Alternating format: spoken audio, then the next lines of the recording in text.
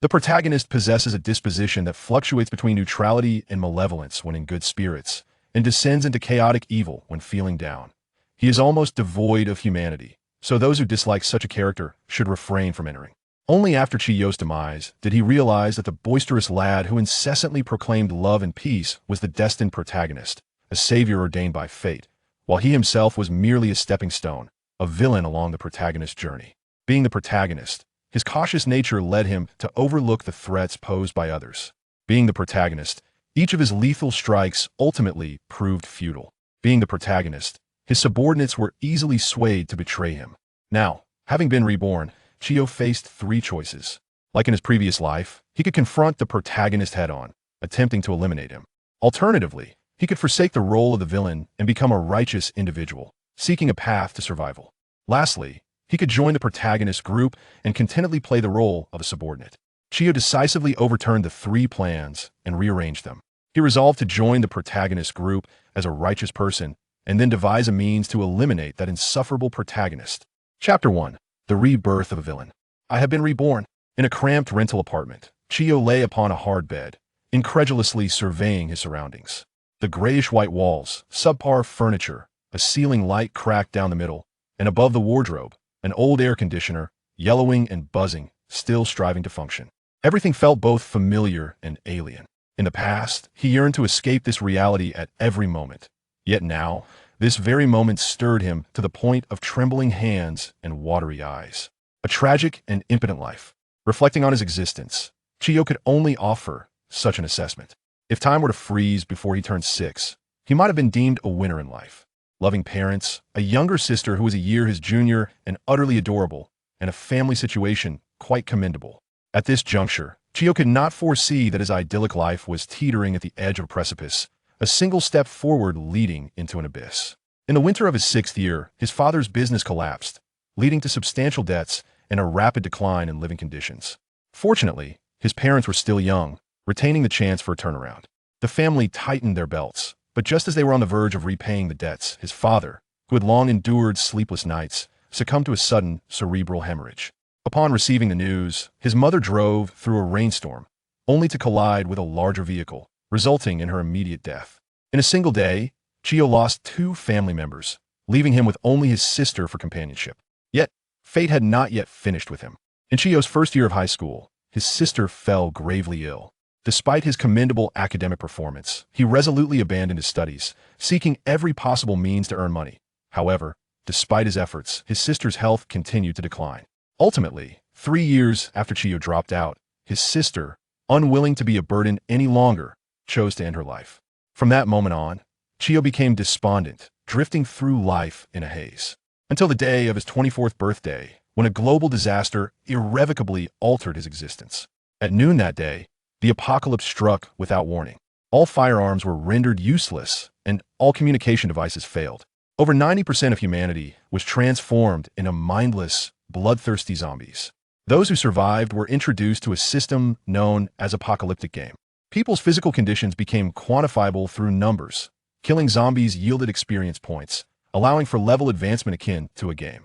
The societal structure collapsed, laws lost their meaning, and interpersonal relationships grew tense and sharp, with the survival of the fittest reigning as universal truth. People became like goo, engaging in mutual slaughter, plunder, and evolution until they emerged as the final goo king. Alone, Chiyo struggled in the unforgiving apocalypse. He thrived in this new reality, with opportunities arising at every turn, logically establishing a stronghold and re-establishing order. Perhaps I am the protagonist, Chiyo thought more than once. A tragic family, a life riddled with misfortune, facing catastrophe, regaining confidence, and gradually growing stronger. From any perspective, he seemed to embody these elements. Yet, this was merely another jest from the heavens, or perhaps an inevitability.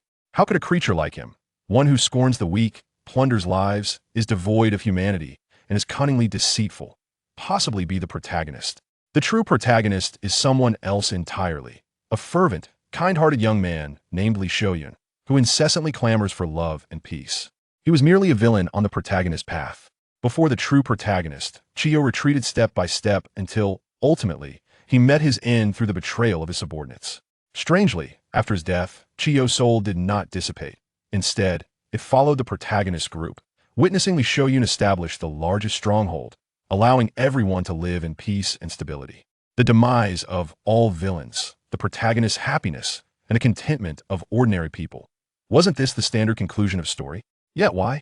Why must he be the one defeated by the protagonist, with all his hard-earned efforts reduced to mere sustenance for the victor? Each time this thought crossed his mind, his soul would emit a howl of anguish. He was unwilling to accept this fate.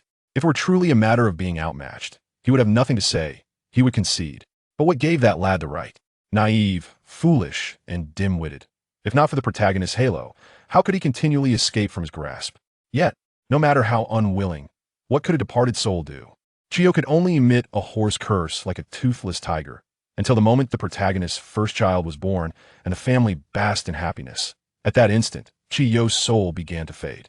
He thought he could finally find peace. To his astonishment, upon opening his eyes again, he found himself returned to 10 years prior. At this moment, the apocalyptic game had yet to descend. Chiyo had not yet been branded as a villain, and the protagonist was still an ordinary boy. 3 paths lay before Chiyo. He could confront the protagonist head-on, leveraging the advantages of his second life to find a way to eliminate him.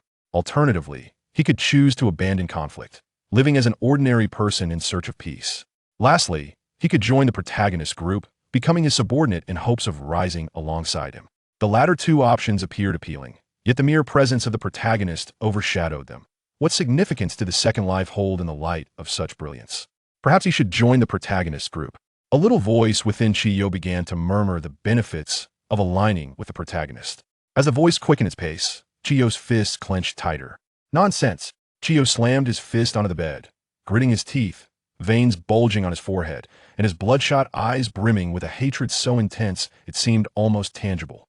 If he could not eliminate that wretched protagonist, what purpose did his rebirth serve? His fate had been so tragic. Why should he accept this reality? Why must he endure it all? As an adversary, he acknowledged the protagonist's formidable strength. Indeed, it was a power that transcended mere description, a fortuitous destiny that surpasses mere skill. Conventional means would undoubtedly fail to slay the protagonist. Chiyo was resolute on this point. During his years as a spirit, he had witnessed countless individuals perish at the hands of the protagonist due to sheer luck. Yet there must be a way. There must exist a method to bring about his demise. Suddenly, a vibration emanating from beneath the pillow jolted Chiyo back to reality. He lifted the pillow to reveal a silent, vibrating phone, an unfamiliar call identified as a delivery service. Chiyo tapped to answer, and voices rang out simultaneously at the door and through the phone. Delivery? Is anyone home? I've been knocking for ages, but no one has responded. Did I order takeout? Chiyo felt momentarily bewildered. Life before the apocalypse felt like a distant memory, and he could hardly recall such trivial details. Just leave it at the door. Sure thing. Please leave a good review. Chiyo opened the delivery app and realized he had indeed ordered something, specifically a birthday cake. He paused, for he rarely indulged in such treats. Could it be? A glance at the date confirmed it. Today was his birthday, coinciding with the day the apocalypse game had begun. It was 9 a.m., and with work later in the afternoon and evening, he could only celebrate his birthday in the morning. He had thought that with the advantage of rebirth, he could prepare more thoroughly before the apocalypse arrived, perhaps by taking out a loan to acquire supplies and weaponry. Yet now, it seemed he had overestimated his foresight. Chiyo rolled out of bed, and, as he lifted his leg, he nearly stumbled. Is it because I haven't used my physical form in so long? Steadying himself against the table, Chiyo stood up. Having floated as a spirit for so long, the sudden return to physicality felt rather unfamiliar. He cautiously made his way to the door, opening it to retrieve the cake. He placed it on a makeshift table in the room and slowly unwrapped the cheap packaging. The cloying scent of subpar cream assaulted his nostrils, a fragrance that would repulse the affluent. Yet in a world filled with decay, it was a luxury that could not be purchased. The cake came with a few plates and utensils, as well as a birthday hat made of cardboard, clearly ill-fitting. Chiyo donned the hat with a sense of ceremony, inserted a few candles, lit them with a lighter, and pressed his palms together, slowly closing his eyes. Happy birthday. Chapter 2.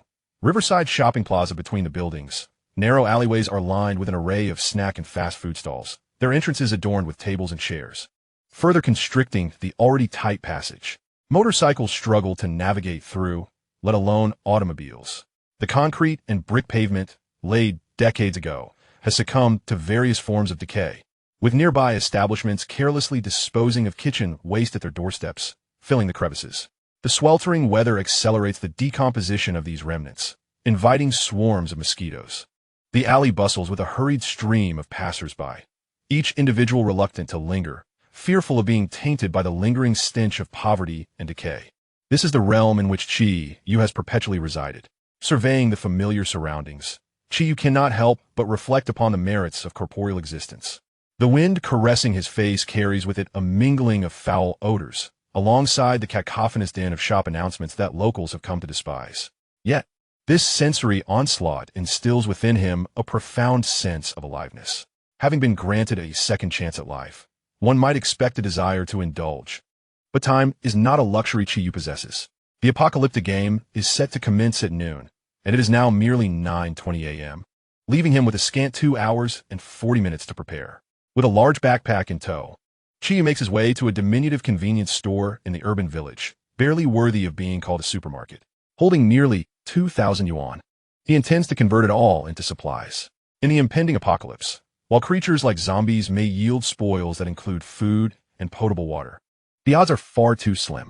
Until the monsters can be farmed en masse, survival relies on procuring sustenance through conventional means.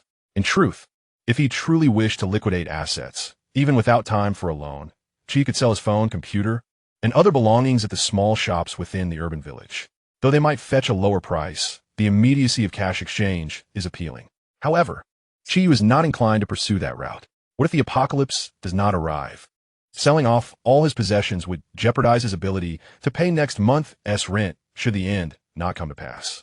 Spending all his cash on food to sustain himself until payday would ensure he could continue living without disruption. His primary purchases consist of high-calorie chocolates, long shelf-life canned meats, preservative-laden bread with a 6-month expiration, bottled water, and several lighters.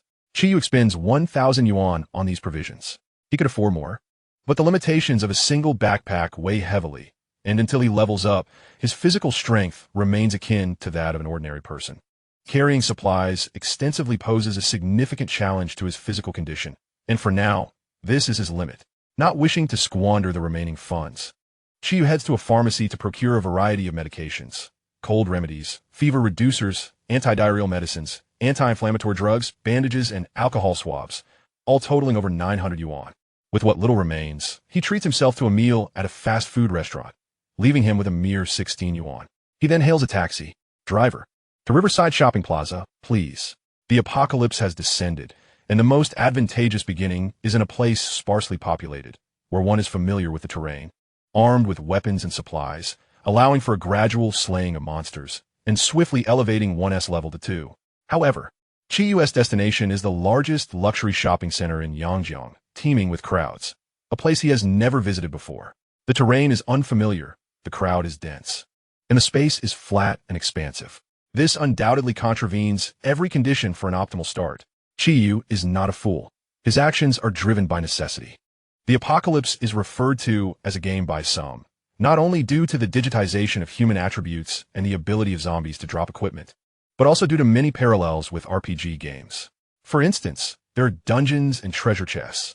Setting aside the former, treasure chests, akin to equipment, are classified into 7 tiers: bronze, silver, gold, dark gold, sublegendary, legendary, and divine. Above these 7 tiers, treasure chests are further divided into 3 categories. The first type is chests that drop from dungeons. The second type appears outside, but is guarded by powerful zombies. The last type is welfare chests, which require no monster slaying and have no guarding zombies. Chi-Yu's purpose for this journey is to seek the latter type of chest. On the 4th floor of the Yangjiang Shopping Plaza, there resides a sub-legendary reward chest.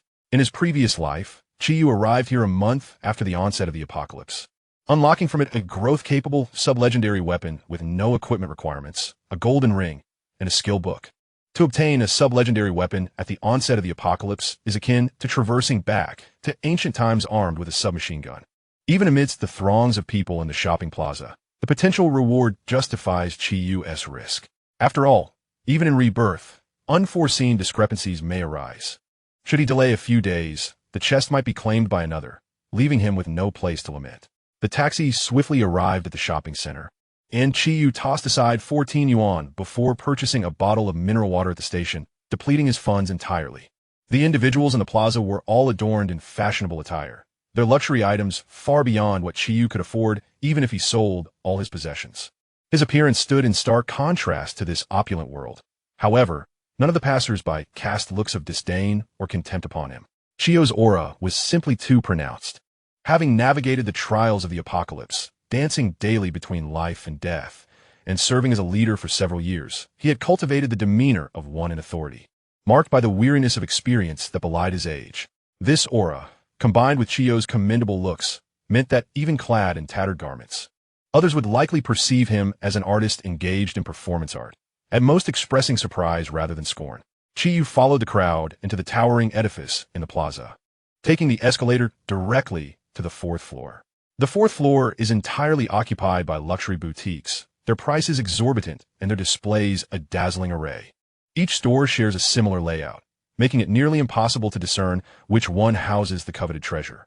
Fortunately, by a stroke of luck, Chiyu discovered the treasure within the confines of the restroom. This level boasts a singular restroom. The good news is that the target is clearly defined. The bad news is that the treasure is located in the ladies' room. Ahem, let there be no misunderstanding. Chiyu is certainly not the type to take advantage of the apocalypse to trespass into the women's restroom. Initially, he had sprinted to the 4th floor to evade zombies, ultimately finding himself cornered and darting into the restroom, hoping to dismantle the large ventilation system above and hide within. To his astonishment, he found that some creature had previously breached the restroom, leaving a considerable hole in the wall separating the men's and women's facilities, through which he spied the treasure. However, this is no longer an apocalyptic scenario. The area is bustling with people. As a grown man, rushing into a restroom would undoubtedly cast him in the light of a pervert if he were to be apprehended by security or bystanders, and an apocalypse were to unfold in the midst of their dispute, it would spell disaster. Thus, Chiyu could only loiter nearby, and, after nearly 40 minutes, he finally seized an opportunity to slip unnoticed into the restroom. Chapter 3. The Sub-Legendary Weapon. Seated on the toilet, Chiyu opened his phone to review the shopping mall map he had captured on the 1st floor, plotting his exit route. The crowds within the mall were overwhelmingly dense. In his previous life, he had only ventured to the shopping plaza to gather supplies after reaching level 7. Had he been surrounded by zombies in the early days of the apocalypse, despite wielding a sub-legendary weapon that could easily dispatch the undead, the sheer number would render him exhausted. The focus must remain on escape. Chiyu surveyed the 2 emergency exits in the mall. On the left and right sides, there are stairwells leading to safety. The left stairwell descends to the 1st floor, while the right leads directly to the underground parking lot. The flow of people extends beyond the confines of the mall. The outdoor plaza is even more terrifying. Exiting through the right stairwell towards the underground parking lot would allow him to bypass the most crowded areas, effectively escaping a shopping center that, in the early days of the apocalypse, would resemble a meat grinder. This is the optimal route. Glancing at the time, Chiyu noted he had only 5 minutes remaining. He unlocked the door and was about to push it open to assess the situation outside when, suddenly, footsteps echoed from the restroom's entrance, suggesting the presence of 2 individuals. Chiyu gently pulled the door back, leaving a narrow crack through which he could peer. Moments later, a man and a woman stealthily entered. Chiyu was taken aback, then narrowed his eyes. With the impending apocalypse looming, the furtive demeanor of these 2 suggested they were up to no good, and he hoped they would not interfere with his quest for the treasure. The duo surveyed their surroundings, particularly the status of the locks on several stalls. Confirming they were alone, they hurriedly dashed into the farthest stall. A flurry of rustling ensued, followed by indescribable sounds. So that was it. Upon regaining his composure, Chiyu was rendered speechless, expressing a sense of incredulity. It was indeed his own fault. In a world ravaged by the apocalypse, the interactions between men and women had become so commonplace that there was no longer any need for subterfuge. He had assumed they were engaged in some other endeavor. Chiyu cautiously nudged the door slightly ajar, and as the seconds ticked by, no one else entered the vicinity. At the precise moment when the clock struck midnight, a resplendent radiance burst forth before him, revealing a modest black treasure chest that materialized amidst the glow. It was square in shape, akin to a small safe, adorned on all 6 sides with intricate carvings of various demonic visages, its surface shimmering with an interplay of black and white light. Undoubtedly, this was a legendary-grade treasure chest. In the next instant, a notification indicating the onset of the apocalyptic game appeared, yet Chiyu had no inclination to peruse it. He swiftly dismissed it and concentrated intently on the sounds emanating from the adjacent cubicle. Within mere seconds, a man's anguished cries pierced the air, coinciding with a cacophony of wails from outside the shopping mall. Chiyu gradually closed the door, holding his breath, remaining utterly still. After several agonizing seconds, the man's screams abruptly ceased, followed by a ghastly sound of chewing that reverberated through the partition, accompanied by a pool of blood that seeped into Chiyu's cubicle. The undead had an insatiable appetite for human brains. Chiyu could vividly envision the gruesome scene unfolding within, a woman transformed into a zombie, prying open the man's skull with her powerful claws, ravenously devouring his brain and the surrounding bone. He held his breath, becoming as silent as stone. It would not take long for the zombie to finish its meal, after which the cacophony of screams from outside would inevitably draw its attention. As he had anticipated, moments later, he heard a resounding crash, followed by the sound of shuffling footsteps. Once the footsteps faded into silence, Chiyu finally exhaled, pushing open the cubicle door. Before him lay not only the treasure chest, but also a trail of bloody footprints extending from the cubicle into the open. He cast a glance at the man within the cubicle. Apart from his skull being gruesomely torn open, the scene below was a grotesque mess of flesh and blood.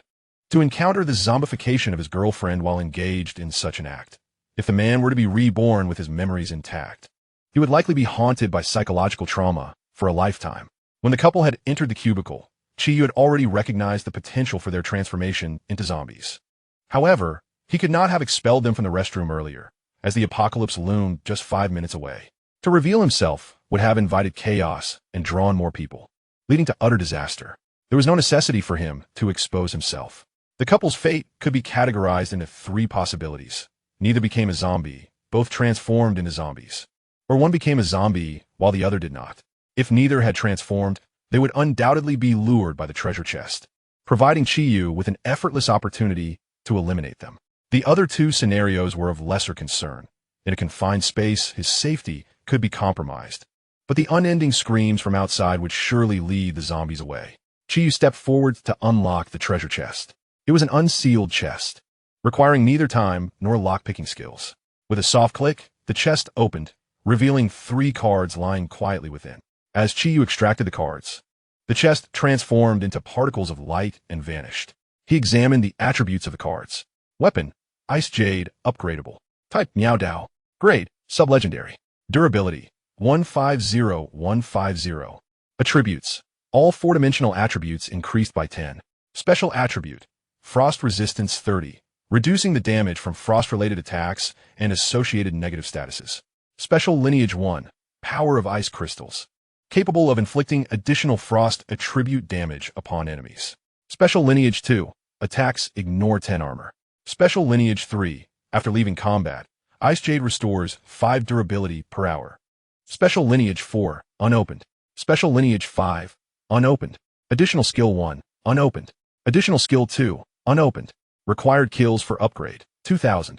Equipment conditions, none, just as in his previous life. The weapon and its attributes in the chest remained unchanged. The Meow Dao, Ice Jade, was a weapon Chiyu had wielded until his demise. Although classified as sublegendary, after 3 evolutions, its attributes would rival those of legendary-grade weapons.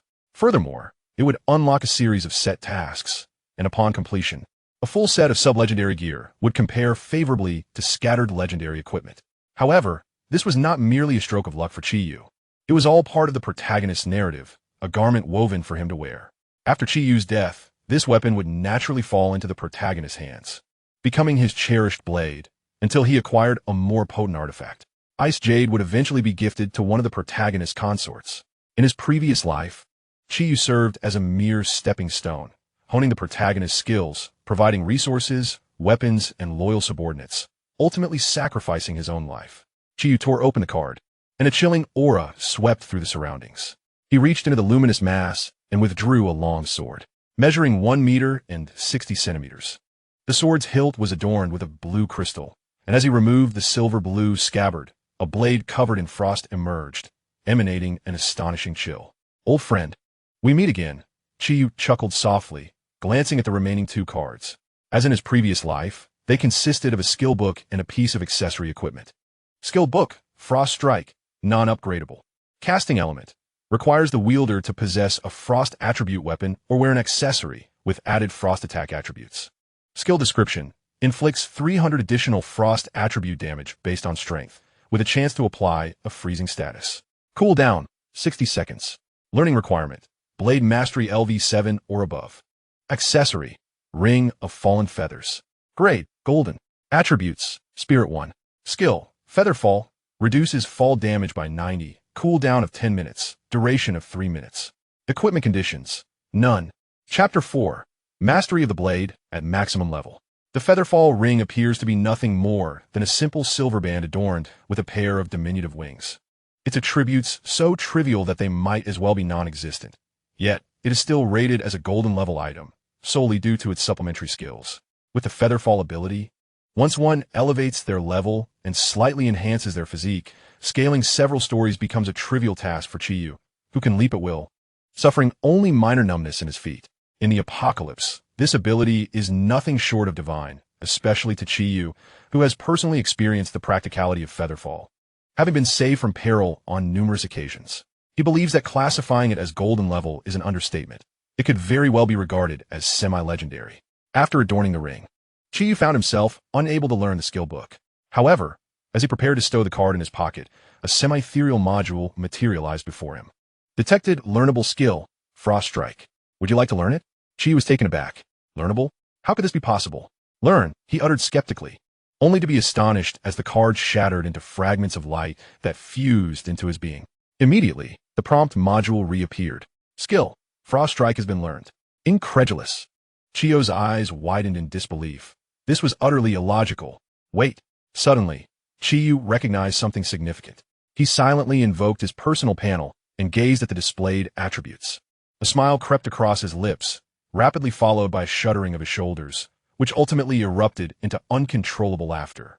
On the panel, in what should have been an empty skills section, for skills had inexplicably materialized. Attribute panel: Player, Chiyu level, 1 experience, 0 20 card inventory, 0 20 title, none attributes.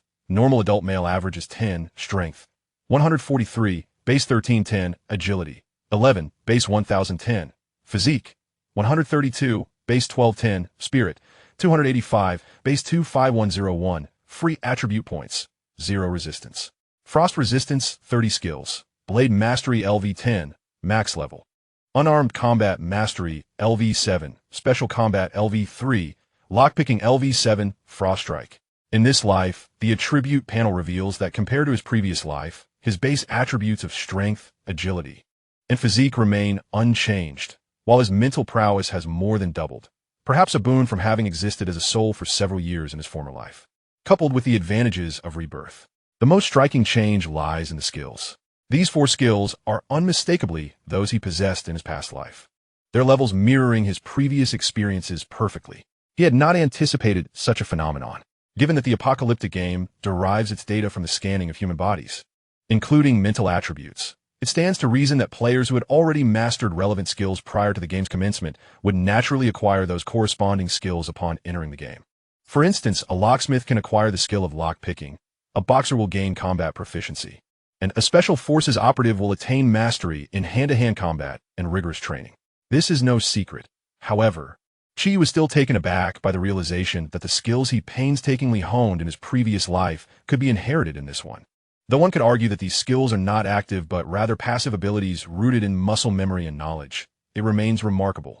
In his former existence, it took him a full 2 years to elevate his mastery of blade techniques to the highest level, a feat that could only be described as miraculous. Skill: Blade Mastery. Level: LV10, max level. Type: Passive skill. Description: You possess an enhanced understanding of blade usage, ensuring that you employ the correct posture and force to vanquish your foes. When wielding bladed weapons, your stamina consumption is reduced by 50. The requirements for equipping LV10 bladed weapons are lowered. The durability degradation rate of bladed weapons is decreased by 50. Attacking with bladed weapons grants an additional 20 points to strength and 10 points to agility in damage. Chiyu initially felt a tinge of melancholy at the thought of having to retrain in a skill he had worked so hard to master.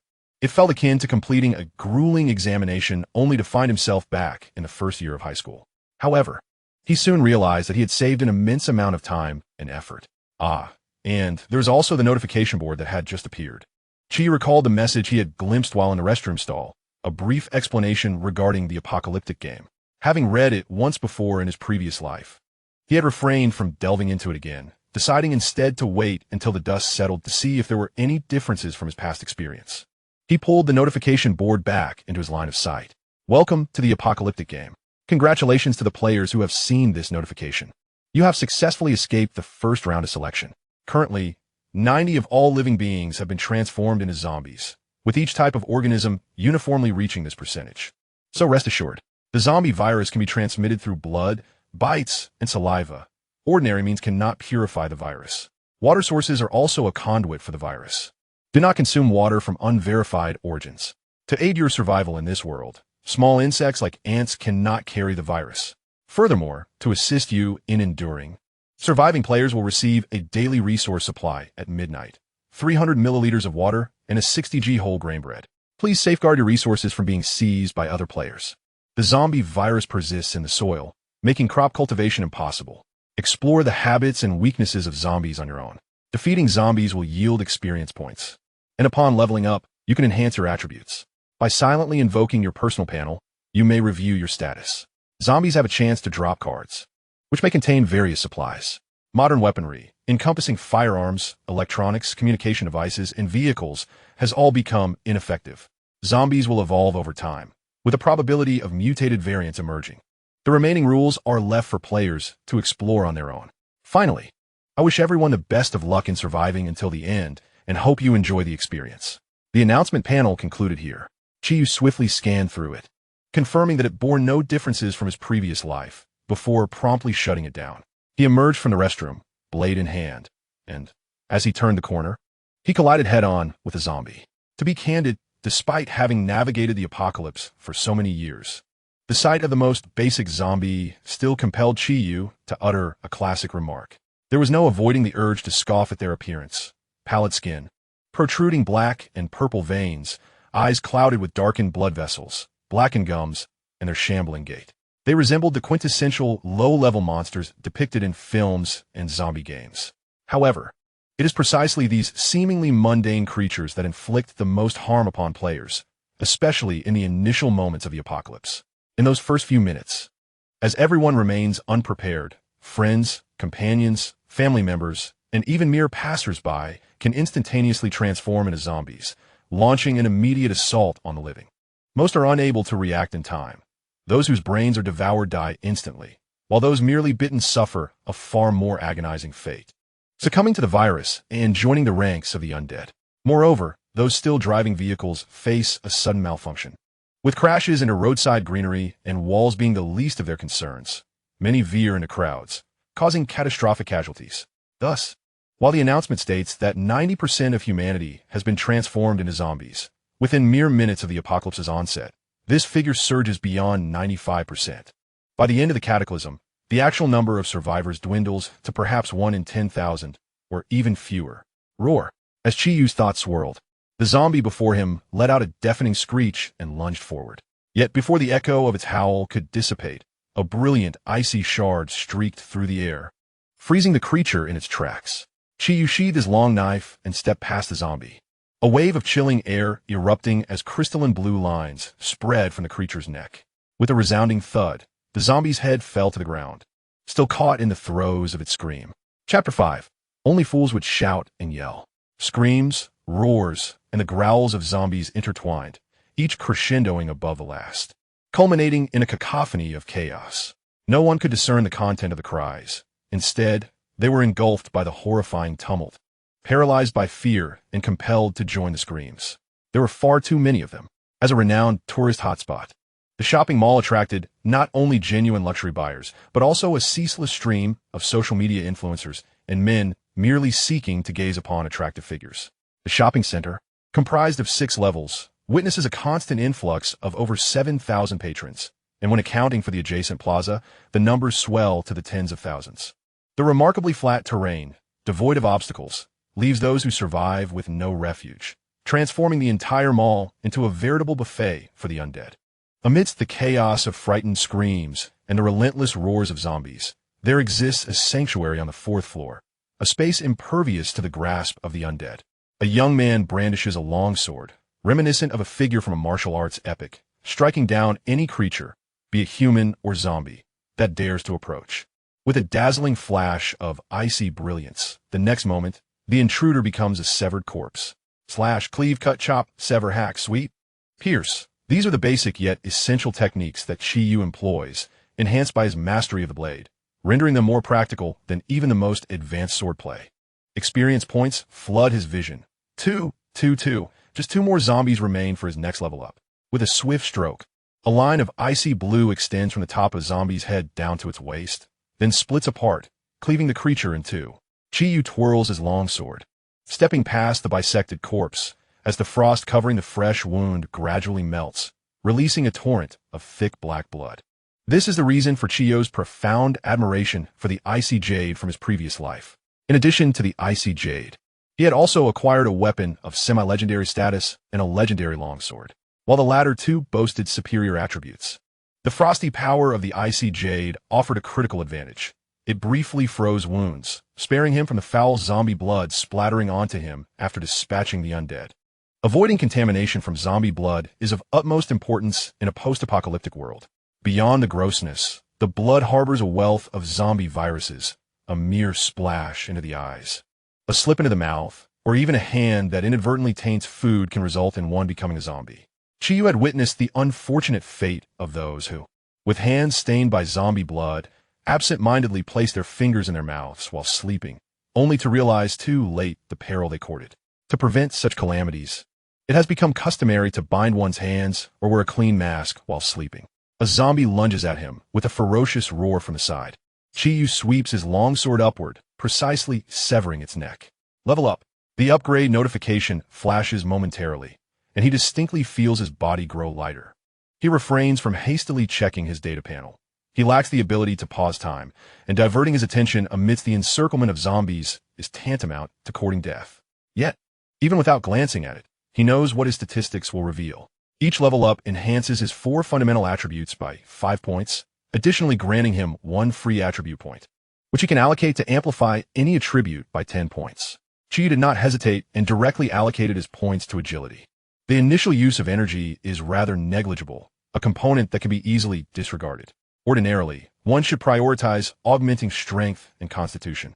Strength enhances damage output and facilitates the lifting of heavy objects with greater ease. As for constitution, its benefits are manifold. It not only boosts endurance, but also fortifies the body's resistance against minor ailments. When constitution reaches a certain threshold, it even grants a degree of self-healing. While these 2 attributes possess considerable advantages, they are marred by a critical flaw. When their values are still relatively low, they prove utterly ineffective against the relentless horde of zombies. Although there exists an adage that a single powerful strike can overcome myriad techniques, possessing merely 1 point in free attributes falls far short of that ideal.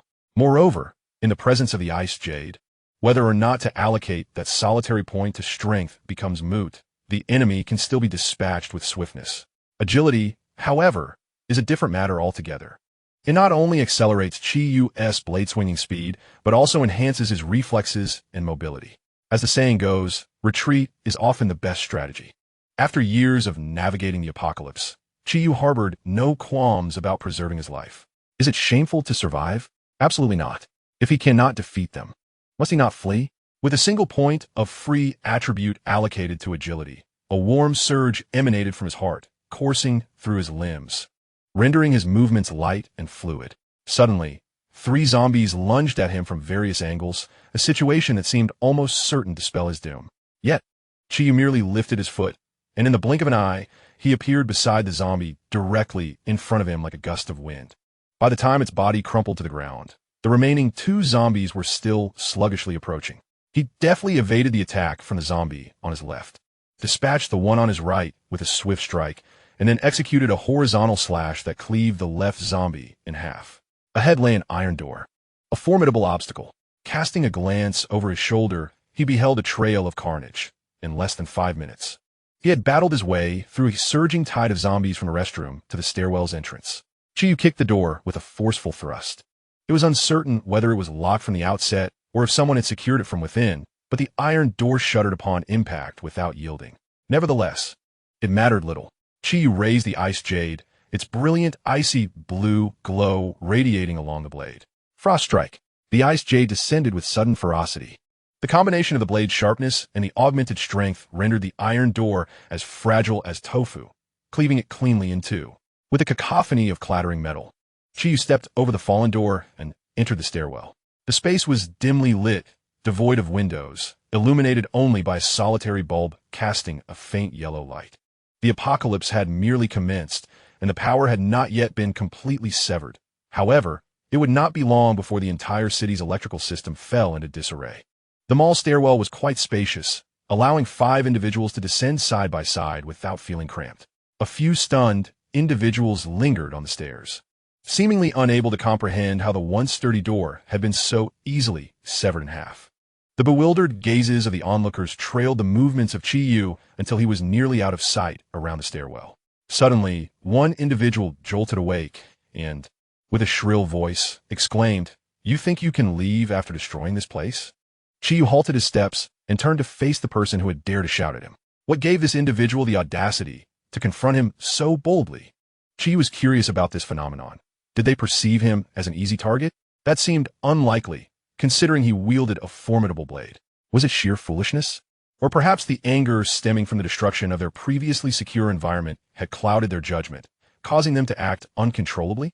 It was also possible that they sought to evoke a sense of guilt within Chiyu, compelling him to rectify the situation and restore a sense of safety. While Chiyu could not ascertain the reasoning behind their actions, he was certain of one thing: in a world ravaged by chaos, only a fool would make such a ruckus.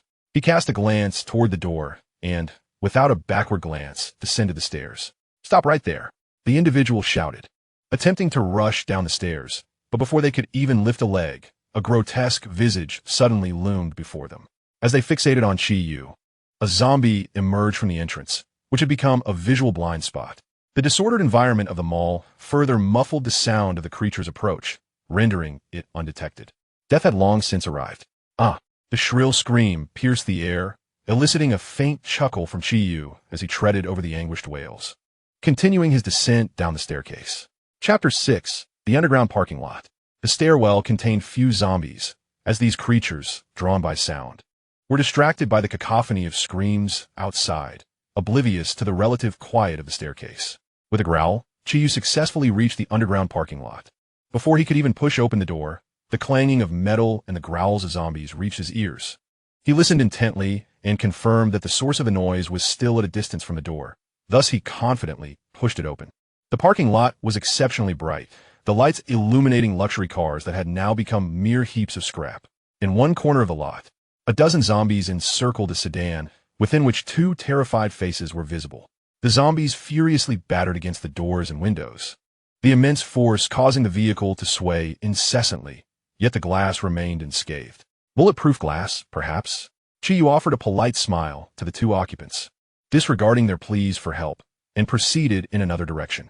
The ventilation system in the underground parking lot hummed steadily, perfectly masking the sound of Chiyu's footsteps. In the early days of the apocalypse, zombies were plentiful. There was no need to risk confronting a dozen at once. As for the individuals inside the car, he had never been a paragon of virtue. The thought of leaving them to their fate weighed on him not at all. Chiyu followed the sign suspended from the ceiling, moving deeper into the expansive parking lot, which was eerily empty, yet stained with remnants of blood. The only zombies present being the few he had previously encountered. It is likely that the survivors, once infected and transformed into zombies, were immediately lured away by the sounds emanating from both the exit and entrance. The bloodied footprints that extend outward serve as the most compelling evidence of this. Chiyu did not hasten to depart. Instead, he sought out the storage room in the parking lot, severing the lock with a swift blow. Upon entering, he barricaded the door with the assorted debris within. The first day of the apocalypse is paramount, yet simultaneously fraught with peril. The sheer number of survivors, most of whom are still on the streets, creates an atmosphere of chaos before they are either completely infected or manage to flee. This period is especially treacherous, as it is exceedingly easy to be surrounded by dozens, if not hundreds, of zombies. Once the unfortunate and foolish have met their demise, those survivors who cannot contend with the zombies will have found refuge. At that point, the throngs on the streets will significantly dwindle. and those who dare to venture out will exercise greater caution, making the environment more secure. This period, however, will not last long, at most within 2 hours. The unfortunate souls and the foolish will largely be no more. Chiyu did not mind waiting for these 2 hours, especially having already leveled up to level 2. A brief pause would not be detrimental. Moreover, Chiyu did not squander his time idly. He retrieved his phone to examine the city map he had downloaded earlier in the restroom.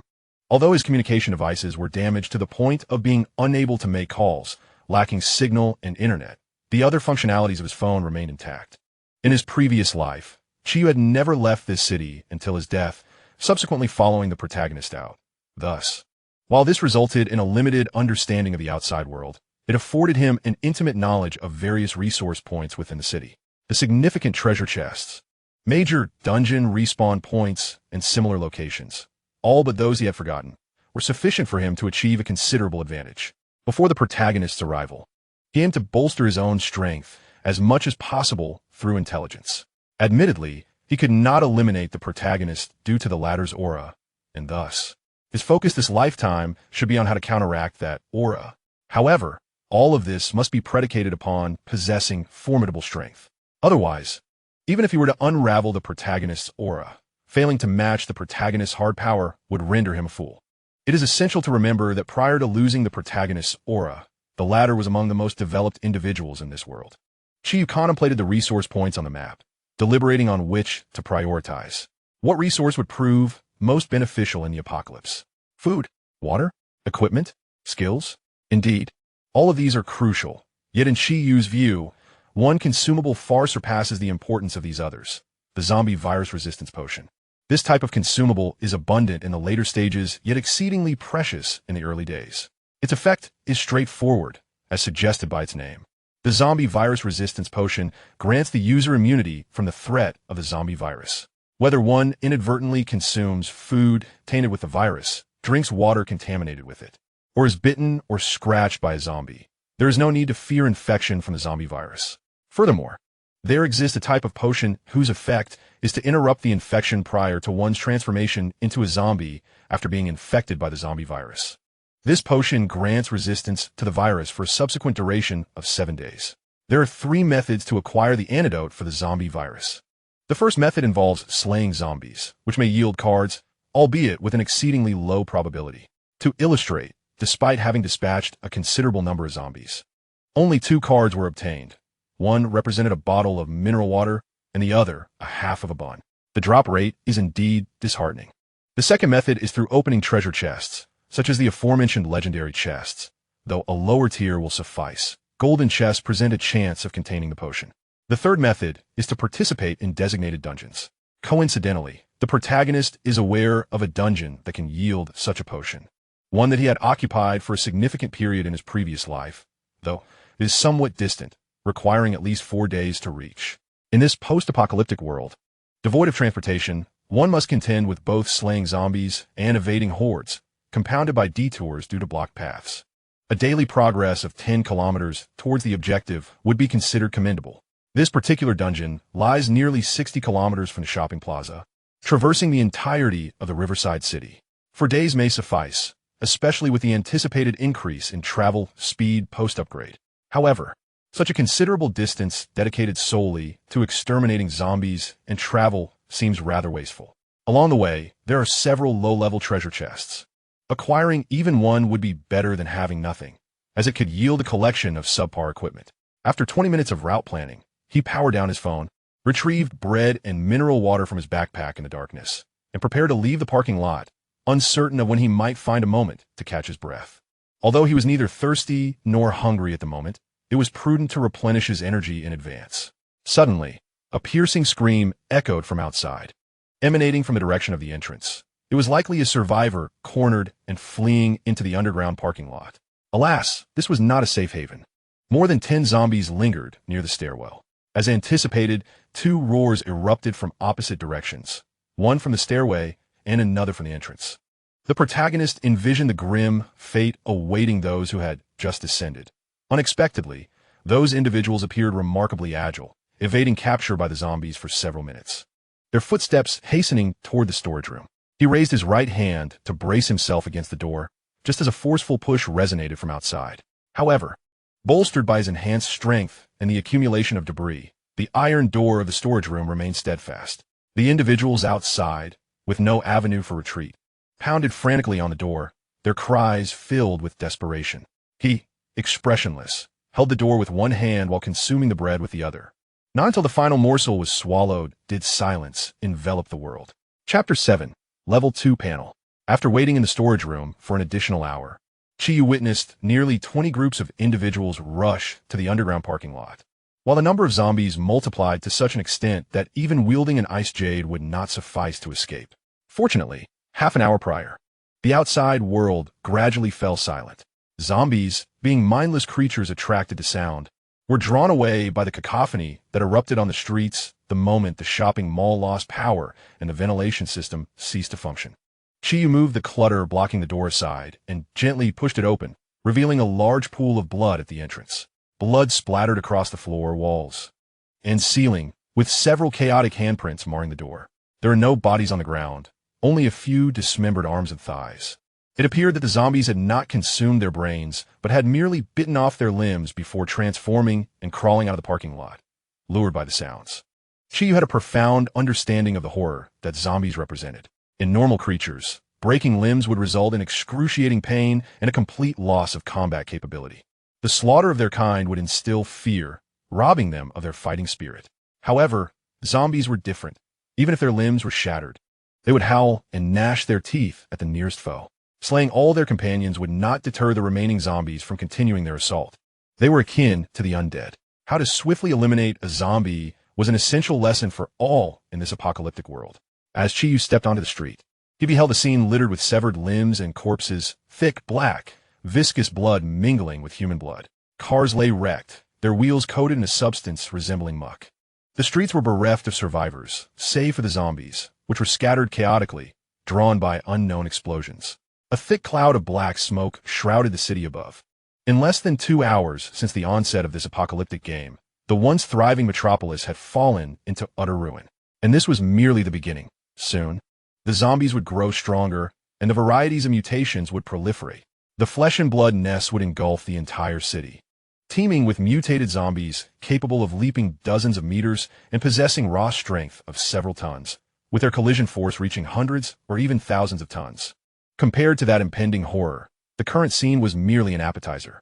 Utilizing the cover of advertisement boards and abandoned vehicles, Chiyu cautiously maneuvered toward the other side of the street. It took him a full 20 minutes to traverse a distance of less than 500 meters. Upon reaching the street corner, beads of sweat broke out on his forehead. Here, there were no longer any obstacles, and the zombies wandering in the plaza immediately detected Chiyu. He ceased to tread lightly, unleashing his agility, which surpassed that of an ordinary person by twofold. He made a sharp turn and swiftly vanished from the zombies' line of sight. After departing from the shopping center, the number of zombies was noticeably reduced. In the early days of the apocalypse, low-level zombies are drawn to sound, resulting in areas with a higher concentration of zombies attracting even more. Consequently, the undead are not uniformly dispersed throughout the urban landscape.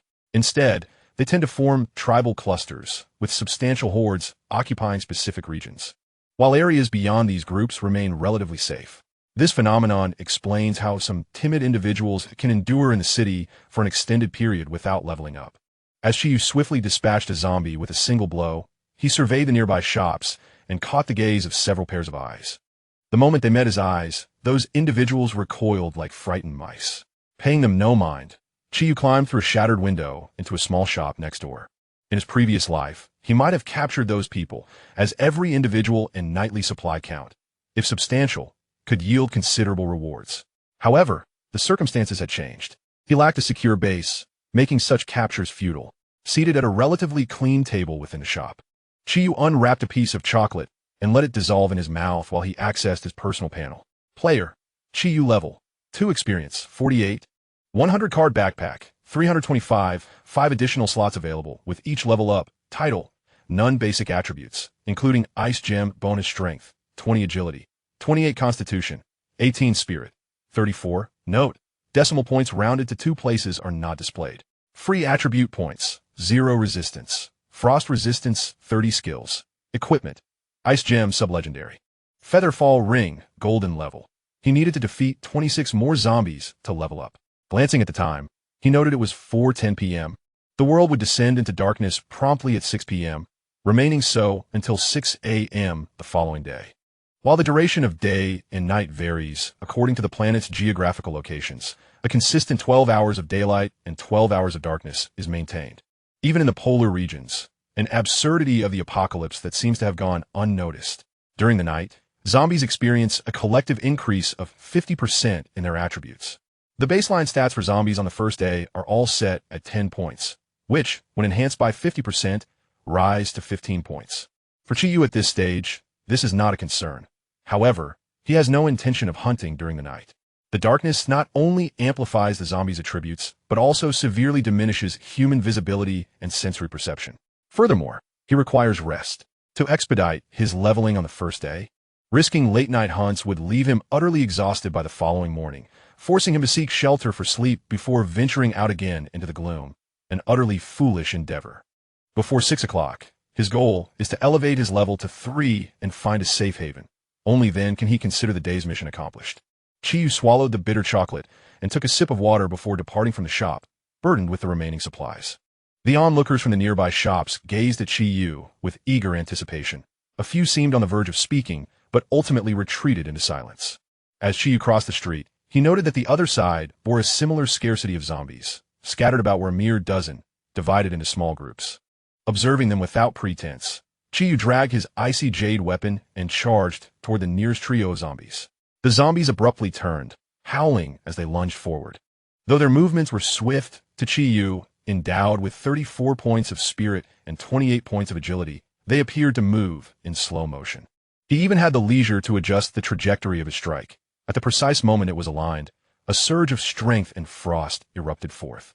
The over 6-meter-long icy jade, with its significant length advantage, swept across the necks of the 3 zombies, and their heads flew off simultaneously.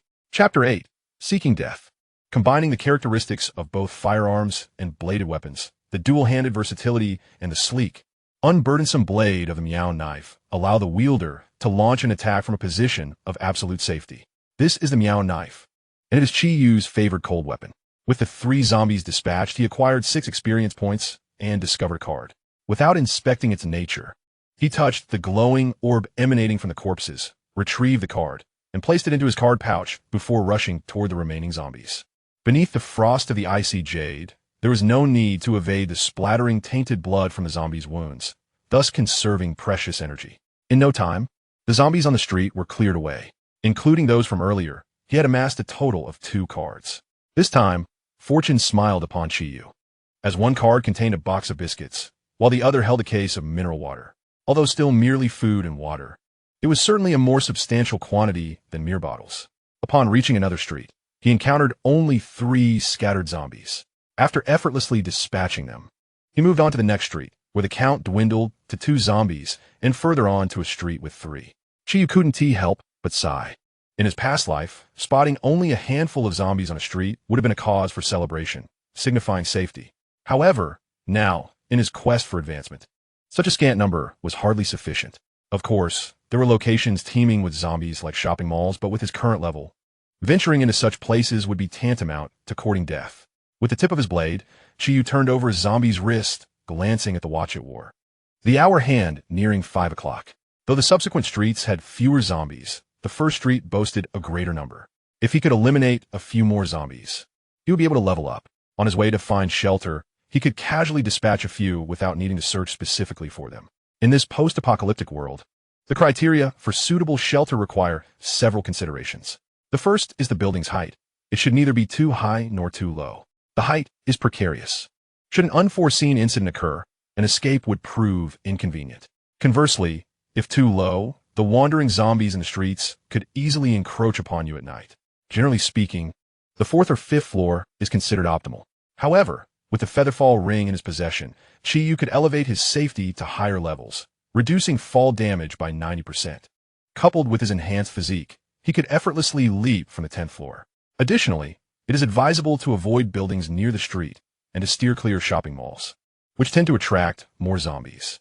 Beyond these considerations, there are no stringent requirements, as this is merely a temporary lodging for a single night. not the construction of a long-term refuge. A reasonable level of safety suffices. Chiyu surveyed his surroundings and set his sights on a newly constructed residential complex, not far away. Having only recently been completed with a low occupancy rate, it presented itself as an excellent temporary accommodation. As he approached the entrance of the complex, he effortlessly dispatched a few zombies that obstructed his path. Upon reaching the entrance, the upgrade prompt finally chimed. Chiyu's attributes surged by an additional 5 points, and without hesitation, he allocated his free attribute points to agility, raising it to a formidable 44. With a swift motion, he wielded his ice jade, moving so rapidly that the blade was nearly invisible, leaving only a shimmering trail of frost in its wake. Inside the complex, a few zombies were drawn to the piercing shriek of his weapon. With a single decisive strike, he shattered the iron gate and became a mere shadow. Before the zombies could react, Chiyu had already begun to retract his blade, and in that instant, their heads fell to the ground. As he gazed into the courtyard, he noticed a small plaza directly opposite the entrance, equipped with fitness apparatuses designed for the elderly. The number of zombies within the complex was minimal, as the original occupancy rate was low, compounded by the fact that the apocalypse had occurred at noon, when most people were at work. While Chiyu dispatched the zombies, he also scrutinized the nearby floors, selecting the most suitable residents. "Hey, young man, over here," a delicate voice called from above, just as Chiyu had finalized his choice of dwelling.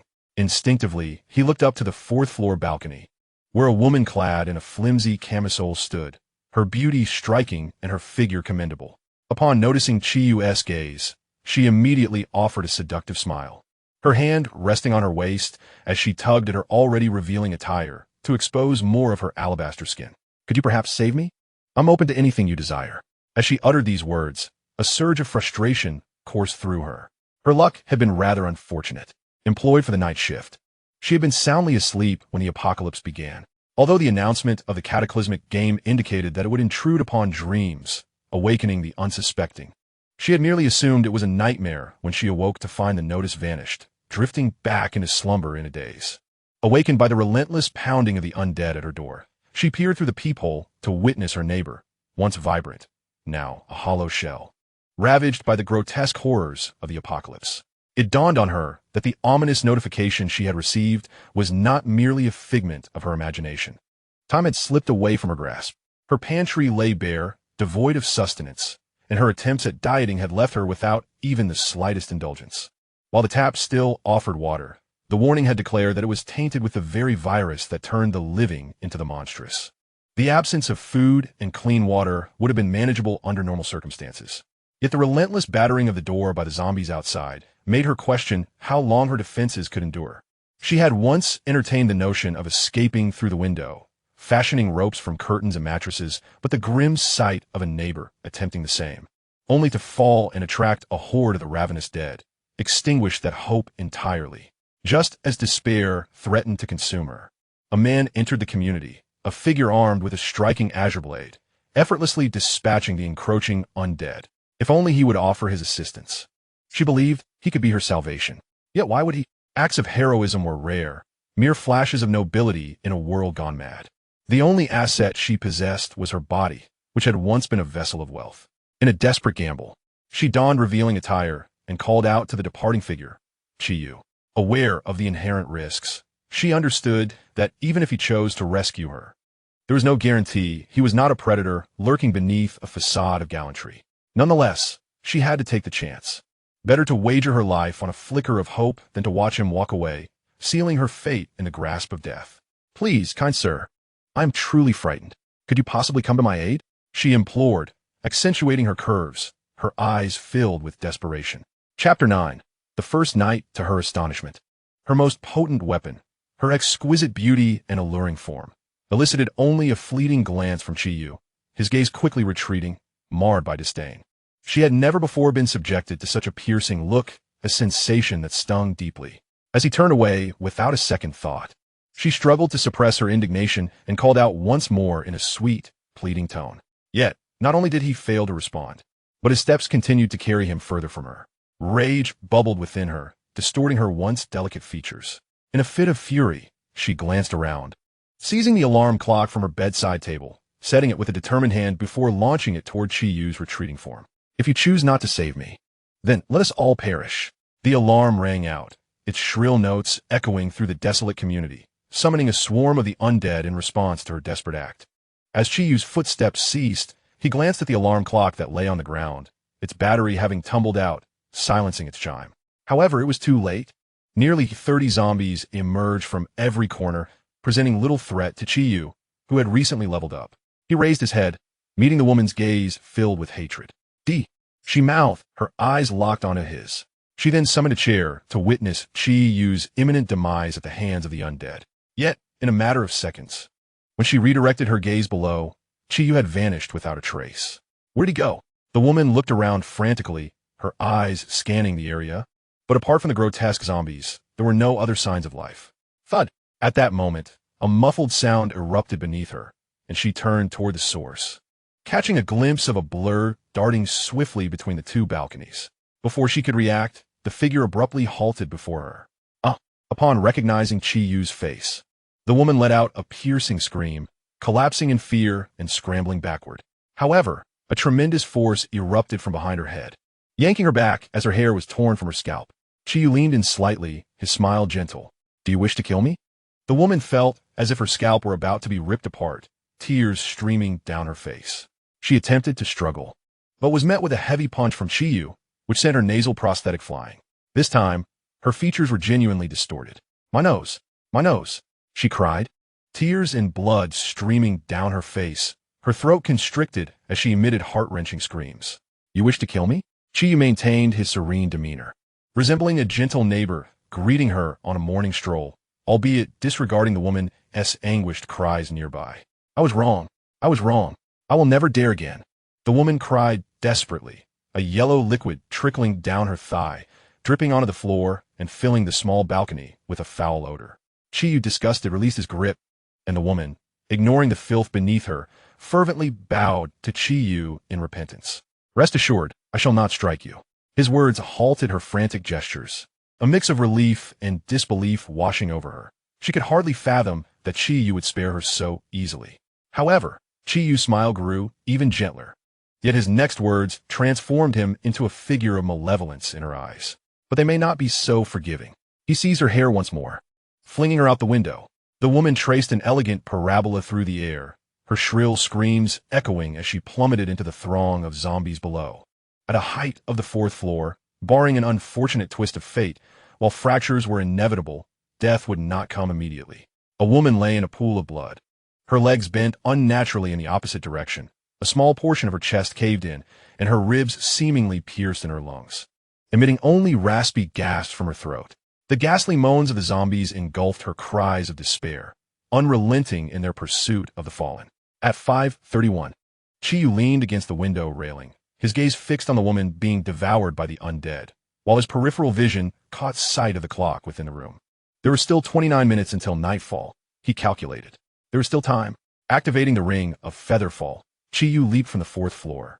The ring shimmered, and he landed heavily yet unscathed, not even a hint of injury. Seizing the opportunity while the zombies feasted on the woman's body, Chiyu delivered a swift horizontal slash at the gathered horde. Following his level up, the experience required for advancement had risen from 100 to 300. With each level, one zombie yielding 2 points. Over 20 of them would provide 50 points, a sixth of the experience, entirely free of charge. The plaza was open, and the clumsy zombies posed no threat to Chiyu, now at level 3. In no time, he dispatched them with ease. At that moment, the woman, now a grotesque shadow of her former self, staggered to her feet. Chiyu approached and delivered a decisive blow, cleaving her in two. Experience 2. As the notification appeared, a wisp of white light emerged from her body. A drop? Quite splendid. Chiyu retrieved a card from the light. Remarkably, it was indeed an item of equipment. Equipment, boots of agility. Rarity, bronze. Attribute, agility 2. Though the attribute seemed modest, 2 points were still 2 points. This was his first piece of gear acquired. See, sometimes sparing an enemy can yield unexpected benefits. Had he struck her down from above, this item would have been lost. Stowing the card away, Chiyu employed the same method, bypassing the corridor and instead leaping between adjacent balconies to reach the 10th floor. This apartment was eerily quiet. Chiyu sliced through the glass door into the living room. On the bed in the bedroom hung a pristine wedding photo, the celebratory decorations still adorning the windows. indicating it was a newlywed's abode. After searching the premises, he discovered several bags of snacks, and from his supplies, he procured water, bread, and a tin of canned goods. Cards were easy to carry. Whenever possible, he preferred to avoid handling them in conjunction with other supplies. Having gathered his food, Chiyu tore open the equipment card he had just obtained. The boots of agility resembled pale green marten boots, not particularly stylish. But now was not the time for aesthetic concerns. He donned the boots, munching on food while gazing out the window. At the stroke of 6, a blood moon ascended, painting the dark sky in crimson hues, while the howls of zombies echoed ominously. After dinner, Chiyu closed the bedroom door and lay down fully clothed. Chapter 10. The chest guarded by the mutated octopus. Chiyu slumbered deeply. On the first night of the apocalypse, zombies had yet to evolve into formidable creatures capable of easily breaching locked doors and walls. Although the feral beasts infected by the zombie virus reached a level equivalent to that of a typical level 5 zombie at level 1, this was still an urban area, devoid of any nearby zoos. After a simple breakfast, Chiyu used alcohol wipes purchased from the pharmacy to cleanse his face, removing the greasy sensation. As for his disheveled hair, there was little that could be done. The rebirth had occurred too late, leaving no time to visit a barber for a clean shave. In any case, appearances were of little concern in the apocalypse. Aside from slight discomfort, everything else was manageable. Activating the featherfall ring, Chiyu leapt from the 10th floor window. Nearby, a zombie lurked, and Chiyu utilized his player privileges to assess its attributes. As expected, the zombie stats had risen by 2 points, reaching a total of 12. By the day after tomorrow, the zombies' attributes would escalate to 16, prompting their evolution from level 1 to level 2. However, zombies lacked free attribute points, and in comparison, humans still held a significant advantage at the same level. While zombies might exhibit mutations, humans could correspondingly equip gear and learn skills. Overall, humanity retained the upper hand, bolstered by intelligence, a decisive factor. Yet, the situation was not entirely absolute. For humans to level up, they needed to relentlessly hunt zombies, whereas zombies merely required the passage of time to grow stronger. The advantage for humans lay with the strong and those blessed with courage and luck. For the weak, the ever-strengthening zombies were akin to a nightmare. Roar. Slash. The sounds of growls and clashing blades intertwined. A zombie's head tumbled to the ground, and Chiyu gained 2 experience points. Roar. The surrounding zombies were drawn in, but Chiyu had no intention of engaging them. He deftly evaded them, relying on his speed. Chiyu had a clear objective for the day, to continue progressing towards the instance, with a route that would take him past a relatively ordinary 2-star hotel along the coast. The distance to the community was 8 kilometers, where a golden chest guarded by a mutated octopus awaited. In his previous life, when Chiyu reached the hotel, the octopus was already level 7, without defeating it. Obtaining the chest was impossible. It took him several days to finally wear the creature down. In this life, the octopus was still weak, and even if he could not slay it, Chiyu possessed alternative methods to seize the chest. As Chiyu departed from the community, he encountered a sparse number of zombies along the way. At noon, he found a relatively clean shop and had a simple meal. However, in the afternoon, as he approached the hotel, the streets became increasingly populated with zombies. When Chiyu arrived at the hotel around 2 in the afternoon, his experience points had accumulated to 200. In other words, since leaving the community in the morning, he had dispatched over 70 zombies. Despite possessing a foundational stamina of 24 points, Chiyu found himself somewhat fatigued.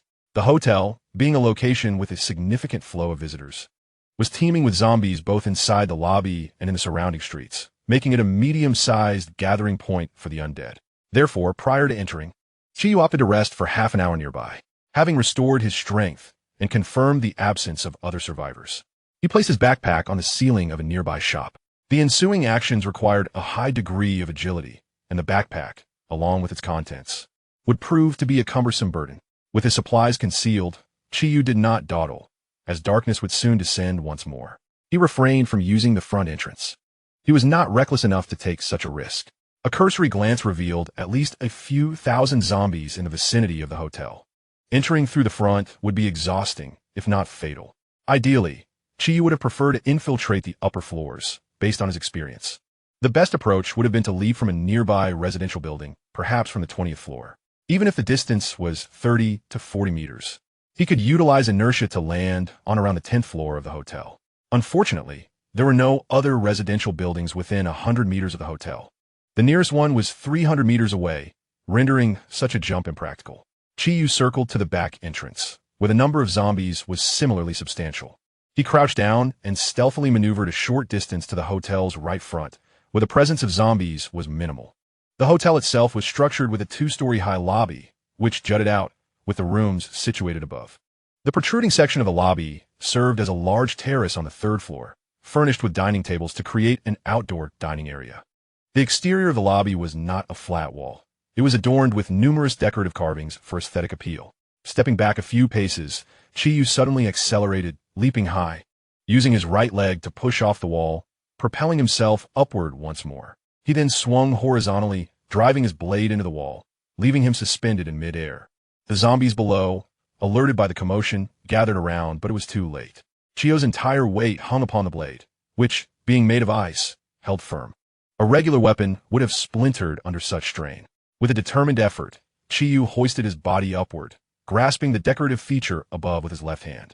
In a few deft movements, he reached the edge of the terrace above, finally flipping himself over the edge.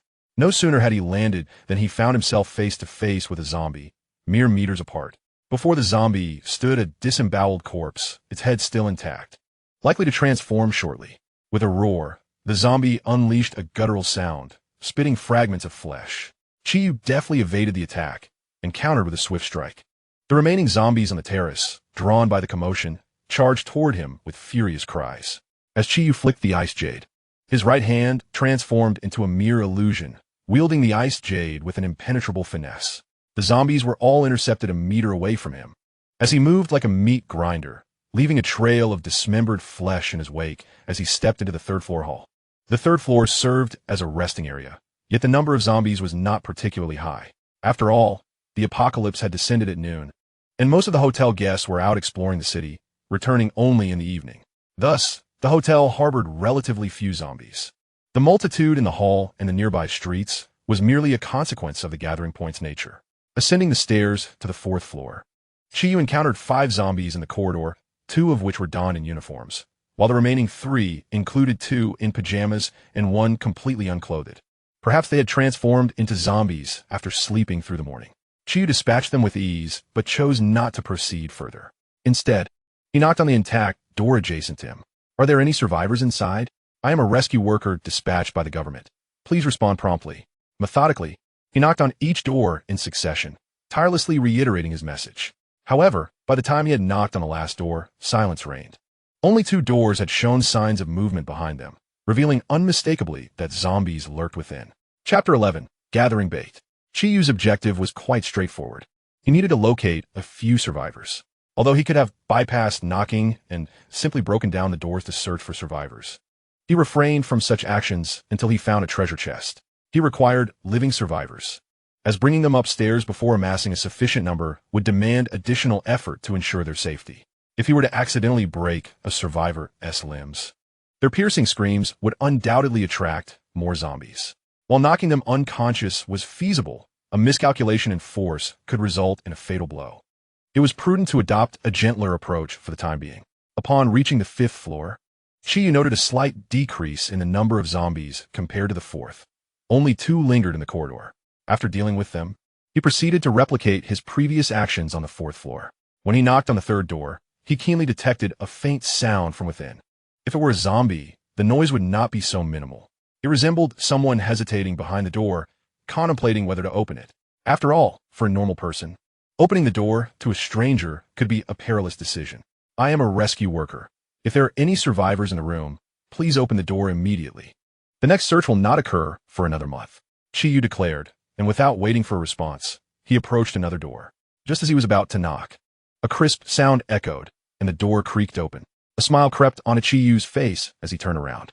The door was opened by a young woman, appearing to be in her 20s, with disheveled hair and faint dark circles under her eyes, her expression weary.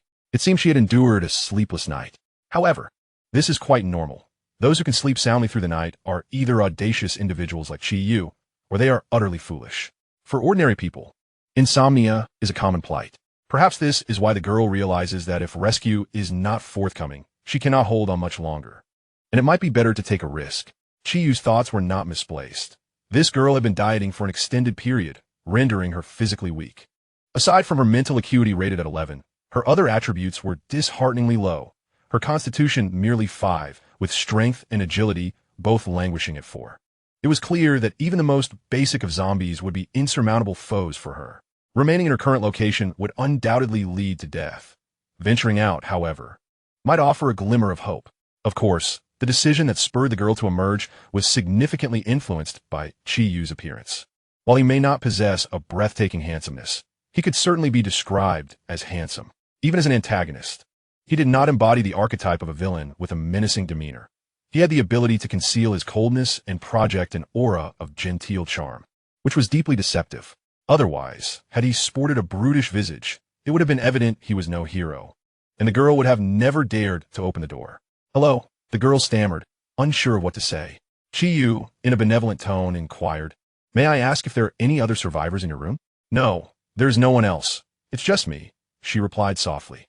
"I see. There is no need to be afraid. Our team is currently conducting a rescue operation for all survivors." "That's wonderful. Am I truly saved?" "Certainly. However, I still need to search the other floors, so please return to your room and wait. I will come down to call for you before I leave. It won't take long." Chi-Yu's demeanor thoroughly reassured the girl, and she followed his instructions, retreating to her room and closing the door. This scene was observed through the peephole by a man in the opposite room, who had been hesitant about whether to open his door. His physical prowess was significantly greater than that of the girl. He had ventured out the previous day to hunt zombies, managing to slay 2 despite the challenges. While this appeared to be a promising start, he quickly learned a harsh lesson when faced with the horde in the lobby. With all of his companions lost, he had returned alone, trembling in the corner of his room. Seeing that the girl was unharmed, Chi-Yu indeed did not seem malevolent. Gritting his teeth, the man slowly opened the door when Chi-Yu knocked. As before, Chi-Yu merely inquired if there were any others in the room and instructed him to wait inside. There were 2 survivors on the 5th floor. Chi-Yu continued his search upward, discovering another survivor on both the 6th and 7th floors. Naturally, it was possible that some individuals, even upon hearing Chi-Yu's words, chose to remain hidden within their rooms. They could consider themselves fortunate, for survivors sufficiently delayed have now turned their attention to locating the treasure chest's whereabouts among the floors. Time has elapsed, and Chi-Yu can hardly recall on which floor he discovered the chest in his previous life. He only remembers it being in a uniquely styled restaurant, likely around the 10th floor. He continued his ascent, arriving at the 9th level. As he stepped onto the stairs, his eyes brightened.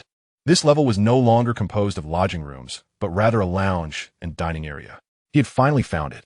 Chi-Yu swiftly dispatched the zombies within, surveying his surroundings before heading towards the left into the seafood restaurant. Taking a few steps inside, he immediately spotted a golden chest at the end of the corridor leading to a private room, radiating a captivating glow. Approximately 15 meters in front of the chest hung an excessively large crystal chandelier, an oddly shaped masterpiece that exuded artistic flair. However, to approach it nonchalantly, mistaking it for a mere crystal lamp, would result in a harsh awakening, as reality might not be so forgiving. It could very well lead to a fate far from human, dependent on the whims of reincarnation. Unlike others, Chi was acutely aware that this was no chandelier, but rather a camouflaged, mutated octopus.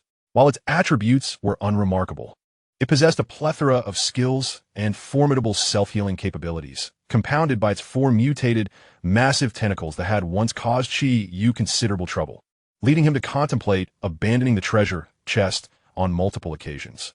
Having confirmed the location of the chest, Chi returned downstairs and knocked on the door of the 4 survivors. "My companions have cleared the upper levels, though many zombies remain in the hall. Please follow me to the rooftop. A plane will be waiting to assist us." One man, rubbing his hands together, inquired, "But didn't TU say the transportation was malfunctioning? How can a plane still be operational? This involves some secrets that I can explain later if the opportunity arises. For now, our priority is to escape to safety. Is it not?" Chi replied with a smile. "Indeed, indeed. Let us proceed." The man nodded vigorously. "You all go ahead. The zombies below have yet to be dealt with. I will cover your rear." Upon hearing this, the group hesitated, none willing to venture first. As Chi had claimed the upper levels were cleared, what if there were stragglers? Just as they hesitated, a zombie suddenly lunged up from below, prompting the group to sprint upward, fearful of being caught. Chi silently followed behind until they reached the 9th floor, where a zombie tumbled down the stairs. Before the group could react, Chi drew his blade and executed a sweeping strike, ice crystals shimmering as he severed the legs of the four. Chapter 12. The Hunter's Leather Armor. Ah! The anguished screams instantly filled the stairwell. Chi ascended over the wailing, effortlessly dispatching the zombie that had rolled down. With keen hearing, he discerned the commotion among the zombies above and below, stirred by the quartet's cries. Fortunately, due to the unique configuration of the staircase, the intellectually impaired, ordinary zombies found it exceedingly difficult to ascend. The zombies above also needed to breach the secured door, which had been fitted with a bolt, affording some precious time. Without further delay, Chi sheathed his ice jade blade upon his back. With one individual in each hand, he swiftly transported the two into the dining room, casting them aside by the table. He then returned without pause to retrieve the other two. Upon his return, he noticed that one man, demonstrating a notably stronger will, had somehow overcome his agony, gritting his teeth and attempting to crawl in the opposite direction. Reluctantly, Chi was compelled to break his arms as well. He then positioned all four individuals merely 3 steps away from the corridor. Their eyes reflected a tumult of emotions, pain, hatred, and profound bewilderment, as if struggling to comprehend why their erstwhile benevolent rescuer had so suddenly turned against them. Without uttering a word, Chi seized the man and hurled him towards the crystalline chandelier, which had morphed to mimic an aberrant octopus. The dangling crystal chains lifted like a cobra, ensnaring the man before he could reach it. The octopus's camouflage dissipated with the movement, revealing its true form to all present. It was a creature of deep violet hue, its head firmly affixed to the ceiling, showcasing a gaping maw reminiscent of a well.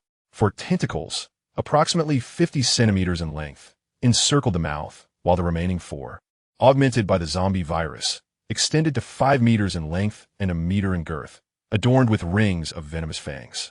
Chi flung the remaining 3 towards the octopus. Once each of its mutated tentacles had ensnared the survivors, he crouched slightly, and in the next instant, unleashed his full agility of 46 points. Darting through the corridor like a gale, the octopus instinctively attempted to impede his advance, but the entangled individuals slightly hindered its movement. This minor distraction allowed Chi to evade the creature and reach the chest nearby. The chest was locked, a clear indication to the players that without vanquishing the octopus, there would be insufficient time to unlock it. Having slain the octopus in a previous life, Chi was well aware that this was a locked treasure chest. Yet he remained unfazed by the octopus's confidence, stemming from his inherited LV7 lockpicking skill. This was not akin to unlocking a conventional security door, but rather the mechanism of a treasure chest. With LV7 lockpicking, opening a golden chest required merely 2 seconds. Given the octopus's sluggish pace, there would be ample time for Chi to brew a cup of coffee after unlocking it. As he proceeded to unlock the chest, the octopus emitted a sharp shriek, violently tossing the 4 individuals aside.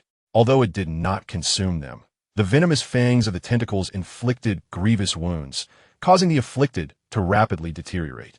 Their injuries, oozing a greenish fluid, and the poison coursing through their veins, proved fatal. With a resounding pop, the octopus withdrew its head from the ceiling, which too bore a substantial suction cup, enabling it to adhere securely.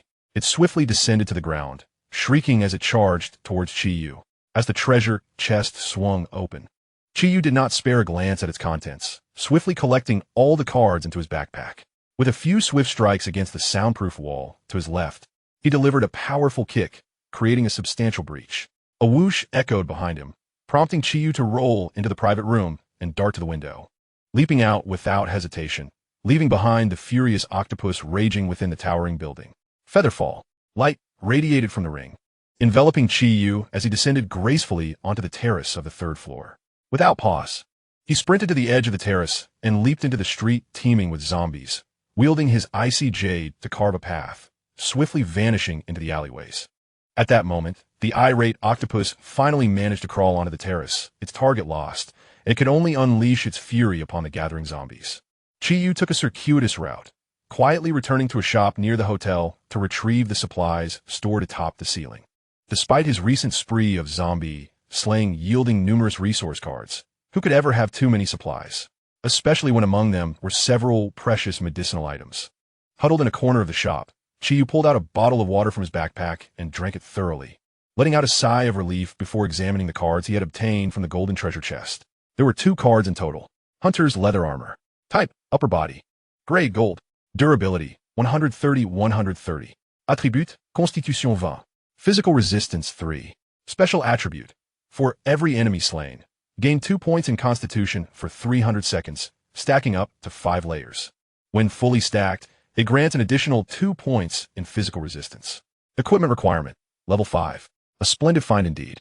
Although the benefits of Constitution are not as overt as those of strength or agility, and it does not directly translate to an increase in health points as seen in traditional games, the advantages of a high Constitution must be experienced firsthand.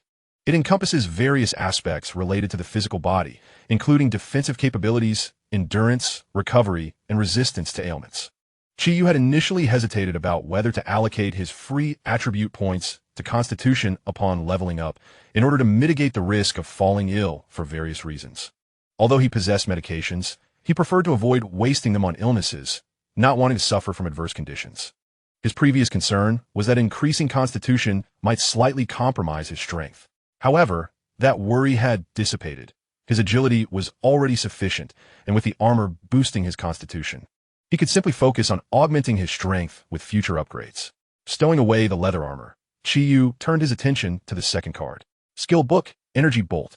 Skill description, fires an energy bolt, dealing 60 of the user's mental value as damage. The energy bolt can be transformed into different attributes based on the user's attack characteristics. Cooldown, 20 seconds. Learning requirement, mental value 30. Next level proficiency requirement, 0-100. Benefiting from his rebirth, Chiyu possesses an exceptionally high base mental value. Consequently, even without deliberate allocation, he has surpassed a value of 30 and has directly torn open the card to learn Energy Bolt. Raising his right hand, a prismatic ice crystal shot forth from his palm, striking the nearby wall. The impact was quite commendable. Observing the shallow dent on the wall, Chiyu felt a sense of satisfaction. Subsequently, he ventured outside to conduct further experiments. The ice attribute of the Energy Bolt has an effective damage range of approximately 30 meters. Beyond this distance, its accuracy diminishes and its power significantly wanes. After 2 usages, his proficiency increased by 2 points. Currently, the Energy Bolt's strength is comparable to that of an ordinary crossbow, failing to achieve instant kills or inflict severe damage on zombies, rendering it somewhat lackluster. However, with the elevation of skill levels or a further enhancement of his mental value, the Energy Bolt should evolve into a formidable ranged offensive method. Chapter 13, Level 4. Chiyu stowed away the equipment card and organized the ordinary resource cards before swiftly departing from the vicinity of the hotel. With less than an hour remaining until nightfall, he did not hasten to find shelter. Instead, he slayed a few more zombies. Including those he had just dispatched within the hotel, his experience points had reached 288, leaving him just 6 zombies short of leveling up. Energy Bolt. The prismatic ice crystal precisely penetrated a zombie's eye socket, and murky black blood, along with soft tissue, erupted from a breach. Clearly, even when targeting a weak spot, the Energy Bolt still could not achieve an instant kill on the zombie. However, there was no cause for disappointment. For ordinary skills, it is customary that they do not result in instant kills for users of lower levels. It is certainly not a simple task for an average person to contend with zombies. Chiyu's ability to dominate within a horde of zombies is purely due to the formidable power of his extraordinary weapon. At this point in his previous life, he had barely attained level 2. During that time, he had inadvertently sustained injuries, which terrified him to the point of not daring to sleep at night, contemplating whether to sever his wounded right hand. Ultimately, as he brought down the blade, a wave of dizziness overwhelmed his mind, causing him to faint. Fortunately, luck was on his side. The zombie virus did not transform him into a zombie, yet he did not awaken any resistance skills like the protagonist, remaining an ordinary human. Reflecting on it now, that period seems like a distant memory from past life. No, it indeed belongs to a past life. With a swift stroke, Chiyu cleaved the zombie in 2, casting a glance towards the southwest, his gaze as profound as an abyss. The protagonist's halo, the child of the world. Li Shoyun, in this life we shall take our time. Chiyu retracted his gaze and quickly vacated the street before the surrounding zombies could close in. The time was 5:50 in the afternoon. Just as he had done the day before, Chiyu found a residence. He rummaged through the wardrobe in the bedroom and unearthed a set of clean, loose-fitting clothing alongside an array of exquisite handbags, each one worth more than his life, now rendered utterly valueless. Personal panel. In the living room, Chiyu dined while perusing the recently upgraded panel. Player. Chiyu. Level 4. Experience 6,600. Card inventory, 1735. Title none. Attributes, strength, 31. Agility, 52. Constitution, 30. Spirit, 45. Free attribute points, 1. Resistance, frost resistance 30. Skills, blade mastery LV10, hand-to-hand combat mastery LV7, special combat LV3. Lockpicking LV7, frost strike, energy bolt LV1. Equipment, ice gem, 213-2000, ring of featherfall, boots of agility. To ascend from level 4 to 5, 600 experience points are required. And if all goes well, he should be able to achieve this in 2 days. The zombies will collectively evolve to level 2, increasing the experience yield from 2 points to 4 points. Given his current monster hunting efficiency, he can easily gain 400 to 500 experience points in a single day. The ice gem requires an additional 1,800 points to reach the next level, making the upgrades seem quite distant. He allocated the single free attribute point to strength, resulting in a total enhancement of 11 points with the ice gem's bonus, bringing his strength to a commendable 42. His overall panel attributes were impressive, though his constitution was slightly lacking. However, with the executioner's leather armor, significant improvements would be forthcoming upon reaching level 5. Having satisfied his hunger, Chi took a brief respite before retiring to his bedroom for slumber. Thus passed the entire evening. The following morning, he departed from his lodging, invigorated and ready for the day. Aside from a hotel, he was aware of several locations harboring treasure chests, yet they were not conveniently located, necessitating a future opportunity to retrieve them. In any case, the highest treasure would merely be of golden quality. Should he miss it, he would lament the loss, but not dwell on it excessively. The zombies had once again enhanced their attributes, with their 4 dimensions reaching 14 points. Despite Chi-Yu's attributes being significantly superior, these zombies could still pose a considerable challenge to an average individual at this stage. It is essential to note that not everyone possesses initial attributes comparable to Chi-Yu's. The minimum standard typically hovers around 10 points. Factors such as a lack of physical activity, poor dietary habits, prolonged sedentary behavior for study or work, and sleepless nights contribute to this. Even among men, a considerable portion may only average 8 points in their 4 dimensions, which is deemed commendable. Upon leveling up, their overall attributes barely exceed 13 points, with only a single point available to distribute between strength or agility. However, the advantage of single attributes is not markedly pronounced. Allocating points to strength may prove futile without suitable weaponry, making it arduous to eliminate zombies swiftly. Should the zombies surround him, escape becomes increasingly difficult. In a sense, zombies could be considered social creatures. Conversely, if points are allocated to agility, while speed would be sufficient, the lack of strength would slow down the process of dispatching the zombies. As for advancing to level 3, it requires 120 experience points, which necessitates the defeat of a total of 60 zombies. The danger posed by these zombies is exceedingly high, and even slaying 60 pigs within the confines of a pen would be an almost insurmountable task for an ordinary person over the course of 2 days. The apocalypse has never been a mere game. For ordinary individuals, it is indeed a genuine catastrophe. Fortunately, Chi-Yu does not belong to the ranks of the mundane, neither in this life nor the previous one. Energy Orb. With a single energy orb, Chi-Yu struck into the horde of zombies, swiftly gaining proficiency. Without hesitation, he brandished his blade and charged in. In less than a minute, a dozen zombies lay as frozen fragments of flesh. A dull thud echoed above, drawing Chi-Yu's gaze upwards. There, atop a nearby skyscraper, a figure was crouched by the window, their head pressed firmly against the glass. Perhaps they were so astonished by Chi-Yu's prowess in dispatching the zombie horde that their head collided with the glass, producing the sound. Meeting Chi-Yu's eyes, the woman offered an awkward smile before hastily retreating from view. Without exchanging further words, Chi-Yu dismissed the encounter and continued onward. With the hotel, the zombie congregation point behind him, the streets were significantly less populated with the undead. He lacked the inclination to scour the buildings meticulously, opting instead to eliminate only the zombies on the streets. By noon, he had dispatched fewer than 40 in total, 29 humanoid zombies, 6 zombie dogs, 3 zombie cats, and 1 mutated lizard. This represented the basic state of the city's undead. In recent years, restrictions on pet types within the city had tightened considerably, leading to a scarcity of various animals. Cats and dogs were the most prevalent.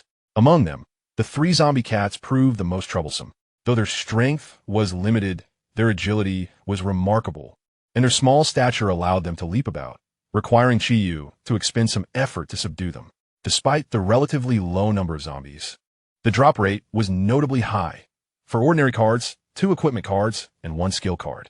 The equipment included bronze-level bracers, enhancing strength by 2 points, and a bronze-level necklace, augmenting mental fortitude by 2 points. The skill book contained a minor archery skill, requiring a foundation in archery proficiency. Chi donned the bracers and necklace, stowing the skill and resources within his card pouch. With fewer than 40 zombies defeated, the acquisition of 7 cards, including 2 pieces of equipment and a skill book, greatly elevated Chi-Yu's spirits. Thus, when he sought a place to rest and discovered over 10 individuals within the haven, he refrained from driving them away, instead offering a polite nod before preparing to move on. However, before his foot could touch the ground, a pitiful voice shattered his rare moment of goodwill. Brother, could you please help those unfortunate souls? Chapter 14. Moral coercion. Unremarkable in appearance. Average in family background. Mediocre in academics. Ordinary in sports. Throughout her life, Wang Jian had never escaped the confines of these 4 words. The subsequent path seemed to lead towards an ordinary completion of her studies, methodically finding a boyfriend, securing a mundane job, marrying, and ultimately raising children, living a life of mediocrity. The expectations of her parents mirrored this modest ambition, which was not unbearable. After all, even with a commonplace appearance, she still surpassed many. Though her family background was unremarkable, they were free of debt and could occasionally indulge in a few desired items. Her academic performance was decent enough to avoid criticism during parent-teacher meetings, and her athletic abilities, while not exceptional, placed her among the few who excelled in sports. Wang Jian felt a sense of disappointment regarding her life, and from time to time, she experienced dissatisfaction. Yet she found it acceptable, if only she had not witnessed those who flourished under the spotlight.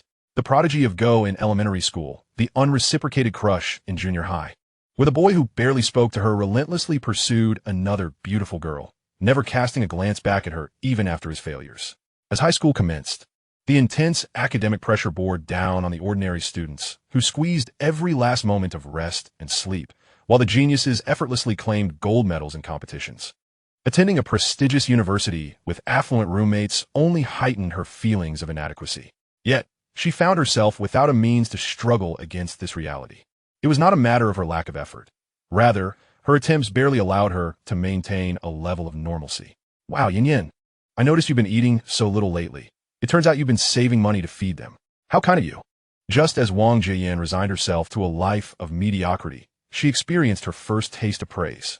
A roommate returning from a morning run stumbled upon her feeding the cats, and for the first time, she discovered that compliments could elevate her spirits, causing a tumultuous wave of joy within her.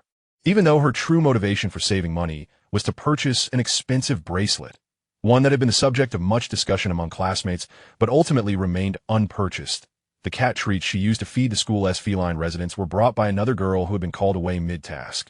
Thus, Wang Jian embarked on an unrelenting journey of kindness. However, given her ordinary family circumstances, she could not sustain her benevolent endeavors indefinitely and learned the art of moral coercion. Look at her, how pitiable. We are all classmates, and your family is so well off. Can you not spare a little to help? Nana, see how much Wang Ming likes you. He has put so much thought into confessing to you. Would you really turn him down? Just accept him. You're a university student. Why do you have to be so calculative over something like this? P.S. Just a child. It's only a figurine. Jojo, why not forfeit this research opportunity? Lily is just 1 rank below you. You're so capable academically and come from a good family. You could easily get in on your own. Although many speak ill of Wang Jian's actions behind her back, she possesses a keen intellect. She adeptly engages in moral coercion in front of numerous individuals, confident that their concern for reputation and image will prevent them from retorting. Without contributing anything of substance, she has nonetheless garnered a commendable reputation, with an increasing number of admirers. This has elevated her to the status of a minor internet celebrity, basking in the limelight she once envied in others. Thus, when confronted with Chi-Yu, she instinctively made demands. However, Chi-Yu disregarded her, continuing to walk away as if he had not heard her. Wang Jian felt a flicker of anger at this dismissal, yet she remained unfazed. She was no stranger to indifference and knew how to handle such individuals. How can you be so heartless? There are lives at stake, trapped by zombies at their doorstep. To ignore them is tantamount to murder. You are a killer. Wang Jian gestured toward a nearby shop, where the ground floor was barricaded by vehicles, and a few survivors were visible on the second floor, surrounded by an ever-growing horde of zombies. This time, Qiyu halted in his tracks. Wang Jian assumed her words had struck a chord and continued to speak fervently. Rest assured, if you can save those poor souls, we will all be immensely grateful. What harm is there in lending a hand? I believe you possess a moral compass. Besides, it is only right for someone with your abilities to save lives. Why are you so devoid of compassion? Compassion? Indeed, I am certain you are a kind-hearted individual. If you assist us now, we will return the favor in the future. We can support one another and endure this catastrophe together. Wouldn't you agree? A chuckle escaped Qiyu's lips, tinged with familiarity and disdain. How foolish, he thought, unable to suppress his laughter. You're agreeing, aren't you?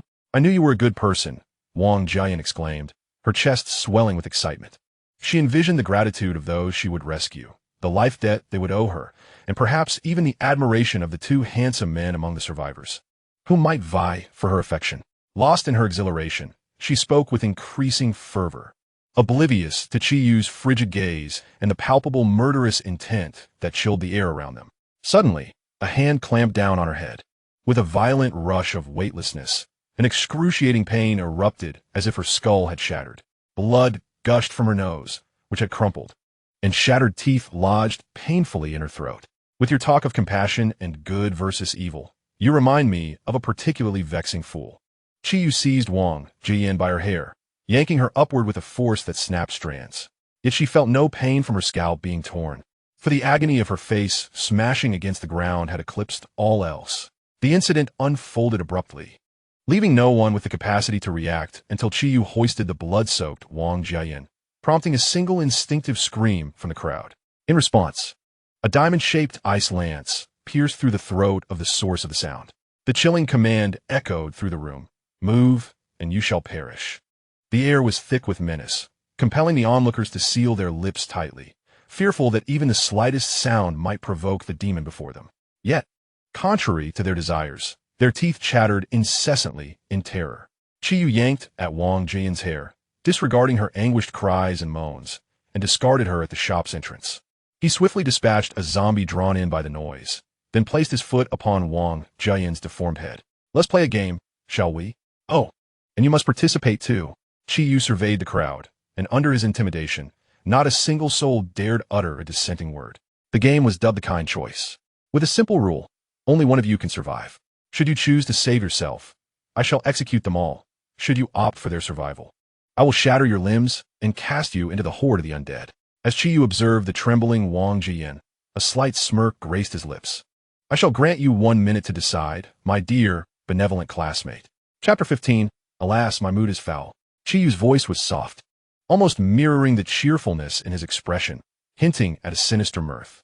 Yet, such airy words sent a shiver down the spines of all present. No one dared question the veracity of Qiyu's words. The lifeless body, with its throat pierced and blood gushing forth, served as irrefutable proof. All eyes converged on Wang Jian. The man had stated that if she were willing to sacrifice herself, they could continue to exist. You would choose to sacrifice yourself, would you not? Surely, you would, being so kind-hearted. No voices emerged, yet the glances exchanged among the crowd conveyed this very sentiment. However, Wang Jian, adept at deciphering the emotions in others' eyes, found herself ensnared by pain, incapable of discernment at that moment. How excruciating! It truly hurts. Her collapsed nose made breathing a struggle. Forcing air through it only caused blood to choke her windpipe, igniting a searing pain. Her mouth was equally tormented. Had she lost 4 teeth? Perhaps more. She could not tell. The sensation on her scalp felt as though it were being torn apart by 2 horses. Why? Why has it come to this? It should not be this way. In Wang Jian's world, even if Qiyu were unbound by moral constraints and unwilling to heed her pleas, she believed he would simply walk away, and people would condemn his indifference rather than react as they were now. What troubles you, my kind classmate? Will you not make a choice? The voice of the demon resonated once more, sending a tremor through the assembly. Allow me to reiterate the question. Do you choose for them to die? As the words fell, Qiyu thrust an ice spear through the chest of one of his assailants. By the time the individual collapsed to the ground, he swiftly severed Wang Jian's right hand, leisurely completing his sentence. It is still your death. In that fleeting moment when the blade swept across, pain was imperceptible. The frigid temperature of the ice would cause a temporary loss of sensation. However, once the frozen wound began to thaw, the excruciating agony of the severed limb and the rush of blood would erupt instantaneously. Yet, before Wang Jiyin could utter a scream, the terrified individuals, unable to bear their fear, cried out with mouths agape, their voices breaking with despair. Yin Yin, please choose quickly. Say something to spare our lives. You are so kind. It's just a life. Please hurry. If we survive, we will all be grateful to you. Choose. Why one do you choose? Such familiar words. Such a familiar scene. This time, however, she was no longer standing on the pedestal of morality, but had become the pitiful victim of the abduction. Wang Jiyin caught sight of a short, simply dressed old man. She had once compelled a boy to save this elder, a decision that cost the boy his life. She also recalled the heavily made-up woman, whose makeup had melded into an unsightly mess due to days without cleansing. It was she who had urged others to share their remaining provisions when the woman was without food. Otherwise, the woman would have perished from starvation long ago. And there was the frail young girl, the limping middle-aged man, a few students. Every single person here had once benefited from her kindness. But why? Why at this moment? Was everyone cursing her to die? Shouldn't they be expressing gratitude, willingly offering to sacrifice themselves? Even if she shed a few tears and hesitated slightly, she would still choose to survive. This was not how it was meant to be. She understood now. It was not her actions that were erroneous. It was this group of ingrates who were repaying kindness with malice. It was their fault. Wang Jiyin found herself at a loss for words to articulate the tumultuous emotions surging within her.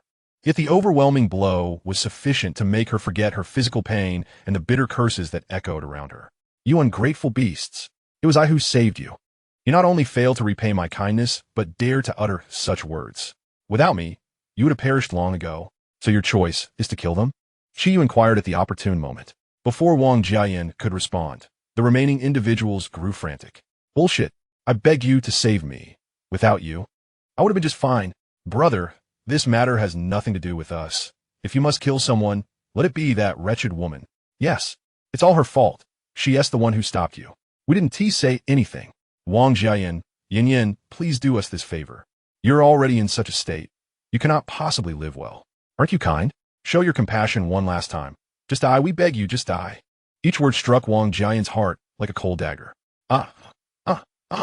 Wang Jian fell silent, her laughter erupting wildly as if she had lost her sanity, her entire body trembling, blood flowing down her already deformed face. Qiyu lifted his leg. So, have you made your choice? Choice, yes, I must make a choice. Wang Jian ceased her frenzied laughter, her gaze sweeping over each individual, her features contorted, her eyes filled with resentment as she pronounced slowly like a malevolent spirit. I want to live. Let them die. They must die. Are you certain? Certain. Wang Jian screamed. No, this cannot be. I do not wish to die. I do not want to die. Please, good sir, I beg you, I do not wish to die. Spare me. I will do anything you ask. People cried out in desperation, while Wang Jian laughed maniacally. Kill them. Kill them now. Hurry, kill them. Thud. Wang Jian's frenzied scream abruptly ceased as she trembled and lowered her head. A cold, long knife pierced her chest from behind. Unbelievable. Wang Jian turned her head slowly in disbelief, but before she could finish her words, Qiyu made a swift slash, causing a torrent of blood to gush forth. Wang Jian collapsed to the ground, her murky eyes reflecting Qiyu's indifferent face. This was the final image she beheld. Are you perplexed? I have not violated any rules. You chose to live, and I will kill them, but I never stated that if you chose to live, I would spare you. Qiyu wiped the blood from the blade, and then turned to the remaining individuals in the room, who immediately knelt down, pleading incessantly. Normally, I do not let my anger affect others. Qiyu's words offered some relief, but before they could relax their expressions, a horde of zombies, drawn by the earlier screams, invaded. Qiyu had long since vanished from sight. The room erupted with screams and the roars of the zombies. However, Qiyu stood at a distance on a tall building, coldly observing the convenience store below, finally articulating the words he had left unspoken. My mood is rather poor right now. Qiyu watched as the zombies slaughtered everyone inside before turning to leave. Chapter 16, Arrival at the Instance. In the afternoon, while slaying zombies, Qiyu's displeasure was palpable. Usually, he would dispatch them with a single cut, but now he felt compelled to sever them multiple times. Yet, this state of mind did not persist for long. having navigated the apocalypse for so many years, experiencing both death and rebirth. His mental fortitude was not so weak as to be easily ignited by an unquenchable rage. This time, however, it was due to the words Wang Jian had spoken, some of which had also been uttered by the protagonist, Li Shouyun. At that moment, Qiyu inevitably transferred a portion of his resentment towards Li Shouyun onto Wang Jiayan and her companions. Throughout the afternoon, Qiyu accrued an impressive 170 experience points, bringing his total for the day to 312 when combined with the morning's gains. Even without considering the potential for zombie upgrades tomorrow, he was assured of earning at least 2 experience points, which bolstered his confidence for leveling up. Moreover, should fortune favor him, he was optimistic about reaching the dungeon before nightfall the following day. He mused that acquiring dark equipment within the dungeon would be fortuitous. Such gear would enable its wearer to navigate the night with ease, enhancing not only the standard attributes, but also providing an increased range of vision in darkness. The duration of night was excessively long, and the need for sufficient rest to replenish energy, alongside meal preparations and digestion, typically required 8 to 9 hours, a stark contrast to the 12 hours often spent in less dire circumstances. Presently, with his advantage in levels, even if zombies experienced a 50% increase in all attributes, they would still be as easily dispatched as grass before scythe. His reluctance to venture outside during the night stemmed from the peril of obscured footing.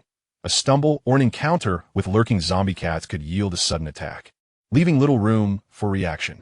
Thus, he preferred to forfeit a few hours rather than risk unnecessary danger. This evening, the howls of the zombies echoed ominously, the blood moon casting a crimson hue over the world. On nights of evolution, the zombies exhibited even more feral behavior. Such was the essence of disaster days. Many typically secure strongholds transformed into perilous locales, instilling fear and dread that kept people awake, anxiously awaiting the dawn. In stark contrast, Qiyu remained unperturbed. Rather than consuming cold rations, he tore open a supply card and retrieved a substantial package of individual rations. Although these rations were notorious for their unpalatable flavor, the mere prospect of enjoying a warm meal in the apocalypse was a luxury worth relishing. His feast included stewed potatoes with meat, peas with carrots, bread, canned meat, chocolate, biscuits, sugar, tea bags, and a variety of flavored instant drinks. From his backpack, he extracted a can of luncheon meat, pouring its contents into his main dish. The now empty can served as a vessel for boiling water to brew tea, the heat sourced from a fire pit he had fashioned from dismantled bookshelves. In this post-apocalyptic world, concerns regarding fire hazards were non-existent. Even if an entire block were to ignite, no one would seek restitution from Qiyu. He relished the convenience of such a reality. Indeed, were it not for the fact that burning zombies yielded no experience points, Qiyu would have eagerly devised a plan to set fire to building after building. After his meal, Qiyu reclined on the sofa, perusing a recently discovered novel to pass the time. Occasionally, he directed a spell of energy blast at the sofa and walls to hone his skill. It had become a common practice for many in the apocalypse to casually utilize skills when idle. Therefore, witnessing an unexpected casting of a spell did not necessarily indicate the presence of an enemy. It was far more likely a simple endeavor to enhance proficiency. Notably, Qiyu's energy blast had advanced to level 2, maintaining its cooldown time while increasing mental damage output by 10%. Is this where it concludes? The book in Qiyu's hands is merely a fragment. It remains uncertain whether it is unfinished or if the owner has not acquired the subsequent volume. In this apocalyptic world, certain individuals sustain themselves through the craft of storytelling, not only through novels, but also through singing and other forms of artistic expression. After all, with everyone's spirits so tightly wound in these dire times, the realm of imagination has grown increasingly vacant, rendering these traditional forms of entertainment ever more cherished. Some rely on their narratives, songs, and theatrical performances to barter for sustenance and essential goods. Moreover, writing and singing are skills in their own right. Advanced writing can produce magical scrolls and books of life, while singing can provide collective enhancements. A masterful author or seasoned vocalist is indeed held in high esteem. Qiyu closed the novel. Though it was a pity to leave it halfway, he recognized the need for rest. He extinguished the campfire, returned to his bedroom, secured the door, and lay down upon the soft bed, swiftly succumbing to a deep slumber. Frankly, Qiyu's sleep that night was not particularly restful. The cacophony of zombies outside resembled the cries of a frenzied cat. Even though he understood that this floor was relatively safe, it was still not a true sanctuary. To drift into an untroubled sleep was unrealistic. Upon waking the next day, Chiyu had breakfast, opened the window to survey the situation below, and then leapt from the 20th floor with a graceful jump. Featherfall. He landed securely on the ground, where a zombie lurked nearby. He immediately cast a probing spell. The zombie's level had risen to 2, with all attributes enhanced to 16. Chiyu launched an energy projectile, gaining a modicum of proficiency, and followed closely behind it. Almost simultaneously, the icy blade of his weapon severed the zombie's neck. Experience 4. Today, he needed to slay just 71 more zombies to elevate his level to 5. This pace was infinitely swifter than in his past life. At this juncture, he had barely reached level 3 and was still struggling in the urban village. He recalled the locations of several silver and gold chests within the village. However, the bronze chests were less vividly etched in his memory. The golden chests were certainly worth revisiting. He wondered if, after all these days, those treasures had fallen into other hands due to the divergence of his path from that of his previous life. As Chiyu pondered these thoughts, he continued to dispatch zombies, making his way toward the dungeon. Following the upheaval of the previous night, the zombies had formed new gathering points, and areas that had been devoid of them just days prior now boasted small hordes. By midday, Chiyu successfully elevated his level to 5. He allocated his free attribute points to strength, and with the enhancements from the icy crystal and the additional 2 points from his bracers, his strength reached a formidable 60. Chiyu donned the hunter's leather armor, a deep crimson hue adorned with fiery red patterns, and his constitution had increased to 55. Chiyu hurriedly made his way to the instance by 2 o'clock in the afternoon, arriving at a comprehensive office building that housed over 30 small companies. A sign at the entrance indicated which floor belonged to which company. As Chiyu approached the door, a system prompt appeared. Detection of a usable instance initiated. Assessing eligibility for entry. Chapter 17.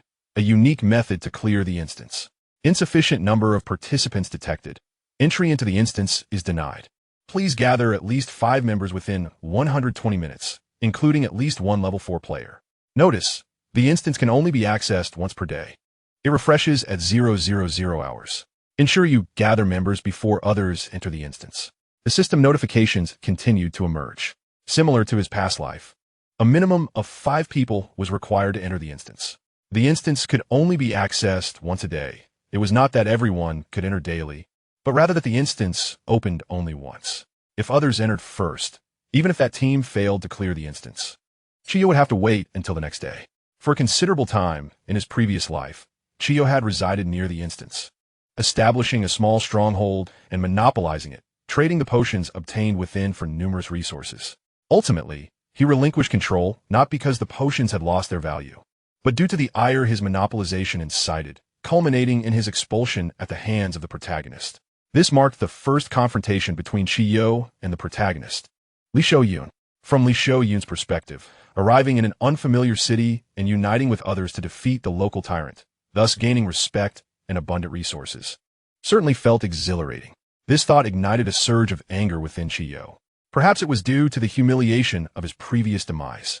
Every encounter related to that brash young man, Li Shouyun, provoked an uncontrollable emotional response, a perilous flaw in the apocalyptic world. Remain calm. It is imperative to maintain composure. Chiyu struggled to suppress his inner fury. His immediate priority was to swiftly find companions to open the instance. The sooner he acquired the potions, the sooner he could scour other locations for resources. Should he procure excellent equipment, he might even explore that manner. In this life, he was determined not to monopolize the instance nor exchange its potions for resources. The resources obtained through potions were ultimately merely silver-grade equipment, with gold-grade items being scarce. The rewards for clearing the instance rarely exceeded level 8 equipment, rendering prolonged occupation unworthy. Venturing outside might lead him to high-grade treasure chests absent from his memories. A piece of extraordinary equipment held far greater value than a multitude of gold-grade items. With no time to waste, Chiyu dispatched the zombies on the street and entered the adjacent office building, hoping to find survivors nearby. The ground floor of the building was not an office hall, but rather a lounge and consultation room, with a sign by the elevator indicating which company occupied each floor. As Chiyu observed, several bloodied zombies lunged at him. With a swift horizontal slash, he sidestepped to evade their attack. The lower halves of the 3 zombies collapsed directly, while their upper bodies were propelled outward by inertia. In the next instant, Chiyu vanished without a trace, his agility, 5-fold that of an ordinary person, combined with the enhanced physique granted by the executioner's armor, allowed him to exhibit his swiftness to its fullest extent. Within the confines of the room, this sudden burst of speed created the illusion of instantaneous disappearance. Moments later, Chi-Yu reappeared at the doorway of the left staircase. Behind him, the heads of over a dozen zombies had fallen in unison, their bodies remaining still for a few seconds before tumbling down with a thud. Two spheres of grayish-white light emerged from the corpses. Chi-Yu did not even glance back as he stepped into the stairwell. The color of the light spheres indicated the quality of the cards. The grayish-white spheres represented the lowest tier, typically containing a bag of bread, a bottle of mineral water, a packet of snacks, and a few steamed buns. Chi-Yu's car backpack was nearly full, leaving no room for such trifles. Before ascending the stairs, he decided to check the storage room below. It was evident that this made for a relatively decent temporary refuge, though he wondered if anyone might be there. With a swift motion, Chi-Yu cleaved through the iron door of the storage room, revealing several startled faces within. 2 men and 2 women, 4 individuals in total. "Why you?" One of the men stammered, raising his trembling hand. Chi-Yu, uninterested in idle conversation, seized the man's arm and forcefully twisted it backward. A sharp crack echoed as the man's arm contorted, eliciting a blood-curdling scream.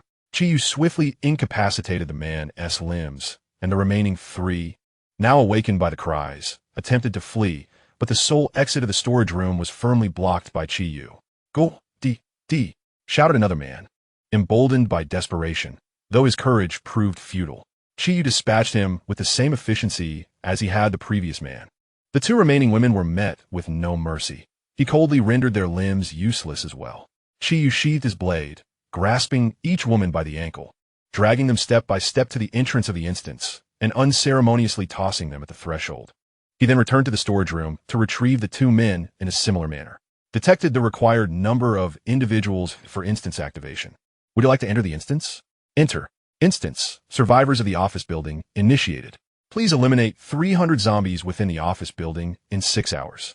Assessing the challenger's overall strength. Scan complete. Zombie levels have been elevated. Highest zombie level within the building, LV8, mutant. Due to Chi-Yu's high level and the superior quality of his blade, the zombies within the office building received a collective enhancement, with the most formidable among them reaching LV8, the mutant zombies. This constituted the primary difficulty of the instance. The zombies within the instance would scale and level according to the overall strength of the challenge team. Success was impossible through solitary effort, necessitating coordinated teamwork. However, do not be daunted by the LV8 mutated entities. Within the entirety of the building, there exist only 2 such creatures, both residing on the highest floor. Apart from these 2, lower-tier zombies, such as the LV6 and LV7 variants, are also few in number, with the greater mass of zombies not exceeding the highest level present within the team. For Chi-Yu, the LV7 zombies, provided their numbers remain manageable, are not particularly arduous to dispatch. The LV8 mutants, however, present a different challenge. Their elevated rank, compounded by their aberration, poses a significant threat. Should both appear simultaneously, Chi would find himself in a precarious position, as a single misstep could lead to injury and subsequent infection, with a high probability of demise. Thus, the paramount concern lies in how to circumvent the final 2 LV8 mutants amidst a mere 300 zombies within the building. After all, the submission zombies yield neither experience nor equipment, rendering the risk of engaging high-level submission zombies entirely unwarranted. This seemingly insurmountable dilemma has a resolution so simplistic it borders on the absurd. The task requirements merely state the need to eliminate 300 zombies within the office building, without specifying which particular zombies must be vanquished. Therefore, by omitting the 2 LV8 mutants, Chi-Yu could easily fabricate a few additional zombies. He plunged a blade, tainted with zombie blood, into the bodies of several individuals. Within a minute, 4 of them staggered to their feet, supported by their knees. A flash of the blade ensued, and upon witnessing an increase of 4 points in the clearance progress, Chi-Yu smiled. Chapter 18, A Seamless Clearance. The layout of the office submission bears a resemblance to that of the adjacent building. The only distinction lies in the fact that in invading other office buildings, Chi-Yu need only ensure his own safety. However, in this extermination submission, he must meticulously scour every corner to prevent overlooking any zombies residing in a room. With only 300 zombies present in the submission, and accounting for the 4 he has transformed, a remainder of 296 persists. Should Chiyu fail to locate a few more, he would ultimately be forced to confront the 2 mutant zombies on the top floor. The ordinary zombies on the first floor are classified as LV3. Having brought along 4 otherwise ineffectual individuals has significantly neutralized the level of the ordinary zombies. Chiyu swiftly began to eradicate the visible zombies. The first floor proved to be the most amenable for clearing, being primarily a lounge and consultation area with few isolated rooms. He identified a total of 19 zombies, including those in the storage room and the 2 located in the restroom. Interestingly, Chiyu has developed a peculiar affinity for the women's restroom, where he discovered a bronze treasure chest containing 2 stamina potions, which can be utilized to restore 30% of one's energy when fatigued. Numerous inconsequential treasure chests serve as the sole reward for completing the submission beyond mere victory. Ascending the staircase to the second floor, Chiyu found it to be a typical small company environment, comprising a comprehensive office, 3 independent offices, a conference room, a storage room, a restroom, a break room, and a lounge. The independent rooms are numerous, and the glass is not entirely transparent, adding considerable difficulty to the search. Chiyu is not adept at playing hide and seek, nor is he skilled at locating others. He is the type who would be the first to be found when hiding as a child, yet could not find anyone when it was his turn. However, dealing with the mindlessly simple zombies that are easily attracted by faint sounds is considerably easier. Chiyu swiftly eliminated the visible zombies, then seized an office chair and hurled it directly towards the conference room. With a resounding crash, the glass shattered into fragments, followed by 7 or 8 zombies emerging from various rooms, while 2 locked rooms echoed with their ghastly growls. Chiyu dispatched the zombies with a few deft strokes, methodically clearing each room according to the sounds. In the end, it was truly reminiscent of a game of hide and seek, with zombies lurking in such places. Chiyu leapt into the air, delivering a decisive blow to the ceiling. Frost strike. The icy blade sliced through, causing the shattered ceiling and bisected zombies to tumble through the opening. He smashed another pane of glass to ensure there were no zombies on the second floor before ascending to search the third floor. Following the same approach, he quickly cleared the third floor as well. The 4th and 5th floors presented no unexpected challenges. As for the 6th floor, standing before a treasure chest and the emblem on the door, Chiyu, having just opened the restroom door, began to suspect a curious connection between himself and such places. Although this time, it was the men's restroom. If this continued, and he opened a few more treasure chests within restrooms, he wondered if he might earn some peculiar title, such as Fortunate One of the restroom, which could enhance the probability of discovering treasure chests there or improve the quality of the treasures found. While that would certainly be of some benefit, he resolutely decided he would never don such a title. Merely the thought of it sounded repugnant. Beyond the 15th floor, the zombies' levels escalated from LV3 to LV4. However, their overall attributes still paled in comparison to Chiyu, thanks to his equipment and freely allocated attribute points. Not only were they inferior, but even LV5 zombies of the same rank were significantly weaker than him. The zombies, with their tough skin that could withstand ordinary melee weapons, crumbled like paper beneath the edge of the icy blade. If the zombies possessed any semblance of intelligence, they would likely be shouting accusations of cheating at this moment. With the icy blade in hand, Chiyu felt as if he had transported to a battlefield in an era where everyone else was still hauling cannons with horse-drawn carts. While he arrived in a leopard tank, on the 16th, 17th, and 18th floors, he continued to clear his way through to the 33rd floor, where LV6 zombies began to emerge. They possessed 35 points of agility, and with 4 of them on each level, they posed a certain challenge for Chiyu. Utilizing the complex environment of the offices, he managed to navigate through safely. As I vanquished the level 6 zombies, a pang of sorrow intertwined with the escalating difficulty became apparent. A solitary level 6 zombie typically yields a minimum of 12 experience points, whereas its level 3 counterpart offers merely 6. The ascent from level 5 to level 6 demands a staggering 900 experience points, while progressing from level 6 to level 7 necessitates 200 points. The mere presence of the 300 zombies within the building is sufficient to propel one from level 5 to level 7. Regrettably, the zombies in this instance do not grant experience points. With a roar, Chiyu ascended to the 34th floor, only to be confronted by 2 zombies, one on either side. He deftly leaped backward, propelling himself off the wall with his right leg, soaring high to evade the zombies and rolling into the relatively secure office area. Scan. Ordinary zombie. Level. LV7. Strength, 40. Agility, 40. Constitution, 40. Spirit, 40. Skills, mutated claws. Virus infection. Mutated claws. The zombie S4 claws, enhanced, exhibit formidable defensive and offensive capabilities. Virus infection. The zombie harbors a copious amount of the zombie virus, transmittable through various means. At last, only 2 remained. The zombies lunged once more. Chiyu raised his left hand, releasing a diamond-shaped ice crystal aimed at the left zombie's eye, and then pursued it with his blade. The zombie swung its claws, shattering the ice crystal. But before it could withdraw its claws, the blade entwined with the crystal descended upon it. Suddenly, a whoosh of air sliced through behind Chiyu.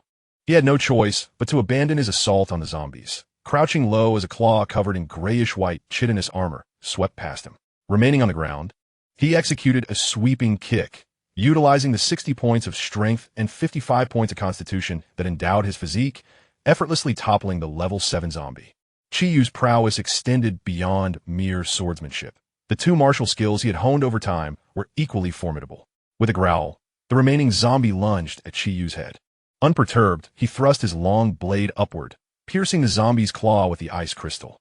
Seizing the opportunity, Chiyu twisted his waist, leveraging the ice crystal lodged in the zombie's claw to perform a shoulder throw, sending the zombie flying through the air. Subsequently, he delivered a frost strike to the prostrate zombie, easily dispatching it. With only 1 zombie left, the situation simplified. Chiyu engaged in a brief exchange with the reeling creature, ultimately finishing it off with an unremarkable yet decisive slash. Achievement: 300 zombies slain. Objective for dungeon clearance achieved. Rewards being calculated. Chapter 19. The Kind-Hearted Good Samaritan. Player: Chiyu has slain 300 zombies, ranking first and receiving the highest reward. The dungeon rewards are tiered into several categories. First, the assessment of the dungeon's difficulty is conducted, followed by an evaluation of individual kill counts. With Chiyu's elevated level and his solitary defeat of 300 zombies, he was certain to receive the highest tier of rewards. He had long been aware of this. Yet when the reward was finally bestowed upon him, he was taken aback. It turned out to be a dark gold-quality treasure chest. Upon opening it, a prompt panel appeared, and the chest transformed into 3 cards and a burst of white light. Experience gained, 400. The white light represented the experience reward. Although it was not as substantial as the experience garnered from eliminating 300 zombies, it was still a benefit, and Chiyu placed greater value on the cards contained within the chest. Equipment: Wanderer's Trousers. Quality: Dark Gold. Attribute: Agility 15, Constitution 15. Physical Resistance 3. Additional skill: Wanderer. When alone in a team, all attributes increase by 6 points. Equipment requirement: Level 5. What a splendid find. Chiyu's eyes gleamed. He happened to lack suitable trousers to wear, and they perfectly met the skill requirements of the Wanderer. He eagerly donned the Wanderer's trousers, resulting in an overall enhancement of his attributes, particularly his agility, which soared to nearly 80 points. The remaining 2 cards included 1 piece of equipment and 1 skill book. Équipement: Flamme Pendant. Quality: Gold. Attributes: Fire Resistance 5. Fire Damage 5. Spirit 5. Equipment requirement: Level 5.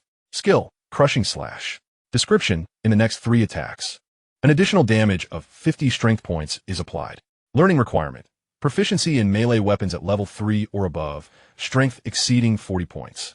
Both items were commendable, though the flame pendant clearly catered to fire warriors or fire mages. However, it did provide an additional 5 points of spirit, which was better than nothing. The Crushing Slash skill was readily learned. After collecting his rewards, the dungeon prompt indicated that there were 5 minutes remaining before players would be ejected from the dungeon, though one could choose to exit voluntarily. Chiyu descended a few levels and rummaged through his storage compartment to retrieve a flashlight. He had entered the dungeon in the afternoon, and it was undoubtedly dark outside now. After securing the flashlight, Chiyu exited the dungeon. As expected, a blood moon hung ominously in the sky, and the frenzied roars of zombies echoed all around. Chiyu's field of vision was severely constricted. Despite having high constitution and spirit, which afforded him excellent eyesight during the day, at night he could barely discern objects within a meter's reach. Upon activating the flashlight, the beam did not slice through the darkness like a sword. It illuminated only a 2-meter radius, as some unknown energy seemed to suppress the light in the air. To navigate the night unimpeded, one had 3 options. The first was to elevate one's spirit and constitution above 1,000 points to pierce the darkness. The second was to don dark-themed equipment, and the final option was to simply transform into a zombie. This is no jest. Certain copies may yield disguising items that allow one to masquerade as a zombie, enabling one to blend within a horde and disregard the enveloping darkness. However, this does not imply immunity to attacks, for high-level mutated zombies possess a territorial instinct akin to that of wild beasts, even while disguised as a zombie. Encroaching upon their territory will elicit an assault. Additionally, there exists the possibility of being spotted from afar by others who may mistake one for a zombie, resulting in a distant attack. In his previous life, Chiyu encountered such a scenario, where he felled what he believed to be a zombie, only to discover it was a human once the disguise was lifted. Nevertheless, upon entering a building, even the faintest flicker of candlelight can illuminate the room, as the suppression of light only takes effect outside the structure. Amidst the darkness, several shadows surged forth, and with a sweeping strike, Chiyu severed a zombie in two. Drawing upon his memories from daylight, he wielded a flashlight and leaped over 10 meters, swiftly traversing the street. After 3 consecutive jumps, he dispatched 5 zombies and arrived beneath an office building. This area, a commercial district, lacked residential structures, consisting solely of towering office buildings. Chiyu dashed inside, the beam of his flashlight illuminating the terrifying visages of the zombies.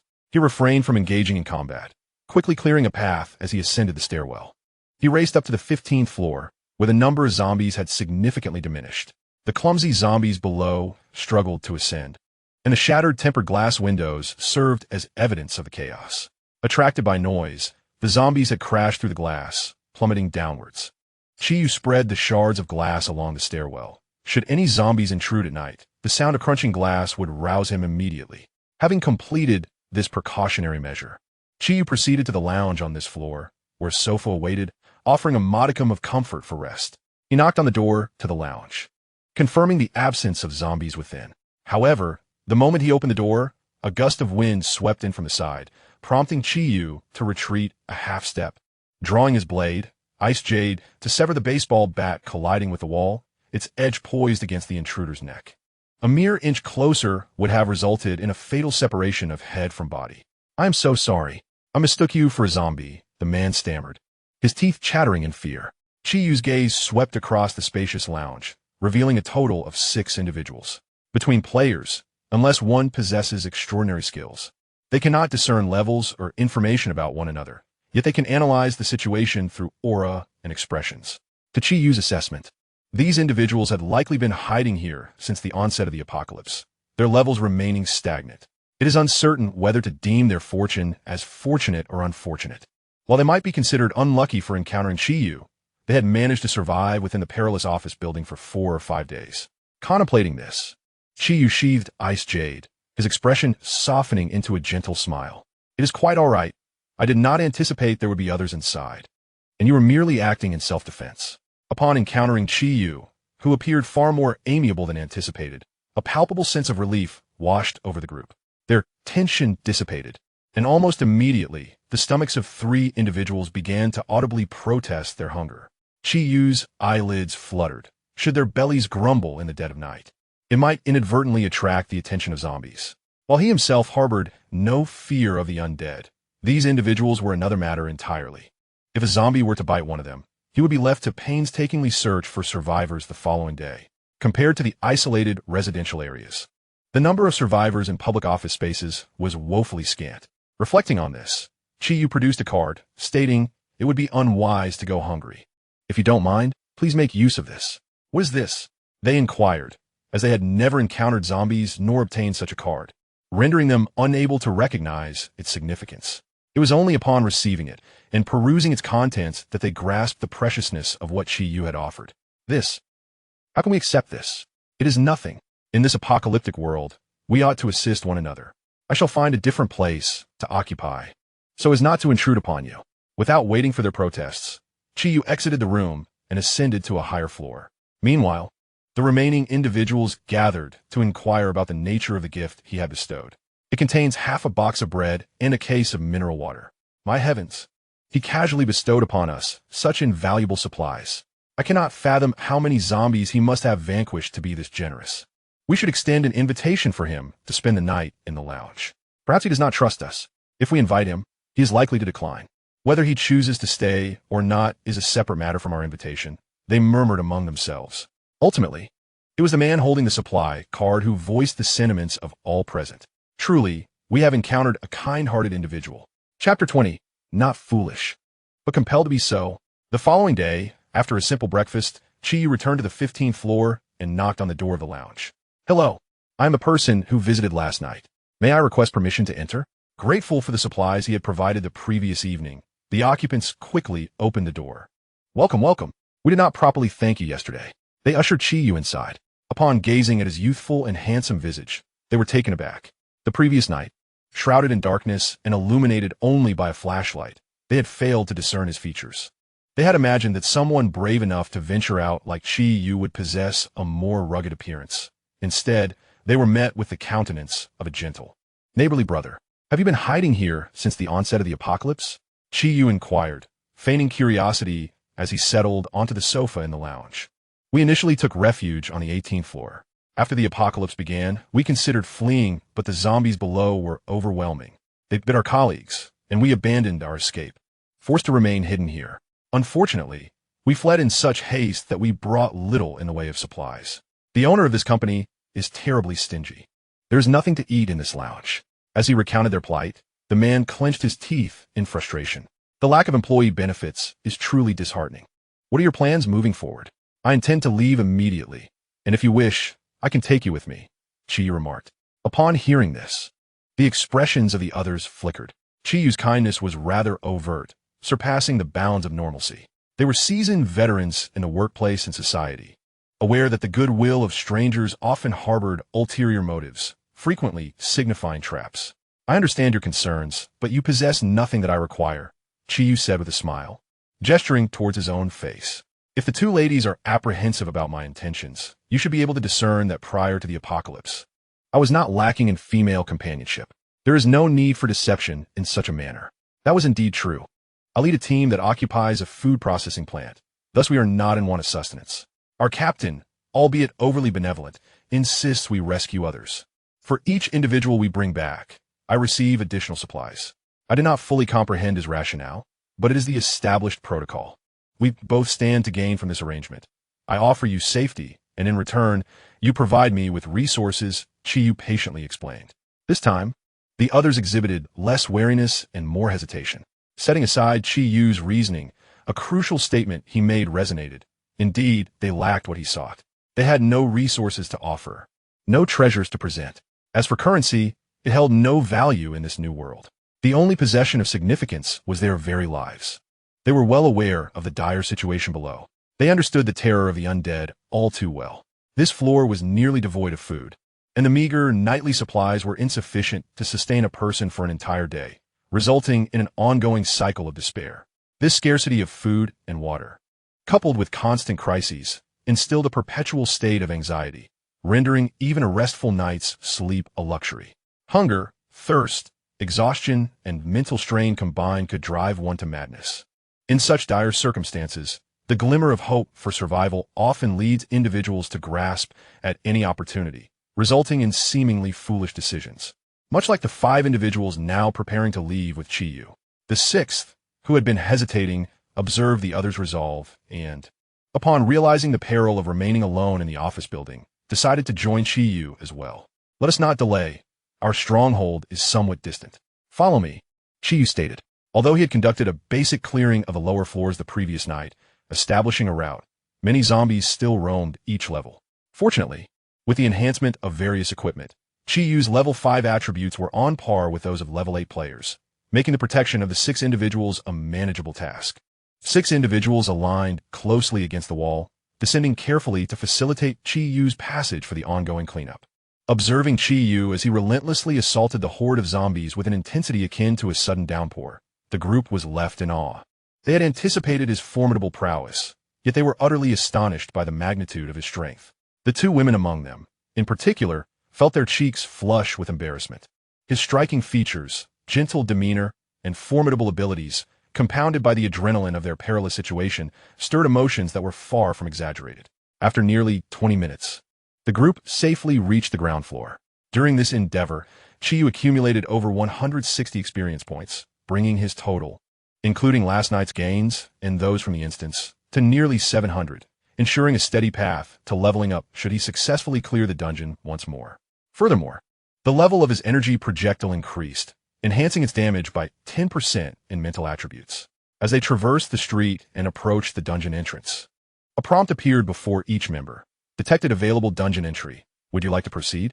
Chiyu promptly selected to enter, and with the notification of their entry, the 7 were abruptly transported from the entrance into the corridor between 2 glass doors, without granting the 6 any time to react. A flash of icy crystals severed their legs at the knees. Gazing down at the wailing and screaming individuals, Chiyu's expression bore no trace of compassion as he infused them with a zombie virus using the residual blood crystals from the undead. During the quiet interlude, he dealt with the first level of zombies drawn to their presence, and once the 6 confirmed their infection, he swiftly turned and dispatched them with a few strikes. Current kill count, 29,360. Due to the addition of 2 individuals in this dungeon run, the required extermination count increased by 60. Nevertheless, the highest level zombies remained at LV8, and their numbers would not exceed 4. Chiyu continued his upward assault, having successfully navigated the challenges the previous day. Today, equipped with the refugee trousers and a new skill, his progress was even more seamless. After nearly 4 hours of relentless extermination, Chiyu dispatched the final zombie. The rewards were predictably a dark gold treasure chest, containing a piece of dark gold equipment, a piece of gold equipment, and 4 vials of potions. Regrettably, all were temporary potions, offering only 7 days of resistance against the zombie virus upon use. The gold tier item was a ring, enhancing mental attributes by 15 points and providing an additional 2% magical damage. The dark gold item was a pair of boots named Phantom Boots, classified as dark gold, with attributes of agility at 20 and jump capability at 15. Its additional skill, quickness, augmented agility by 20 points for 60 seconds with a cooldown of 600 seconds. The equipment requirements stipulated a level of 5 and a minimum agility of 50 points. In addition to the treasure chest, the dungeon also awarded Chiyu 480 experience points. In the early days of the apocalypse, less than a week after its onset, the majority of people remained at level 2, with only a few strong individuals at level 3 and an even rarer breed of exceptional talents at level 4. Yet, with an overwhelming advantage at level 6, Chiyu stood dominantly above all. Chapter 21. A grudge must be settled. The dungeon could only be accessed once each day. After finding a relatively quiet spot nearby to have lunch, Chiyu centered himself around the dungeon, simultaneously slaying zombies to level up while searching for the survivors needed to unlock the dungeon for the following day. Unfortunately, by 3 o'clock in the afternoon, he had yet to encounter any surviving individuals. In all honesty, the location was quite favorable for monster hunting. Before the apocalypse, it had been a bustling area with ample space. Even the office buildings were no exception. With numerous zombies, simple terrain, and the presence of a dungeon, it was practically a paradise for leveling up. However, in terms of searching for survivors, it was exceedingly lacking, due to the high population density and spaciousness. The moment the apocalypse erupted, the commercial district had nearly completely succumbed. Those who managed to survive for a few days in such a place were either individuals like Chiyu, who could roam freely among the zombies, or they were hidden away in exceedingly secure locations. Both types were challenging to track down. The former, during the day, would be out hunting zombies, and upon hearing any commotion, would quickly retreat upon noticing Chiyu's superior strength, vanishing without a trace. The latter type was so well concealed that even the zombies could not find them, making it even more difficult for Chiyu to locate them. His previous encounters with 2 groups in the office building had purely been a stroke of luck. Finally, after dispatching one last zombie with a single strike, the corpse emitted a silvery light. Chi raised an eyebrow and reached out to collect the glowing orb. As the radiance dissipated, it transformed into a card. Equipment: basic storage belt. Grade: silver. Attribute: Constitution 2. Additional skill: storage space, capable of holding up to 10 items with a total volume not exceeding 1 cubic meter. Chiyu donned the silver belt, and with a mere thought, the ice jade in his hand vanished, only to reappear with another thought. Fortune was indeed on his side, as such a prized item had materialized. As a game that had altered the very fabric of the world, the equipment system was quite intricate, featuring dozens of items that could be equipped, including headpieces, earrings, masks, necklaces, tops, pants, shoes, gloves, and waist pouches, among others. Among these, earrings could be worn in pairs, while rings could be effective simultaneously, with up to 10 worn at once. Thus, in the later stages of the apocalypse, many individuals began to resemble characters straight out of video game, adorned with elaborate headgear, flamboyant clothing, and fingers laden with rings. However, there were also those of a more understated nature, appearing in tattered attire while actually donning formidable gear. Standing at the edge of the rooftop on the 41st floor, Chiyu scanned the surrounding buildings, his keen gaze sweeping layer by layer. Ever since his constitution and spirit had surpassed 50 points, his eyesight had improved significantly. From having a slight nearsightedness in the past to now being able to discern the small print on a page, even from a distance of several dozen meters. Chiyu's gaze swept across the windows of one building after another. Eventually, he spotted a few individuals in a skyscraper approximately 20 stories high, situated about a kilometer away. He was quite certain that there were indeed people on that floor. After all, if they were zombies, they would not be disrobing and engaging in indecent activities. With a single step, Chiyu felt a sensation of weightlessness envelop his entire being, and he plummeted from the heights like a meteor. There was a resounding crash as he struck the ground, sending a whirlwind of flesh and blood splattering about. However, thanks to the enhancement of Featherfall, Chiyu emerged unscathed from the shallow crater, yet he did not hasten towards the office building. The instance of the dungeon would only reopen the next day. Even if he were to apprehend someone now, it would be of no use. He could afford to act during daylight hours. During this interval, his focus should be on eliminating zombies to level up and, in the event that others approached the vicinity, it was more crucial to deal with them before they became aware of the dungeon's existence. Chi was not particularly fearful of these individuals forming a team to oppose him once they discovered the dungeon.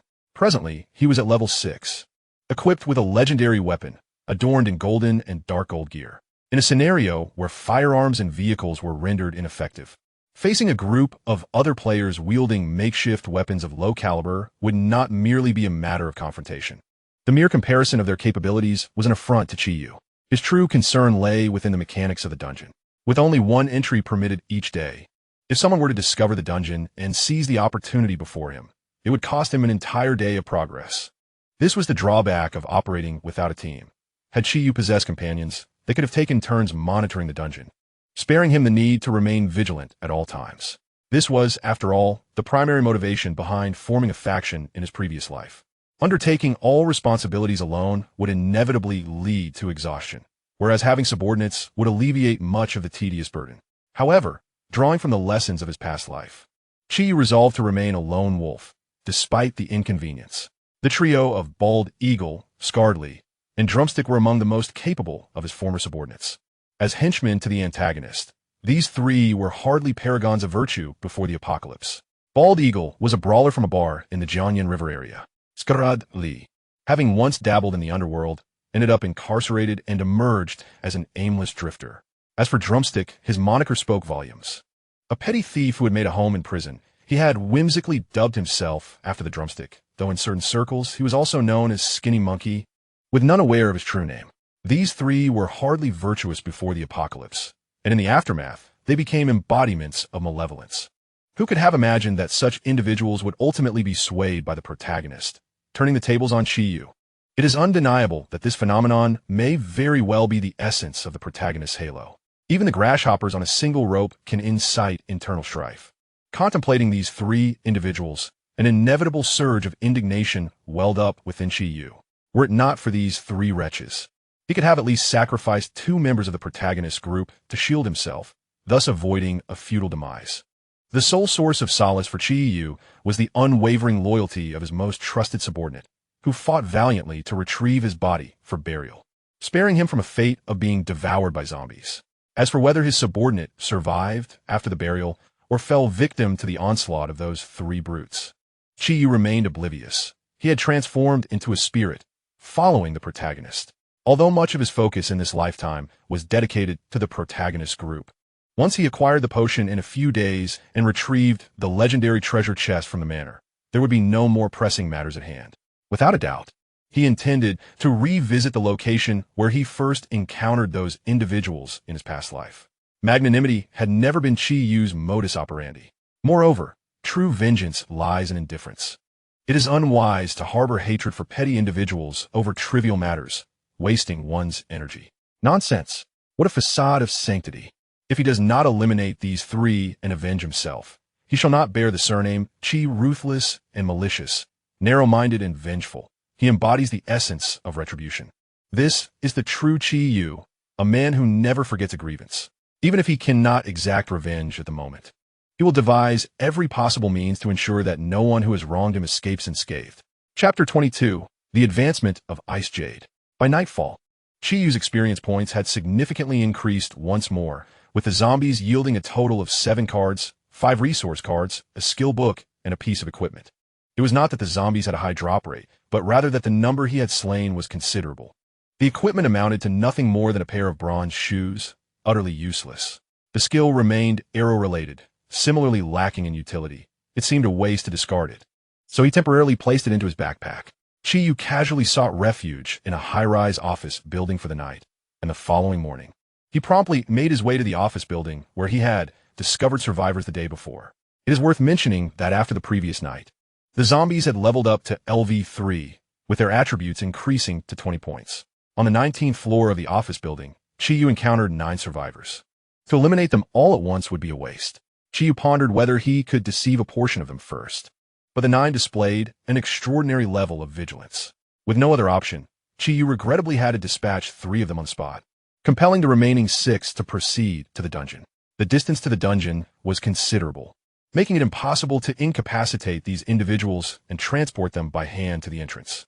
Chi Yu needed to make multiple trips, and leaving individuals unattended at the dungeon's entrance would be tantamount to offering them as gifts to the zombies. Like herding sheep, Chi Yu drove the 6 individuals toward the dungeon entrance. During this process, he made a minor mistake, resulting in one person being inadvertently bitten by a zombie. Fortunately, the remaining 5 were sufficient to open the dungeon, and the incident was of little consequence. Chi Yu, resembling his previous attempts, diligently spent 3.5 hours to successfully clear the level, and with the enhancement of his attributes, his speed of completion saw a remarkable improvement. This time, he encountered a potion type devoid of skill books, yet he was fortunate to acquire 2 pieces of equipment.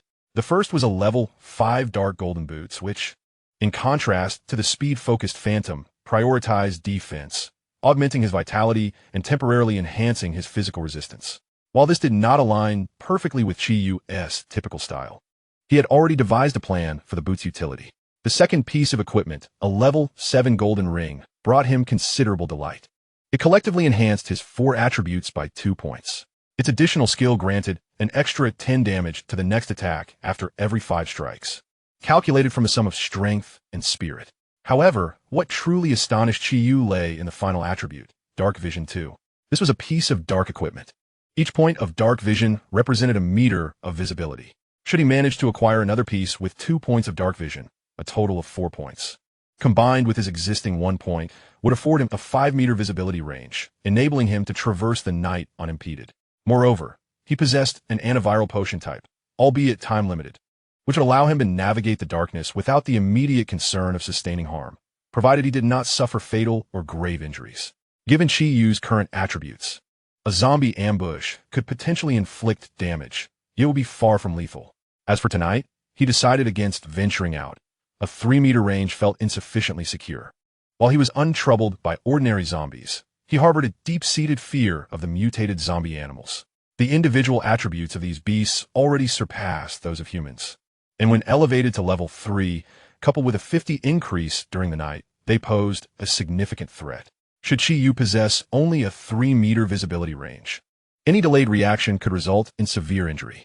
His advantage lay in his rebirth, leveraging his superior knowledge of information. He sought to swiftly gather resources and dominate through levels and equipment, even if he were to sustain grave injuries. The time spent recuperating in a safe location would allow others to regain their advantages. It was an unbearable thought for Chi Yu, as the level of zombies would also rise, potentially reaching a point where he could no longer maneuver freely. Such a situation was utterly unacceptable for him as a reborn individual. Losing the right to act freely in a post-apocalyptic world, even with knowledge of numerous resource points, would render that information futile if he could not reach them. Chi resumed his assault on the zombie horde surrounding the instance. The leveled-up zombies posed no challenge for him. Rather, the experience gained made his leveling process more efficient. Upon exiting the instance, he already possessed 100 experience points, and within less than half an hour, his level ascended to 7. This time, he opted not to allocate his free attribute points to strength, but rather to agility. A heightened agility would place Chi-Yu in a considerably safer position, addressing the concern of diminished damage. Chi-Yu gazed at the evolution bar of the Ice Jade.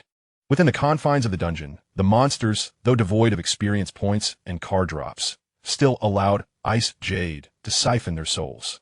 In a mere week, Chi-Yu had ruthlessly exterminated 836 zombies, just 164 short of elevating Ice Jade to the next level. The enhancements gained from the second phase of Ice Jade far outweighed the triviality of a few attribute points. With several hours remaining until nightfall, slaying an average of 28 zombies per hour would suffice to upgrade Ice Jade before darkness descended. Yet, Chi-Yu found this pace unacceptable. Before the sun set, he had another mission: to seek out survivors and fulfill the requirements for tomorrow's dungeon opening.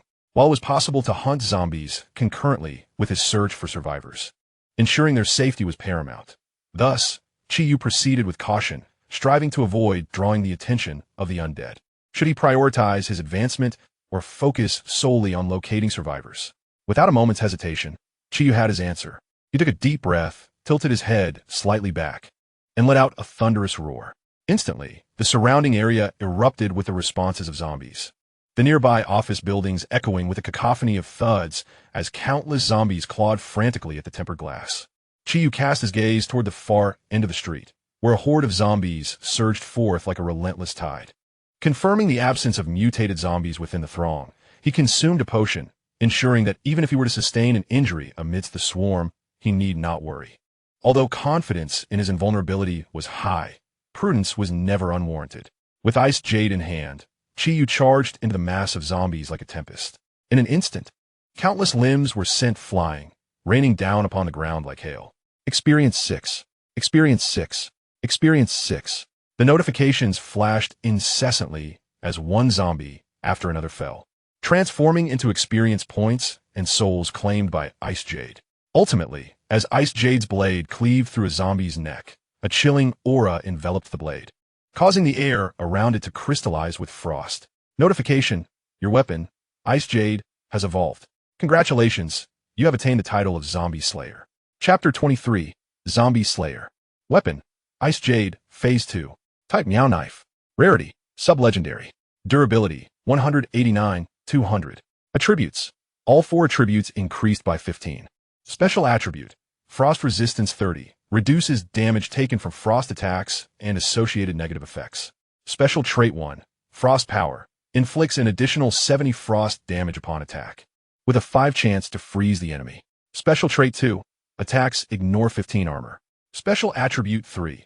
After disengaging from battle, Bing Yu regenerates 5 durability points per hour.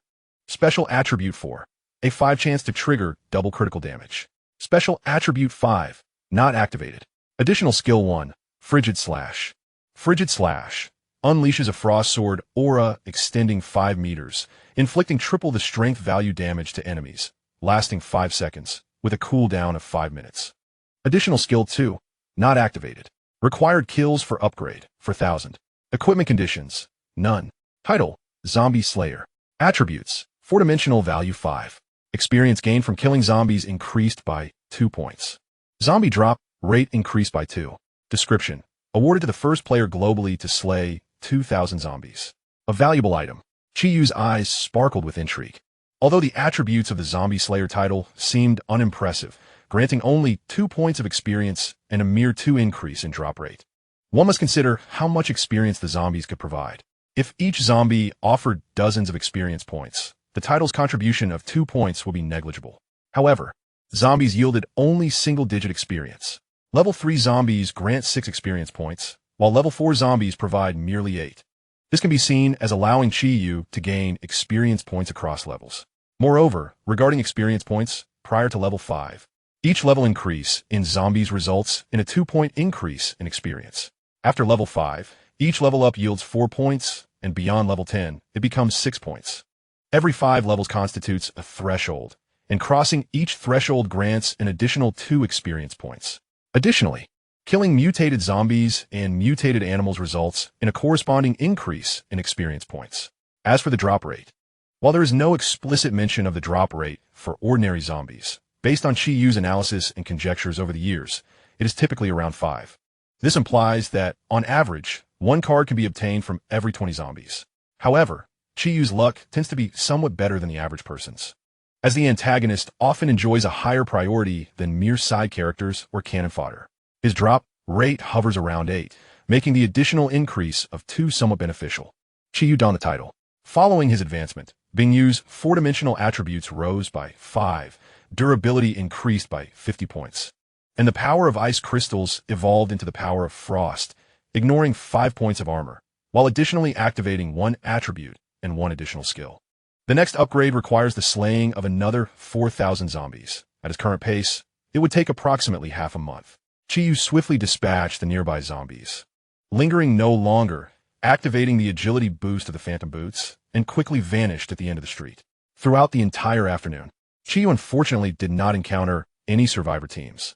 Along the way, he did come across 2 lone survivor individuals, approximately of level 3 to level 4 strength, considered to be part of the first echelon of characters.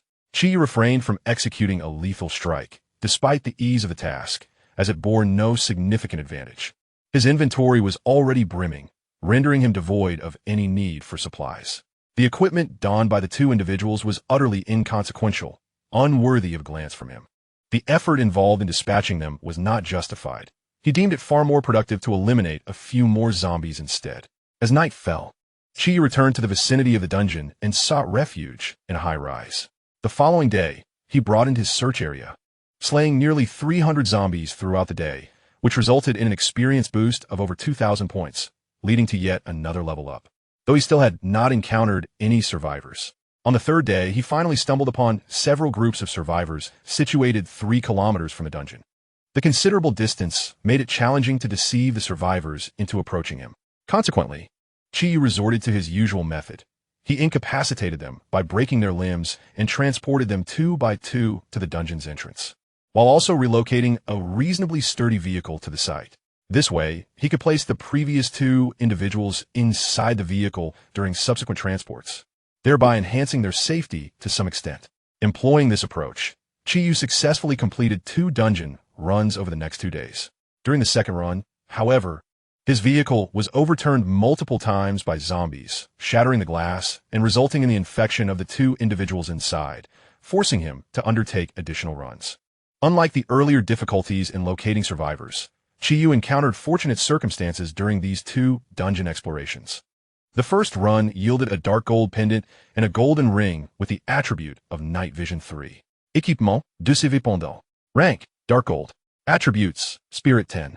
Additional skill, Deceiver, capable of concealing information queries from players of the same level or lower. In the apocalyptic game, players have the ability to investigate the attributes of zombies, and naturally, there exist skills to probe other players as well. Although the investigation skill was not available at this stage, the pendant was of limited utility to Chi-Yu. However, akin to collecting an array of peculiar consumables and equipment in an RPG, it was prudent to gather such items, for one never knows when they might prove beneficial. The second run yielded less impressive equipment, but finally produced a vial of the virus resistance potion. With the potion in hand, Chi-Yu chose not to pursue the dungeon any further. While the dungeon offered a variety of dark gold equipment, the levels were not particularly high. The repetition rate was somewhat elevated, and the experience gained was relatively meager, thus not warranting further exploration. Furthermore, the city harbored more than just this one dungeon. Chi was aware of at least 5 crucial dungeon locations. He gazed toward the southwest. Based on the intelligence he had gathered, the city's most advanced weapon was not the evolvable sub-legendary Ice Jade, but rather a chest capable of yielding legendary-grade equipment, containing various weapons and gear, with the outcome reliant on fortune. In his previous life, he had only discovered this opportunity after death, following the protagonist. As for why Chi had not immediately sought to open the legendary-grade chest, but instead opted for the sub-legendary Ice Jade, the primary issue lies in the unfavorable location of the legendary treasure chest. It is situated within a private estate on the outskirts of the main city, which, prior to the apocalypse, was utterly inaccessible to Chi under his former identity.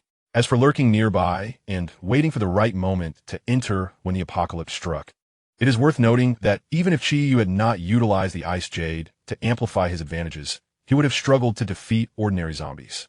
Moreover, Even if he could vanquish the zombies within the estate, he would be ill-equipped to confront the guardian of the treasure chest, a mutated adult tiger.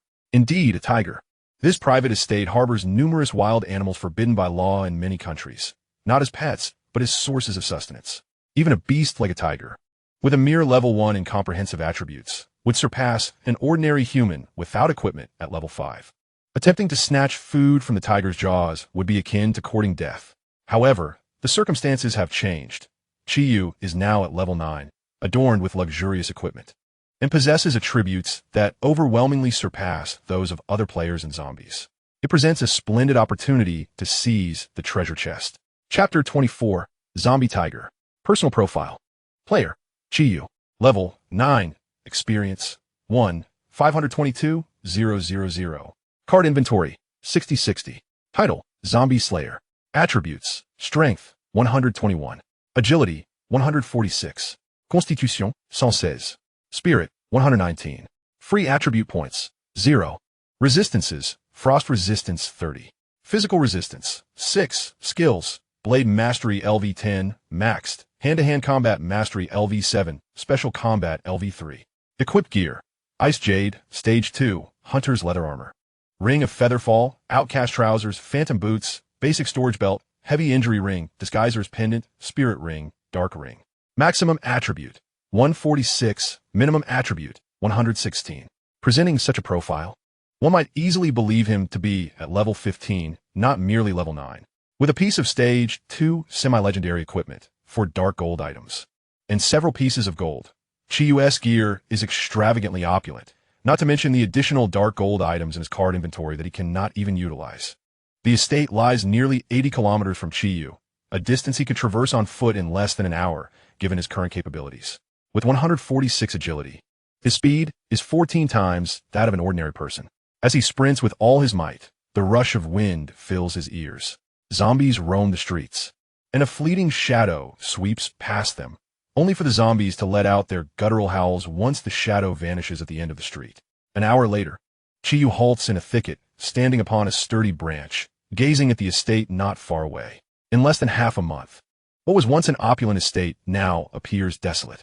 Vivid red weeds have grown over a meter high, and thorny vines entwine the structures. The white exterior of the villa is peeling away, and cobwebs are ubiquitous. The air is thick with the scent of death, as if no one had inhabited the place for half a century.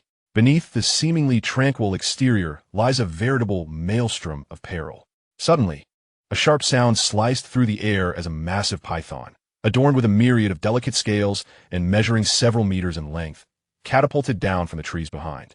Just as its venomous fangs were poised to sink into Chiyu, he deftly sidestepped, simultaneously brandishing his ice jade and delivering a powerful swing.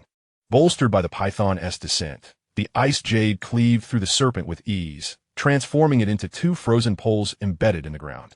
Without a moment's hesitation, Chiyu pressed on. Darkness would descend in 4 hours, and he intended to retrieve the legendary equipment contained within the treasure chest before then. With a roar, Chiyu vaulted over the wall into the estate, where 2 mutant creatures, resembling neither wolf nor dog, lunged at him. Their bodies appeared grotesquely swollen, with sparse fur revealing bulging muscles and gaping mouths filled with vicious fangs. In a blur, Chiyu's arms became mere phantoms, glistening with icy shards, and the 2 mutants met their demise, severed into multiple pieces. Before he could act further, a rustling in the underbrush heralded the approach of dozens of venomous snakes.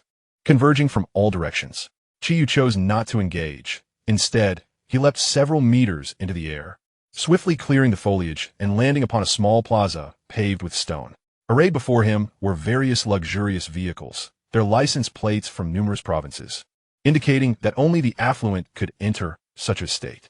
As a few deer-like mutants barreled towards him from the side, Chiyu effortlessly dispatched them. Just as he prepared to enter the building, a thunderous commotion erupted from a nearby decorative tree garden. In an instant, the foliage was violently torn asunder, revealing a shadowy figure that burst forth. Species, Wild Boar. Level, LV4. Strength, 115. Agility, 52. Constitution, 143. Spirit, 20.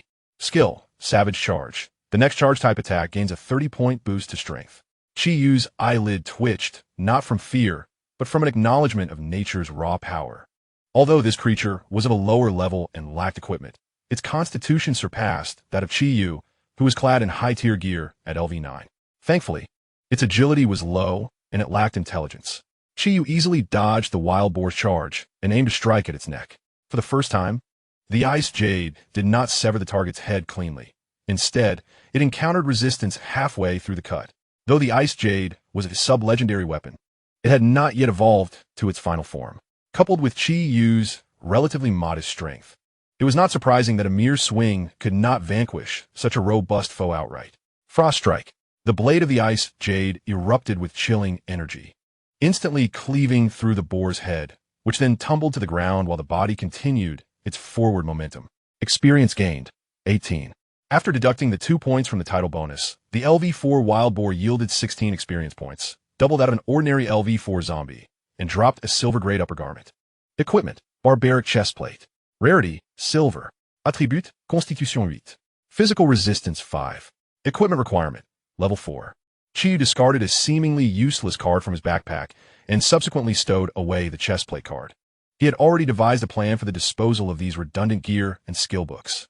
After the Wild Boar, no other mutated creatures had ventured forth. This place, after all, was not a dungeon. The beasts and zombies possessed a distinct territorial instinct, having already engaged in considerable self-destruction. However, this did little to diminish the peril of the manor. These beastly zombies were merely an appetizer. Their quantity was inconsequential. The real concern lay with the tiger guarding the treasure chest. Chi-Yu stepped into the villa. The grandeur of the chandelier lay shattered on the ground, while the plush crimson carpet was marred by the desiccated remnants of blackened blood. Several individuals clad in suits and gowns lay eviscerated, their heads nearly severed, lifeless beyond recovery. Ascending the staircase, the villa exuded an eerie silence, with the creaking of the steps echoing throughout. His gaze fell upon the corridor on the second floor, fractured walls, fallen chandeliers, and the carcasses of beasts interspersed with bloodstains. Although the villa now appeared tranquil, these signs bore witness to the horrific massacre that had transpired not long ago. Unlike the courtyard, where other animals still roamed, the vast expanse of the villa was home to but a singular zombie tiger. Everything else would meet with its merciless hunt.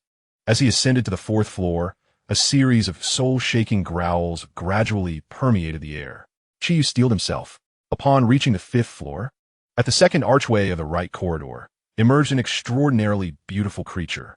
Unlike other mutated beings that had become grotesque, the tiger, as the guardian of the treasure chest, appeared to have evolved rather than succumbed to zombification. Its brilliantly colored, sleek fur glimmered with a metallic sheen, and as its whip-like tail swayed gently, a cacophony of metallic clinks resonated through the air.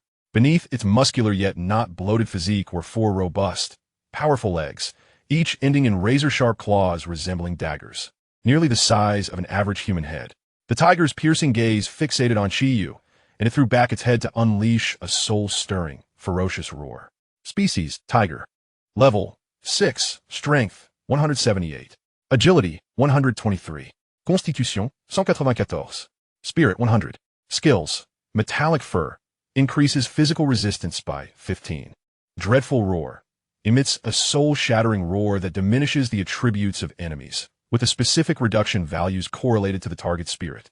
Frenzy, enhances attributes by 30% for 30 seconds, with a cooldown of 30 minutes.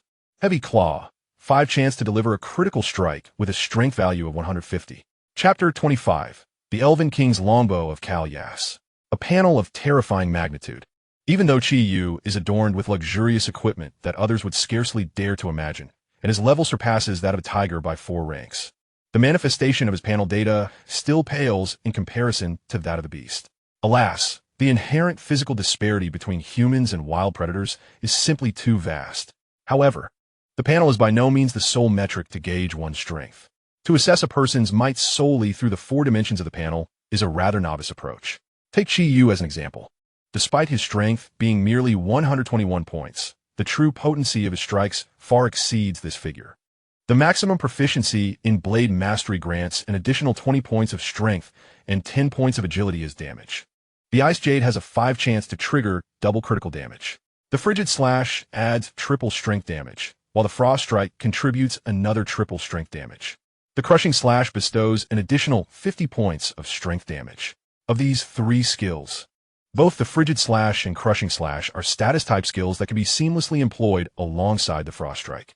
Moreover, with a level 7 Golden Ring, every fifth attack adds damage equal to the sum of strength and spirit values by 10. When one combines all these factors in an ideal scenario, the resulting strength value reaches 1700, an astonishing 170 times that of an ordinary individual. Should one factor in the 70 increase in Frost attribute damage from Ice Jade, the damage escalates to nearly 3000.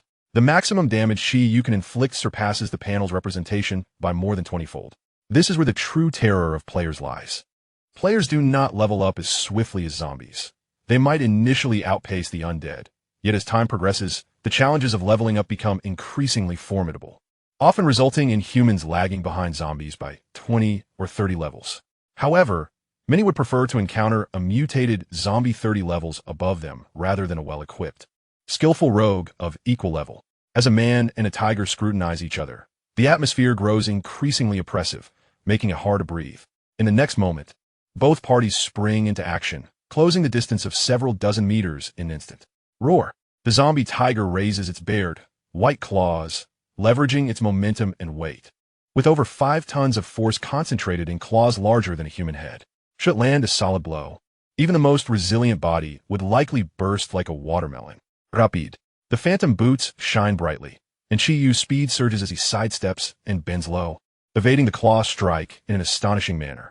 He then straightens, gripping his blade with both hands, taking advantage of the zombie tiger's forward momentum, unable to evade or defend. The blade of Ice Jade emanates an aura cold enough to freeze all, with a 5-meter-long blade of frost solidifying in an instant. Frigid Slash. Crushing Slash. At last. Frost Strike. The blade descends abruptly, and the zombie tiger's coarse fur, which grants a 20 immunity to physical damage, offers no resistance to the lethal edge. It was akin to a hot knife slicing through butter. The colossal head of the zombie tiger crashed to the ground, spewing forth viscous black blood, its body momentarily halting its charge before it toppled against the wall. For other players, even gathering a team of 20 would scarcely guarantee victory against the overwhelmingly dominant guardian of the treasure chest. In this instant, one strike was fatal. With a sigh, Chiyu exhaled a breath of cold air. As his taut nerves relaxed, a multitude of aches radiated from his arms. Utilizing 3 skills simultaneously proved to be somewhat taxing for his current physique. It was akin to being granted the speed of sound while possessing the stamina of an ordinary person.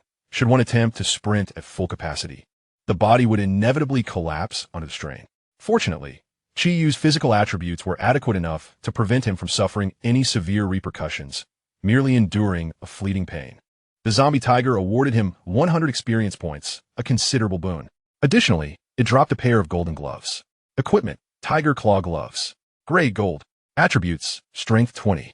Mastery of Unarmed Combat Level 1. When engaging in unarmed combat, there is a 5 chance to inflict an additional 50 points of strength damage. Equipment requirements: Level 10. Strength 80. Not a bad item, indeed. Although Chiyu had no need for unarmed combat and had not utilized the skill, a base increase of 20 points in strength was commendable, especially since he lacked gloves. He tore open the card. The gloves bore a hue reminiscent of tiger fur, yet they were not cumbersome, but rather sleek and form-fitting. For the time being, he could not equip them, so he stowed them in his storage belt. As for why he did not place them in his card backpack, it was simply overflowing with items. To accommodate the new equipment, he would have to discard some cards.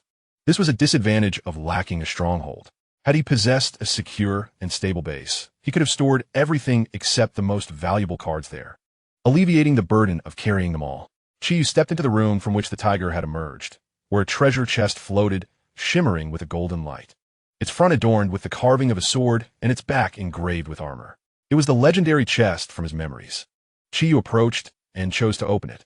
The quality and level of the chest were notably high, resulting in a somewhat prolonged opening duration. 3 minutes later, with a distinct click, the chest swung open. 12 radiant golden cards soared from within, arraying themselves before Chiyu. Having previously accompanied Li Shoyun in his past life, Chiyu was not naive enough to believe that all 12 cards were his for the taking. He could select only one. Li Shoyun had acquired a high-quality battle armor. He wondered what fortune awaited him. Choosing his lucky number, Chiyu grasped the 6th card from the left. In that instant, The remaining cards turned to ash and vanished along with the chest. He turned his attention to the attributes of the card he had selected. Kallias's Elven King Longbow. Quality, Legendary. Type, Longbow. Attributes, Agility 200, Strength 200, with an increase of 10 in all 4 attributes. Special trait, 1/30 chance to trigger a triple critical hit. Special trait 2. The Elven King's Longbow of Carlias can concentrate arrows of light by drawing the bowstring, adding 130 agility points of light damage. Special trait 3. Attacks ignore 40 armor. Special trait 4. Bow skills have a cooldown time of 20. Special trait 5. 20 chance to trigger a double strike. 5 chance to trigger a triple strike. Special trait 6. Bow skill proficiency gain increased by 30. Additional skill, Arrow Mastery, passive. After releasing an arrow skill, the next arrow skill's power increases by 30, and the cooldown time is reduced by 50. Devastating Arrow. Inflicts 500 agility damage to enemies, with arrows possessing a tracking feature and a cooldown time of 5 minutes. Equipment requirements. 600 agility points, 500 strength points. Description. The longbow used by the Elven King Carlias. A formidable longbow. Its attributes do not betray the legendary status it holds. Even without additional skills, the direct increase of 200 agility and strength, along with a 10-point enhancement in all attributes, positions it above many other pieces of equipment, not to mention the 6 traits and 2 additional skills it possesses. Regrettably, the equipment requirements are exceedingly high. Although there are no level restrictions, nor any requirements for bow mastery, this unadorned attribute limitation bars many individuals from wielding it. Countless players, until the crisis of the apocalypse was resolved, reached only level 30 or 40, and meeting even one of the attribute requirements is considered fortunate. To equip Carlia's Elven King Longbow, one requires not only a high level, but also other equipment with substantial attributes. According to Chi Yu's estimation, one would need at least level 30 and a full set of gear that enhances agility and strength to barely equip the Elven King Longbow. If the equipment were slightly inferior, one might have to wait until levels 40 or 50. However, this is not a daunting challenge for him.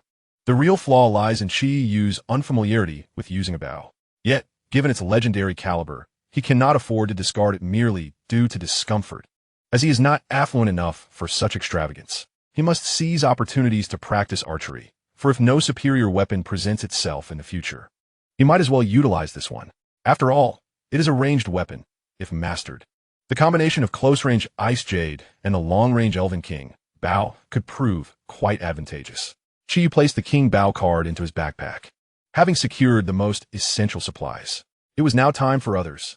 Chi Yu gazed at Jiangcheng, abhorring faces resurfacing in his mind. Chapter 26. I'll give you a minute. A modestly sized room. A woman lies on a soft bed. She could be described as beautiful, with a charming visage, flawless skin and delicate features. Her physique, while somewhat plump, is not at all flabby, but rather possesses a certain allure, provided one overlooks the multitude of scars that mar her body. The woman's body, save for her face, bore no good flesh. Then, a fist struck her face, blood splattering in all directions.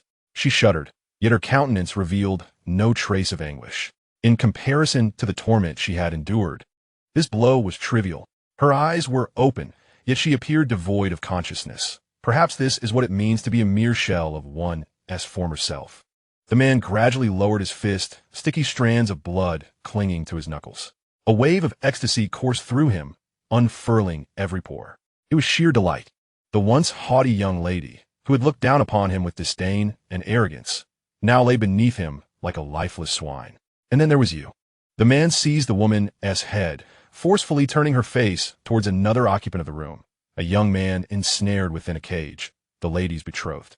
He too had suffered greatly, yet retained a flicker of awareness, a deliberate choice to witness the degradation of his fiancée.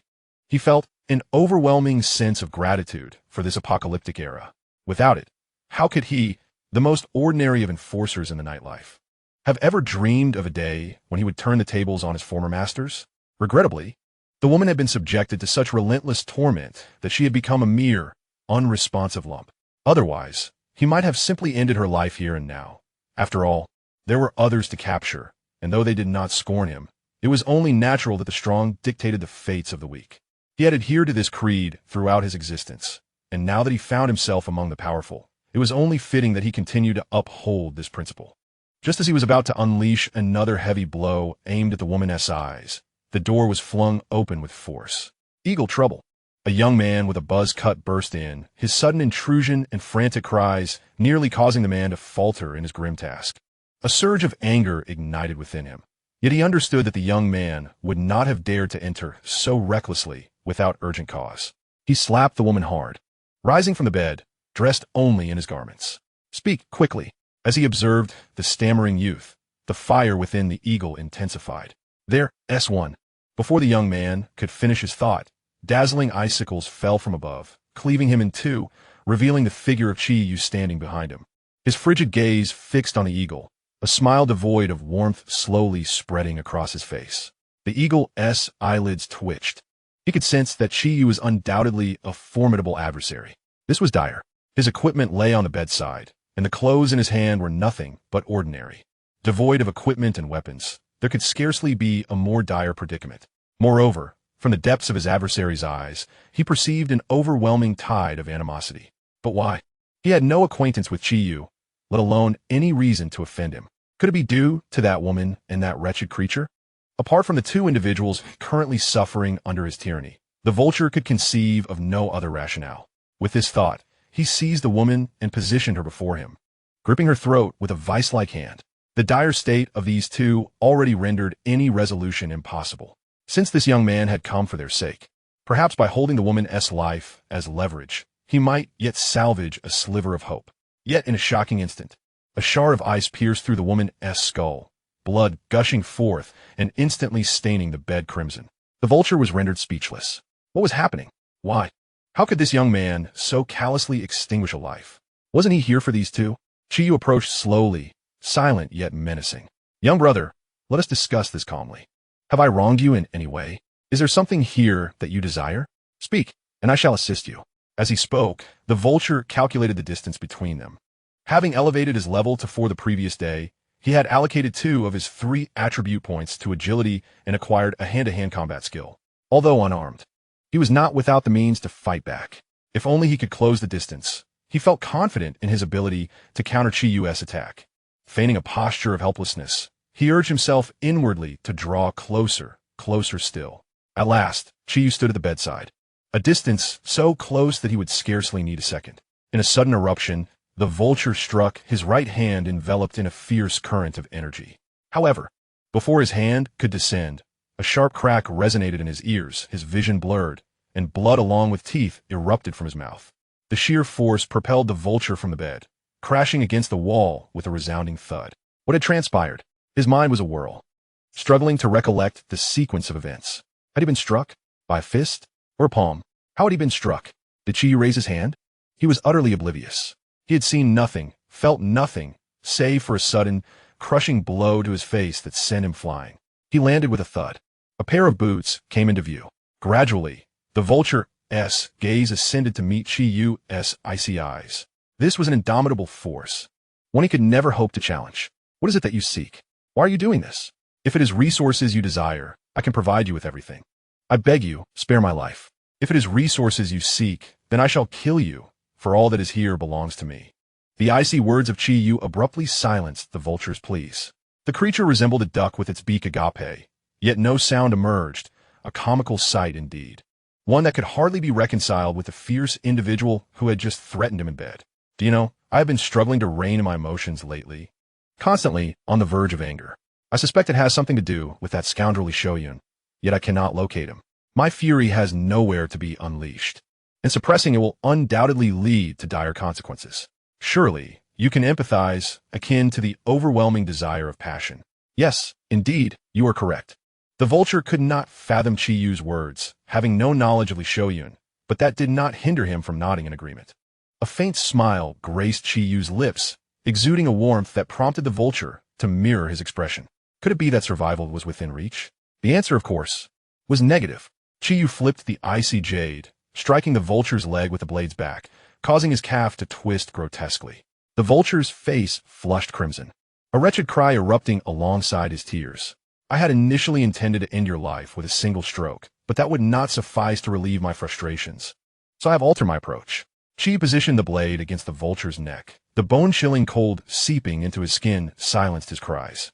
You have 1 minute. Run. Chapter 27. Time is still ample. A disheveled figure dashed down the corridor. While dash might be an overstatement, he was more accurately crawling on the ground. One leg twisted in the opposite direction, forced to rely on the remaining 3 limbs. Each movement caused his injured leg to collide painfully with the floor, eliciting intense agony that made him break into a cold sweat. Yet, the vulture could not afford to dwell on such pain. Gritting his teeth, he desperately flailed his limbs, striving for even the slightest increase in speed. Or was he to escape? He did not know. All he understood was that remaining would surely lead to his demise. What was the matter with that man? He could not comprehend why he had provoked such a terrifying figure. It was not due to the man and woman. Was it an attempt to seize resources?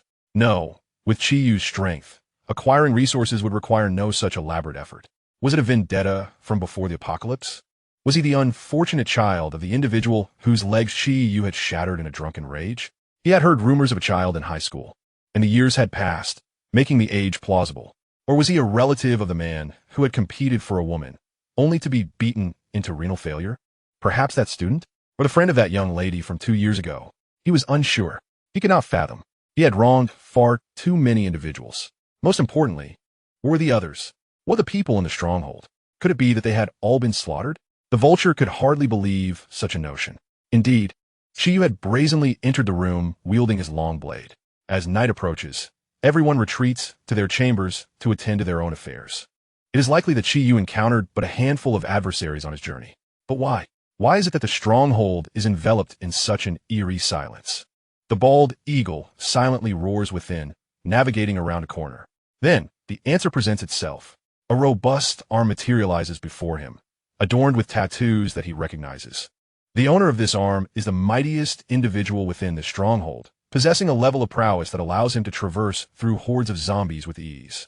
Yet now, this formidable figure lies severed into several pieces, sprawled atop the other corpses. A mountain of dead and a sea of blood.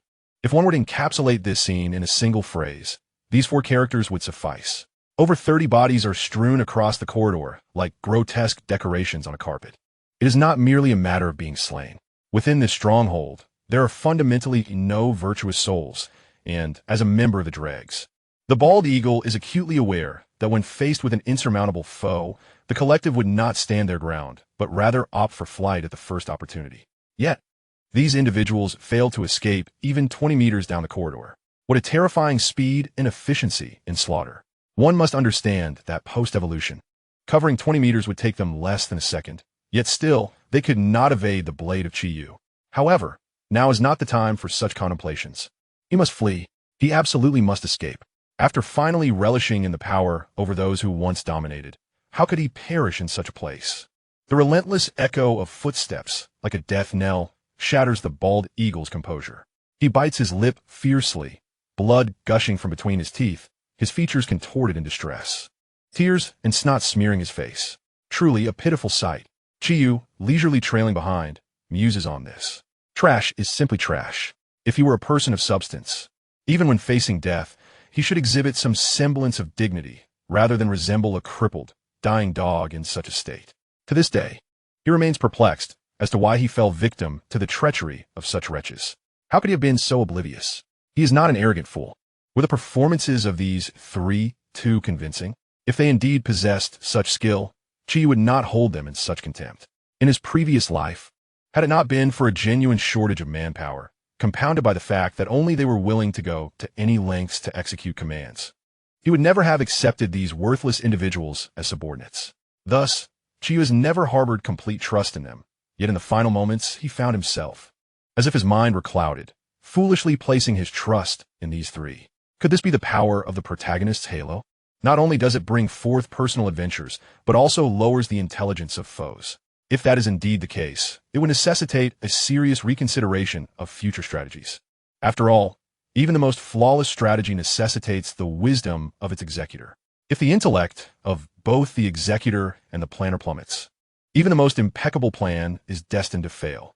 Therefore, before genuinely formulating a solution, I cannot afford to consider him an adversary at the very least. I must not allow him to perceive me as one. Chi furrowed his brows in displeasure. despite his elevated status. An instinctual awareness warned him that no matter how overwhelmingly he might overpower the protagonist, should a confrontation arise, it would inevitably culminate in his defeat. It is not that Li Shouyun possesses the inexplicable capacity to unleash a counterattack against Qiyu, but rather that Qiyu harbored a strong premonition of being interrupted by unforeseen circumstances, or perhaps witnessing Li Shouyun escape, gravely injured, yet ultimately returning stronger for vengeance. In the years Qiyu had lingered in a spectral state alongside Li Shouyun, every antagonist more formidable than him had met their demise in such a manner. TSK. Qiyu clicked his tongue, his agitation intensifying. Thus, if I am so vexed, cannot you prolong your struggles a while longer, to grant me a modicum of delight? With a foot, Qiyu pressed down upon the back of the vulture's head, twisting it as though extinguishing a cigarette. Since earlier, the vulture's pace had considerably slowed. Having just traversed a corridor strewn with shards of glass, his fingers were lacerated, flesh mangled, each touch eliciting excruciating pain. However, the true reason for his halt likely stemmed from a dawning realization of Qiyu's intentions. From the very beginning, Qiyu had no intention of allowing him to leave alive. Everything was merely a game of cat and mouse. A sickening crack echoed, perhaps a result of his nose collapsing, followed by a spurt of blood. Why? A faint voice emerged from beneath Qiyu's shoe. Why must you kill him? Why torment him? Likely a question he wished to pose. Qiyu offered no reply, but instead shattered his remaining limbs. Seizing his hair and dragging him to the floor-to-ceiling window on the 4th floor, where a multitude of zombies had gathered below, Qiyu secured the vulture to a chair, retrieving a small knife from his waist pouch. I recall you once relished a particular game, Qiyu remarked as he began to slice open the vulture's skin with a knife. You took great pleasure in binding those who offended you, carving wounds, and then pouring salt into them, claiming that their cries of agony brought you immense satisfaction. Coincidentally, Qiyu produced a packet of salt. Stop. Please stop. Upon hearing Qiyu's words, the vulture, seated and awaiting his demise, began to thrash about wildly.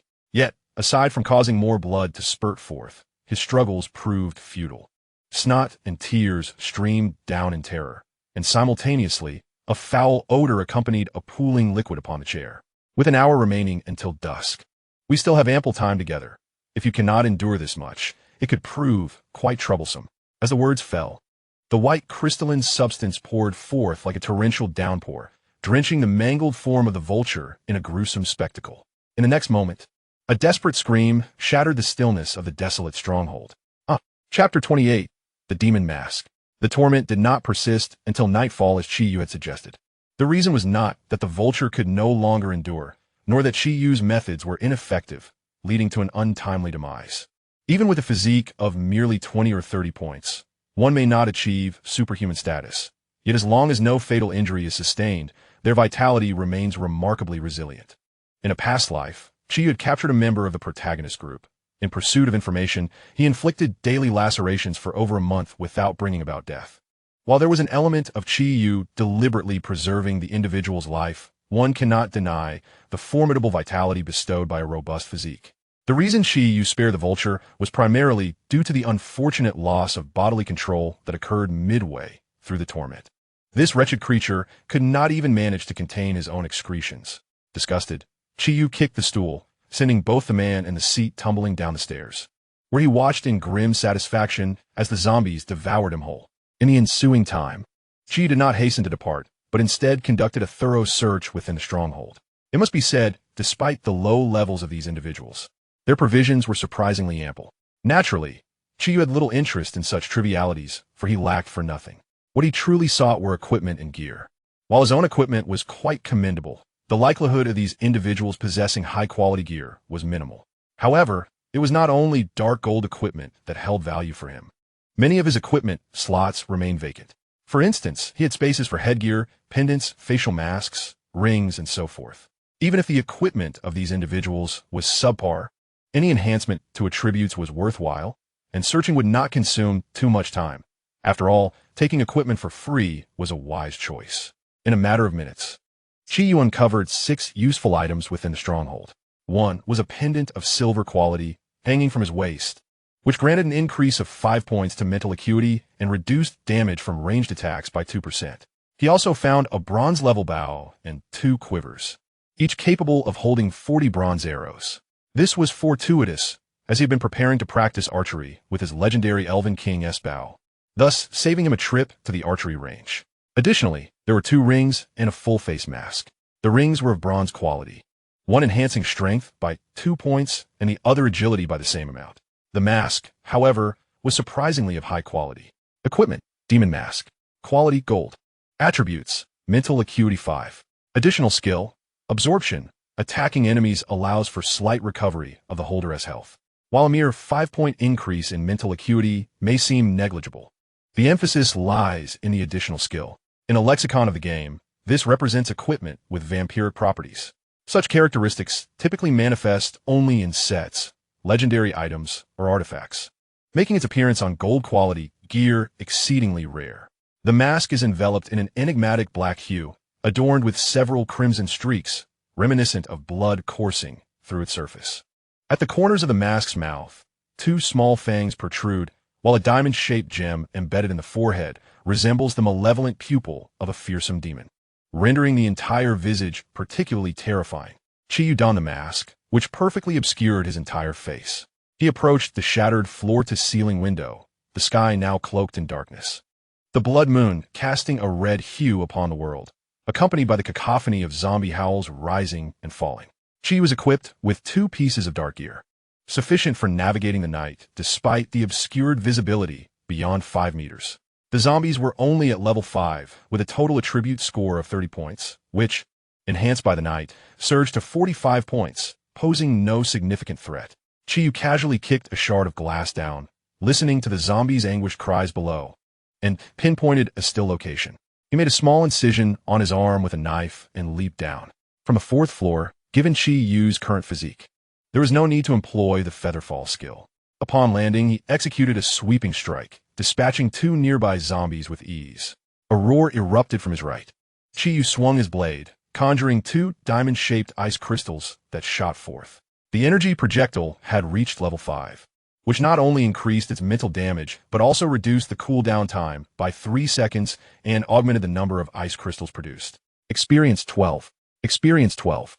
The notifications of experience gained appeared, bolstered by his mental attributes nearly 3 times that of the zombies, alongside the upgraded energy projectile and the transformation into diamond-shaped ice crystals, which inflicted an additional 70 points of ice damage. He could finally dispatch zombies with a single energy projectile. Suddenly, a shadow lunged from the upper right. In the blink of an eye, the shadow split in 2. It was a zombie cat, agile with an agility exceeding 70 points, a formidable foe for most, yet utterly trivial for Chi Yu. He glanced at the wound he had inflicted to test the mask, now completely healed, leaving no trace of even a faint scar. As if he had never been injured at all. Were 5 zombies sufficient to heal that injury? Perhaps the mask's blood-sucking attribute was too feeble, or the zombies were merely too weak to yield much blood. A muscular, swollen zombie charged from the side, resembling a bulldozer. The ground trembled beneath its advance, obliterating anything that dared to obstruct its path. Yet, a single hand effortlessly halted its advance, followed by a chilling blade that severed its head with astonishing speed. Experience 25.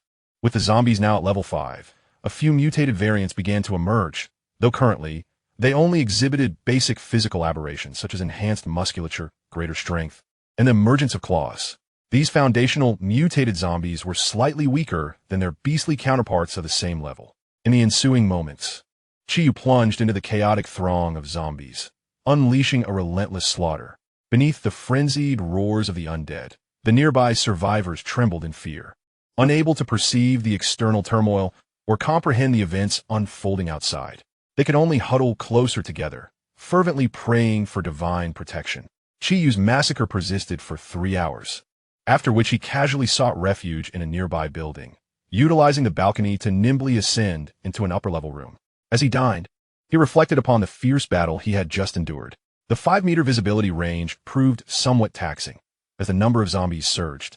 Had it not been for the extended reach of his blade, he would surely have sustained injuries. It is worth noting that his attributes were significantly superior to those of the zombies. While he faced no immediate danger, it was prudent to gather additional dark equipment for future endeavors, planning to revisit previous dungeons to grind for further enhancements. After finishing his meal, Chi washed his hair and face in the restroom. With the absence of running water, he found himself with an abundance of supply cards, far beyond capacity. Using bottled water for such a luxury as washing hair might seem extravagant in the apocalypse, yet to waste it was equally unthinkable. Grabbing a towel to dry his hair, he reveled in the refreshing sensation, letting out a contented sigh. Much more comfortable now. Chapter 29. The Stadium Dungeon. The following day, Chiyu set forth towards the southern part of the city. There lay a solo dungeon, its difficulty contingent on the challenger's level, with corresponding gear rewards. Not only could he swiftly elevate his level, but he could also obtain equipment suited to his rank, albeit securing high rewards necessitated a challenger capable of overpowering ordinary zombies. Additionally, on his journey through the solo dungeon, Chiyu would pass the location where he encountered the drum flea in his previous life. However, time had shifted. This life was over a month earlier than the last, leaving him uncertain if the entity would still be present. Level up. Unbeknownst to him, Chiyu's level increased once again, granting him 2 additional attribute points. Every level beyond LV10 followed this pattern. He allocated 1 point to strength and another to agility. At noon, he found a higher floor to eat, simultaneously drawing his bow to aim at the zombies below. As Chiyu had never wielded a bow nor mastered any related skills, his aim was understandably lackluster. Nevertheless, it mattered little. Even if he missed, he could still enhance his proficiency with the bow. As for weapon skills, proficiency did not necessitate skill books. For instance, to master archery, Chiyu simply needed to practice with the bow. The more he practiced, the more likely he was to achieve a LV1 archery mastery. Further upgrades required continued practice. Compared to the sword and dagger, which could be wielded freely, the bow's proficiency was more challenging to elevate due to the necessity of consuming arrows. However, there lies a considerable distance before one can wield the Elven King's bow, so there is no need for anxiety. It is merely an occasion for practice. Moreover, Chiyu is more inclined towards the Ice Jade, regarding the King's bow merely as a secondary means of attack, reserved for emergencies. Indeed, while the attributes of the King's bow may surpass those of the Ice Jade, the latter forms a complete set, whereas the King's bow consists of individual pieces. It is worth noting that the Ice Jade comprises not only the Meow Blade, but an entire series of weapons, including earrings, garments, shoulder armor, gauntlets, belts, trousers, shoes, and 2 rings, culminating in a total of 11 pieces of equipment. When the primary weapon, Ice Jade, advances to its final stage, all players possessing pieces of the Ice Jade set will receive a shared quest. They must traverse the world to gather the Ice Jade components. Upon collecting them all, the Ice Jade set can evolve from a sub-legendary set to a legendary set. Each player in possession of Ice Jade components will report their location coordinates to one another every 24 hours. While the locations of unclaimed Ice Jade components will also be revealed. Some may be found in chests, others in dungeons, and some will be guarded by zombies, which must be defeated to obtain the equipment. In his previous life, Chiyu managed to complete only the first stage of his quest. A lone wolf survivor located in the same city acquired the Ice Jade's upper armor. The remaining components of the set were not found within the city. Chiyu contemplated leaving to search for them, but before he could embark, the protagonist, Li Shiyun, arrived in the city, and the subsequent story need not be elaborated upon. After 3 days, Chiyu finally arrived at the entrance to the dungeon, having encountered no drum beetles during this time. It was understandable given the discrepancies in timing. He could always return a month later. At this moment, Chiyu's level reached 11, just shy of ascending to level 12. One should not assume that this leveling speed is swift. Ascending from level 11 to 12 requires 4,000 experience points. The zombies are level 6, each providing 13 experience points. With the experience boost from the Zombie Slayer, each yields 15 experience points. Thus, it takes over 200 zombies to increase by 1 level. Had he not squandered some time honing his archery skills, slaying 200 zombies would have been a trivial endeavor for Chiyu in a single day. Surpassing the zombies by 5 levels, coupled with the enhancement from his equipment, made dispatching 200 zombies simpler than peeling 200 potatoes.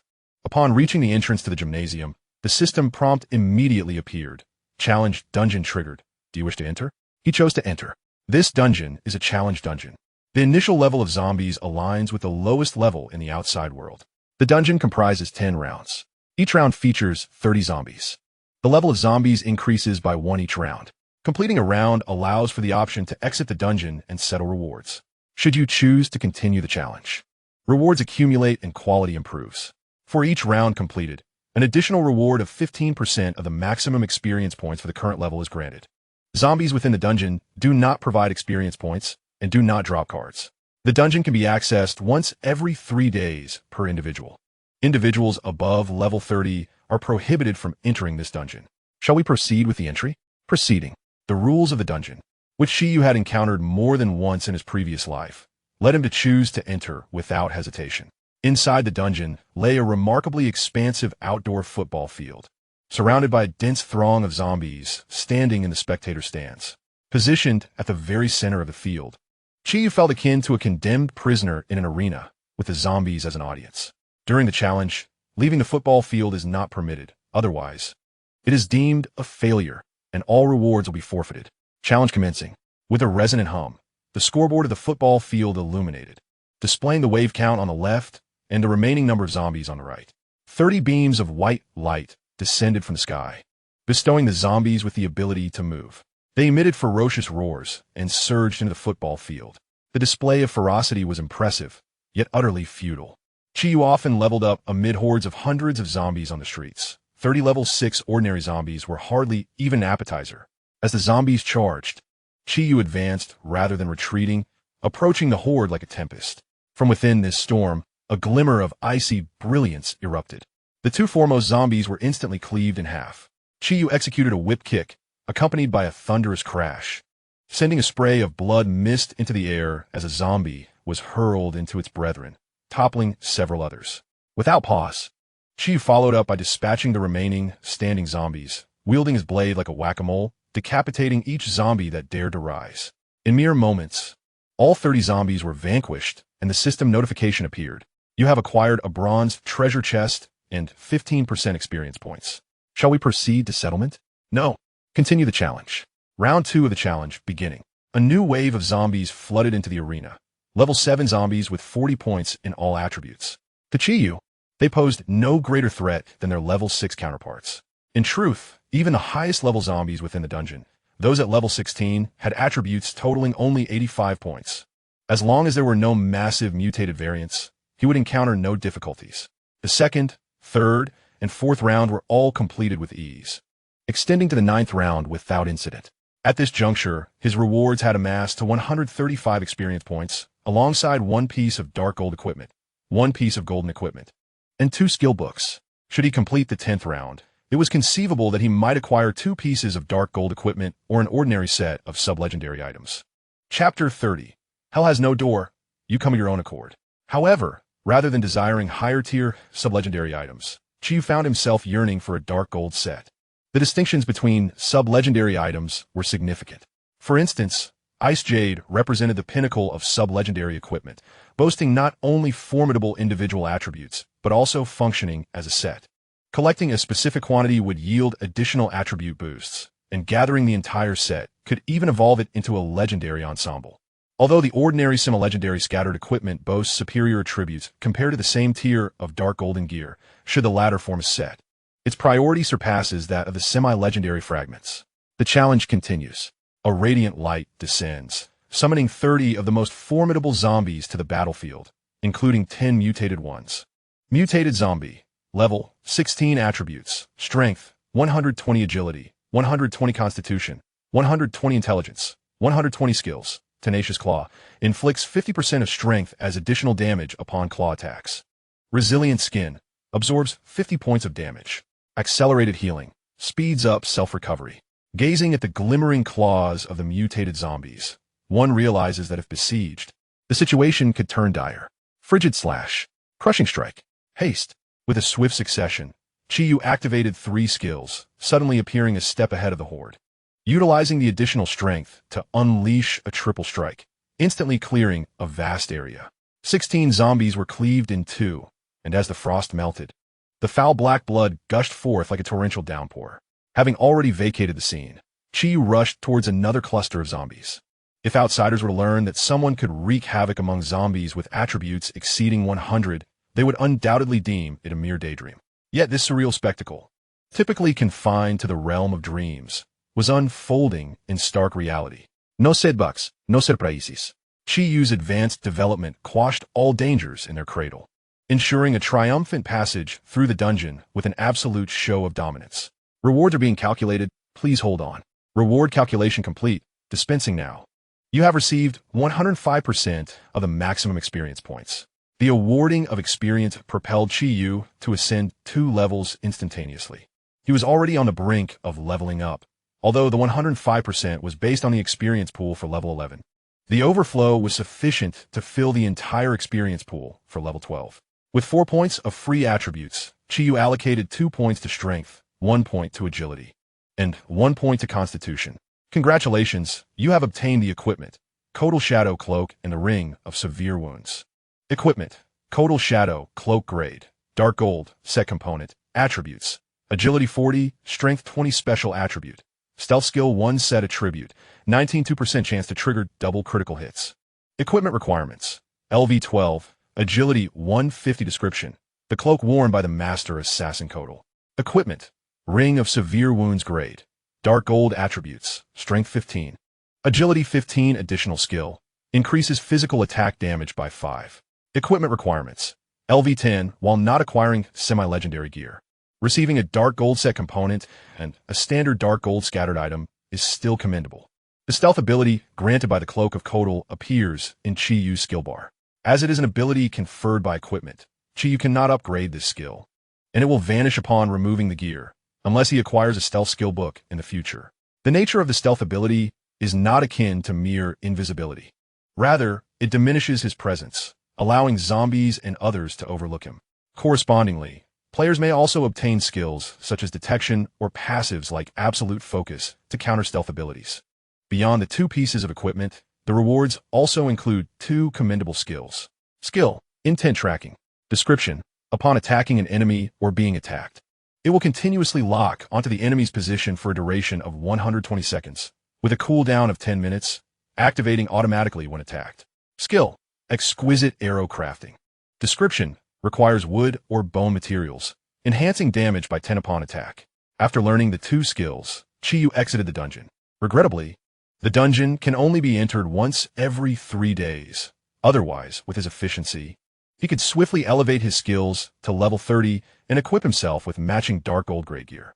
If fortune favored him, he might also acquire a set or legendary fragments. For now, he had no choice but to grind monsters nearby and return after 3 days. As Chi-Yu pondered this, preparing to depart, a voice called out to him. "Excuse me, could you please wait a moment?" The tone was polite, yet the speaker exuded an unmistakable hostility. Suddenly, more than 20 individuals emerged from the previously empty entrance of the dungeon, surrounding Chi-Yu. The man speaking bore a smile, yet the bulging flesh on his face rendered him utterly menacing. The remaining 20 or so individuals regarded Chi-Yu with sinister grins. Had he become the prey? Chi-Yu recognized the situation all too well from his past life. However, he had always been among the outer circle, and this was his first experience being cornered. In dungeons that restrict personal entries rather than having a daily opening, it is common to have hunters lying in wait nearby. They strategically position scouts at the dungeon entrance, waiting for someone to enter, then summon others to ambush when the player emerges, leveraging their numerical advantage to rob equipment. With good fortune, one might escape with their gear. With bad luck, both life and equipment could be forfeited. Hearing Chi-Yu's words, the man chuckled. "Since you understand the situation, let us cooperate and resolve this amicably to save us both some effort." With a light chuckle, Chi-Yu vanished before everyone's eyes in the next instant. Where did he go? As they looked around, still searching for Chi-Yu's figure, his voice echoed through the crowd. "Hurry up, if you intend to rob, just do it." Enough of the chatter. Chi-Yu's tone was frigid, and behind him, the headless corpse of a man was gushing blood. Slowly, Chi-Yu turned around, his gaze falling upon a wiry, shifty-eyed man at the rear of the crowd. What a stroke of luck. He had been searching for you, and now you had delivered yourself right to my doorstep. A murderous intent surged within Chi-Yu, the icy aura radiating from him palpable. With a swift motion of his blade, the 3 men standing in his path were severed in an instant. He tread upon the corpses, blood splattering onto his demonic mask, his terrifying visage resembling that of a true fiend. The crowd instantly erupted in chaos, fleeing in all directions, their desperation as if lamenting the fact that their parents hadn't blessed them with additional legs. These individuals had gathered solely for profit. Did they truly expect to unite against a formidable foe? What a farce. They would be more inclined to stab each other in the back than to sacrifice themselves for one another. Ignoring the throngs, Chi-Yu advanced directly towards the shifty-eyed man, who promptly took flight. Chi unleashed two diamond-shaped ice shards, which accurately pierced through the man's left and right legs. The man collapsed, rolling on the ground while clutching his wounds and wailing incessantly. However, his cries were abruptly silenced by a heavy boot stomping down on his head. It has been a long time. Chi incrementally increased his force, accompanied by the sickening sound of shattering bones as the man's skull contorted at a visible pace. A pest upon a drum. Chapter 31. The Last Man. The pressure beneath Chi Yu's foot intensified, causing the man's head to deform grotesquely. Desperately, he began to pound Chi Yu with his arms, yet each strike felt akin to hitting a wall of steel, only resulting in bloodied knuckles and no further effect. He was bewildered. There were dozens present. Why had Chi Yu spared everyone else and singled him out? He wished to speak, but with a sickening crunch. The shattered skull pierced through flesh and blood, causing blood to rush into his throat, choking him into silence. You should consider yourself fortunate. Had that scoundrel vulture not helped me alleviate some of my fury, your demise would not have been so swift. With a sudden surge of strength, accompanied by a resounding crack, the man's head burst like a ripe watermelon, bone fragments and cerebral matter splattering everywhere. Chi Yu stepped forward, lifting his foot high before bringing it down, shaking off the remnants of flesh and brain tissue clinging to his shoe. As for the blood that remained, it mattered little. In this post-apocalyptic existence, unclean garments and footwear had become the norm. A roar. Several zombies were drawn by the sound, and Chi Yu dispatched them with a few swift strikes before retrieving the card that had emerged from the leader and the pest on the drum. After a cursory examination, he retained 2 cards, discarding the rest. The cards lay on the ground, emitting white particles of light. If left unclaimed, they would vanish into nothingness after 10 minutes. Among the 2 remaining cards, one was a golden ring that enhanced strength and agility, while the other was a silver ring that augmented mental prowess. The ring on Chi Yu's finger was not yet fully adorned, and there remained a bronze-grade ring within, allowing him to effortlessly exchange any ring-type equipment without hesitation. After completing these tasks, Chi Yu cast a glance at the corpse of the flea atop the drum, then directed his gaze towards the southwest. There lay a large comprehensive supermarket, presided over by none other than the last of the 3 traitorous generals from his past life, Scardly. With 3 days remaining until the dungeon's opening, there was little distinction between slaying zombies near the dungeon and venturing to the supermarket while doing so. 2 of the 3 adversaries had perished, leaving only one. Thus, it seemed prudent to strike while the iron was hot and eliminate the final foe, thereby settling a lingering concern.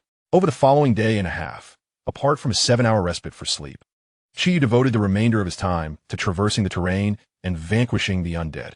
By the afternoon of the second day, he arrived at the entrance of the comprehensive supermarket. This establishment was a 4-story building, consisting of a basement and 3 levels of retail space, boasting a substantial footprint as the largest supermarket in the vicinity. Typically, such venues would be teeming with patrons, making it implausible for the supermarket to remain intact.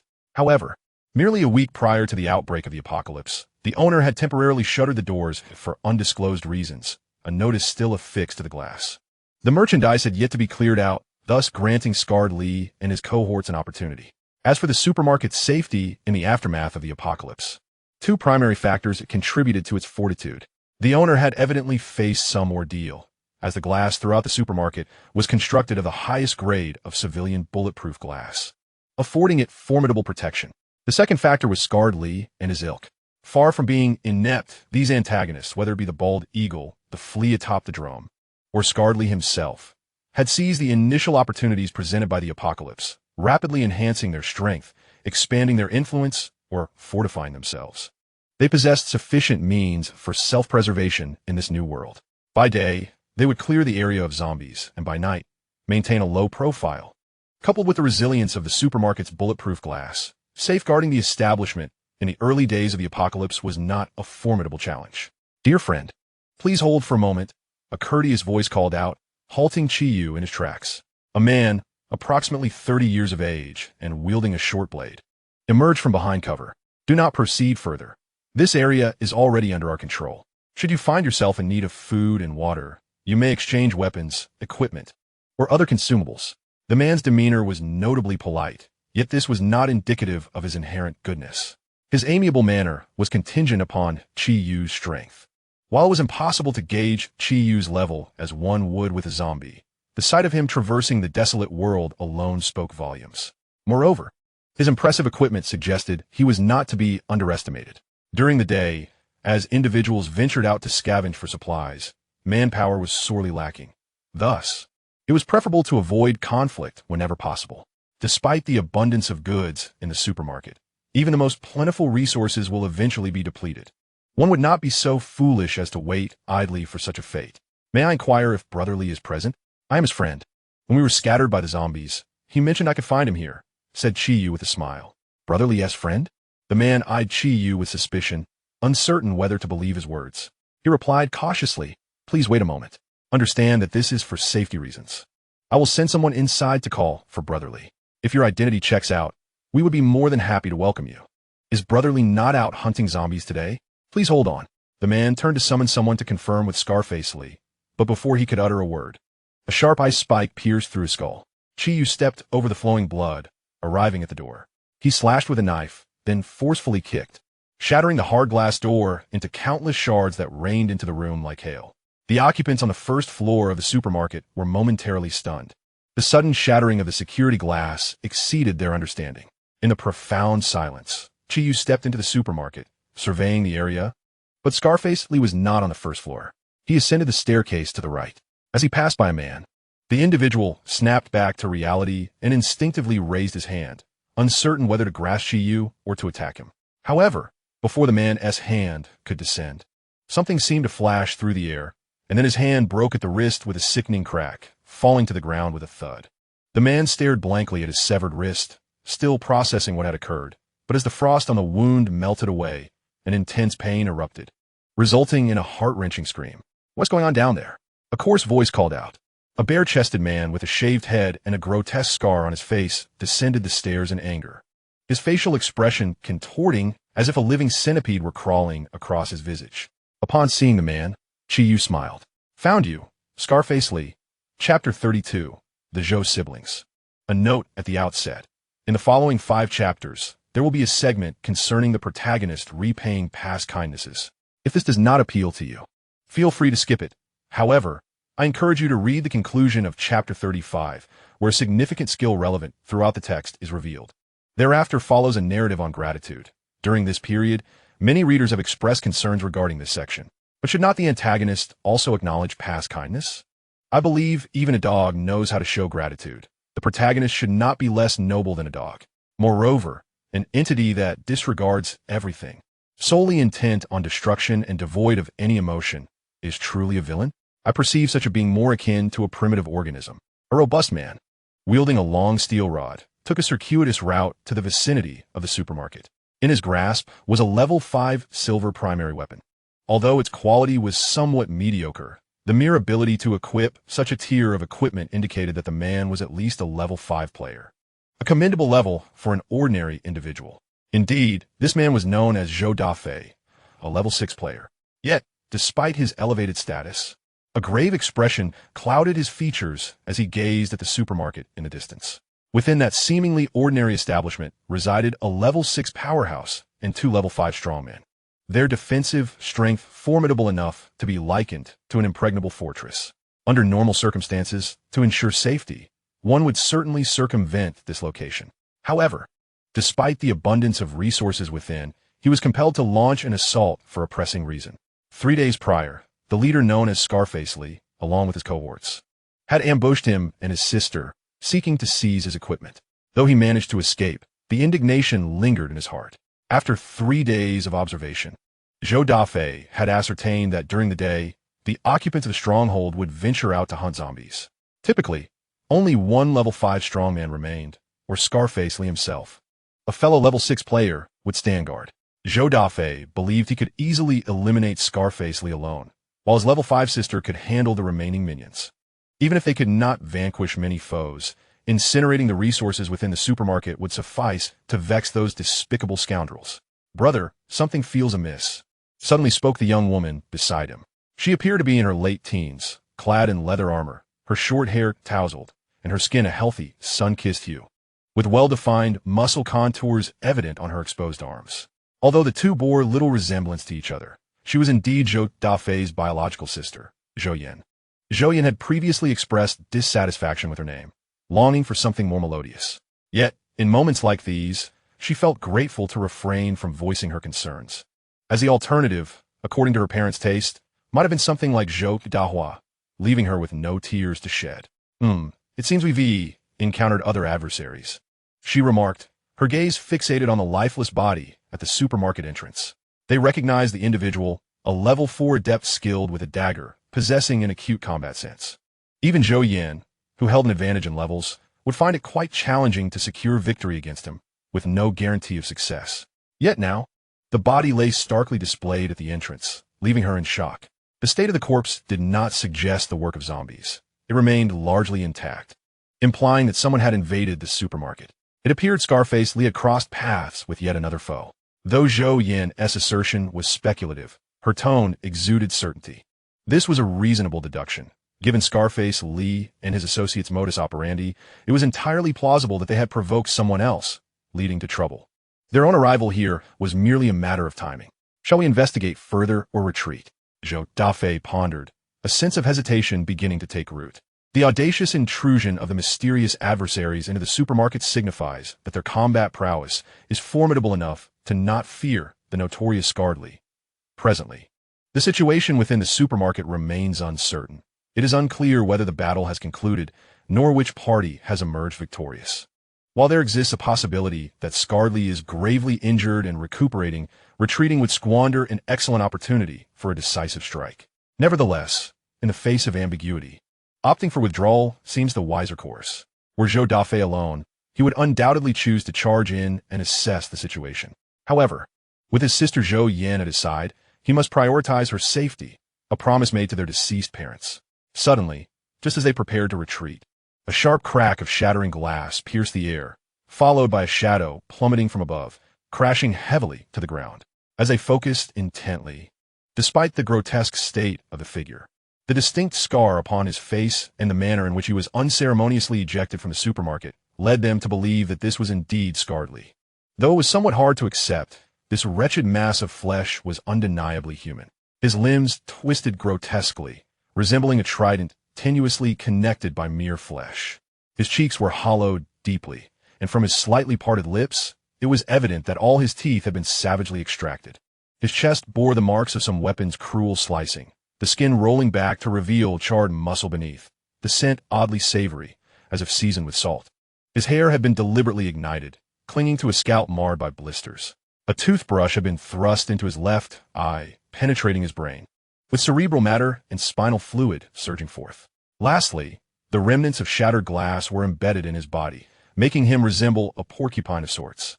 Even though the two had endured the ravages of a post-apocalyptic world and believed themselves desensitized to grotesque sights, the sheer impact of this scene provoked an involuntary urge to retch. They exchanged glances, each recognizing the frenzied glint of danger in the other's eyes. "We must leave. Now." It was evident that the figure still lurked above in the supermarket. The pitiful visage of Scardley conveyed two stark truths. The enigmatic figure above was immensely powerful and exceptionally cruel, the latter having led to the brutal demise of Scardley. Before they could retreat, yet another silhouette descended from the upper floors. This individual was enveloped in an aura of cold malevolence, a grotesque, demonic mask stained with blood, exuding an overwhelming pressure that rendered the air nearly suffocating. As the demon raised its head to gaze upon them, a shiver coursed through both, goosebumps erupting across their skin. Zhou Dafei swiftly grasped his weapon, positioning himself protectively in front of Zhou Yan, gritting his teeth as he shouted, "Run!" He understood all too well that neither he nor his sister stood a chance against this formidable foe. Even the mere act of preserving their lives seemed a fanciful notion. Yet, he rationalized that perhaps, at the cost of his own life, he could buy them a moment's respite. However, immediately afterward, the mysterious man's words, tinged with confusion, left the two in a state of bewilderment. Huzi? Huzi is the childhood name of Zhou Dafei, known only to those who are very close to him. How could he possibly know? Before Zhou Dafei could gather his thoughts, the man turned to Zhou Yin and similarly uttered her name. Yin Yin? Observing the dazed expressions on their faces, Chi Yu couldn't help but marvel at the smallness of the world. After taking vengeance on Scardley, he had unexpectedly encountered one of his most loyal subordinates from his past life, Zhou Dafei, the only one among the four generals who had not betrayed him. It is worth noting that there was a history between Zhou Dafei and Scardley. In their previous lives, the relationship between the two was quite poor, marked by frequent conflicts, yet due to Qi Yu's intervention, it had not escalated further. He had inquired about the cause and learned that before either had submitted to Qi Yu, Scarly had once robbed Zhou Dafei, who retaliated by setting fire to a significant amount of Scarred Li supplies, thereby officially sealing their enmity. Could it be that Zhou Dafei had come to burn down the supermarket? How extraordinarily coincidental. In the past, had it not been for Zhou Dafei's assistance in collecting the corpses, his own remains might have been discarded without a second thought. Sir, do you know my brother and me? As Qi Yu was still reflecting, Zhou Yin stepped forward to inquire. Given the circumstances, it was perhaps best if Zhou Dafei remained silent. Although he was her elder brother, Zhou Yin had to concede that Zhou Dafei's emotional intelligence was somewhat lacking. If they were particularly close friends, it would be fine, but if they were merely acquaintances, it was better to avoid having Zhou Dafei inadvertently escalate tensions with a few ill-chosen words, a scenario not unfamiliar to them. One might say we are acquainted. Qi Yu unleashed a flurry of shimmering lights, startling the two, who initially thought he was launching an attack. However, as the lights approached, they realized there were actually a multitude of cards. Not just any ordinary resource cards, but rather high-quality equipment cards. There were level 5 dark gold tunics, level 10 dark gold necklaces, level 8 dark gold long swords, and so forth, with the lowest quality among them being of golden grade. In addition to 6 vials of anti-zombie virus serum, their hearts nearly ceased beating as they struggled to comprehend the situation. Increasingly puzzled about the identity of this person who casually tossed out such high-level equipment, particularly the bulk of level 10 items, suggesting that their level must be at least 10. Damn, this is outrageous. They had painstakingly fought to barely elevate Zhou Dafei to level 6, while this individual stood at level 10, as if wielding some sort of cheat. Are these for us? Why? Zhou Yin remained incredulous. Qi Yu's assertion of acquaintance, in her understanding, implied a mere nodding familiarity, lacking any profound connection. Yet, the generosity displayed by this individual was beyond the bounds of friendship. It was akin to that of a benevolent father. Recently, I have been frequenting the vicinity of the Jiangjiang Sports Stadium. Should you have any matters to discuss, feel free to approach me. However, the opportunity is limited, and I shall not entertain unreasonable requests. You're not me. At that moment, Zhou Yin found herself at a loss for words, while Qi Yu offered a faint smile before vanishing at the entrance of the supermarket. The two stared at each other, wide-eyed, for what felt like an eternity, struggling to regain their composure. Is he truly leaving? He inexplicably bestowed upon them a plethora of equipment and then departed. Who exactly is this person? Have you taken on a godfather outside? Bam! A powerful fist answered Zhou Dafei's question in lieu of Zhou Yin. Observing Zhou Dafei clutching his head in pain, Zhou Yin retorted, "Enough already, stop pretending. Your physique surpasses mine in strength. Where could it possibly hurt? Was that person not your friend? Certainly not. I have only a handful of friends, all of whom you are acquainted with." Zhou Dafei, equally perplexed, could not fathom how any of his few acquaintances could possibly be linked to Qi Yu. Childhood friends? Zhou Yin speculated further. The only individuals who knew Zhou Dafei's childhood nickname were his close brothers and friends from his hometown. But besides Xiao, Xin, and Deji, have you ever rescued anyone else? I have no idea. He wore a mask. Who could recognize him? Perhaps he was someone I helped in passing? All right, enough of that. Regardless, receiving equipment is not a bad thing. Zhou Dafei took it in stride, reasoning that Qi Yu meant them no harm. If they were to encounter him again in the future, they could repay the favor if he found himself in need. This encapsulates Zhou Dafei's approach. You assist me, and I shall assist you. You harm me, and I shall retaliate. Though seemingly straightforward, in reality, this philosophy rendered life less burdensome. Meanwhile, setting aside the Zhou siblings at the supermarket entrance, Qi Yu felt a wave of relief wash over him after leaving the store. First and foremost, he had dealt with the 3 traitors.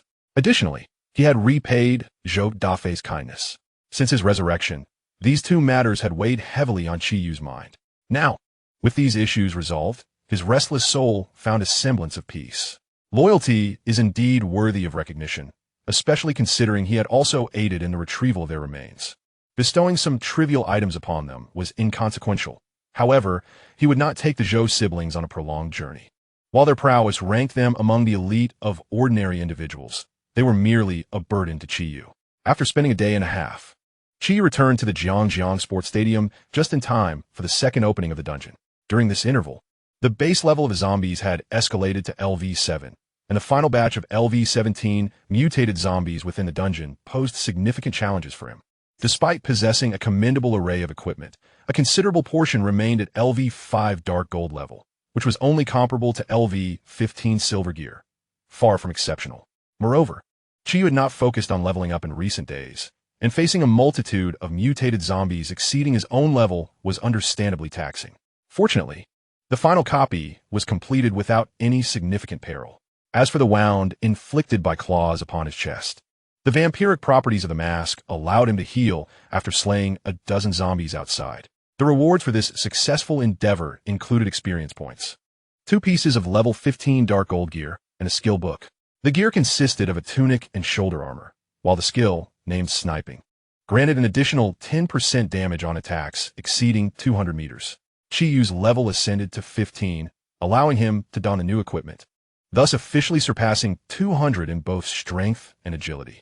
His constitution and spirit lagged slightly behind, as the high-tier equipment primarily enhanced agility and strength, neglecting those attributes. In the ensuing period, Chiyu devoted himself to exterminating zombies in the vicinity and delving into instances, and before long, half a month had flown by. The zombies' levels rose to 13, while Chiyu, in a display of undeniable dominance, advanced to the impressive level of 29, eclipsing all others. During the subsequent 3 days of cooldown for the instance, he deliberately restrained his leveling speed to ensure he could enter the instance one last time, opting to refine his proficiency with the bow instead of utilizing the Ice Jade.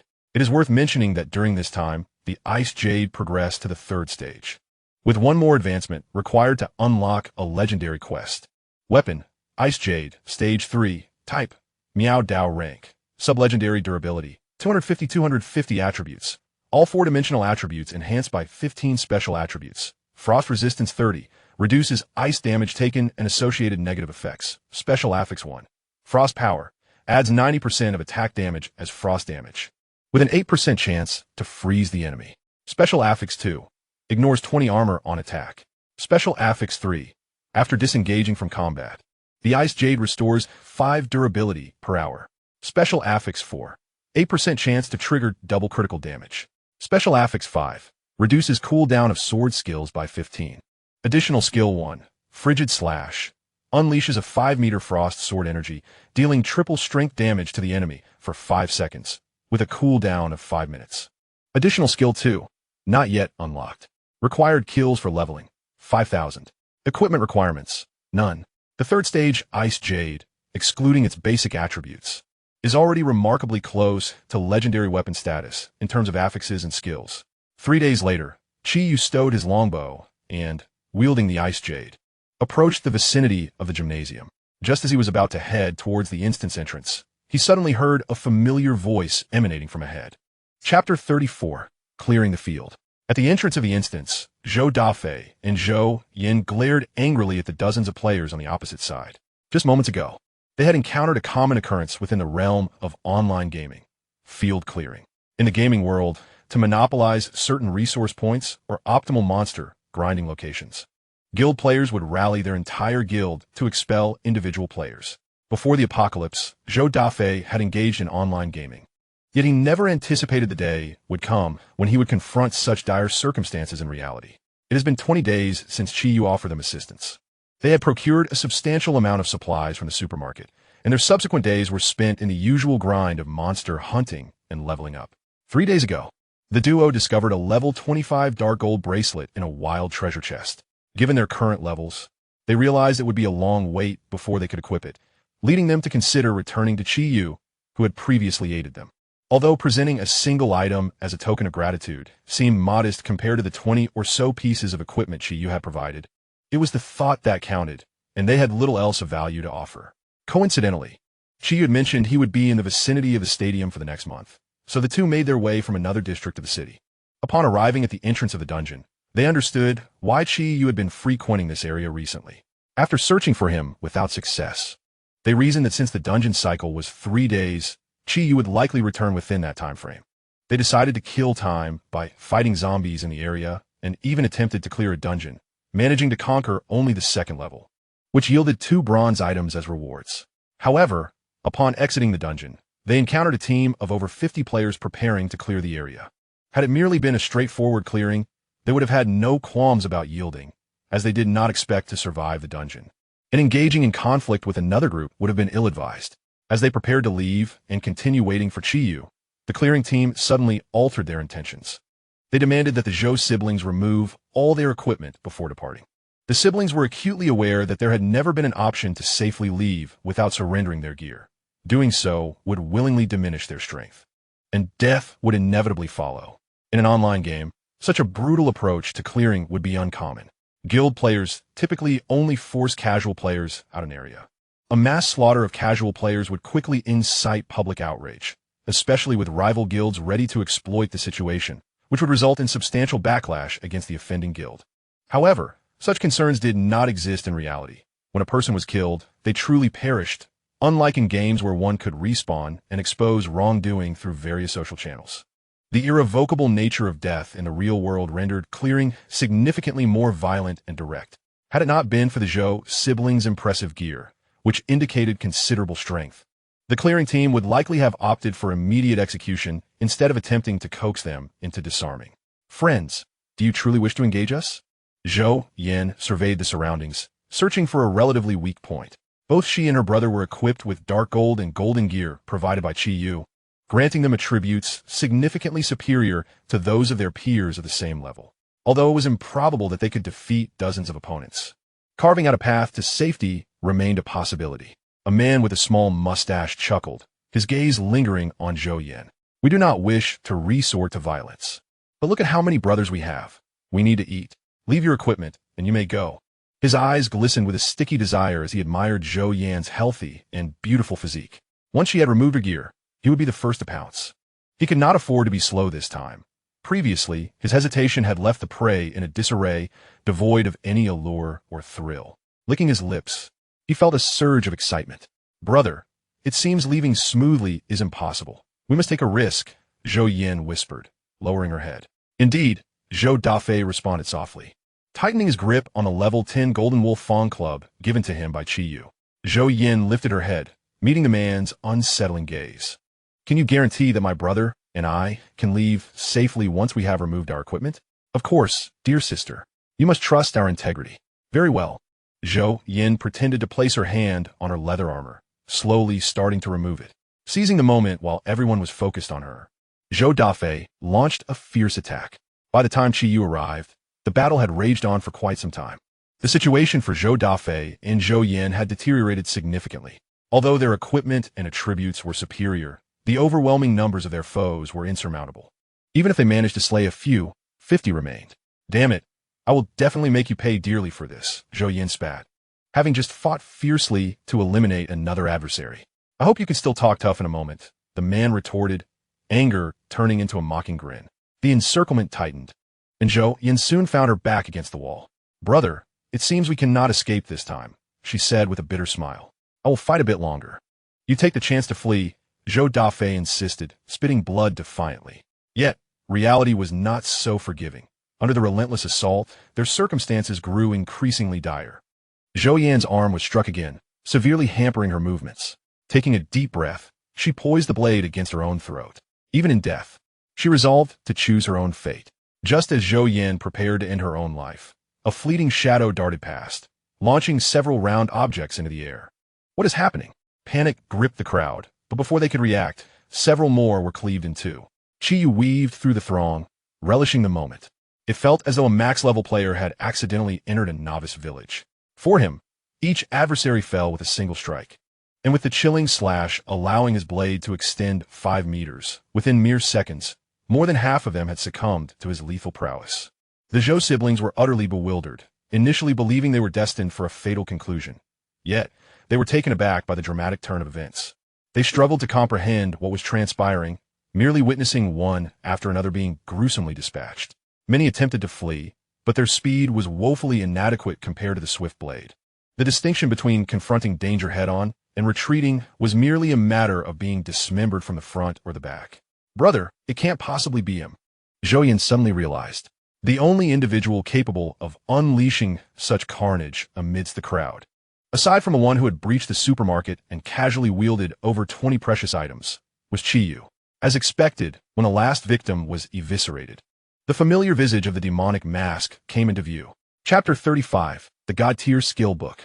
Although they had long suspected that Chiyu's prowess far surpassed theirs, they had naively believed that even at his peak, he could only exceed them by 3 or 4 levels. Yet in that moment, as he annihilated dozens with such swiftness that they could scarcely perceive the slaughter, the chasm of disparity was evidently far more profound than mere levels. What is happening? Chiyu approached them, pointing at the corpses strewn across the ground. Upon hearing his words, both siblings felt their hearts constrict, with Zhou Yan's brow twitching uncontrollably. The implication of Chiyu's inquiry was unmistakable. He was oblivious to the conflict between the two factions. He had simply observed their struggle and, without hesitation, eradicated one side entirely. Were these individuals virtuous or malevolent? Did they possess justification? Was it possible that Zhou Dafei and Zhou Yan had provoked the other party, only to be subsequently cornered? Chiyu paid no heed to these considerations and simply dispatched everyone. Indeed, while the strong can be terrifying, a powerful individual devoid of moral boundaries, unconcerned with right or wrong, and indifferent to the truth of the situation, is far more fearsome. One cannot reason with such a person. Even if you have not provoked them, you may still find yourself slain without understanding the cause. In the presence of such a being, one can only hope that they share an allegiance with you. Though I am uncertain why he is willing to assist us, it is evident that, under circumstances unknown to them, a bond has been forged. This is truly fortuitous. Such thoughts inevitably crossed their minds. Once Zhou Yan regained her composure, she succinctly explained the situation to Chiyu. After listening, Chiyu nodded. So, you sought me out due to some difficulty? It's nothing serious.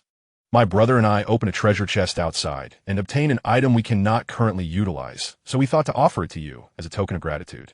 Zhou Yan presented a bracelet. Chiyu initially intended to decline, but upon observing the attributes of the item, he accepted it. I can indeed make use of this equipment. I shall take it. Chiyu replaced his previous level 15 dark gold bracelet, leaving both siblings in a state of astonishment once more. The ability to equip such a bracelet indicated that Chiyu's level was at least 25, considering the apocalypse had only just begun over a month ago. A level of 25 was truly terrifying. This bracelet is for you. Chiyu handed the replaced bracelet to Zhou Yan. We already feel quite embarrassed about the equipment you provided us before. We cannot accept this any further. Zhou Yan promptly declined. It's nothing. I won't be needing it anyway. Well then, thank you. Zhou Yan sincerely expressed her gratitude. It's not a significant matter. Once again, thank you. My brother and I shall take our leave now. Wait a moment. Chiyu suddenly called out to the two, who turned back, and Zhou Yan cautiously inquired. Is there anything else? Well, sort of. Do you two have any trustworthy individuals? I need two. I'm preparing for the next dungeon, aiming to acquire a few pieces of equipment. The useful items will be mine, while the rest will belong to you. There is a chance to obtain a permanent antiviral potion there, which should be beneficial for you. Chiyu stated. The Ice Jade is about to evolve to its final stage, commencing the task of collecting Ice Jade fragments. Chiyu will soon depart from the city. Before leaving, he wishes to acquire a few more pieces of dark equipment. As for the situation at the office building, he is currently uncertain and does not know if he can find any survivors. Given his level, even without the previous methods, he could successfully navigate the dungeon. So having a stable team for dungeon runs would save some time. Additionally, it was somewhat unexpected for Zhou Yan and Zhou Dafei to deliver the bracelet. In a few days, once he leaves the riverside, it is likely they will not meet again in this lifetime. His previous loyalty and the final act of retrieving the corpse were already sufficient for Chiyu to offer some benefits in return. Letting them gain a little before he departs is no issue. There are people, but it will take a couple of days to reach them. We are not together at the moment. Zhou Dafei promptly responded. All right then, 3 days from now. We will meet at the Riverside International Building in the northern part of the city, Chiyu said. Sure thing. I have a question. Please don't take offense at my curiosity, but did we know each other before? Zhou Dafei could no longer restrain himself from asking. He had been racking his brain for days and could not match Chiyu's number to anyone. He truly did not recall having any friends with a voice and figure similar to Chiyu, nor did he remember ever saving him. There is no need to be overly curious. Knowing too much can be detrimental. Chiyu patted Zhou Dafei's shoulder before disappearing at the entrance of the gymnasium. Entering the dungeon, Zhou Dafei and Zhou Yan exchanged glances, both feeling somewhat uneasy. Chiyu had helped them without reason, and to have his motives questioned, yet remain silent was quite unsettling. I can't believe I forgot to ask his name. Zhou Dafe suddenly slapped his thigh. Who could it be? If I had just asked his name directly, I wouldn't have to guess. I'll inquire next time we meet. Chiyu's entrance was so astonishing that it caused the two to momentarily forget to ask the most crucial question. It must be this way. Zhou Dafe and Zhou Yin picked up the equipment dropped by the individuals, filtering out the useless items, then left the gymnasium to seek out the individuals as per Chiyu's instructions. Although Chiyu's identity remains a mystery, his generous provision of equipment and assistance has left the two individuals skeptical. They cannot fathom that Chiyu would go to such lengths merely to deceive them. Having established that Chiyu poses no threat, it would be foolish not to seize such an opportunity. Shortly after their departure, Chiyu emerged from the dungeon, having achieved level 31. His final excursion to the arena yielded no equipment, only a skill book, despite the apparent scarcity of rewards. This skill book far surpasses any fragmented gear from the legendary realm. Skill: Clone Divine Level. Description: This skill allows the summoning of a clone with identical attributes to the user. The clone possesses all skills of the summoner and may be controlled by the user's will or allowed to act freely. The clone can don equipment, and upon its demise, the gear is automatically returned to the user. Duration of the clone: Permanent. Following the clone's death, the skill enters a cooldown period of 24 hours. Learning requirements: None. This is the pinnacle of divine skills. Unlike equipment, which is categorized into tiers such as bronze, silver, and gold, skills are classified more by their nature, status effects, passive abilities, and active skills. However, there exists a category of skills that, akin to the most elite equipment, is classified as divine. These skills share three commonalities: formidable effects, no learning conditions, and the distinguishing feature that only one individual may learn them. For instance, once Chiyu learns the clone skill, no one can acquire the skill book through any means until his demise. While the clone may not exhibit the overt utility of other powerful offensive or passive skills in combat, when utilized effectively, it can rival any divine skill. This effectively grants Chiyu a fully trustworthy subordinate of equal strength, without the concern of that subordinate's mortality. Even if it perishes, it can be resurrected after a mere day. Chapter 36: The True Purge. Chiyu took a moment to organize his resource cards at the entrance. The state of his card pouch had significantly improved from its previous inadequacy. First, Chiyu's level increase had expanded the pouch to over 100 slots. Furthermore, after dispatching the gear gathered for the Zhou siblings, his burden had lightened considerably. Additionally, the card pouch now bore the responsibility of the clone skill. Clone. Chiyu silently invoked the skill, and a sphere of white light emanated from within him, materializing a short distance away. As the light dissipated, a figure emerged, an identical replica of Chiyu, clad in simple linen attire, reminiscent of a novice character from a game. Gazing upon his clone, Chiyu experienced a profound sensation, akin to a division of his very soul. In the past month, Chiyu has acquired a considerable amount of equipment, particularly an abundance of similar components. Even after deducting the items given to the Zhou siblings, he still possesses over 10 pieces of golden and dark gold grade gear. Initially, Chiyu intended to retain these items, hoping to encounter a wandering merchant to exchange them for more practical sets. These merchants appear randomly in any corner of the city, and encountering them is purely a matter of luck. They offer an array of extreme sets and powerful individual items, tailored specifically for combating either zombies or players. The fundamental attributes of these pieces are comparable to those of similarly ranked equipment, yet the additional properties are effective solely against one category, either zombies or players. If one lacks superior sublegendary individual items or dark gold sets, the equipment sold by wandering merchants remains a commendable option, albeit requiring frequent changes. One set for slaying zombies, and another for battling players. However, this strategy has its drawbacks. Should a player encounter an unexpected attack while engaged in zombie combat, there is often insufficient time to switch gear, significantly diminishing combat effectiveness. Consequently, individuals of this ilk typically possess a practical skill known as quick equip. To procure items from wandering merchants, one must exchange other equipment. Players can convert their items into fragments at the merchant, which can then be exchanged for new gear. Generally, 3 pieces of equipment of the same level and quality are necessary to obtain one set from a wandering merchant. While this may seem somewhat disadvantageous, for a lone wolf like Chiyu, holding on to surplus equipment serves little purpose. The same principle applies to skills, as there exist wandering merchants for skills too. Currently, Chiyu's card pouch contains 11 skill books and 18 pieces of equipment. These skill books are not entirely devoid of value. After all, you can learn from them. However, many of these skills pertain to the magical realm, such as Firewall and Fireball. Skills at levels 1 or 2 prove to be utterly ineffective, akin to energy blasts, only becoming somewhat useful when elevated to levels 5 or 6 without the requirement of equipping mental gear. Chiyu also needs to practice archery, and with no time to hone his magical abilities, he has decided against learning them for now, opting to see if he can later exchange them for passive skills instead. Passive skills are, in fact, more sought after than active ones. In the later stages, every individual wields hundreds of skills, and during actual combat, it is improbable to utilize them all. Ultimately, only a few of the most practical skills come into play. At this juncture, the utility of state-enhancing skills activated prior to battle and the ever-effective passive skills becomes evident, as these two types will not be forgotten amidst an overwhelming number of skills during combat. Chiyu draws his bow, successfully striking a distant zombie. A total of 3 zombies are attracted to him, and he maneuvers his clone forward.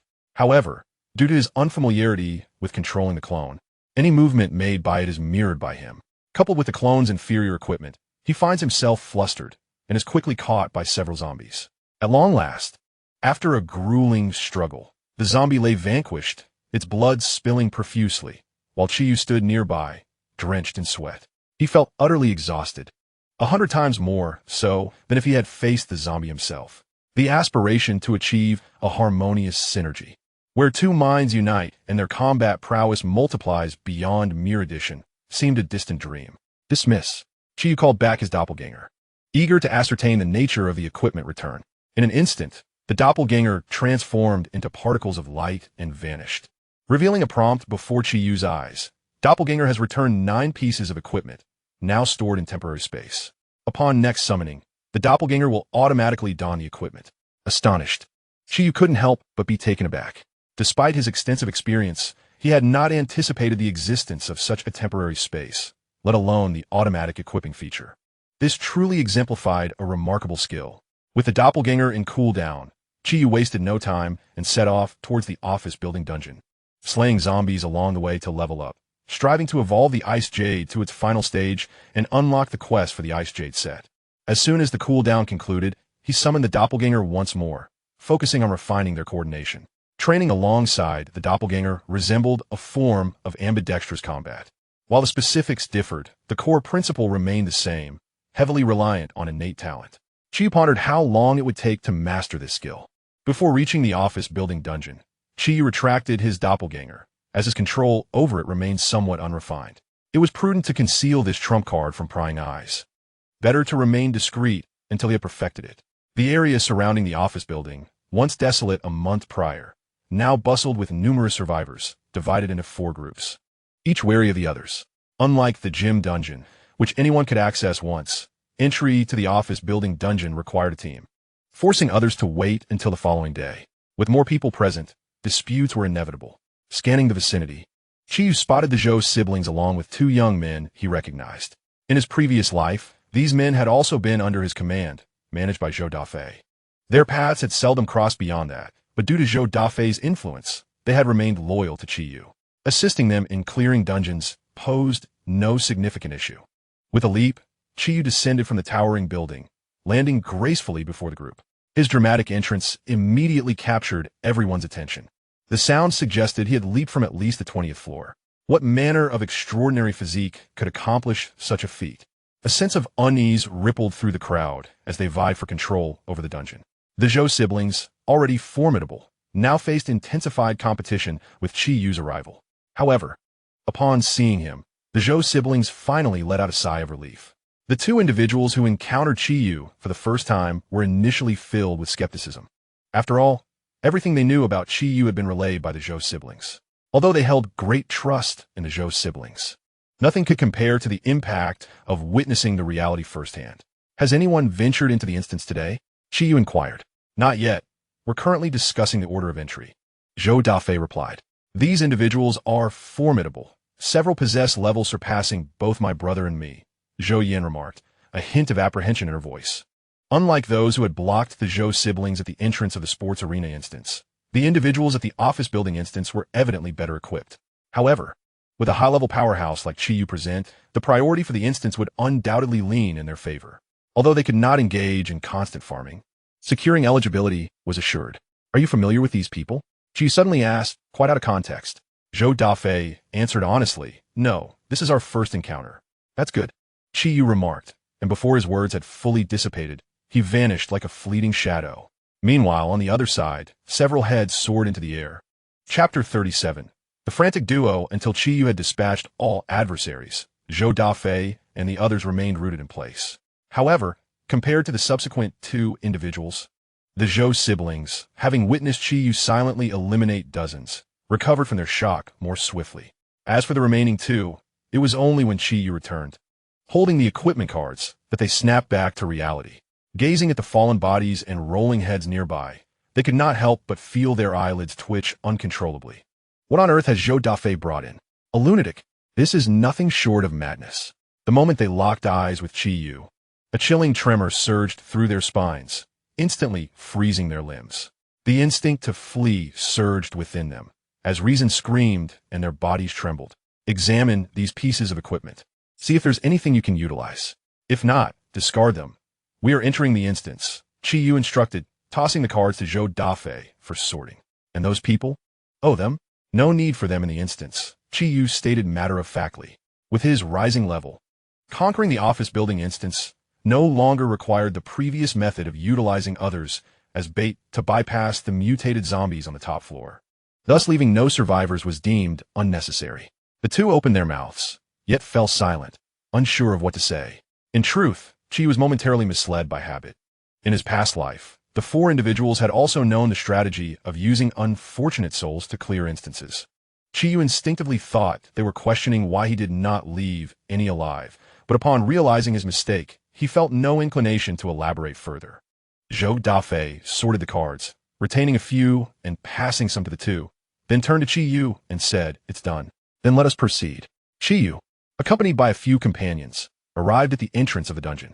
After swiftly eliminating the zombies on the first level, he turned to Zhou Dafei and said, "You all wait here for a moment.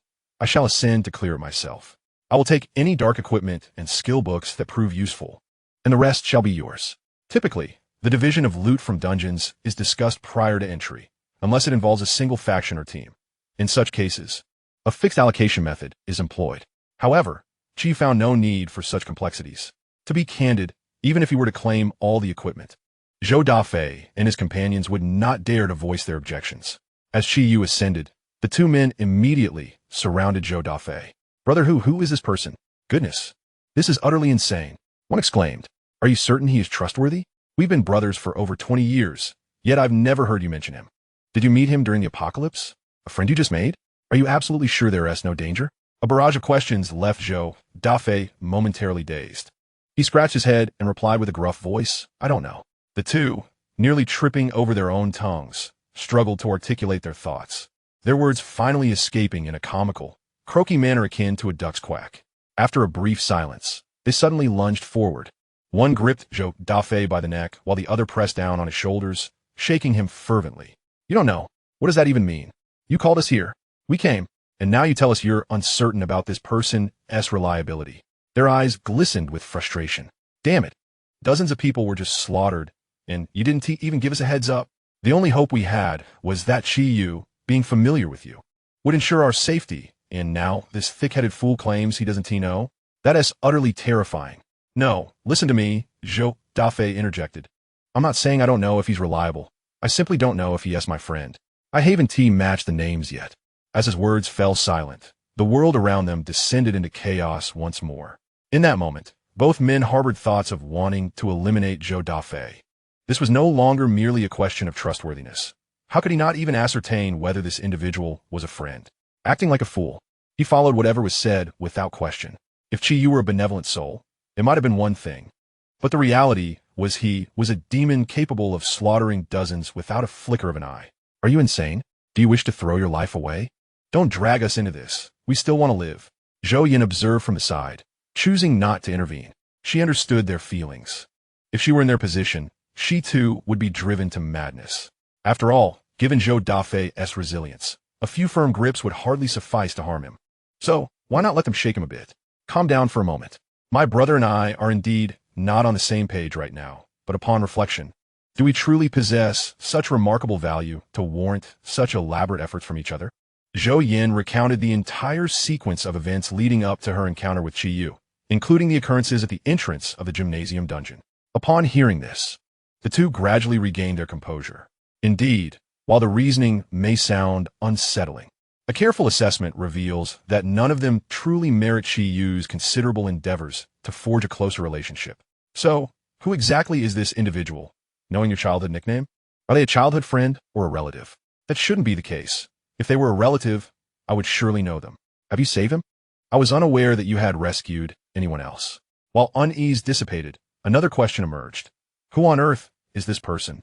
The four turned their gazes toward the staircase where Qi Yu had vanished, increasingly perplexed. An hour and a half later, a notification of completion appeared before everyone. Due to their absence from the zombie hunt, each received merely a bronze treasure chest, though there remained a slim chance of acquiring potions within.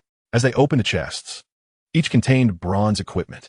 A minute later, the group exited the dungeon, where Qi Yu tossed 2 cards to Zhou Dafei, a level 10 dark gold tunic and a potion. The equipment dropped from the office dungeon was not of high caliber, lacking retention value, but Qi Yu had not returned empty-handed.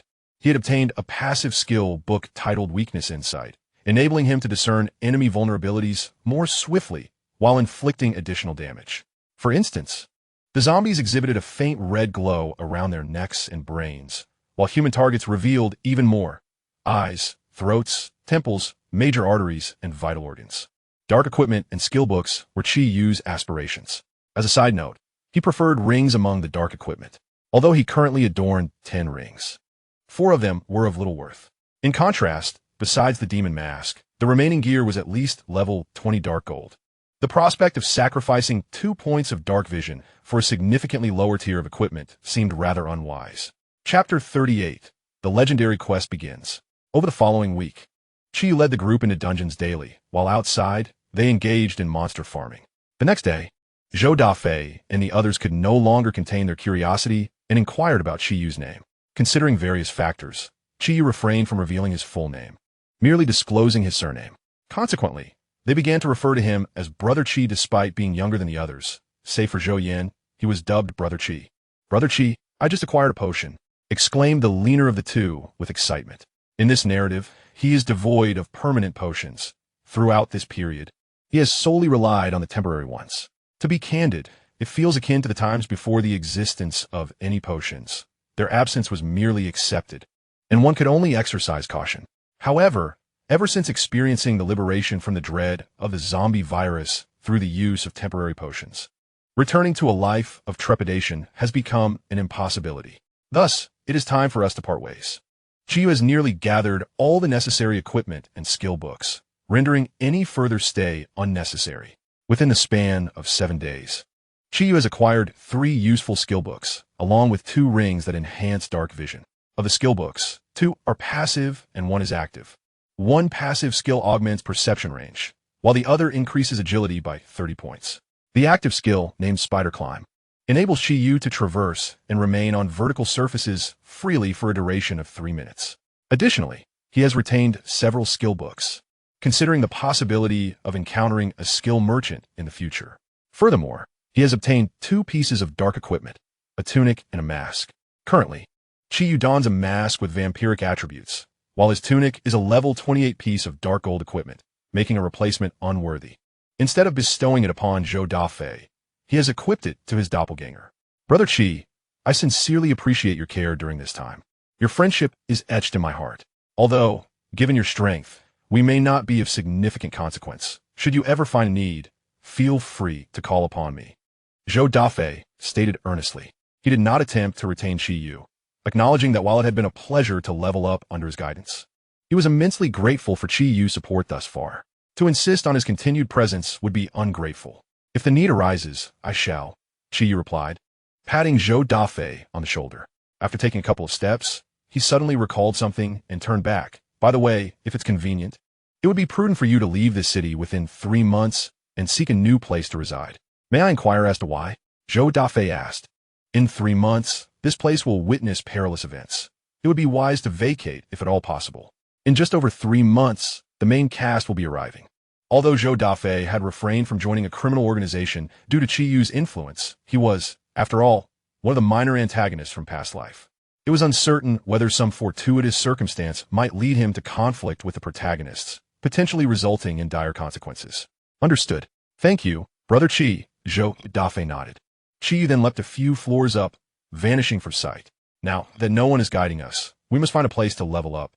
One of the two lamented. This is quite fortunate. A week ago, could you have imagined we'd possess such equipment? The other remarked, turning to Zhou Dafei. Brother who? Should we truly heed Brother Qi's advice and change cities? Given Brother Qi's significantly higher level and his knowledge of information beyond our grasp, I advocate for departure. Zhou Yin suggested. Let us heed Yin Yan's counsel. After all, we lack a fixed stronghold in this city. Moving elsewhere would be of little difference. And 3 months is ample time for a transition. Zhou Dafei ultimately made the decision, and the other two had no further objections. Meanwhile, Qi did not venture far, but remained nearby, battling monsters. Having successfully resolved the grievances of his past life, his mood noticeably improved. Now, only the protagonist remained. Qi Yu cleaved a zombie in half with his sword, and recalling Li Shouyun's face, his freshly lifted spirits soured once more. Time was of the essence. He must enhance his abilities as much as possible before the arrival of the main characters. The antagonists before the protagonists also fell into categories.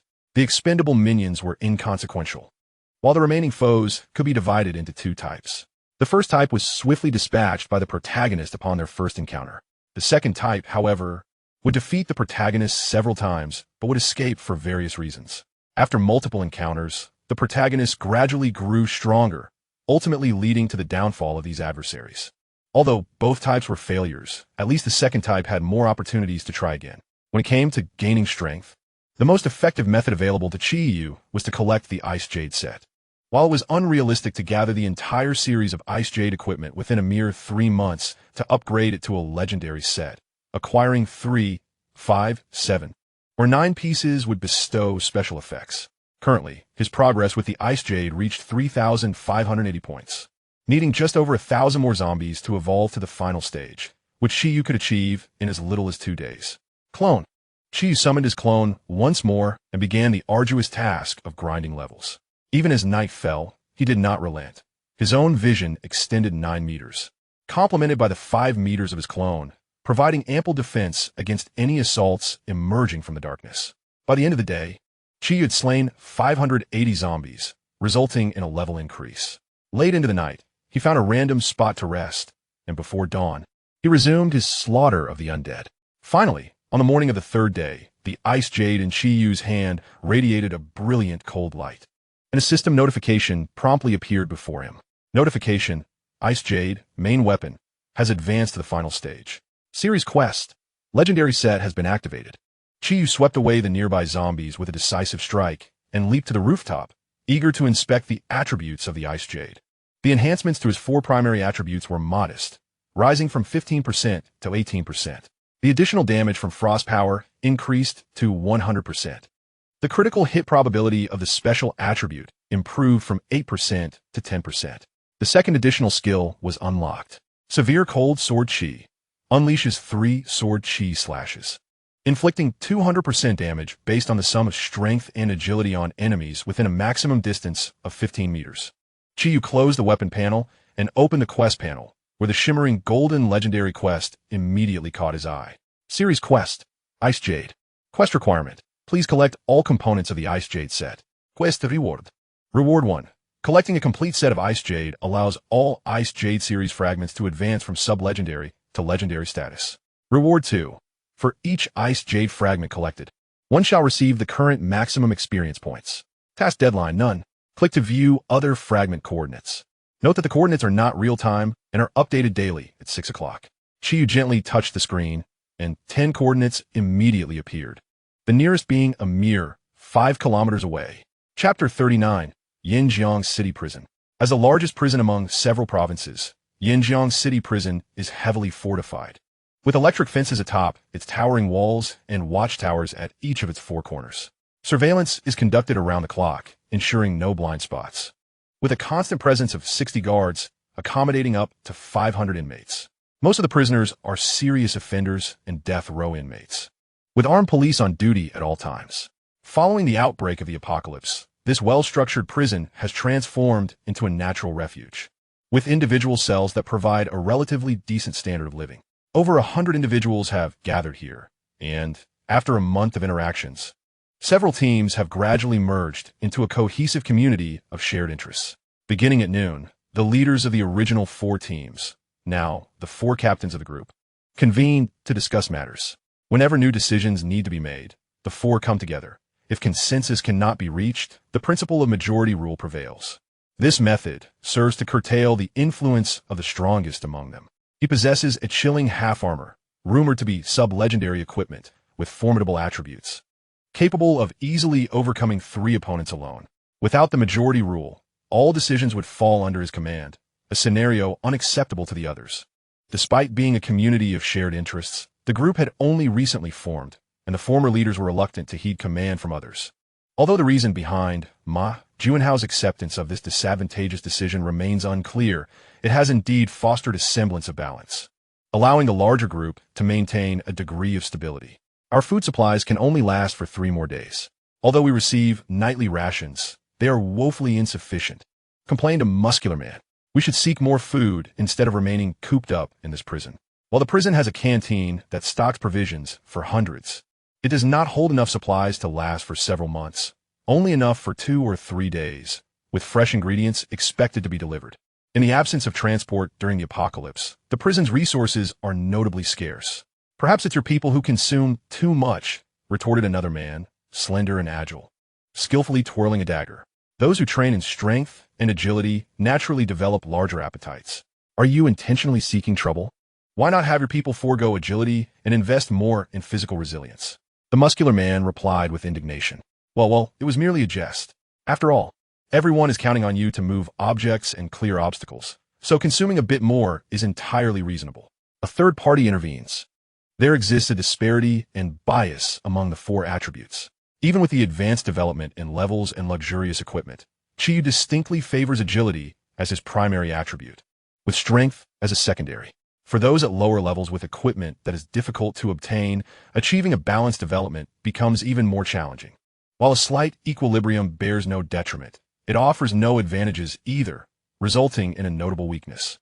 Ordinary individuals generally reflect on which attribute was most pronounced during the initial days of the apocalypse or which equipment and skills they first acquired, honing their expertise in that area.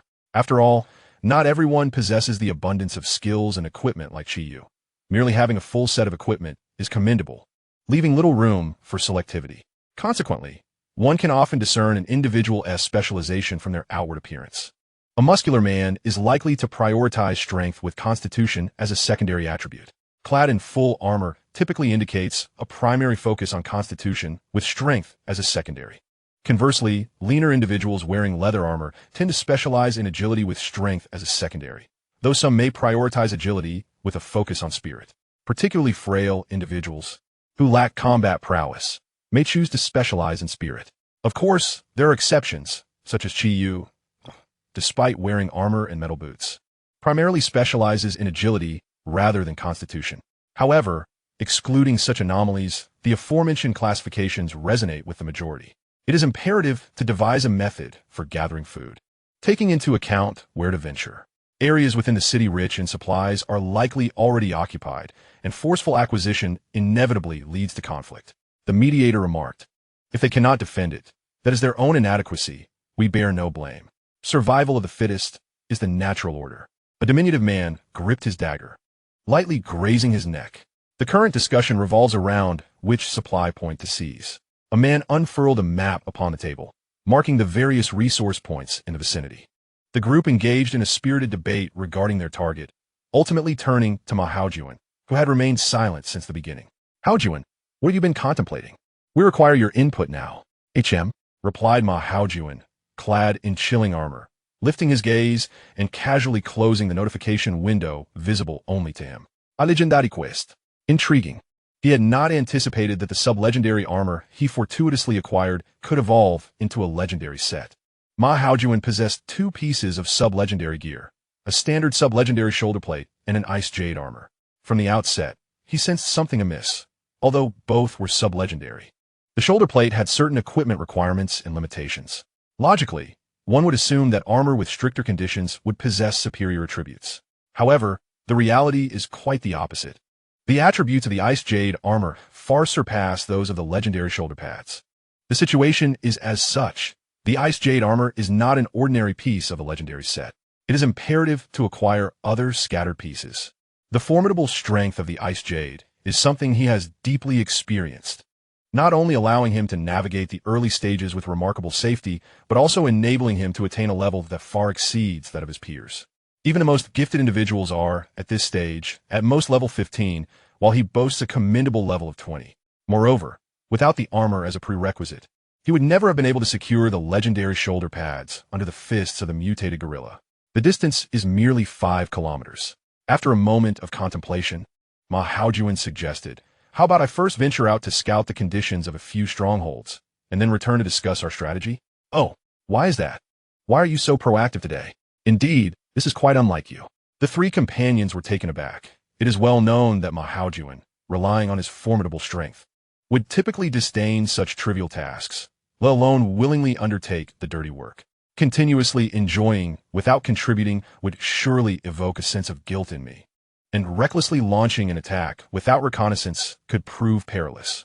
If we were to discuss scouting, surely no one is more suited for this task than I. Naturally, Ma Haojuan would not divulge the matter of the legendary quest. He deemed none of them worthy of his trust, and should they become aware of the legendary mission, it would undoubtedly hinder his progress. Although he possessed the strength to contend with multiple foes, excessive numbers could still pose a threat.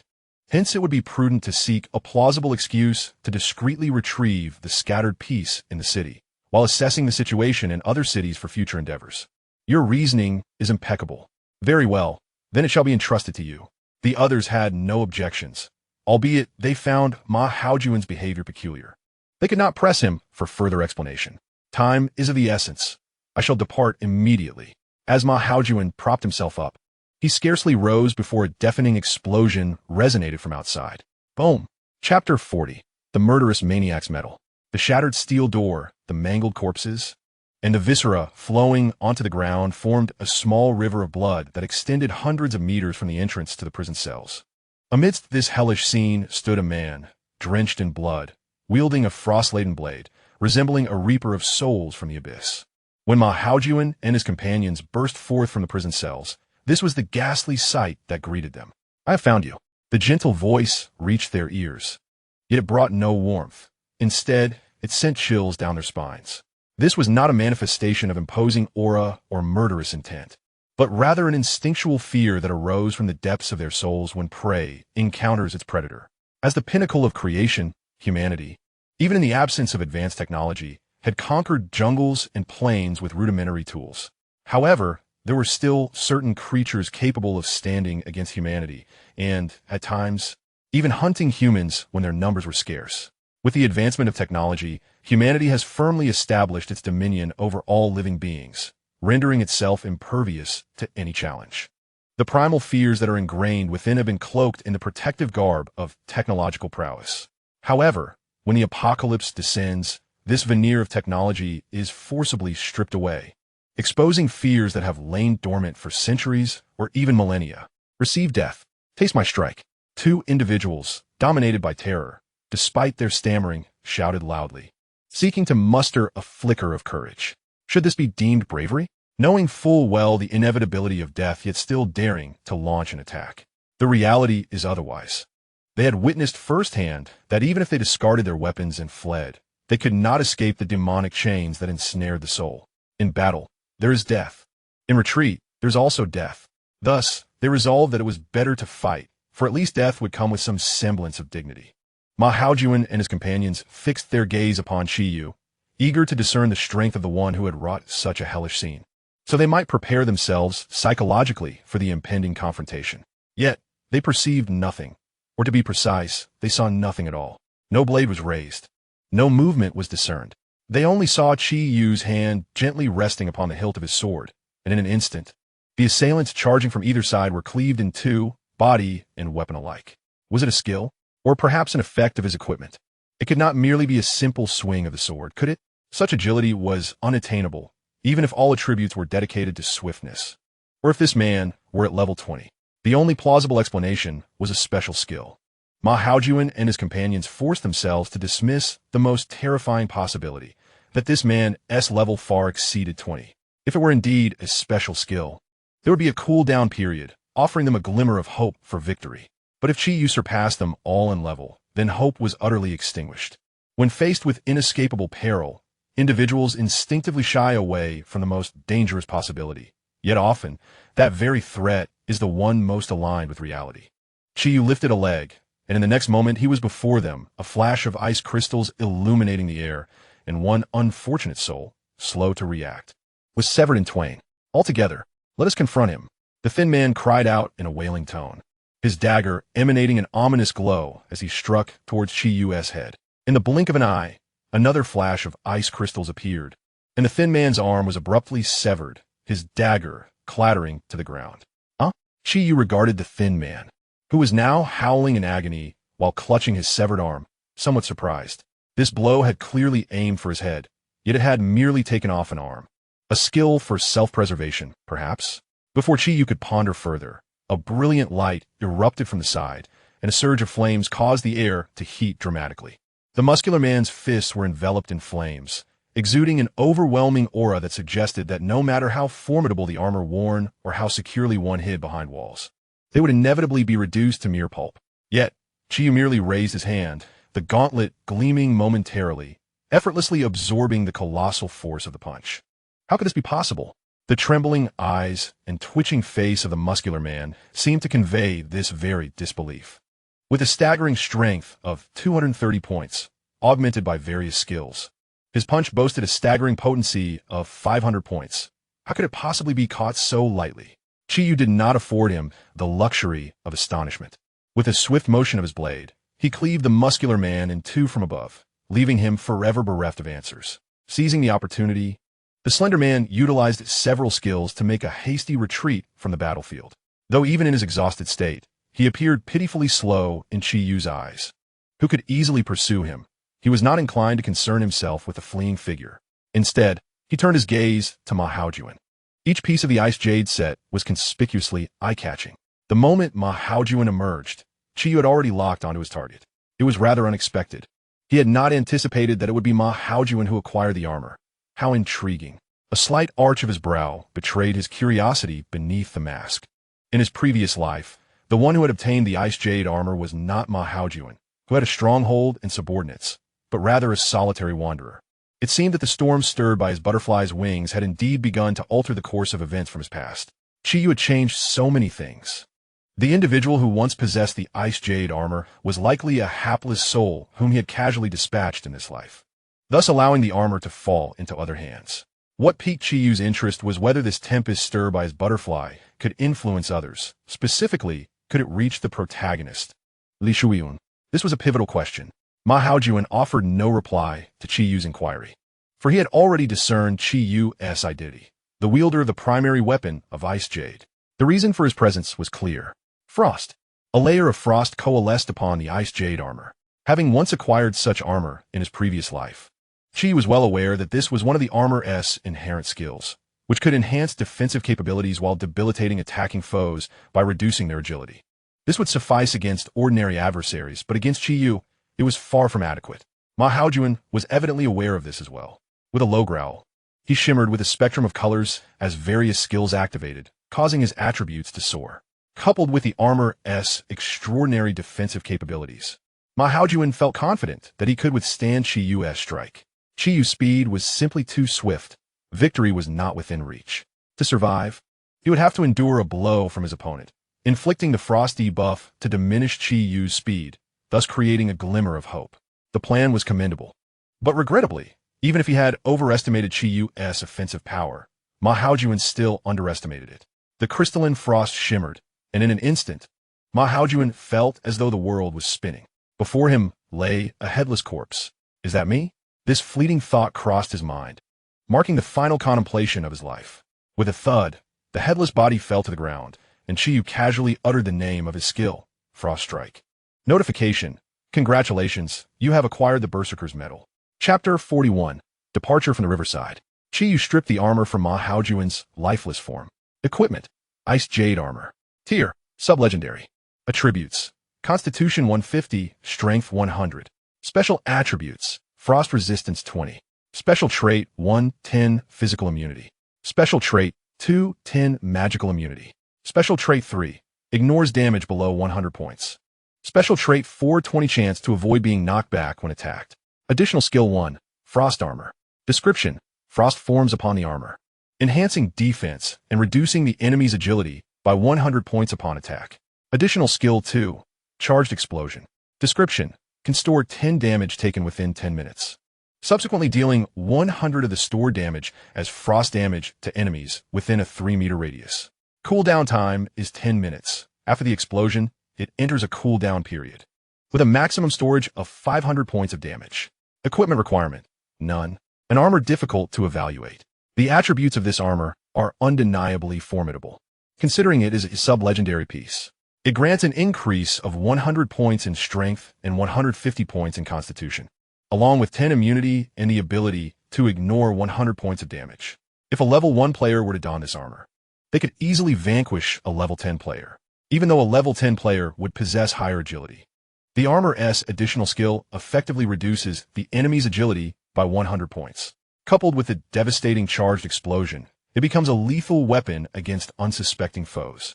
However, all of this hinges on one condition. It must be utilized in the early game. The armor's damage-ignoring capabilities, as well as the boost to constitution and strength, combined with the reduction in agility and the 500 points of stored damage, yield significant effects in the early stages. Yet, as time progresses, these values become increasingly trivial. Unlike the main weapon, the Ice Jade Meow Knife, whose additional skills inflict damage based on percentage attributes, though weaker in the beginning, it grows increasingly powerful in the later stages. Chi-Yu had already traversed the most arduous early game. Nonetheless, the armor requires no specific equipment, and the true strength of the Ice Jade set lies in its set attributes and the evolution into a legendary set once fully collected. It is only natural that individual pieces are somewhat weaker. Collected Ice Jade armor, level 1. Chi-Yu equipped the armor, now adorned in LV-26 dark gold armor, which is surpassed in quality by the Ice Jade armor. He recalled hearing a notification just moments ago. Chi-Yu opened the notification panel and then accessed his inventory, locating the so-called Berserker's Medal. Equipment. The Bloodthirsty Killer Medal, upgradable. Rarity, dark gold. Type, accessory. Attributes. All attributes 30. All attributes increase 5. Additional skills, Bloodbath. For every player killed, damage increases by 10 for 1 minute, stacking up to 5 times. Bloodthirst. For every player above level 15 killed, permanently increases all attributes by 3 points, with a maximum increase of 30 points. Extreme Calm. Immune to all abnormal states, with specific immunity conditions depending on both parties' mental values, granting immunity from a minimum of 20 to a maximum of 100. Description. A symbol of honor awarded for killing 300 players above level 3. The first is dark gold, the second is gold, and the third is silver. It can be upgraded after killing an additional 500 players above level 10. Truly exceptional equipment. In his previous life, Chi-Yu had also slain numerous players, yet he never obtained the Bloodthirsty Killer Medal, likely due to his slower pace in kills. In this life, he scarcely has any leisure time. Aside from sleeping, he is constantly eliminating zombies and players. Consequently, he has become the first to acquire the Bloodthirsty Killer Medal, with a 5% increase in all attributes, a fixed addition of 60 points, and 2 additional skills. It stands out as quite remarkable among medals. Each individual can equip 2 medals, one on each side. Chi-Yu took out the Bloodthirsty Killer Medal, which resembled a bloodied skull, roughly the size of a 1 yuan coin. Upon donning it, his agility approached the formidable threshold of 700, and with the 100 points of strength conferred by his armor, his strength soared, surpassing 700, thus meeting the requirements to wield the King's Bow. Regrettably, all of this was achieved under the condition of an 18% all-attribute boost from the Ice Jade primary weapon, according to Chi-Yu's estimates. Unless he acquires several pieces of suitable dark gold equipment to replace his current gear or levels up a few more times, he will not be able to equip the King's Bow. Chi-Yu opened the legendary quest and looked towards the locations of other scattered pieces. The closest one to his current position was located in another city, over 100 kilometers away. In a post-apocalyptic world devoid of transportation, 100 kilometers may seem distant, but it is not insurmountable. For instance, with Chi-U's agility stat, which is over 60 times that of an average person's running speed. Even though he cannot run at full speed due to slightly lower physical condition, maintaining a speed of 500 agility would easily allow him to reach 300 kilometers per hour. 100 kilometers? If he truly wished to go, it would take him at most 20 minutes. To put it dramatically, if a restaurant were to open, Chi-Yu could order a dish that takes a while to prepare, and by the time the dish arrives at the table, he could have made a round trip between two cities. In his previous life, he never made the journey primarily due to his slow leveling and lack of luxurious equipment, resulting in significantly lower attributes and speed.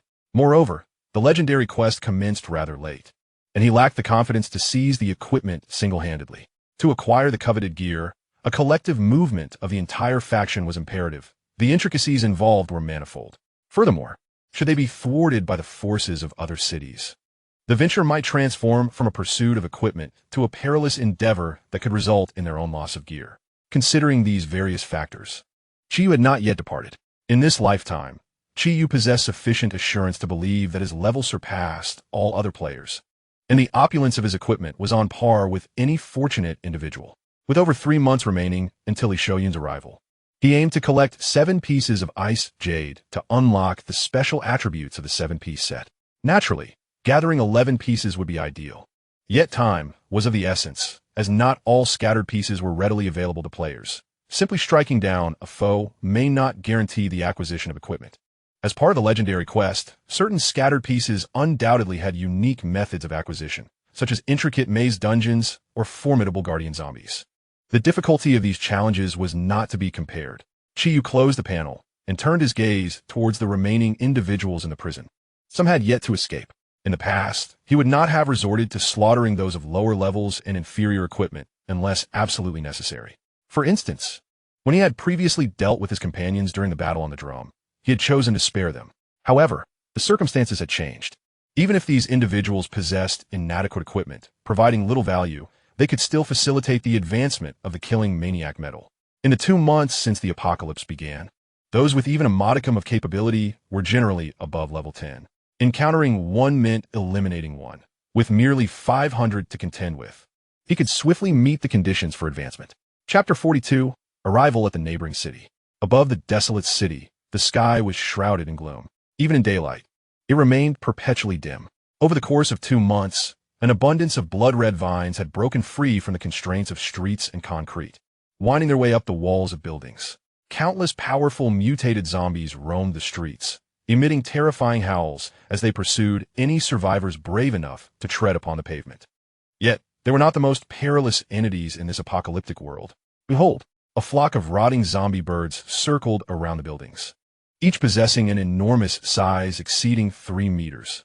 Their mutated beaks shimmered with metallic luster, the edges of their feathers sharpened like blades, and their robust talons resembled trident-like daggers. Dominating the skies, they did not need to exert themselves like ordinary zombies in pursuit of prey. With ease, they could detect their targets and, in a display of unimaginable speed, swoop down abruptly, piercing the bodies of their quarry with powerful claws. Their aberrant beaks could effortlessly crush the hard skulls of their victims, allowing them to savor the delicacies within. Behold, a zombie bird had spotted its prey.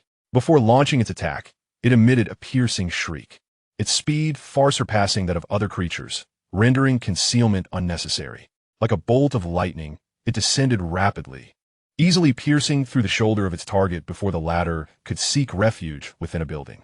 The survivor's anguished cries attracted the surrounding zombies, and with a powerful flap of its wings, the zombie bird soared upward, clutching its prey. The relationship among the zombies was far from harmonious. There existed a dynamic of rivalry and hostility, making meals on the ground a frequent source of disturbance. Generally, they feasted atop the rooftops of buildings. As the zombie bird approached the edge, preparing to land, a foot suddenly pressed down upon its back. The tremendous force caused the great bird to plummet, crashing onto the concrete floor, where its prey was mercilessly reduced to a pulp, while the bird itself lay battered, quickly surrounded by the encroaching zombies who began to feast upon it. Above, a figure utilized the reaction force from stepping on the zombie bird to gracefully land on the rooftop. This must be the place. Chi-Yu opened his task panel. According to the coordinates provided by the legendary quest, the ice jade boots were located nearby. He resolved to search this building. Although the coordinates were given during the daytime, the boots had likely been moved. Yet, Chi was uncertain in what form the boots existed, whether within a fixed treasure chest, dropped by a formidable zombie, or in some other manifestation. He possessed no knowledge on the matter. In his previous life, Li Shouyun had collected fragments of the ice jade. But that was 2 years later, by which time the scattered pieces around the world had already been gathered by others, rendering treasure chests and zombie hunting unnecessary and devoid of any reference value. Chi drew his blade and severed the locked door of the stairwell. The door, long neglected, creaked open inward, its rusted hinges emitting a decrepit sound. Echoing from below came the growls of zombies. Chi turned and unleashed an energy blast, striking the descending zombie bird that aimed to capture him as prey. He paid no heed to the falling creature, stepping into the stairwell as the rusty door slammed shut behind him. Instantly, his vision darkened, but soon after, his dark vision activated, illuminating the surroundings once more. In the apocalypse, particularly in its later stages, individuals employed various means to enhance their dark vision, through dark equipment, skills, consumables, and so forth. In such conditions, people often preferred complete darkness over dimly lit areas. True darkness would activate dark vision, while the most treacherous situations were those where faint light seeped through. It was neither fully bright nor completely dark, rendering visibility poor and preventing dark vision from functioning effectively. The enclosed stairwell, however, offered no such dilemma. The flickering lights had succumbed to a power outage, and the emergency lights had long ceased to operate, allowing no light to penetrate. Chi ascended to the highest floor. This building was not structured in the traditional sense of 2 staircases servicing 3 households or 1 staircase servicing 2. Instead, it was designed as an apartment, featuring a long corridor lined with several small independent rooms on either side. A floor with over 20 rooms offers considerable convenience to Chi. The coordinates are marked as an entire building, unlike conventional residential complexes divided into several units, where Chi would have to search each unit up and down. Uncertainty about whether the boots are still present could lead to a futile endeavor, and the thought of repeatedly ascending and descending would undoubtedly be exasperating. Most doors on this floor remain firmly shut. It is not the case that every door conceals a survivor. This is a characteristic unique to such residential types. The inhabitants of these single apartments are predominantly office workers. The apocalypse struck precisely during a weekday afternoon, resulting in a scarcity of both survivors and zombies within the apartments. Chi summoned his doppelganger, having mastered the ability to control it while moving himself. Searching one floor while the doppelganger searched another significantly increased efficiency. Chi kicked open a door. He no longer needed to use his ice jade to breach security doors, for the feeble locks could no longer withstand his strength. Upon entering the room, Chi meticulously searched every corner, including the wardrobe and bathroom, but found nothing. While there was little to lament or feel disheartened about, it seemed rather excessive. Stepping out of the room, Chi couldn't help but voice his frustration after 6 consecutive floors and hundreds of rooms, whether it be survivors, treasure chests, or zombies, that was not to be found. He hoped to encounter a wandering merchant specializing in skill exchanges soon, allowing him to acquire perception skills, which would eliminate the need for painstaking searches. With this thought, Chi kicked open the door across from him. Whether it was due to Chi's excessive force or the poor quality of the door, the hinges and lock shattered, and the entire door flew inward, crashing against the wall directly opposite. Flesh splattered from the edges of the door, staining the walls and ceiling, while an arm dislodged by the force fell into a pool of accumulating blood. Chi conducted a search within the room and discovered a bronze treasure chest containing a level 20 bronze ring with commendable attributes, enhancing strength by 13 points, surpassing his equipped level 5 silver ring by 5 points.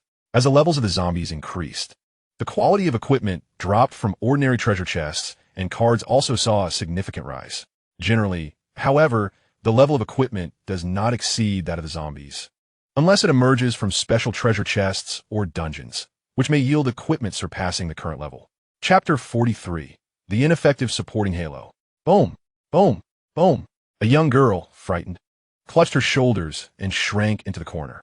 Since earlier, a thunderous noise erupted from the floor above almost every minute. She was oblivious to the events transpiring above, but she knew they were undoubtedly terrifying. She heard the roars of zombies, those dreadful creatures, drawn by the sound, would surely rush upstairs with fervor. Yet the cacophony showed no signs of abating. Sufficient evidence suggests that the creature capable of producing sound is far more formidable than any zombie. If the presence of a monster within the same building as the refuge is already a dire predicament, then hearing the sounds gradually approaching her floor can only be deemed catastrophic. Boom, boom, boom. It draws nearer, closer still, with another resounding crash. The girl felt the very walls behind her tremble, the noise emanating from the side, indicating that the unknown beast had indeed arrived on her level. The girl clutched her head tightly, her trembling body curling into a ball, eyes shut, amplifying her other senses. Step, step, step. She discerned the delicate sound of footsteps in the corridor, gradually approaching, inching closer until they halted at her door. An oppressive silence enveloped her, nearly suffocating enough to halt her heartbeat. Step. At last, the footsteps resumed. The corners of the girl's mouth twitched rigidly. Just as she was about to exhale in relief, a thunderous bang reverberated as her door was forcefully propelled into the living room, crashing heavily against the wall. The robust security door twisted inward, a testament to the staggering force required to create such devastation. In the next moment, the girl was presented with an answer that defied belief. A man donned in a mask, though his hair had grown long and unkempt in the apocalypse. Obscured by the mask covering his face, the presence of an Adam's apple suggested that beneath the mask lay a man. But a human? How could a mere human inflict such damage upon a door? At that moment, the man's gaze fell upon her, scrutinizing her from head to toe. The girl's heart raced uncontrollably. Zombies may be terrifying, but encountering one typically results in a singular demise. However, encountering a malevolent individual often leads to a fate worse than death. Thump, thump, thump. Her heart began to pound violently, terror rendering her limbs numb. And amidst the ringing in her ears, the urge to vomit intensified. Just as she teetered on the brink of despair, unable to withstand the fear any longer, an unexpected trio of words emerged from beneath the mask. Luo Rufan? The girl abruptly lifted her head, disbelief flooding her eyes. How could this man possibly know her name? Observing the astonished girl, Chiyu couldn't help but marvel once more at the smallness of the world. Having previously encountered the Zhou siblings was already astonishing enough. He had not anticipated that in seeking out a scattered item, he would encounter one of the protagonists. Luo Rufan, a support-type character capable of bestowing various enhancements upon the protagonist team, also possessed commendable healing abilities and was a member of Li Shoyun's harem. It was astonishing to see such a vital support figure appearing so fragile just 2 months before the onset of the apocalypse. Chiyu glanced at the pile of food beside Luo Rufan, indicating that she had a habit of stockpiling provisions. Otherwise, it would be difficult for her to maintain her health and vitality until now. Do you know me? Luo Rufan trembled as she inquired. We should be quite familiar with each other, wouldn't you agree? No, it would be more accurate to say we are exceptionally acquainted, and our relationship is rather amicable. Chiyu spoke no falsehood. Indeed, the two shared a profound familiarity, their bond extending to the depths of their souls in a very literal sense. Regrettably, at that moment, Luo Rufan possessed a resurrection pendant, and even when Chiyu brutally crushed her heart, she yet lived. However, one might ponder, had Luo Rufan not been endowed with the resurrection pendant, Chiyu likely would not have had the chance to shatter her heart. After all, he was not the final antagonist. How could he truly eliminate a member of the protagonist's ensemble? Contemplating this, Chiyu found his curiosity piqued, and he yearned to conduct an experiment. Luo Rufan visibly exhaled in relief. This man was not merely acquainted with her. Their relationship was quite amicable. Coupled with Chiyu's consistently gentle demeanor, despite the somewhat terrifying facade of the demon's mask, he nonetheless exuded an overall impression of benevolence. May I inquire, who are you? Luo Rufan asked. In response, a cascade of ice crystals descended from above. Frost materialized upon Luo Rufan's forehead, swiftly extending downward until in an instant, her body split apart like a cracked popsicle, the central frost serving as a dividing line as her form collapsed to either side. Fearing that Luo Rufan might not perish thoroughly, Chiyu approached and delivered a few more strikes. Before long, the frost covering the cross-section melted away, gushing forth a torrent of blood and entrails. Chiyu silently observed from the side, pulling up a chair to sit, while simultaneously directing his clones to explore the rooms on the lower floors. 1 minute turned to 10, then to 30. Chiyu waited in the room for a full hour. He scrutinized Luo Rufan's lifeless body from various angles until he reached a conclusion. Indeed, she is truly dead. Do not presume that Chi Yu's mind is faltered. After all, Luo Rufan was a pivotal member of the protagonist group. In his previous life, he had exhausted every means to eliminate her, yet she had always been shielded by an aura of great fortune. How could she so easily succumb now? He had initially thought she might find a way to resurrect herself, as she had in his past life. Thus, he pondered the disparity between these two lives. Why had Luo Rufan not been graced by the radiance of the protagonists? Chi Yu contemplated the matter extensively, arriving at two potential conclusions. The most optimistic possibility suggested that with his rebirth, he had also acquired a measure of fortune, one that might not be sufficient to resist the protagonists, but was certainly enough to disregard the auras of the supporting characters, allowing him to eliminate the significant supporting character, Luo Rufan.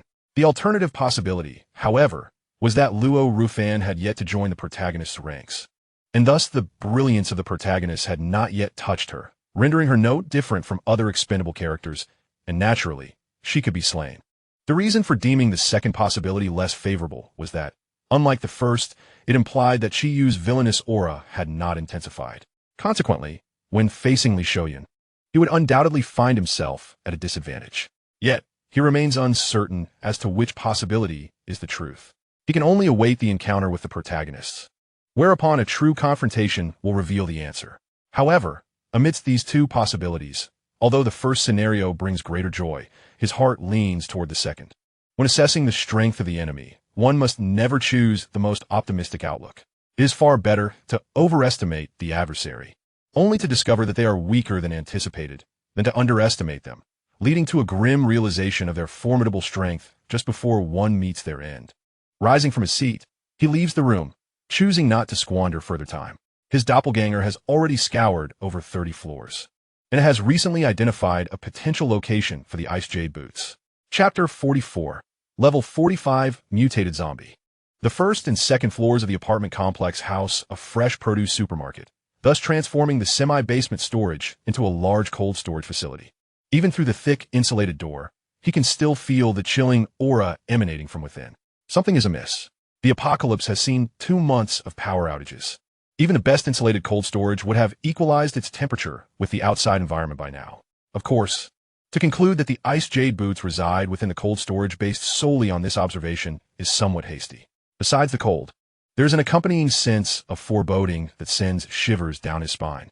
From the moment he approached the cold storage door, his sixth sense has been incessantly screaming at him, warning him to steer clear. Behind that door lies something that poses a threat to his very life. This sensation is disconcertingly surreal. Now at level 34, he is significantly stronger than the ordinary zombies outside, boasting agility of 700 points, strength nearing 800, and constitution exceeding 600 points. How could there be a life form capable of endangering him in this stage of the apocalypse? It defies logic. Yet, rather than succumb to irrational arrogance, he trusts the instincts honed over years of survival in this desolate world. If unreal does indeed exist, combined with the unique coordinates of the apartment, then only one possibility remains. The Ice Jade boots are indeed within the cold storage and guarding them. Akin to a zombie tiger protecting the Elven King's bow, is an immensely powerful sentinel. He steps back a few paces, directing his doppelganger to the door. Gripping the cold storage valve, it emits a sound that sends a jolt through his teeth, and after several turns, with a sharp click, the door opens a crack, releasing an overwhelming wave of murderous intent that rushes forth from the cold storage. His doppelganger, and here instantly covered in goosebumps. Roar. A single roar, powerful enough to cause the entire apartment to tremble, erupted as an immensely robust, light blue, grotesque arm suddenly burst forth from the cold storage. The doppelganger, caught off guard, was struck head-on, sent flying down the staircase, narrowly grazing Chi Yu's main body before crashing through the wall of the fresh produce supermarket and ultimately into a shop across the street. Doppelganger eliminated, equipment returned. Chi Yu felt a heavy weight in his heart. Although the doppelganger's equipment was rather subpar, it still possessed the same level as the main body. Its base health attributes were nearly 200 points. Coupled with equipment and skills, its vitality exceeded 300, yet had been dispatched with a single blow. With another furious roar, a colossal creature forced its way out of the cold storage door, warping and shattering the doorframe and walls under its immense power. Even at a distance, Chiyu could distinctly feel the tremors resonating through the ground, as if a minor earthquake had occurred. Towering over 3 meters, its skin was a frosty blue, adorned with ice, and its muscles were extraordinarily developed, proportions more exaggerated than any bodybuilder Chiyu had ever seen. Its fists were disproportionately large, reminiscent of a child wielding 2 massive hammers. On its form, there was no sign of the grotesque decay typical of ordinary zombies, rather than a mere undead. This creature resembled a mythological ice giant. Scan. Chiyu initiated a scan, revealing an exaggerated attribute panel before his eyes. Mutated zombie. Level 45. Attributes: Strength 2000. Agility 500. Vitality 3000. Spirit 600. Frost resistance 30. Physical immunity 1000 points. Magical immunity 1000 points. Skills: War Cry. Increases strength by 300 points. Duration 30 seconds. Frost armor. Can accumulate a maximum of 5000 points of damage absorption. Frost power. Each attack inflicts an additional 30 frost damage. Rapid regeneration. The wounds of the zombie heal at an astonishing speed.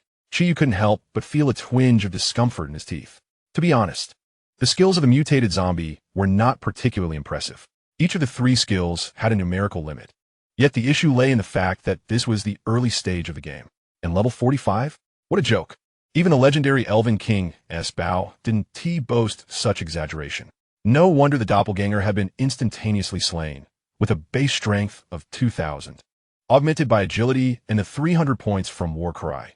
Even if Chiyu's frost resistance mitigated the increase from frost power, the residual strength of 2003 and 500 agility would easily dispatch a doppelganger. With a roar directed at Chiyu, the mutated zombie charged with astonishing speed, its fist howling through the air as it descended upon Chiyu's face. Alarmed, Chiyu summoned all 700 points of agility, twisting aside to evade the blow, and countered with a swift slash. Clang! The sensation of the blade piercing flesh was not as vivid as imagined. It felt more akin to striking solid metal. Chiyu swiftly dodged backward, evading the zombie's fist once more. Seizing the moment as the zombie's hand became lodged in the ground, Chiyu rushed forward, the blade extending 5 meters in an instant. Frost Heavy Strike. With the chilling slash and the enhanced might of Frost Heavy Strike, the damage output surged 6-fold, compounded by other foundational skills, resulting in a staggering damage value exceeding 10,000 points. Yet, this blow did not claim the life of the mutated zombie. The blade sank into its neck, but was halted less than 5 centimeters deep. Just as the blade froze in place, a colossal fist came crashing from the side. Chiyu narrowly extracted his longsword, but there was no time to dodge. He could only barely position the ice jade in front of him. Thud! The impact of the fist against the blade reverberated through his entire body, sending a jolt through his hands, nearly causing the ice jade to slip from his grasp. As he was violently hurled back, crashing into the 3rd floor of the building across the street. Amidst the rubble, Chiyu rose to his feet, leaning against the jagged edge of the wall, cloaked in dust, with droplets of crimson oozing from the corner of his mouth. Coughing, he acknowledged the sheer force of the blow, feeling as though he had been struck by a locomotive. Yet, that was the extent of his injuries. Wiping the blood from his lips, he lowered his gaze to the zombie still within the fresh produce supermarket. Fortunately, it did not possess a skill that inflicted damage based on a percentage. Otherwise, he would have had to retreat. The frost damage of the mutated zombie had increased, but the ice resistance granted by the ice jade could be disregarded. With a remaining strength of no more than 2,300 points, it was insufficient to inflict significant harm upon Chiyu, clad in dark gold armor. As for minor injuries, he leaped from the 3rd floor into the throng of zombies below, executing sweeping slashes, the demonic mask glowing with a red light as his wounds swiftly healed. Roaring in fury upon seeing Chiyu unscathed, the mutated zombie charged, shattering the wall with a thunderous crash as it burst forth from the supermarket. Chiyu did not confront it immediately. Instead, he relied on his superior speed to lead the mutated zombie in a wild chase down the street. Although it appeared somewhat disheveled to be fleeing, the chilling slash and frost heavy strike were still on cooldown, despite the mutated zombie's frost armor being of relatively low value. Chiyu could easily shatter it with a few strikes, yet the frost armor had no cooldown and could be instantly reapplied. Taking into account the zombie's immunity, it would require over 6,000 points of damage to inflict any injury, and even then, Overcoming the mutated zombie's formidable 3,000 points of constitution and its rapid self-healing ability remained a daunting challenge. For lower-tier players, the mutated zombie was undoubtedly a nightmare. It was not a boss that could be overwhelmed by sheer numbers. One had to unleash maximum destructive power in an instant for a decisive kill, for otherwise, the mutated zombie would rise again the very next moment. Fortunately, Chi-Yu is precisely the type capable of unleashing astonishing damage in an instant. First, he holds back, waiting for his skills to cool down, and then it is the creature's demise. Chapter 45, Good Afternoon. A player in their 30s, capable of dispatching a level 45 mutated zombie in a heartbeat. It may sound like a fanciful tale, yet for Chi-Yu, it is far from mere daydreaming. With an additional 20 points in strength and 10 in agility, his mastery of blades is formidable. The Icy Gem adds 100 in ice attribute damage. Even after factoring in resistances, it still inflicts 70. The Crushing Strike of 50 strength, coupled with the triple strength of Frost Strike and Cold Slash, further augments his prowess. Additionally, he possesses passive skills such as Weakness Insight and Physical Mastery. The Physical Rings, Critical Hit Rings, and Dark Gold Cloak contribute further to his damage output. Finally, the recently acquired Berserker Metal bestows upon him the skill of Merciless Slaughter. Even without considering critical hits, Chi-Yu's maximum damage can exceed 30,000 points in a mere moment. With over 100 points in strength and equipped with various gear, he dealt over 2,000 damage to his zombie tiger, not to mention his current ensemble of 25 and 30 level equipment. Along with a plethora of skills he can hardly keep track of, inflicting 30,000 damage with 700 strength is hardly an exaggeration. Chi-Yu weaves through the horde of zombies, pursued by the frenzied, mutated zombies, who smash through any obstacles in their path with sheer brute force. Countless zombies are sent flying, bursting into clouds of crimson mist upon impact. Yet some fortunate zombies, spared from death by a single blow, crash through the glass of nearby homes, roaring toward the survivors within. Chi-Yu steps over the cries of the fallen, traversing 20 kilometers in just a minute. Just as he steps on the head of a zombie, preparing to dash down another street, a shadow suddenly envelopes him. A fleeting glance reveals that the shadow originates from a car, soaring through the air. Chi-Yu leaps to evade the vehicle, but the zombie he had just crushed beneath his foot is mercilessly reduced to a pulp.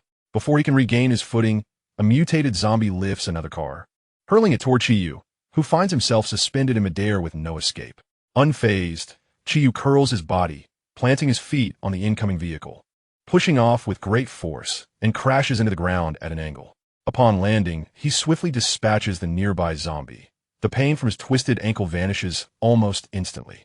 The enraged, mutated zombie roars repeatedly, yet can never lay a finger on the hem of Chi-Yu's clothing. Chi-Yu, who is specialized in agility from the very beginning, holds a clear advantage against these powerful, yet somewhat less agile giants. Had the mutated zombie not possessed skills such as frost armor and rapid regeneration, it would be ill-suited for kite tactics. Otherwise, Chi-Yu could simply run circles around it, returning occasionally to deliver a strike without even utilizing his skills to wear it down. What the hell? There's a fool down there. A man stood by the window, his forehead pressed against the glass, intently gazing at the street outside. You look like a fool. Step away from the window before you attract the zombies. Another voice scolded from within the room. So what if I attract them? We aren't afraid of those zombies. The man seated on the sofa chuckled as he polished the blade of his knife, then turned to the man by the window. What's happening out there? Someone has lured a boss over, and now the boss seems disinterested in pursuing him. He has even gone back to taunt it, the man at the window replied, his lips twitching.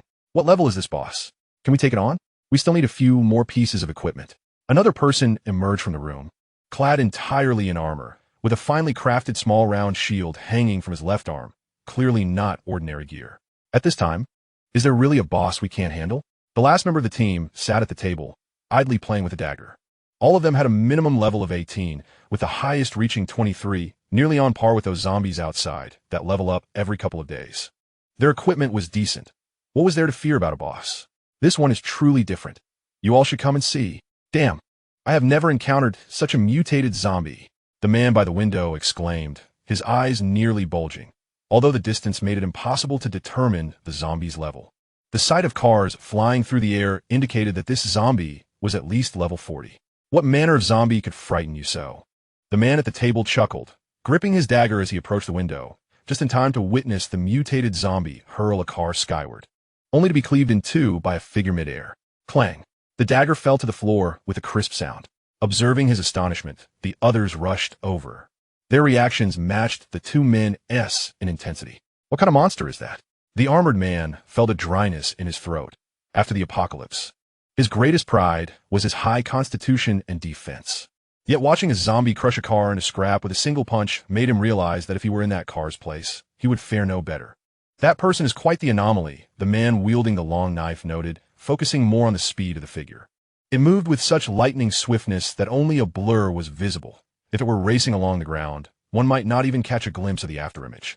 For him, if he disregarded all other attributes and allocated all his free attribute points to agility, combined with the enhancement from equipment and skills, he could barely attain such a level. However, that was an unattainable feat. To fully harness agility, one's constitution could not be too weak, or the body would be unable to withstand the speed. Likewise, one's mental acuity could not be too low, or the brain would fail to process the rapidity, leading to a mental shutdown amidst the horde of zombies. Even without allocating any free attribute points to these two characteristics, one must at least compensate with equipment and skills. However, this inevitably means that one would not achieve the speed exhibited by that individual on the street. Not to mention, this person also possesses considerable strength. While he may not be able to hurl vehicles like a mutated zombie, he can effortlessly throw heavy objects such as stone blocks considerable distances, accurately striking the zombies. His strength must be at least 600 points to easily toss stone blocks weighing 200 to 300 pounds several dozen meters away. What level would one need to attain to reach such prowess? It is likely that one would need to be at least level 40, in addition to possessing quite formidable equipment to accomplish that. Damn, that fool is coming towards us. Just as the man was lost in astonishment, a startled voice from beside him pulled him back to reality. A fleeting shadow raced across the street, charging directly towards the building they occupied, with zombies closely trailing behind. The ground quaking under the sheer force, causing several of them to feel their hearts race. There's nothing to worry about. We are on the 30th floor. Even if he reaches the ground floor, he shouldn't be able to affect us. The balcony of this building is recessed, with smooth walls that prevent anyone from leaping up from the balcony. If he were to charge into the stairwell and ascend, there would be no reason for him to stop at the 30th floor.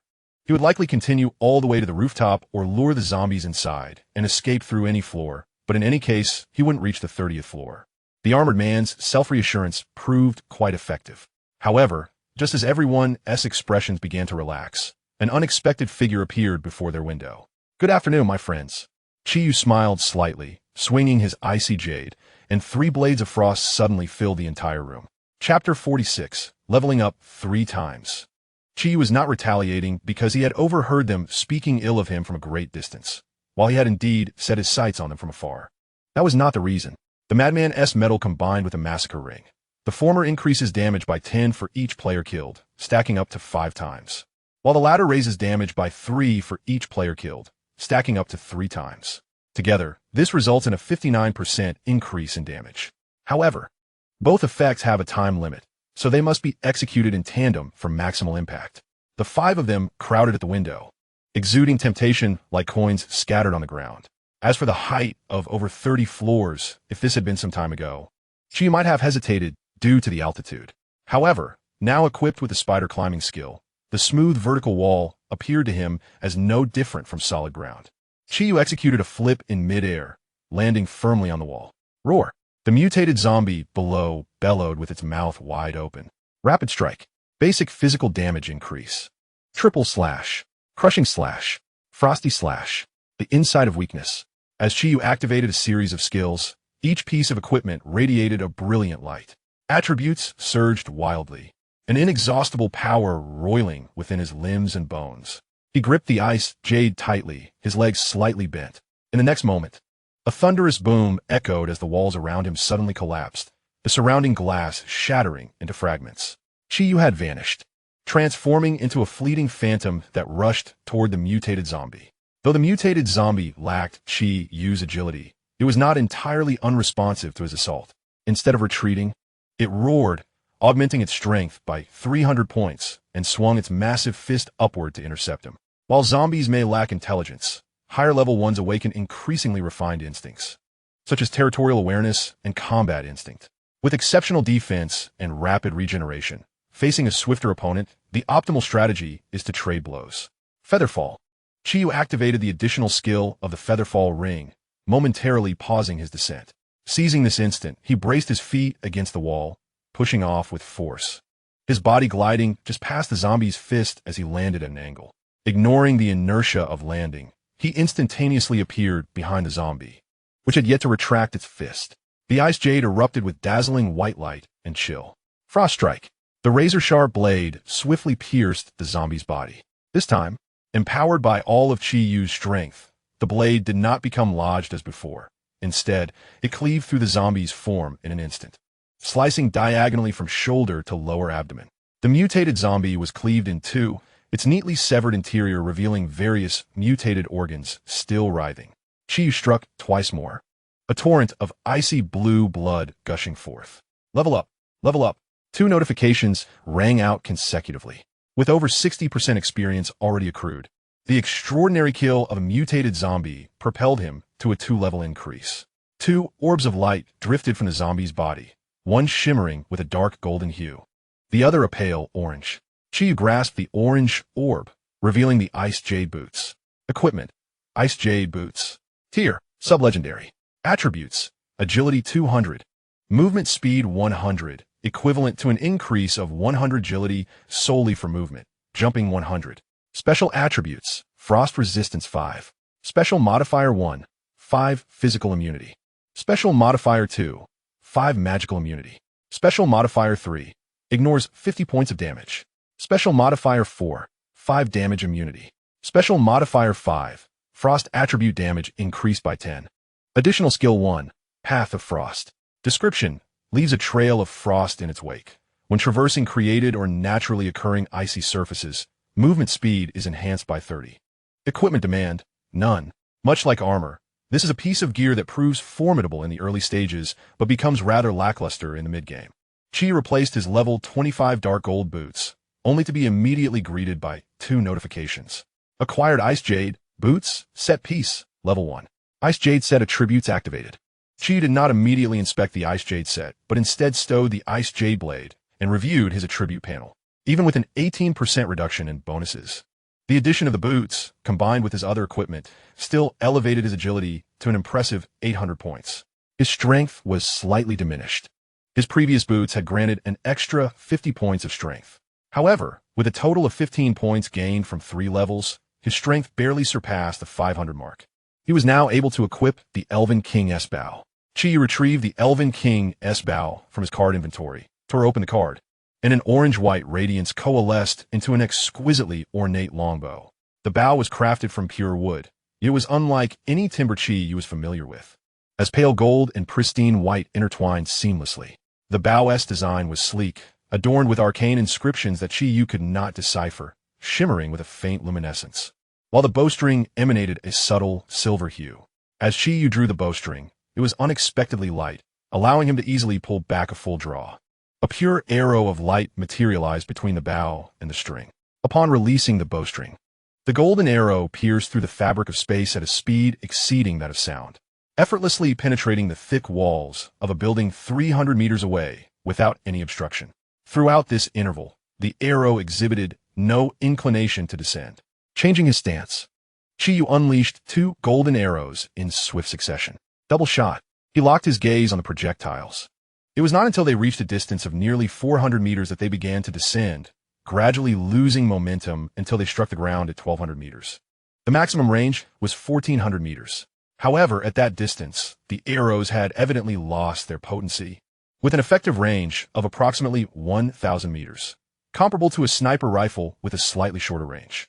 Yet, due to the complete light attribute enhancement, coupled with armor penetration and Chiyu's innate attributes, the damage inflicted by the Elven King's bow could very well surpass that of a heavy sniper rifle. Chiyu placed the bow back in his waist pouch, retrieved the Ice Jade once more, and casually collected the nearby orb of light to prevent it from dissipating due to lack of attention. Inside the orb lay a dark gold storage belt, a level 40 item that he was not yet able to equip. It provided 50 vitality, expanded his inventory to 80 items, and boasted a maximum capacity of 10 cubic meters. After securing the card, Chiyu intended to allocate the 6 free attribute points gained from leveling up, adhering to his prior habit of assigning 4 points to agility, 1 to strength, and 1 to vitality. He pondered when he might acquire a full set of defense-oriented equipment, gazing at the attribute panel of his clone with a sense of disappointment before closing it. Chapter 47. Good evening. Which profession type poses the greatest danger in a post-apocalyptic world? The answer is unequivocally warriors, particularly agile fighters like Chiyu, who specialize in agility, yet possess frail defenses and minimal health. Engaging in combat necessitates closing in on the enemy, rendering the position of a melee fighter inherently less secure compared to that of a ranged combatant. When under attack, they're also less resilient than shield-bearing warriors. Nevertheless, the advantages of agile fighters are equally apparent. Their dexterity and damage output rival that of assassins, and unlike mages or support characters, they're not rendered powerless in close encounters. However, if given the choice, Chiyu would prefer to remain in a safer position, especially with a reliable melee fighter to absorb the brunt of the assault in front of him. Chiyu's solitary wolf strategy had previously stripped him of this possibility, but acquiring the clone skill rekindled that potential. With a defensive clone shielding the front lines, Chiyu could safely stand back and unleash arrows, while also planning to learn a skill for swift equipment switching. A full set of ice jade armor nestled within his spatial backpack could provide immediate transition to melee combat should enemies approach. It is a commendable strategy, albeit merely a notion at this stage. The clone's equipment is woefully inadequate to withstand an assault. If Chiyu were to swap the equipment between himself and the clone, it would only place him in greater peril. With a sigh, Chiyu activated the properties of the assembled set. As expected, the attributes were not particularly formidable, given that he had only collected 3 pieces of the set. Ice Jade set, 311. Attributes, all attributes 100. Frost damage, 500. Frost resistance, 500. Additional skill, Frost Aura. Description, activates a no-cost Frost Aura centered on the user, creating a 3-meter radius in which enemies suffer a reduction of 200 points in agility. At this stage, possessing 100 points across all attributes and 500 points in frost damage, combined with the ability to diminish an enemy's agility by 200 points, is roughly equivalent to 3 pieces of 30-level dark gold equipment. Presently, Chiyu boasts a remarkably high frost resistance. The ice jade armor, along with the boots, contributes a total of 55% resistance. Should he complete the entire set, he could achieve a full 100% frost immunity. However, this does not imply that Chiyu would be entirely impervious to ice-based attacks. For instance, if he were to cast an ice attribute attack against an adversary with 100% frost immunity, while the ice damage would be negated, physical damage would still be inflicted. Mages casting frost spells, however, can achieve complete immunity. Nevertheless, in the later stages, many will employ various equipment to imbue spells with chaotic or true damage, thereby rendering immunity ineffective. Ultimately, the most practical resistance remains the immunity to various abnormal states. While it may not prevent damage, it ensures that one is not adversely affected by conditions such as stun, poison, or curses.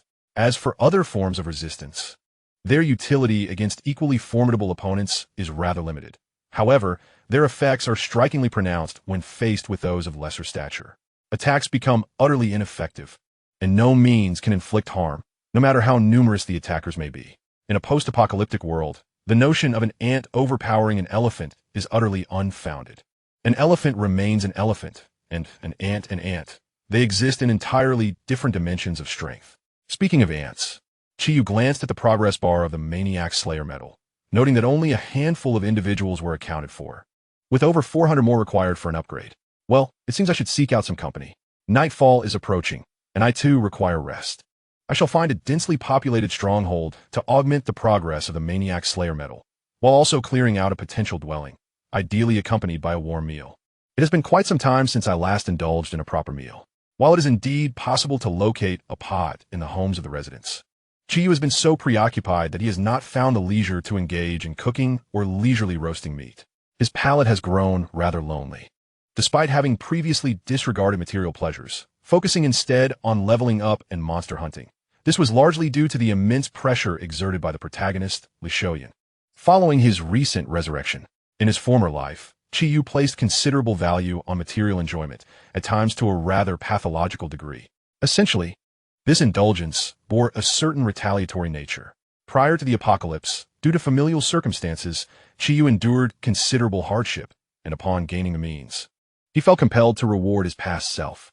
In this life, however, under Li Shoyun's pressure, Chi-Yu has been forced to overlook such pleasures. Although he has paid a price by sacrificing enjoyment, the strength he has gained is undeniably substantial. At this very moment, Chi-Yu finds himself capable of easily defeating his former self, even taking on an entire squad single-handedly. Given this level of prowess, a slight relaxation this evening ought to pose no issue. It would not be excessive to dedicate 2 hours to prepare a decent meal as a reward for his reborn self. Just 2 hours, and surely that should not be a problem. He lifted his gaze to the sky, estimating that he had approximately half an hour until darkness fell. All right, 10 minutes to locate a gathering place, 10 minutes to clear out, the remaining 10 minutes to gather materials for constructing a cooking area and transport them inside, followed by another 10 minutes to set it up, and then several minutes to prepare the dishes, allowing for a leisurely enjoyment of the meal before resting, thus rejuvenating himself for the morrow's quest to collect ice jade from another location. Indeed, that is the plan. Convincing himself, Chi-Yu activated his spider-like agility, defying gravity as he ascended to the uppermost level, where he took a moment to survey the cityscape surrounding him. Larger gathering points are relatively easy to find, such as supermarkets, office buildings, and prisons. Especially in large comprehensive supermarkets with abundant supplies, at the onset of the apocalypse, such locations, though teeming with hordes of zombies, paradoxically ensure that prey does not linger nearby. After several riots, the initial gathering of zombies would migrate to other locales, thus establishing new hotspots, only to relocate once more after a period of time. In such instances, the comprehensive supermarket, rich in resources and devoid of zombies, becomes the prime candidate for establishing a stronghold. A large supermarket lies merely 4 kilometers away from Chi-Yu. He effortlessly leaped between buildings, the seemingly daunting distance of several dozen meters presenting no challenge to him. Although he took some time to ensure his precision in landing on the rooftops, the mere 4 kilometers were traversed in less than 10 seconds, and soon he found himself hovering above the supermarket. He hoped that a multitude of survivors, exceeding level 10, resided within. Chi-Yu descended, shattering the tempered glass of the supermarket's rooftop with a single step. The impact sent shards of glass flying, raining down upon the bewildered onlookers who had yet to recover from the shock. Slowly, Chi-Yu broke into a smile. Good evening, everyone. Chapter 48. There are always many arrogant fools. Flames erupted on the 4th floor of the supermarket. The crackling sound of burning would echoing incessantly.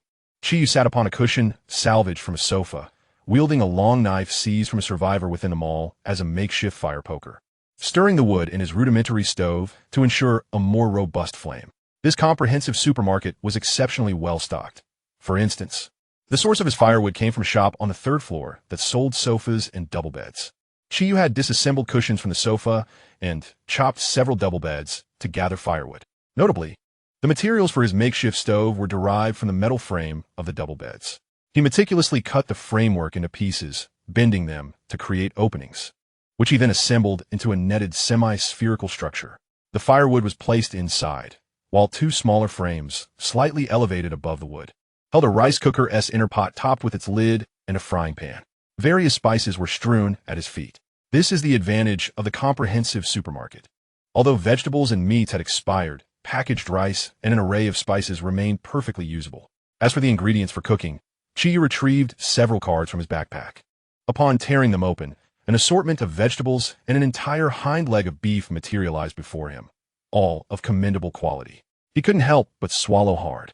It had been nearly 2 months since he had tasted a proper meal, and merely contemplating the prospect of warm, fragrant dishes was enough to stir his appetite. Without the use of a kitchen knife, the meat was swiftly sliced into neat, uniform strips with a swift motion of his ice blade. He does not employ any elaborate techniques. Rather, he opts for the simplest approach, preparing a dish of stir-fried beef with chili, accompanied by tomato beef soup and sautéed greens. With deft hands, stained from countless culinary endeavors, he skillfully manipulates jars and bottles filled with seasonings. Despite the turmoil of his past, where family debts loomed large and tragedy struck with the loss of his parents and his sister's grave illness, Chi-Yu's culinary skills have flourished remarkably. At the tender age of 10, He became adept at cooking out of necessity, wielding a frying pan for over a decade. Before commencing his meal prep, he fashioned a makeshift stand atop which he placed the inner pot of a rice cooker to simmer his soup. The remaining beef was skewered with a long knife, a remnant from others, marinated with spices, and set to roast slowly. Although the array of ingredients seemed plentiful, they paled in comparison to Chi Yu's evolved appetite. In no time, the tantalizing aroma wafted through the air, causing his stomach to rumble in anticipation. With fervor, Chi Yu scooped 2 generous spoonfuls of rice directly into the stir-fried beef, layering it with greens, and took a substantial bite, savoring the warmth of the dish and the fragrant steam enveloping him. He felt as if he might melt into bliss. The aroma! It was truly delightful. This was the life one ought to lead. Though the simplicity of his wooden stove did not compare to a conventional one, and he struggled with an unfamiliar pot. The meal, while perhaps subpar by pre-apocalyptic standards, was a luxurious indulgence in the aftermath of the world's collapse. He quickly polished off his meal, yet his hunger remained, prompting him to glance at the beef still cooking over the flame, which was not yet ready. Thankfully, after consuming a large pot of rice and 2 plates of vegetables, he was not as ravenous as before. As he sipped his soup and turned the still raw beef, the sound of approaching footsteps echoed nearby. From the noise, he discerned that they were some distance away. However, due to the sparse presence of zombies in the vicinity and his keen hearing, he could detect them from afar. Sighing, Chi Yu contemplated his predicament. Positioned near the 4th-floor courtyard, the glow of his fire was unmistakable. Anyone entering would inevitably notice him. Just when he had finally relished a warm meal and felt content, the prospect of having to exert himself again tonight was unwelcome. He hoped those approaching would either bypass the supermarket or possess the wisdom not to disturb him. Alas, his hopes were dashed. Within mere minutes, 2 men strode in, one tall, the other short, engaged in animated conversation. Ha ha ha, I wonder if there are any beauties around here? I hope so. The last time you played too recklessly. I hadn't had enough fun before you ruined it. This cannot be blamed on me. After all, she was uncooperative.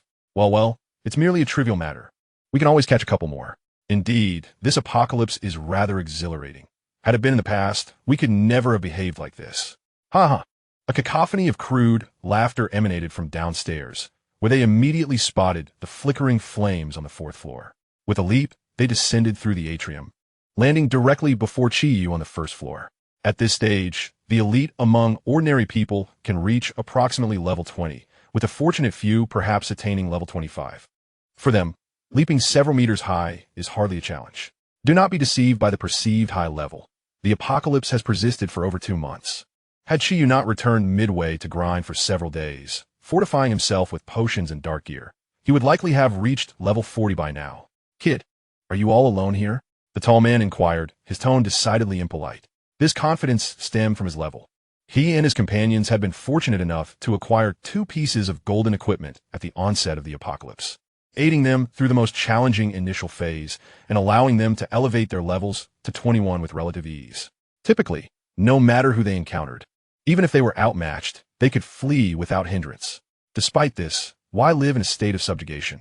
It is far more comfortable to indulge in recklessness. Sigh.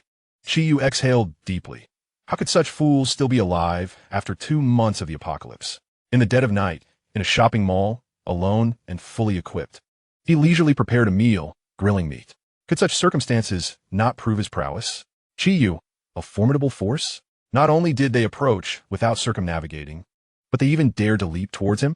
Who bestowed upon them such audacity? I rarely find myself in a good mood, and it is indeed a pity. What are you babbling about here, I ask you? Swish. The crystalline blade flashed, and the tall man's voice abruptly ceased as his upper body plummeted into the flames, blood soaking the wood and producing thick plumes of smoke. At the moment Chi Yu grasped the icy jade, a frigid aura enveloped the surroundings. The shorter man quickly shifted into a combat stance, his equipment radiating light, his gaze fixed intently on Chi Yu. Yet, the quivering lips and trembling legs betrayed his inner trepidation. They had provoked someone they ought not to have. The realization dawned upon the dwarf that their previous good fortune had rendered them increasingly arrogant, and now they had finally collided with an immovable object. Big brother, I was wrong. I recognize my mistake. I can offer you equipment. Let me go, what do you say? The stout man stammered nervously. Should Chi Yu reject this proposal, he would have no choice but to retaliate, even if it led to his demise, for he lacked the confidence to escape. He hadn't even discerned how Chi-Yu had dispatched the tall man. Though I do not believe you possess any equipment of interest, there may yet be some value in it. The words of Chi-Yu elicited a twitching smile from the diminutive figure, suggesting he would survive. Albeit with the headache of lost equipment, better than death, indeed. However, just as he was about to utter another word, the icy crystal blossomed once more. Killing you means your gear becomes mine, Chi-Yu declared, and with that, the little man's head fell, rolling into the dark corner, colliding with a mound of corpses piled high. Chapter 49. The Malevolent Chest. As dawn broke, Chi-Yu awoke from his slumber, took a sip of water, and, with a wet wipe, tended to his personal hygiene before returning to the disarrayed fourth floor. The uncooked beef leg and charred remains still lay on the stove. After the events of the previous night, Chi-Yu found his appetite had vanished. In truth, he felt a pang of regret when he had struck. He hadn't considered the consequences, and now half a corpse had fallen onto the campfire in the beef. While he could maintain his composure and dine atop another's remains, the sight of blood and entrails splattered across the stove, contaminating the ingredients, truly dampened his appetite. Had he foreseen this, he would have opted for a stabbing approach. After all, in the post-apocalyptic world, such tactics yielded little against zombies, leading many to favor slashing and hacking instead. Chi-Yu constructed a simple stove anew and set a pot to boil porridge, though it lacked flavor. The contrast of a warm bowl of porridge after days of bread was a delightful change. As he savored his meal, he stood by the window on the fourth floor, observing the world outside through the glass. A few individuals passed beneath the shopping mall, and sensing they were being watched, they glanced around, locking eyes with Chi-Yu. He offered a friendly wave, which they reciprocated with nods. Yet, just as they lowered their heads and raised them again, they noticed Chi-Yu had drawn a longbow.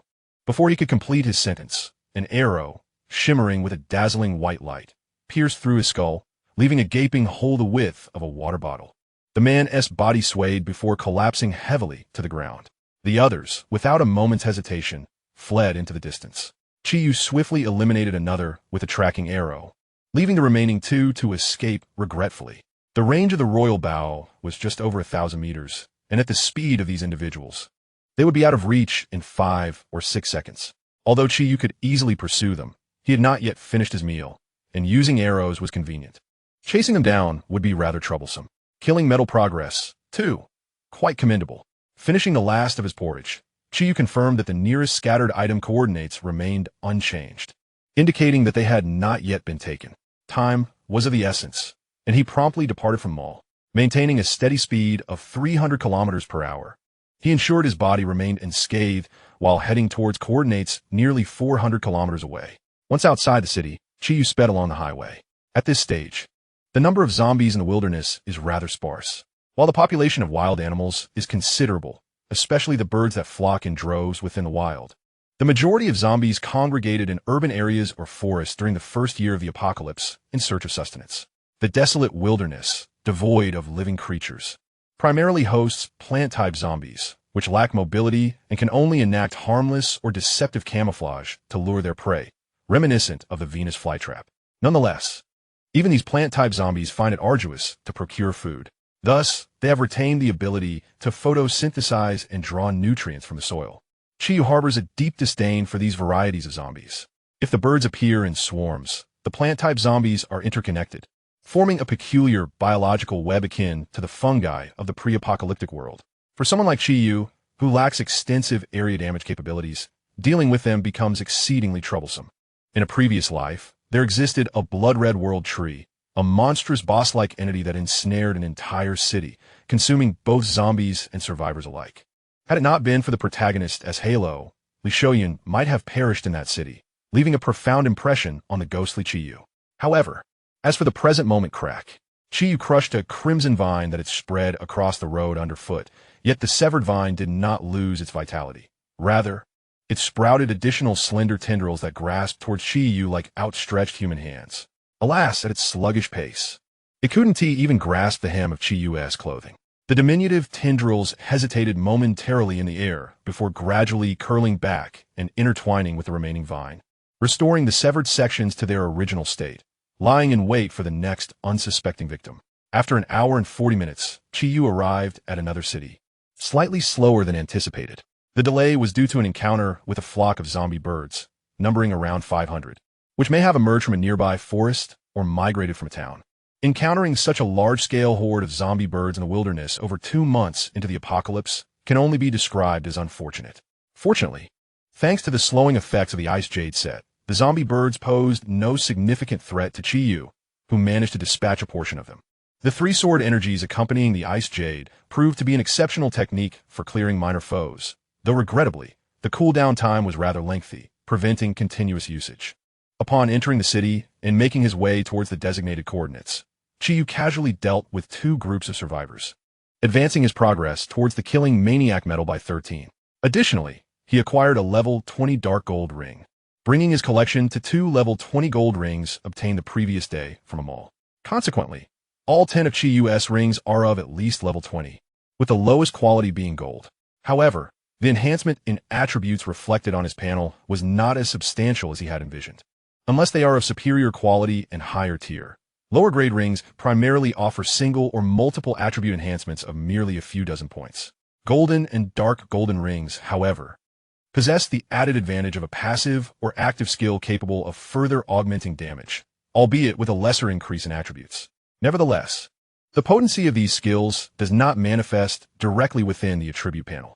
With 10 rings, the cumulative attributes amount to approximately 350 points, which when distributed across 4 attributes, results in each individual attribute receiving less than 100 points, rendering the enhancement rather inconspicuous.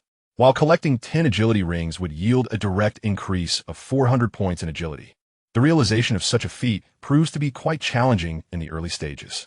Chi-Yu, fervently delving into dungeons and seizing equipment from others, managed to barely equip 10 rings of decent quality, lacking the luxury of choice.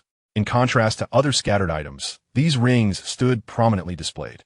Following the coordinates, Chi-Yu arrived at a square where a treasure chest floated atop the parched fountain of a pond. The chest, a grotesque crimson hue, revealed a single demonic eye at its center, which slowly opened upon sensing an approaching presence. As the eye turned and locked on Chi-Yu, it ignited with a crimson glow. An air of foreboding danger permeated the atmosphere as an insidious aura spread, whispering temptations into Chi-Yu's ear, beckoning him to approach and unveil its secrets. Chapter 50. The Life-Devouring Demonic Treasure Chest. Look, another unfortunate soul is about to attempt opening the chest. I wonder what equipment he might uncover. I must remind you all, no stealing. Let us adhere to our previous agreements. Understood. Keep your voices down, lest he overhear.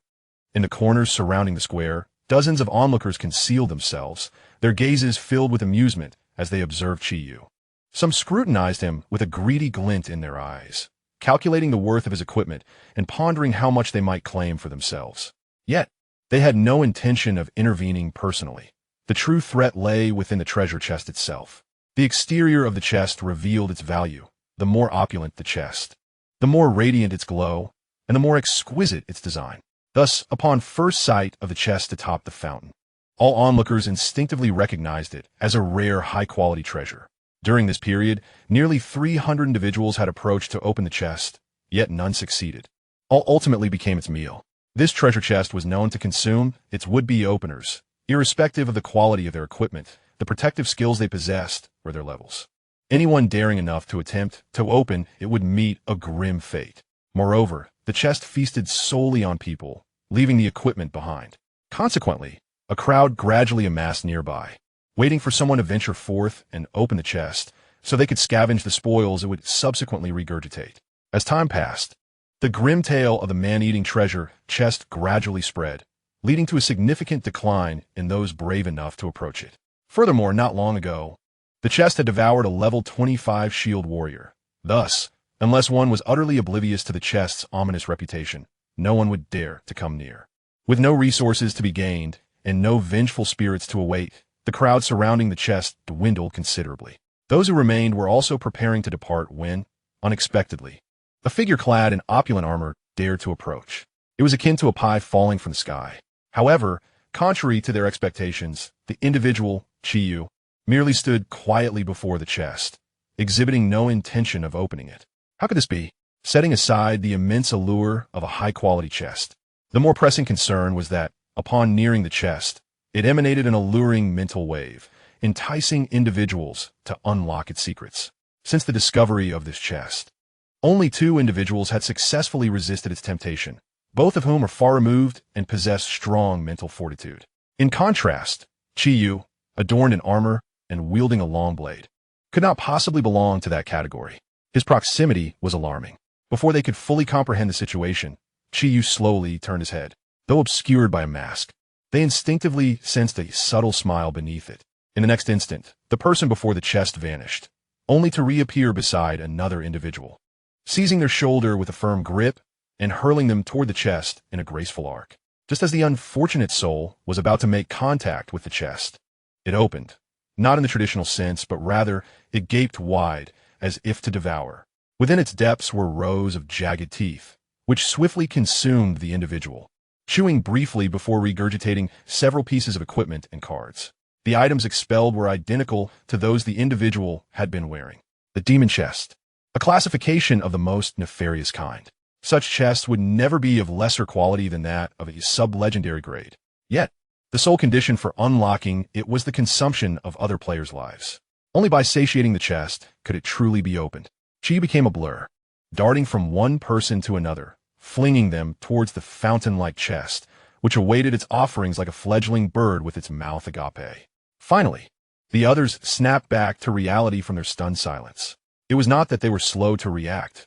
Rather, they had been conditioned to witness individuals approach the chest, unlock it, and be consumed, only to retrieve the discarded equipment thereafter. Except for a select few who maintained constant vigilance, the unexpected turn of events rendered them momentarily frozen. Yet in those fleeting seconds, Chi-Yu had managed to launch over 20 individuals skyward. Those who regained their senses were divided into 2 factions. One group immediately fled, while the other seized their weapons, hoping to leverage their numbers to preserve the life of Chi-Yu. However, within a mere 5 seconds, their resolve wavered.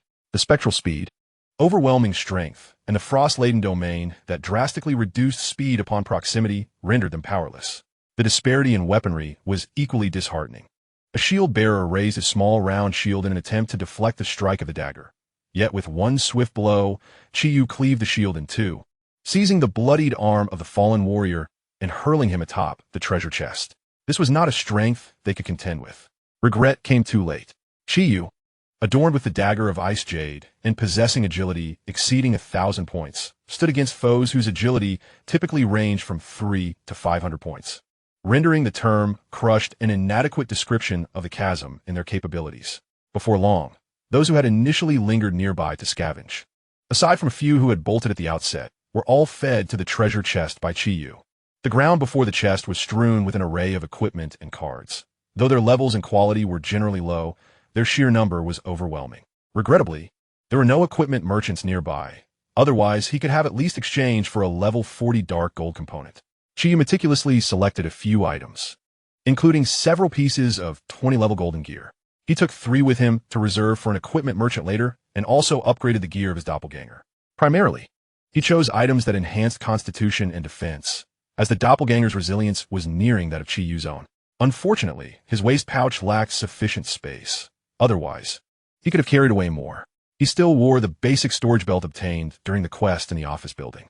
Although he had encountered other waist pouches with superior attributes, none possessed storage capacity, so he refrained from making a switch. He had a level 40 storage belt in his backpack, intending to equip it after acquiring the Ice Jade set, postponing the next piece until he reached level 40 to avoid the current predicament of being unable to carry equipment and resources. Would it require around 100 more souls to unlock the treasure chest? Chi-Yu speculated based on the widening of his eyes. The greater the expansion of the eye of the demon, the closer he was to unlocking the chest. He had no knowledge of how many had been consumed by the chest previously, so he could only estimate based on the recent count of those devoured and the changes in the eye of the demon. Incidentally, he was pleasantly surprised to discover that the souls consumed by the chest had contributed to the progress of his killing frenzy metal. Could assists count as well? Or was it a peculiarity of the chest? He was uncertain, but it was undoubtedly a fortuitous development. Chapter 51, The Demon Mark. Chi-Yu centered himself around the treasure chest, commencing his search for other survivors amidst the surrounding structures. Although it is true that one cannot constantly guard the treasure chest, there exists a risk that the scattered ice jade fragments may be taken by others. It is not that anyone can forcibly open the chest, but rather that Chi-Yu can only bring back 2 individuals at a time. which will inevitably lead to a situation where the chest is merely 1 or 2 persons away from being opened, should coincidence allow another to arrive. With the sacrifice of 1 or 2 individuals, the chest may be unlocked, granting them access to the fragments. However, this is an unavoidable circumstance, and worrying about it would be futile. Moreover, each morning, the locations of the scattered fragments are updated. If someone else takes them, Chiyu can re-establish their positions. He discovered a group of survivors, 6 in total, within a community situated a kilometer from Square. Chiyu incapacitated their limbs and spine, taking 2 back to the square and tossing them into the chest. Upon returning for 2 more, he found that during the 3rd attempt, only 1 remained in the room, when there should have been 2. Had some skill or equipment restore their bodies or force them to move. The apocalypse resembles a grand online game, with a plethora of special items and skills emerging. Healing and relocation are not particularly rare commodities. Chiyu cast the remaining survivor into the chest, and the eye of the demon quivered slightly, its lid opening just a fraction, almost imperceptibly. After all, he still required dozens more. Any significant change would be unusual. Chiyu then checked the progress of the maniac killer medal. Thus far, including yesterday's hunt in the comprehensive supermarket, the progress had accumulated to 200. With 300 more, he could achieve advancement. The unadvanced maniac killer medal offers a 60-point and 5% attribute increase, alongside 2 exceptionally powerful skills. Although the damage additions come with prerequisites, the second skill, an extraordinarily practical resistance to abnormal damage, is permanently effective. Chiyu eagerly anticipated the strength of the medal's attributes upon advancement. Opening the treasure chest would likely boost the progress by another 100. Yet, sometimes he encounters survivor teams at relatively distant locations. He certainly could not employ the same method as before, incapacitating them 1 by 1. So he could only kill a few and bring back 2. By offering 2 individuals to the chest, he could effectively eliminate 5 or 6. Thus, perhaps he would complete the medal's advancement simultaneously with the chest's opening. At that moment, Chiyu felt a surge of motivation. On the desolate streets, shadows darted swiftly, weaving through the buildings, occasionally colliding with zombies. The undead were either cleaved in half or sent sprawling by a powerful kick, crashing against structures and exploding in a mist of blood. Chiyu exhibited remarkable efficiency, and before long, he had nearly captured all the nearby survivors. In total, there were 59. The number was not as significant as he had anticipated. After all, 2 months had passed since the apocalypse began, and at least 90% of the initial survivors had perished at the hands of zombies or others. In a city with a permanent population of 10 million, it remains uncertain whether there can be even 1,000 survivors.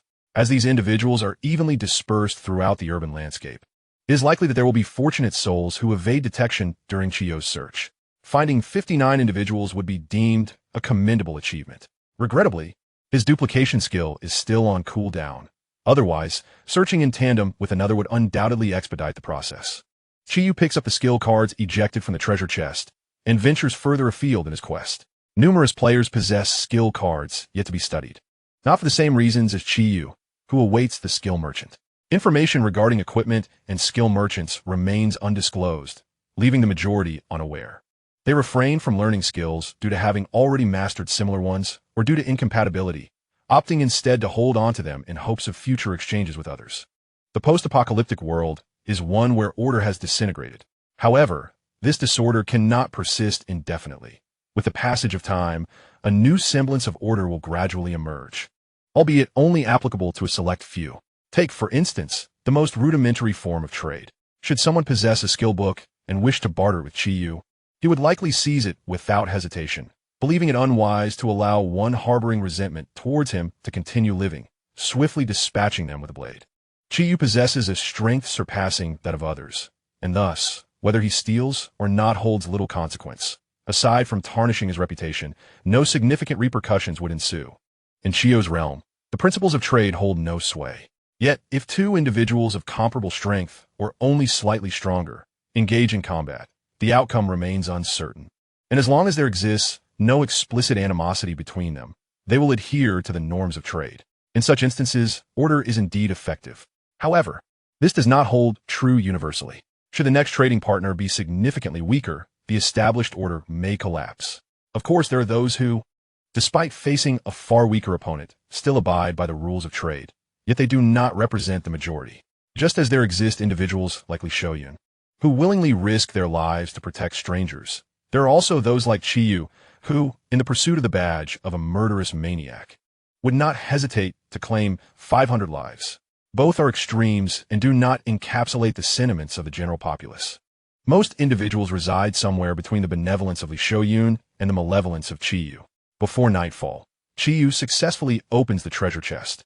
In total, he has claimed the lives of 112 individuals, with a true harvest amounting to 205. This figure is slightly less than anticipated. As the treasure chest releases its cards, they transform into a scarlet beam that pierces Chiyu's body, ultimately coalescing beneath his neck into a tattoo resembling the demonic eye etched upon the chest. This signifies the mark of having opened a demon chest. Each time one is unlocked, the opener acquires an additional mark. Some speculate that upon reaching a certain quantity, one might receive hidden quests or obtain concealed items and skills. Although it could equally be a curse that, upon fulfilling its conditions, could lead to immediate demise. However, this remains a mere conjecture. Among all types of chests, demon chests are the rarest, making them difficult to encounter. Thus, it is of little use for a single individual to open 3 or 4 without consequence. At least, in his previous life, Qiyu had witnessed someone who had opened 5 demon chests while accompanying Li Shouyun in a soul form on his journey. It is likely that one must open at least 5 demon chests to trigger any potential events, rendering it a near impossible task. Moreover, it is worth mentioning that if demon chests exist, then angel chests or divine chests must also be present. These chests similarly require consumption to unlock. But instead of the player, it is equipment and skills that are devoured. Upon opening, they too leave a mark on the player. In his past life, Li Shouyun had opened a total of 6 angel chests. Whether he had opened more afterward is unknown to Qiyu.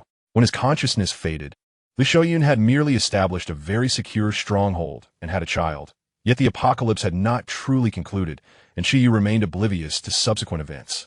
As his thoughts meandered, Qiyu picked up the card that the demon chest had expelled, accompanied by a prompt signaling an increase in level, revealing the attributes of the newly acquired equipment before him. Chapter 52. The protagonist's halo rendered futile in preparation for the unforeseen. Equipment: Ice Jade, Ring. Grade: Sublegendary. Attributes: all attributes 100. Special attribute: Frost Resistance 5. Special Lineage 1. Additional 10 Ice attribute damage. Special Lineage 2. Damage reduction 200. Special Lineage 3. Resistance to frozen status effects 10. Special Lineage 4. Double critical hit probability 10. Equipment requirements: none. The equipment attributes were rather unremarkable. Although Qiyu had been prepared, seeing that it was an artifact of the demon chest still filled him with a degree of expectation. For items produced by demon chests are typically no less than powerful sublegendary pieces. It now appeared that the Ice Jade Ring's presence in the demon chest was solely due to the existence of its set, which inflated its evaluation. Qiyu donned the Ice Jade Ring, discarding the level 20 dark gold ring into the equipment space of his doppelganger. While the ring previously worn by the doppelganger was removed and cast aside, with the 2 attribute points still allocated to agility. Without haste to find a place to rest, he summoned his cool doppelganger and began the monotonous task of monster grinding. At this stage, the threat posed by ordinary zombies to Qiyu had diminished significantly. Not to mention their sluggish movements made it difficult for them to land hits on him. Even if they did manage to strike, they would first have to contend with the layers of damage reduction from Qiyu's various equipment, ultimately resulting in negligible harm. It seemed that for someone like Qiyu, the perils of the apocalypse were exceedingly minimal. In truth, this is indeed the case. It is not solely confined to this lifetime, even in the previous one, which commenced at a slower pace. The true threat for Qiyu does not emanate from the zombies, but rather from humanity itself. This is not to suggest that Qiyu could dismiss the zombies of his past life. Rather, he harbors no fear of the ordinary, wandering zombies in the streets. As for dungeons, formidable bosses, and other such powerful entities, while he may certainly be unable to defeat them, evading their notice is relatively simple. The Apocalypse resembles an expansive RPG online game, where survivors embody the players and zombies serve as the monsters, provided 1S level and equipment are adequate. Ordinary wild creatures pose little threat. The real dangers lie in the special monsters and dungeon bosses. However, this grand game known as the Apocalypse is quite unfriendly to newcomers and casual players. The levels of monsters continue to rise, and gradually, low-level creatures cease to exist. Stepping outside means confronting foes of at least several dozen levels. Yet, for Chi-Yu, reborn with a thorough strategy and a diligent spirit, the experience is a leisurely endeavor. Nevertheless, this does not imply that Chi-Yu stands as the most formidable player in this game. After all, no matter how powerful a player may be, they remain a mere player. There exists one individual who is akin to a game master, or rather, a privileged entity being observed at all times, Li Shoyan. With a swift strike, Chi-Yu cleaved a zombie in two, the spreading frost even claiming another behind it, showcasing his overwhelming might. Yet, Chi did not derive solace or confidence from this display. The aura of the protagonist surrounding Li Shoyan is exceedingly peculiar, even with sufficient strength to dominate him. Even amidst an elaborate trap, it remains impossible to bring about his demise. In every seemingly fatal scenario, unforeseen events invariably unfold, one after another, ultimately fashioning a path to survival for Li Shoyan. Reflecting upon Li Shoyan's life, it is evident that he has encountered an abundance of serendipity. Chi-Yu understands that while such occurrences may be mere coincidences for others, they manifest as inevitabilities for Li Shoyan. Mere strength is insufficient. Chi-Yu possesses an instinctive awareness that even if his power were to multiply several times over, when faced with Li Shoyan months hence, he would still be incapable of slaying him. The protagonist's halo that shelters Li Shoyan resembles a force governed by rules. Only by uncovering the loopholes within these rules may one hope to achieve victory. Otherwise, one remains ensnared outside the rules, until those within the system mature and act to eradicate those beyond it. At present, the only rule Chi-Yu comprehends is the incredible fortune that befalls Li Shoyan, a luck that ensures his survival and continual fortuitous encounters. Despite trailing Li Shoyan for many years, Chi-Yu has yet to decipher the underlying rules. Relying solely on strength may allow him to kill others, but it will never suffice to vanquish Li Shoyan. How to deal with him requires careful consideration over time. However, it seems premature to ponder this matter now. While it is indeed wise to prepare for the future, such foresight loses its efficacy when one is at a loss, merely adding to the anxiety. Beyond striving to augment his strength, Chi-Yu finds himself at a loss for further action, which is truly vexing. With a swift motion, he cleaves through the nearby zombies, confronting them with the poise of a seasoned boxer, yet facing a mound of cotton, no matter how forcefully one strikes. It yields no effect, and at times, one may inadvertently encounter the hidden iron spikes within, resulting in bloodied hands. Haunted by thoughts of Li Shoyan, Chi-Yu, in a foul mood, resolves to extend the duration of his carnage tonight. With a fierce roar, zombies continue to swarm around him, yet as they draw near, their speed diminishes, only to be swiftly bisected by a flash of ice crystals. It is not until nearly 11 o'clock at night that Chi-Yu recalls his doppelganger, treading upon the corpses of the undead, leaving behind a trail of blood-red frost footprints as he steps into the darkness. Meanwhile, not far from Chi-Yu's location, a frail man sits upon a sofa, his right sleeve hanging limply, clearly devoid of a hand, which he has only recently lost. His left hand, still unpracticed with a dagger, meticulously carves a piece of wood the size of a water bottle, secured by a splint. As he endeavors to master his left hand's control over the blade, the wood quickly takes shape, resembling a resting kitten, though somewhat crude in appearance. It is a vast improvement compared to just 2 days prior. Thanks to his innate talent, he adapts to using his left hand at an astonishingly rapid pace. With a long sigh, Chun-Chi caresses his still throbbing right arm, his eyes brimming with intense hatred. That accursed masked man. 2 days ago, a masked individual invaded their stronghold, and no one was able to withstand even a single blow. Even as he redistributed the damage evenly across his body, he still lost an arm. This outcome made it clear to him that even if he were 10 levels higher, he would still face instant death from that strike if he did not employ a life-saving skill. Thus, he fled without hesitation. He wonders how their highest level member, Ma Haojuan, is faring now.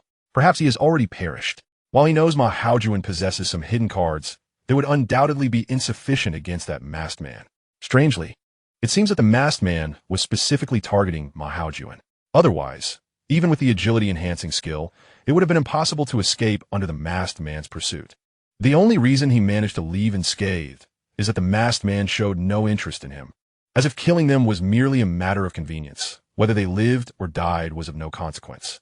Yet, why did Ma Haojuan attract such terrifying enemies? Chun-Chi couldn't help but recall the chilling dagger wielded by the masked man, as well as the frosty armor that enveloped Ma Haojuan. He had an instinctive feeling that the masked man would assault their prison, possibly linked to these two ominous artifacts. Chapter 53. Chun-Chi. Just as Chun-Chi was lost in thought, a commotion arose in the room, and a strikingly voluptuous woman emerged. She was clad in a form-fitting dark red ensemble, edged with a striking azure hue, which accentuated her curvaceous figure. An air of primal ferocity emanated from her, distinct from that of ordinary beauties, evoking an involuntary desire for conquest. However, to harbor impure thoughts towards this woman would be a grave miscalculation. Chun-Chi had witnessed her severing the heads of several men who coveted her form. Still awake? The woman leaned against the doorframe, scrutinizing Chun-Chi from head to toe. He was a man not entirely worthy of trust. It had only been 2 nights prior when Chun-Chi arrived at her stronghold, in a far more disheveled state than he was now, missing an arm and marred with numerous wounds, each one crystallized with shards of frost. Allowing him to join their squad was a considerable risk for her. After all, no one knew him beforehand. Her decision stemmed from the urgent need for a highly agile scout capable of navigating crises, as their team had suffered losses in the absence of such a figure. Thus, they had to take a chance. However, Chun-Chi had not yet truly joined. He remained in a probationary period. Not accustomed to the sofa, the room is limited, and I cannot allocate space to you, plus the living room is vulnerable to surveillance. Please understand. Although her explanation was curt, it was devoid of any gentleness. Yet, this did not bother Chun-Chi. He recognized her straightforward nature, which was consistent with her demeanor towards the other members of the team. Directness had its merits, far preferable to the treachery found within a prison. For the time being, Chun-Chi intended to remain where he was until he fully acclimated to his left hand. In this apocalyptic world, there is no such thing as an uncomfortable sleeping arrangement. I merely wish to adapt to my left hand as soon as possible. If I remain ineffectual, it would put you in a difficult position as captain, Chun-Chi remarked.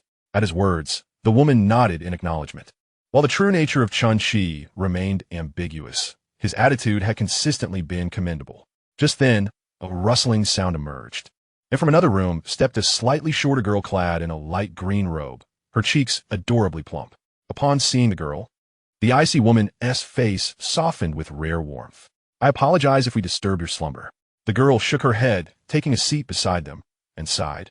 I can't sleep. I'm a bit concerned about the matter we discussed this afternoon. Me too.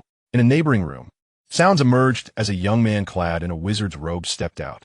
His dark circles were pronounced, and he appeared utterly fatigued.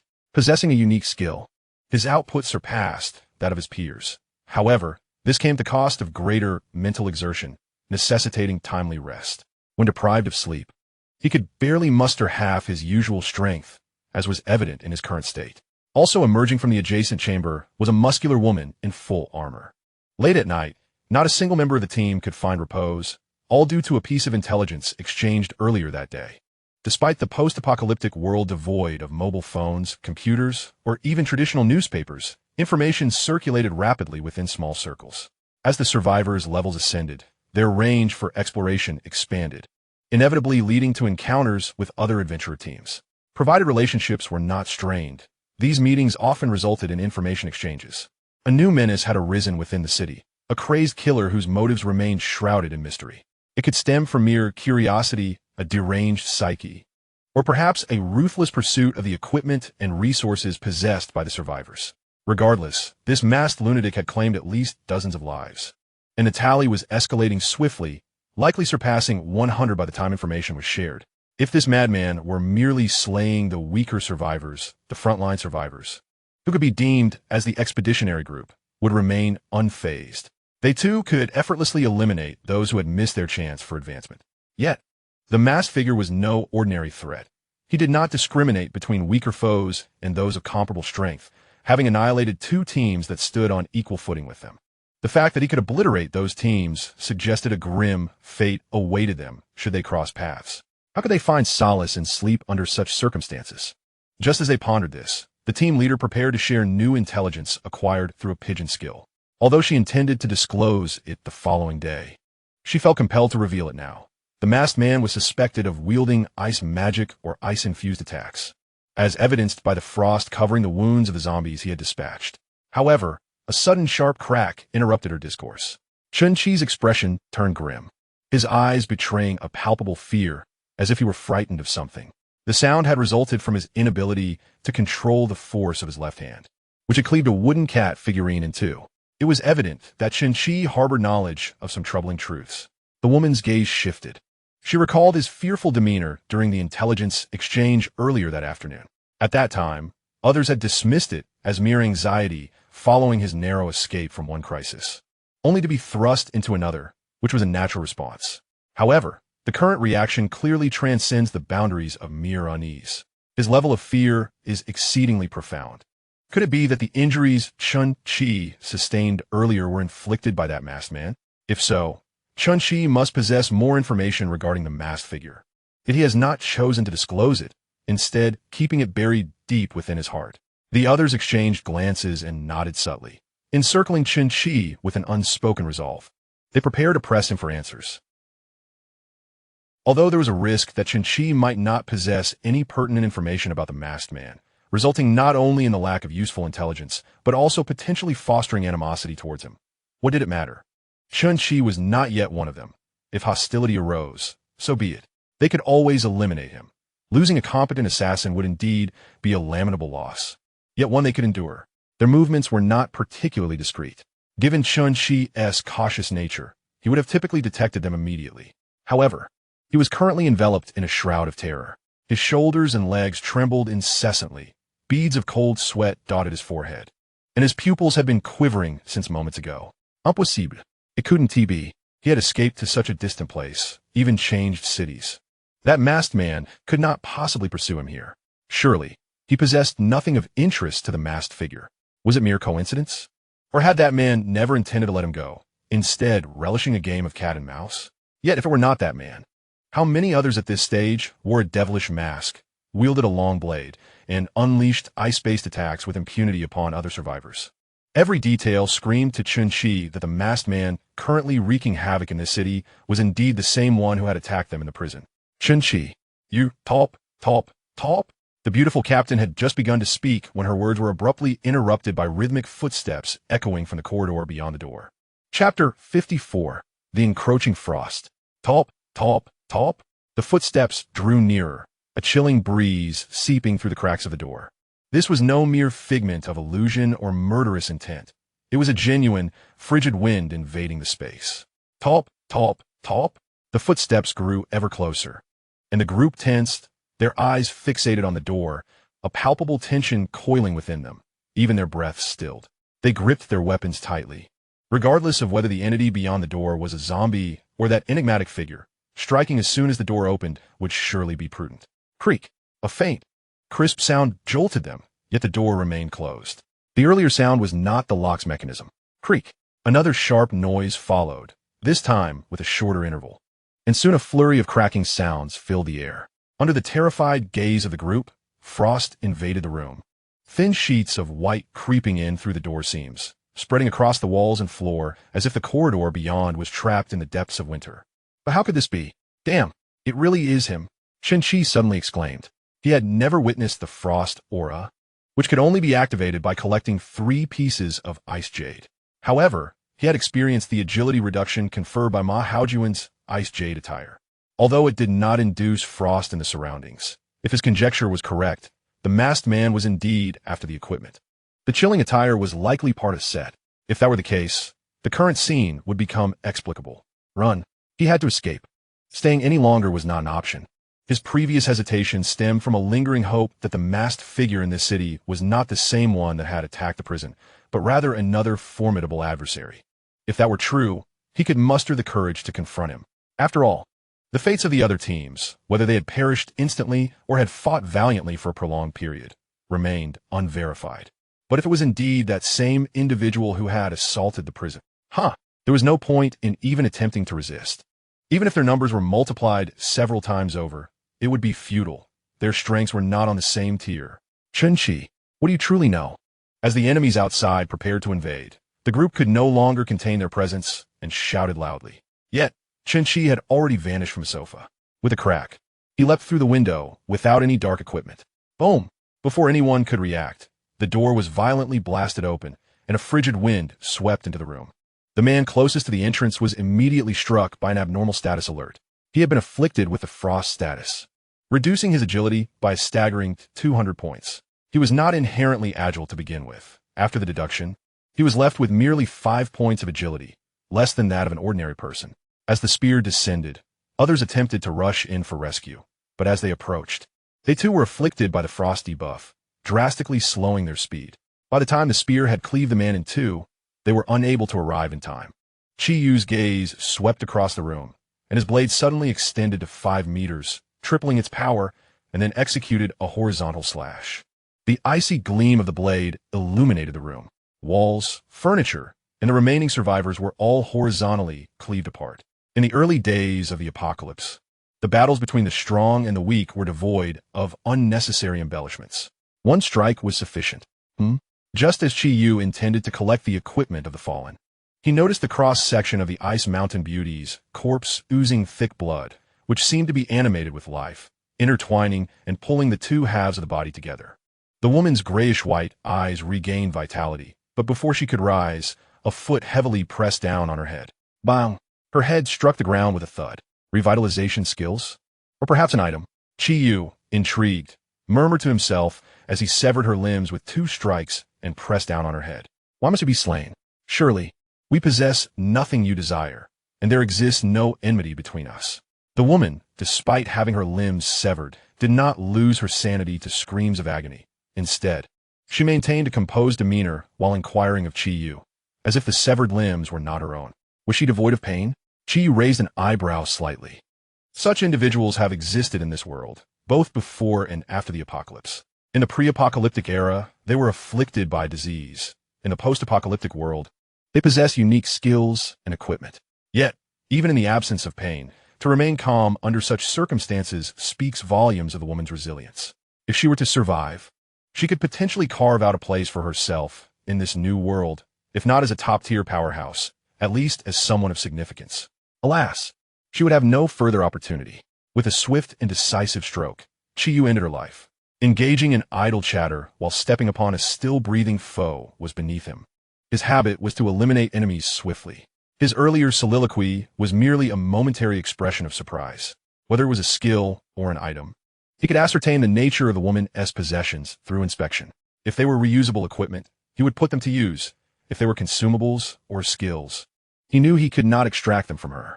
As he gathered the items dropped by the fallen, he was pleasantly surprised by their quality. A level 25 dark gold ring, a level 20 dark gold tunic, a level 20 dark gold staff, along with several level 20 rings. Regrettably, there were no items capable of resurrection. Only special skills or one-time use items remained. Chi replaced one of his level 20 gold rings, but chose not to equip the discarded ring on his doppelganger. The reason was rather unfortunate.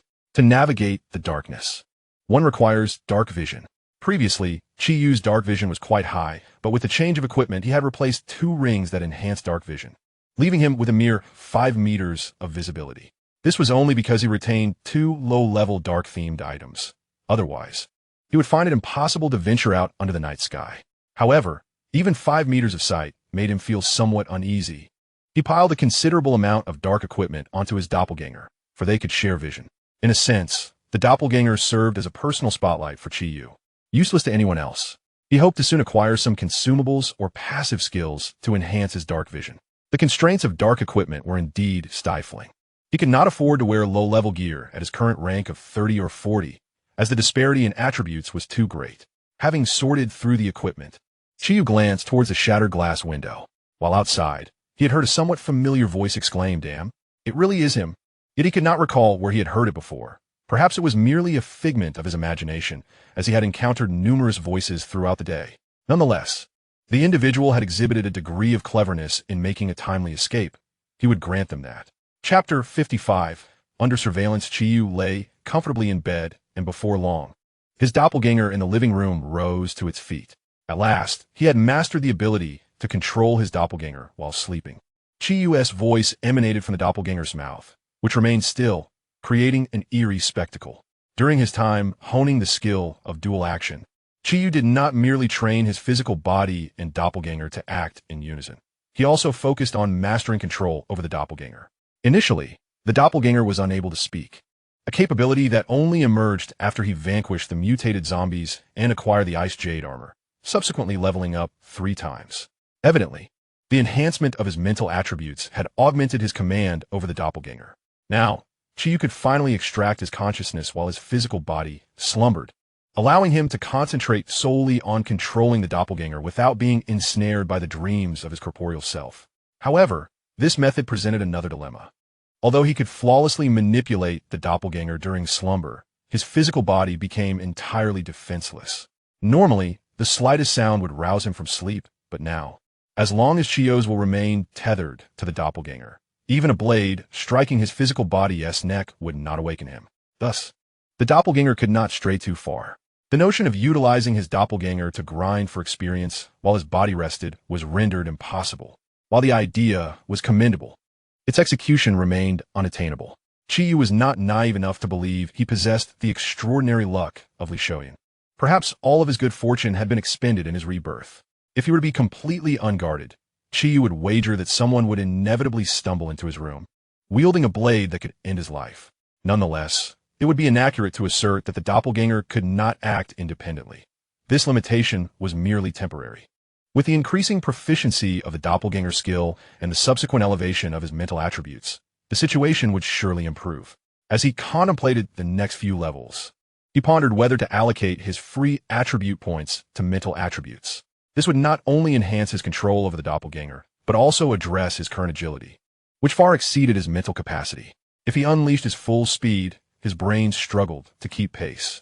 To onlookers, this discrepancy was imperceptible, as Chiyo's movements were so rapid that even a momentary pause appeared seamlessly fluid. However, if he continued to allocate points in this manner, the duration of his pauses would inevitably lengthen. Perhaps he should first allocate a few dozen points and observe the effects. Yet, it would be prudent to acquire a piece of equipment specializing in mental attributes, which could directly confer a significant boost and save him considerable time. If memory served correctly, the Ice Jade set contained at least 2 items that enhanced mental attributes, the earrings and another ring. The ring offered an increase of 100 mental points, while the earrings provided a boost of 150. The phrase "at least" was used because, in his previous life, Li Shoyan had not completed the collection of the Ice Jade set, obtaining at most 8 pieces. Even when he distributed some to the supporting characters, they later replaced them with superior equipment, leaving the Ice Jade set to languish in the backpacks of the protagonists. According to Chi Yu's estimation, if Bing you can gather 9 pieces and unlock the attributes of the 9-piece set, even without evolving into a legendary set. This equipment should suffice until level 70 or 80. The 7-piece Bing you set can reduce the agility of enemies within a 50-meter radius. The 9-piece set is expected to extend this range to at least 100 meters, proving quite advantageous for support. As for the evolution to 11 pieces, it goes without saying that a legendary set, regardless of level or type, symbolizes immense power. The more components, the stronger the set becomes. An 11-piece legendary set even surpasses the attributes of divine artifacts. Of course, the divine artifact mentioned here refers to a single piece. If one can equip at least 3 divine artifacts, even if the remaining slots are filled with sub-legendary or legendary miscellaneous items, they could easily render the legendary set ineffective. Chiyu's doppelganger entered the bedroom and sat quietly beside the sleeping original. The following morning, Chiyu estimated that enough time had passed and retracted his consciousness from the doppelganger. The original opened his eyes and sat up. Logically, having his consciousness or soul attached to the doppelganger for an entire night should have left him feeling fatigued. However, Chiyu felt remarkably refreshed, as if he had truly enjoyed a full night's sleep instead of merely controlling the doppelganger. While high mental stats can allow one to go several days without sleep, late nights still induce a certain weariness, creating a stark contrast to the feeling of a restful night. Chiyu ultimately attributed this phenomenon to the extraordinary prowess of his divine skills. After a modest breakfast, Chiyu embarked on a new day of leveling up and searching for survivors. He positioned his doppelganger at a considerable distance, placing the original and the doppelganger in entirely different scenarios, thus allowing them to engage in distinct actions and hone the true essence of multitasking. The morning progressed smoothly. While the doppelganger's equipment was relatively poor in comparison to Chiyu's original, it was still luxurious by normal standards, being clad in level 20 golden and dark gold gear during the day. Coupled with Chi Yu's elevated base attributes and freely allocated points, the doppelganger, although unable to wreak havoc, managed to handle monster grinding and one-on-one encounters with ease. By the end of the morning, Chi Yu's experience bar had increased by 10%. Given his current level, the experience provided by zombies was rather meager. He realized the necessity of seeking out dungeons for more substantial gains, those that could contribute at least half a bar of experience per run. Chi Yu casually found a spot for lunch, planning to venture further in the afternoon, slaying zombies while searching for dungeons. This was one of the drawbacks of leaving the first city, a severe lack of intelligence. Finding dungeons relied heavily on chance. However, this situation would soon improve with the passage of time. As the collection of the ice jade fragments neared completion, Chi Yu could follow Li Shouyun's route to farm dungeons in other cities. However, the pressing concern remained the assembly of the ice jade set. The slower the collection of the set pieces, the more inferior the ice jade would become compared to conventional epic gear. To be frank, there was no need to wait. Apart from the continuously upgraded Miao Dao ice jade, none of the other ice jade components would rival a level 40 epic fragment in strength. By level 50, they would merely be on par with standard dark gold equipment. Remaining here for prolonged upgrades was no longer viable. Progress was painfully slow. He could manage only a single level increase before advancing to the next city after enhancing his murder metal. Chi resolved to swiftly conclude his lunch, and just as he was about to continue hunting monsters, he suddenly sensed the feeling of being watched.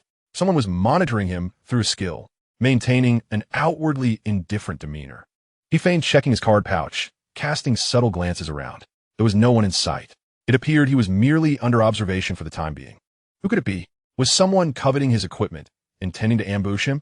Or was it that the recent spate of killings had united the other survivors in the city against him, preparing to collectively deal with this madman?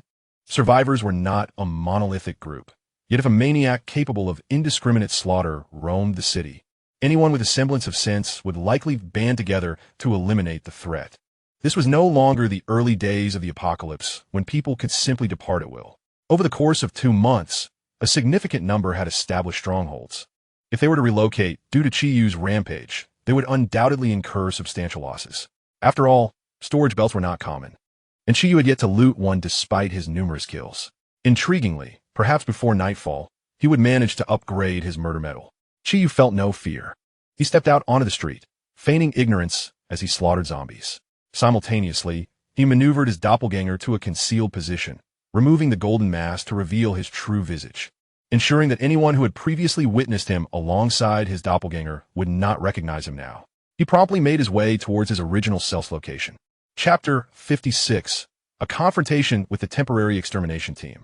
Chi Yu instructed his doppelganger to remain in the bathroom of a nearby house. Meanwhile, he approached the residence, and at the moment of entering the corridor, he swapped his previous Keter Shadow cloak, acquired from the stadium, from his waist pouch. Although merely a level 12 dark gold item, its inherent stealth ability made it invaluable. He could not afford to discard the cloak. The level 1 concealment may not fully obscure him from sensory magic, but it could sufficiently disrupt perception momentarily. As he activated the concealment, his agility surged, propelling him to the 10th floor of the building. After shedding all his equipment and leaving it in the bathroom, his doppelganger swiftly donned his original's gear and dashed downstairs. Meanwhile, in a room nearly 3 kilometers away from Chi Yu, a young girl abruptly opened her eyes, exclaiming in disbelief, "Someone is missing." Missing? What happened? Upon hearing this, several individuals nearby immediately gathered around her. They were all adorned in remarkably fine gear, yet an underlying tension permeated the atmosphere. It feels as though something has obscured my senses. Wait, it's gone now, just for a fleeting moment. There must be something within that building, the girl remarked, closing her eyes again, a hint of astonishment in her tone. Is it akin to the treasure chest atop the fountain? I recall that chest could negate your perception, suggested a middle-aged man who appeared to have a close relationship with the girl, standing somewhat nearer to her. Yes, that seems likely. He must have switched rings. There should be a high-quality chest inside, the girl replied. So soon? The perception only vanished for an instant, right? Questioned another man clad in full armor, his tone laced with skepticism. His gear was lavish, shimmering with a golden and dark golden radiance, indicative of its quality. To discern the value of another's equipment, 2 methods exist. First, by examining the intricacy of the design. High-tier gear may not always be exquisite, yet exquisite gear undoubtedly boasts a commendable tier. The second method involves observing the glimmering brilliance of the equipment, though this often proves ineffective, as most individuals with high-tier gear opt to conceal its luminous effects. For instance, Chiyu's ensemble, adorned in golden, dark golden, and near-legendary attire, emitted no special effects save for the icy aura of the Ice Jade set. Occasionally, however, one encounters ostentatious individuals who delight in flaunting the superiority of their gear. Such individuals are either fools or possess enough power to disregard the envy of others. The middle-aged man cast a sidelong glance at him. Based on estimations, the agility of the masked man is at least over 800 points. It is hardly surprising that he could ascend to the highest level and procure the item in an instant. Are you genuinely unaware of this? Or are you merely questioning my judgment? How could I doubt you, my dear comrade? You see, had it not been for that troublesome perception ability, my two teammates would likely still be alive beside me, rather than having become part of the undead, the man replied with a smile, his armor clinking with a metallic sound. Though he smiled, his gaze and tone were far from friendly. If that were the case, you wouldn't still be standing here. It seems you've fallen short in more ways than one, the middle-aged man retorted with a cold smirk. Not in just a minor way. I shall ensure you understand that in due time. A dark ink-like hue began to swirl across the man's armor, reminiscent of ink dispersing in water. No need to wait for later. Enlighten me now. The middle-aged man's voice dripped with menace as the long knife hanging at his waist began to tremble. As the tension between the two escalated, poised for imminent conflict, a languid voice drifted in from the side. Is this truly acceptable? We gathered here with the purpose of vanquishing that madman. Yet before we have even confronted the enemy, we find ourselves embroiled in internal conflict. What then is the significance of our assembly today? The speaker, a woman adorned in a high-slit cheapao that revealed her exquisite legs, bore a golden tattoo-like design upon her right limb. She languidly reclined in her chair, casting her gaze towards the two individuals before her, and with a sultry smile, remarked, "If vengeance must precede our collaboration, will you not first return to me the lives of my team?" The middle-aged man, his expression impassive, turned his head away, but the woman met his gaze defiantly. After a brief moment, he averted his eyes once more. "Let this matter rest for now." The man scoffed quietly, yet offered no further comment. "Very well. It seems we may proceed with our collaboration in earnest." The cheapao-clad woman shifted her attention to the remaining members in the room, stating, "Each of us harbors grievances against one another. Yet since we have all gathered here, it is evident we understand the urgency of our situation. Our vendettas can wait. Our focus must lie elsewhere." The others in the room remained silent, though they did not voice any objections. In this apocalyptic world, friction between different factions is an all-too-common occurrence. It may stem from a resource point, a piece of equipment, or a unique zombie. Once hostilities commence, there is no holding back. The animosities among them cannot be easily extinguished by a mere external threat. Yet, as the cheapao-clad woman stated, matters possess their own hierarchy of importance. Engaging in mindless infighting at this juncture will only lead to our demise at the hands of that lunatic. While there exists a possibility that he may leave the city after claiming a few more victims, what if he chooses to remain? Are we simply to await our own slaughter? Where has that individual gone now?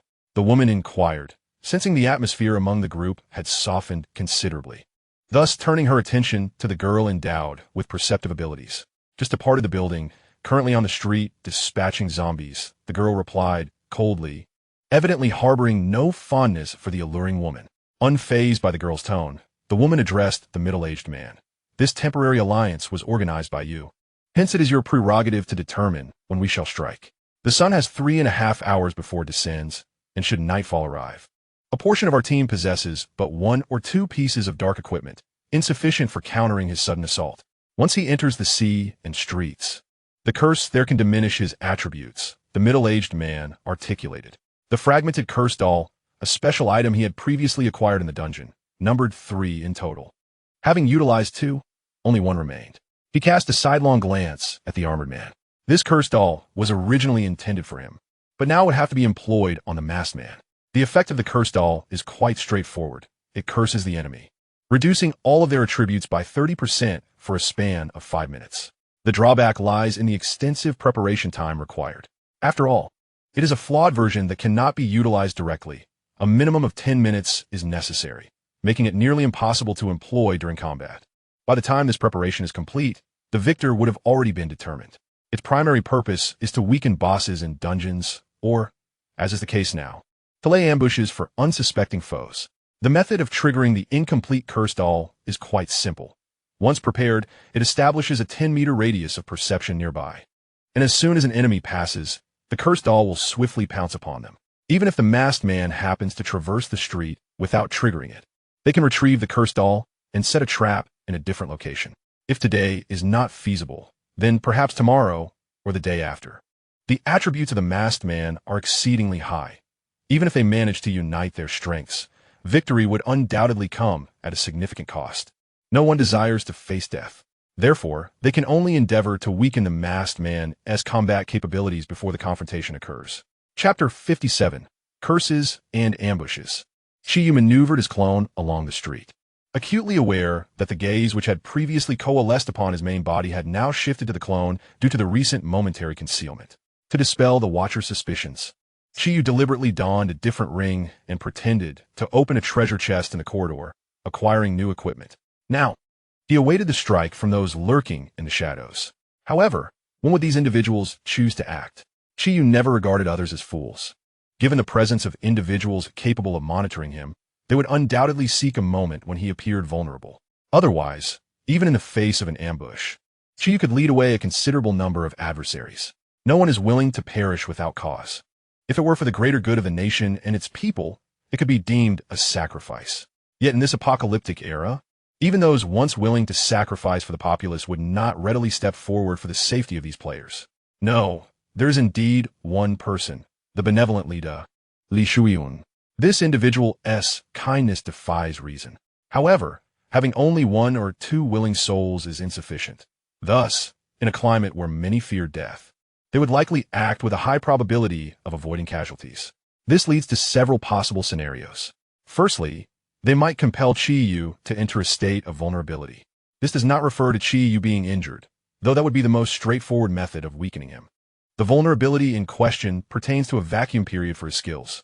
The enhancement of skills is substantial, yet most active skills have lengthy cooldowns, ranging from mere seconds to several minutes, or even tens of minutes.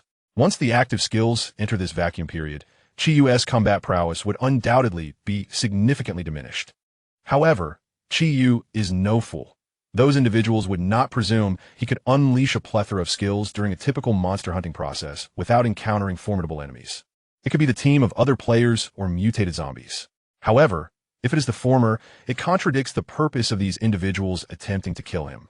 It is far more likely to be the latter. They may lure a formidable mutated zombie, leading to a mutual destruction between him and the undead, allowing these individuals to seize the opportunity to reap the benefits. This is the first method. The second method involves traps, akin to capturing wild animals, where snares and traps are set in advance. The third method is remote sniping. Nevertheless, Chiyu leans more towards the first and second methods, as it is still early in the game, and long-range instant kill tactics are exceedingly rare. Of course, they are merely rare, not entirely impossible. Additionally, there may be methods beyond these three. Thus, Chiyu decided to exchange identities with his doppelganger, regardless of the enemy's preparations. The worst outcome would merely result in the doppelganger's demise. He would neither fall into peril nor risk losing equipment, incurring no losses whatsoever. Chiyu's main body stood by the window, gazing intently in the direction of his doppelganger. After a prolonged moment, he coldly smiled. "If you wish to devour me as prey, let me witness the true strength of your bite." Time passed gradually. Soon, the bright sky reflected a faint hue of crimson. In just an hour, night would descend. Chiyu couldn't help but feel perplexed. If they intended to strike, now would be the opportune moment. Surely, they would not wish to confront him under the cover of darkness? Not to mention the visual suppression that night brings.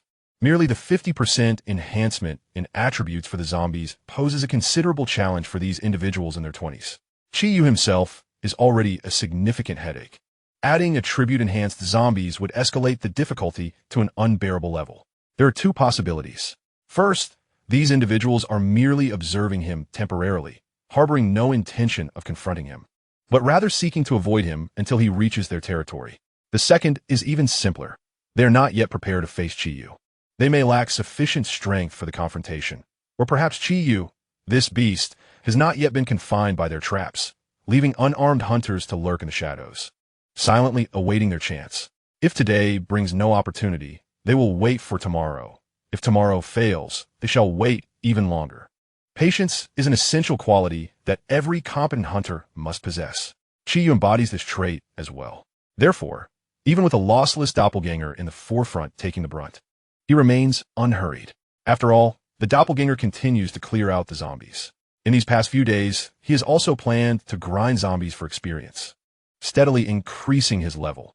It is the self-important prey who should feel anxious. Soon, Chiyu maneuvered his doppelganger away from the cleared street, entering another road marked as highest street. Upon entering the street, Chiyu instinctively felt a sense of discomfort. There was something peculiar about this street.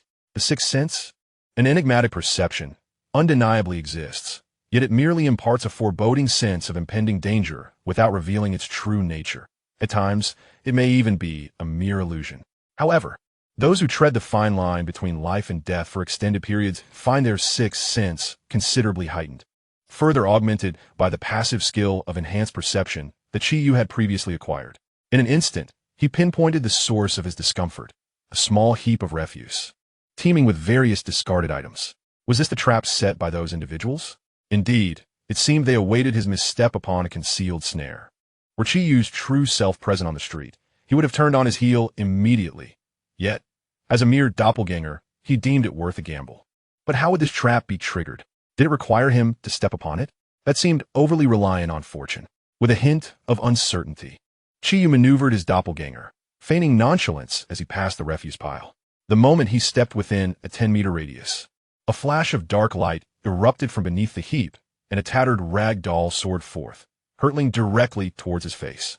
Instinctively, Chiyu raised his hand and struck with his blade, cleaving the doll in two. However, this was not the end. Dark energy surged swiftly from the doll, enveloping his body and coalescing into a dark mass upon his forehead, vaguely resembling the outline of a voodoo doll. Alert! Cursed, the message read. Extreme Calm has activated. Reducing curse effects by 50%. Curse activated. Your attributes have diminished by 15%. A voodoo doll? Chiyu realized what he had just encountered, a well-known cursed object.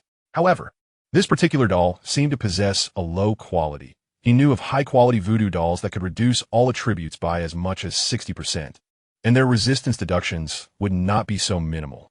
Whoosh! Almost simultaneously with the curse's activation, multiple attacks surged from all directions. Despite the decrease in his attributes, Chiyu's agility remained astonishingly high, allowing him to effortlessly evade the onslaught. Out of the corner of his eye, he noticed an enemy leaping down from a nearby tall building. In a flash, he appeared beside the assailant, his blade aimed directly at their face. Let's eliminate one adversary first. Chapter 58, Siege. Just as the blade was about to descend, a battle cry erupted nearby, causing Chiyu's strike to veer off course and collide with a finely crafted round shield. Oh, he raised an eyebrow at the sudden appearance of Shield Warrior. A taunting skill, perhaps? Whoosh! At that moment, the sound of slicing air echoed from behind as two daggers struck towards Chiyu's head in rapid succession. He kicked the Shield Warrior in the abdomen, swiftly pivoting to sweep his blade. Yet, as before, just as he was about to dispatch the two assassins, the battle cry resounded once more. The blade shifted direction yet again, striking the dual-handed shield held by another Shield Warrior. The assault of two assassins came swiftly, striking fiercely at Chiyu's nape. Fortunately, his defensive skills mitigated the damage. The assassins clicked their tongues in frustration and quickly retreated, but their speed was notably hindered by the frost aura surrounding them. Chiyu delivered a powerful kick that sent the Shield Warrior flying and swiftly approached the two assassins. Raising his spear high, out of the corner of his eye, he noticed a Shield Warrior charging towards him with raised arms, echoing a battle cry reminiscent of moments prior. I've been waiting for you. Chiyu twisted his hands inward, unleashing a chilling aura that erupted from the blade. With a decisive swing, he cleaved through the Shield Warrior, who had been fortified by various buffs, effortlessly splitting him in two. What? The onlookers gasped, their pupils dilating in shock, particularly the middle-aged man among them. The slain Shield Warrior was one of his own, a level 24 equipped with an array of level 20 dark gold and golden gear, bolstered by several protective skills. How could such a well-prepared warrior be felled in a single strike? This was inconceivable. Although Chiyu had indeed employed a skill, it appeared he had only activated one active ability. The damage dealt seemed implausibly high. Moreover, Chiyu's attributes had already been diminished by a voodoo doll. What would have transpired otherwise? Was that blade a piece of sub-legendary or legendary equipment? The middle-aged man quickly refocused his attention on Chiyo's weapon. Admittedly, his perception was quite sharp. While the Frost Strike did grant a threefold increase in power, without the enhancement from the Ice Jade Spear and the guaranteed Ice attribute damage, it would have been challenging to annihilate a fully equipped shield warrior in one blow. Crushing Slash. Chiyu, undeterred after dispatching the shield warrior, immediately activated a state that amplified his strength damage by 50%, propelling himself back towards the two assassins. The Ice Jade shimmered with a piercing cold light, slicing through one assassin's neck like a tempest. Chiyu pivoted on his right foot, twisting his body, and executed a second strike from the opposite side of the neck, maintaining his momentum as he aimed at the other assassin. However, this attack failed to claim another life. The assassin transformed into a wisp of shadows, reappearing 20 meters away, crouched and clutching a bleeding shoulder. Evidently, even with the use of skills, he had not entirely evaded Chiyo's strike. Boom! A barrage of fireballs surged from his side. Chiyu executed a sweeping maneuver, cleaving through the fireballs, only to feel the searing heat rising beneath him. A magical circle formed, erupting with a column of flames. With a quick step, Chiyu shifted his position, directing his gaze toward a cluster of a dozen individuals nearby. These figures adorned in wizard robes wielded staffs, swiftly conjuring magical circles with their movements. Surrounding them were several heavily armored warriors, safeguarding the mages, while a group of archers stood by, drawing their bows, ready to unleash their arrows. At last, there stood the light-armored warriors, numbering around 20, who, in concert with the assassins, formed a semi-encirclement around Chiyu, placing him at the heart of their formation. The group was well-rounded, featuring frontliners, mages, archers, and support classes, an archetypal large-scale raid party. Yet, Chiyu was not so easily distracted by the frontliners that he would neglect the looming threat of the wild boss in the rear. He possessed a keen intellect. Chiyu did not regard these individuals as fools. Their decision to besiege him indicated a meticulously crafted strategy, one that could not afford such glaring vulnerabilities. Were his true form present, he would undoubtedly weigh his options and observe carefully before proceeding. However, as it stood, he was merely a projection. Thus, he resolved to strike without hesitation. Activating his spider crawl, Chiyu pressed against the wall and propelled himself toward the distant mages. The sound of impact echoed as he moved with blinding speed, leaving only a fleeting shadow in his wake, rendering it nearly impossible for the onlookers to pinpoint his location, relying solely on the crumbling walls to infer his trajectory. Fortunately, they were well prepared. The woman in the Cheongsam stepped forward, her leg tattoos glowing with brilliance, summoning several flickering orbs of light along Chiyu's path. Caught unawares, he crashed into the spheres, triggering a cacophony of explosions. A figure erupted from the smoke, crashing heavily to the ground, followed by a barrage of spells. Chiyu swiftly retreated, but his left foot encountered an unexpected obstruction as skeletal arms burst forth from the ground, ensnaring his right leg. He forcefully tore free from their grasp. Yet in that fleeting moment, spells and arrows rained down upon him, igniting a tumult of explosions and smoke. The warriors immediately surged forward, encircling the haze. Had they succeeded? Anxiety gripped the crowd as they gazed into the obscured mist. The answer, of course, was a resounding no. A slender blade emerged from the smoke, swiftly cleaving downward, dispersing the fog to reveal Chiyu, a trickle of blood staining his lips. Was it merely a light injury? The woman in the Cheongsam furrowed her brow. It was worth noting that the trap bombs she employed were rare and formidable consumables, each explosion packing a punch of around 2,000 points of damage. Chiyu had ignited several in quick succession, only to be subsequently assaulted by a flurry of spells and arrows, yet he emerged with but a minor wound. It appeared he possessed quite an array of gadgets. Chiyu narrowed his eyes. Truly, this was a top-tier team within the city, setting aside equipment and levels. Their assortment of gadgets and practical skills was sufficient to evoke envy from other groups. However, if this was their only measure, they were still far from capable of besting him, with a mage squad laden with traps, forcing him to contend with the melee fighters. He resolved to eliminate every last one of them and observe their next move. Rapid Strike, Basic Agility Boost, Weakness Insight, Frigid Slash. Chiyu activated several statuses, extending his icy jade to a length of 5 meters, directly encompassing the nearby warriors within his attack range. What? The crowd gasped in astonishment. Their understanding of Chiyu's intelligence was woefully inadequate. Chi rarely employed skills while hunting monsters, and those who had witnessed him using skills had mostly perished. They only possessed a vague grasp of Chi Yu's various attributes, utterly ignorant of the skills he wielded. In such circumstances, their audacity to encircle me left me perplexed, questioning whether they were exceedingly naive or simply underestimated my prowess.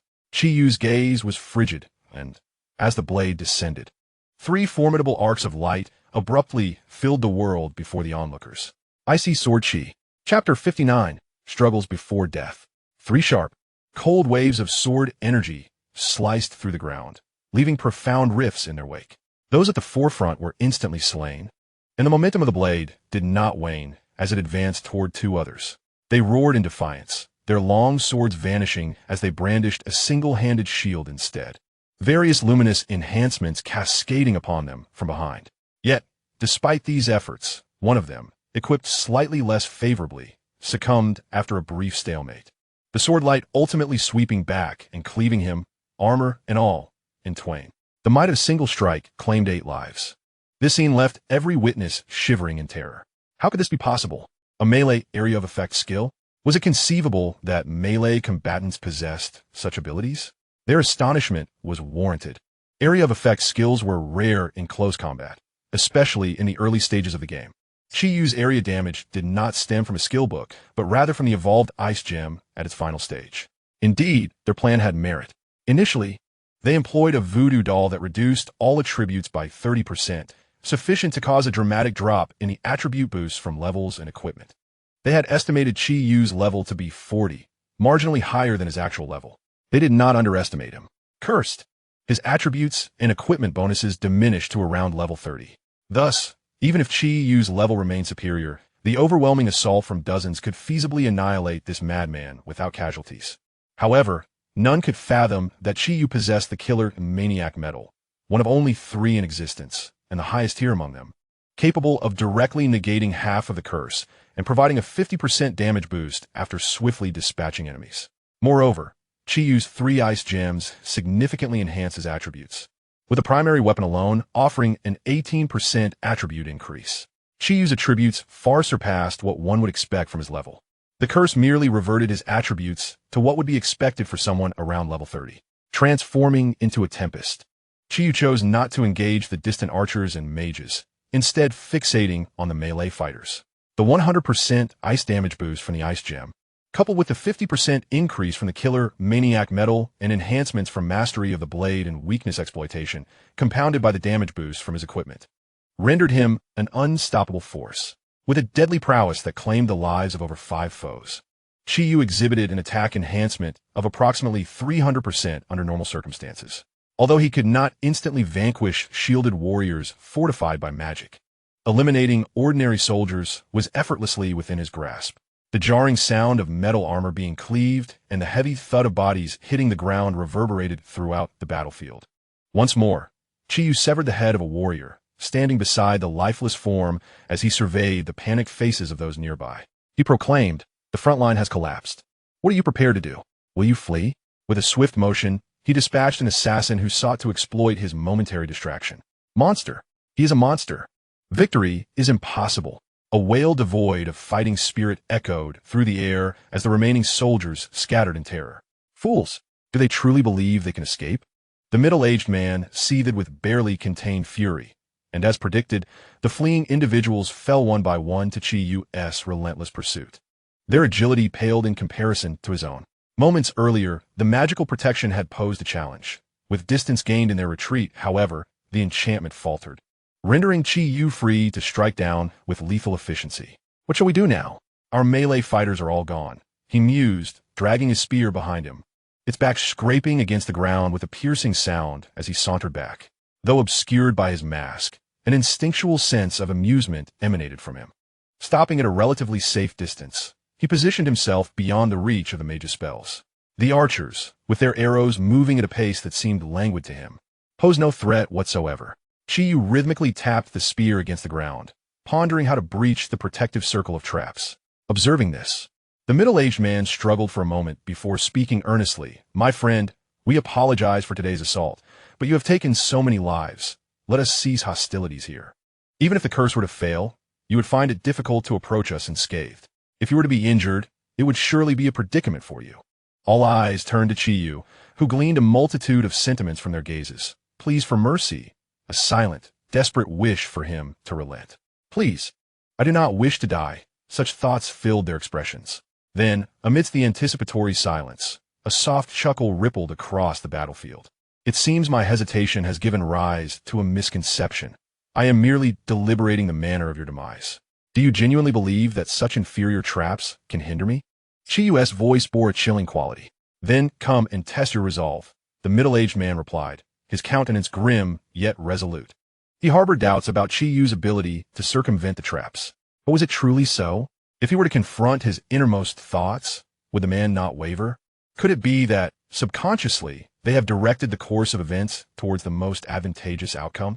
For if it were not the most favorable direction, they would face demise.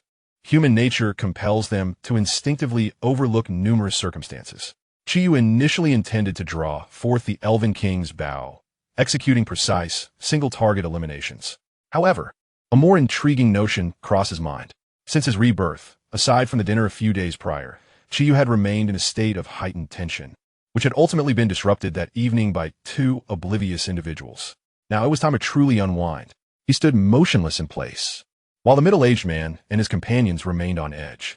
Unbeknownst to them, Chiyu's true form leaped from the heights of the building, swiftly drawing a substantial horde of zombies towards the position of his doppelganger. Cloaked in shadows, he was able to shed the zombies' animosity before reaching his intended destination. Before long, a resounding rumble echoed through the ground. The expressions of the middle-aged man and his companions shifted dramatically. After enduring in this apocalyptic world for so long, they were all too familiar with the sound that reverberated beneath their feet. It was a tremor that only a massive congregation of zombies could produce. They had prepared meticulously, even clearing the nearby zombies, fearing an assault on their defenses. Yet now that their worst fears were manifesting, what would they do? Chiyu leaped into an adjacent high-rise. As he ascended, a multitude of zombies appeared around the street corner, struggle as best they could in their final moments. Observing the change in countenance of the people below, Chiyu chuckled softly from his vantage point by the window. Chapter 60. Breach of the defensive line. The triple firewall surged to life, and the zombies that charged into it were akin to meat on a roasting pan, accompanied by the crackling sounds of searing flesh, the nauseating aroma wafting through the air. This maneuver likely dispatched nearly 10 zombies. However, in the face of an unrelenting tide of the undead, such a number was but a drop in the bucket. Before the flames could fully extinguish, a horde of zombies howled and surged forth. Do not let them trigger the traps, the middle-aged man shouted, conjuring two magical circles from which various spells cascaded. To prevent Chiyu from targeting them, the traps were of exceptionally high caliber, easily holding back the zombies. Yet the middle-aged man was hesitant to allow the undead to deplete their resources. He knew all too well that these zombies were not the true threat. The genuine peril lurked within the nearby high-rise, ever watchful, and should the traps suffer even a single breach, the true harbinger of death would arrive. It was imperative that the zombies be kept at bay from the vicinity of the traps. However, even if they could temporarily stave off the zombies, did that truly alleviate the crisis? The answer was a resounding no. The middle-aged man understood this, as did the others. Their mental fortitude was bound to dwindle. Faced with an incessant horde of the undead, they were compelled to continuously wield magic. It would not be long before their mental reserves were utterly depleted, rendering them incapable of conjuring spells, at which point the zombies would surmount them in a frenzied rush. The encirclement had evidently failed. When they failed to eliminate Chiyu at the first opportunity, and instead suffered losses with several shield warriors slain by him, the plan had already met its demise. However, this was not the time to dwell on past failures. Their focus must shift entirely to the imperative of survival. With merely 40 minutes until darkness fell, although the zombies would gain enhanced attributes and their visibility would be impeded, conversely, the adversary's sight would also be constrained, presenting an opportunity for their escape. The middle-aged man cast 2 more spells, dispatching the advancing zombies, his tone urgent. Yet, the pressing concern remained. Would that madman permit them to endure until nightfall? The woman in the Cheongsam also unleashed spells in succession, the radiant tattoos on her legs glowing fiercely. But compared to earlier, the golden light gradually waned, its brilliance turning pale. Observing this, she clicked her tongue in dismay. The dark gold-grade equipment she possessed could store mental energy and augment magical damage. It could not be used indefinitely. Once the glow faded to pure white, its enhancements would cease, requiring considerable time to recharge, during which her combat efficacy would diminish significantly. Such a state could not persist. The woman in the Cheongsam understood well that the group's mental endurance would undoubtedly falter long before the night descended. Even if they could barely hold on, Chi would inevitably coordinate with the zombies to force a breakout before darkness enveloped them. Ultimately, survival would depend on who could muster the most remaining strength. Indeed, even in their prime, it would be a formidable challenge to survive beneath Chi's blade. Just moments ago, he had effortlessly dispatched them. Even while cursed by the voodoo doll, one could only imagine the dire outcome once the curse expired. Yet, they were not concerned with preserving the strength to slay Chi. Rather, they sought to retain enough power to drag others down with them. Like a beast pursuing them from behind, they did not need to outrun the creature, only their companions, or perhaps cripple them, making them scapegoats. They were not a true team. With the attempt to encircle Chi having failed, the necessity for teamwork dissipated. Survival was paramount. The woman in the Cheongsam discreetly signaled to those beside her. A few nodded slightly, reducing their frequency of spell casting, feigning a lack of magical energy. This scene unfolded among many others in the group. Few were willing to exert themselves for strangers, let alone for those who were even less than strangers, those who had previously been foes. These imbeciles, the middle-aged man, cursed inwardly. The animosity among individuals has persisted for quite some time, and each person possesses a certain degree of power that remains apparent to all. Indeed, it is challenging for them to endure until nightfall, yet they certainly do not appear on the verge of exhaustion at this moment. Does he truly believe he is oblivious to their intentions? They merely wish to conserve their strength, anticipating the moment that the madman launches an assault, thereby enhancing their chances of survival. But what can he possibly articulate?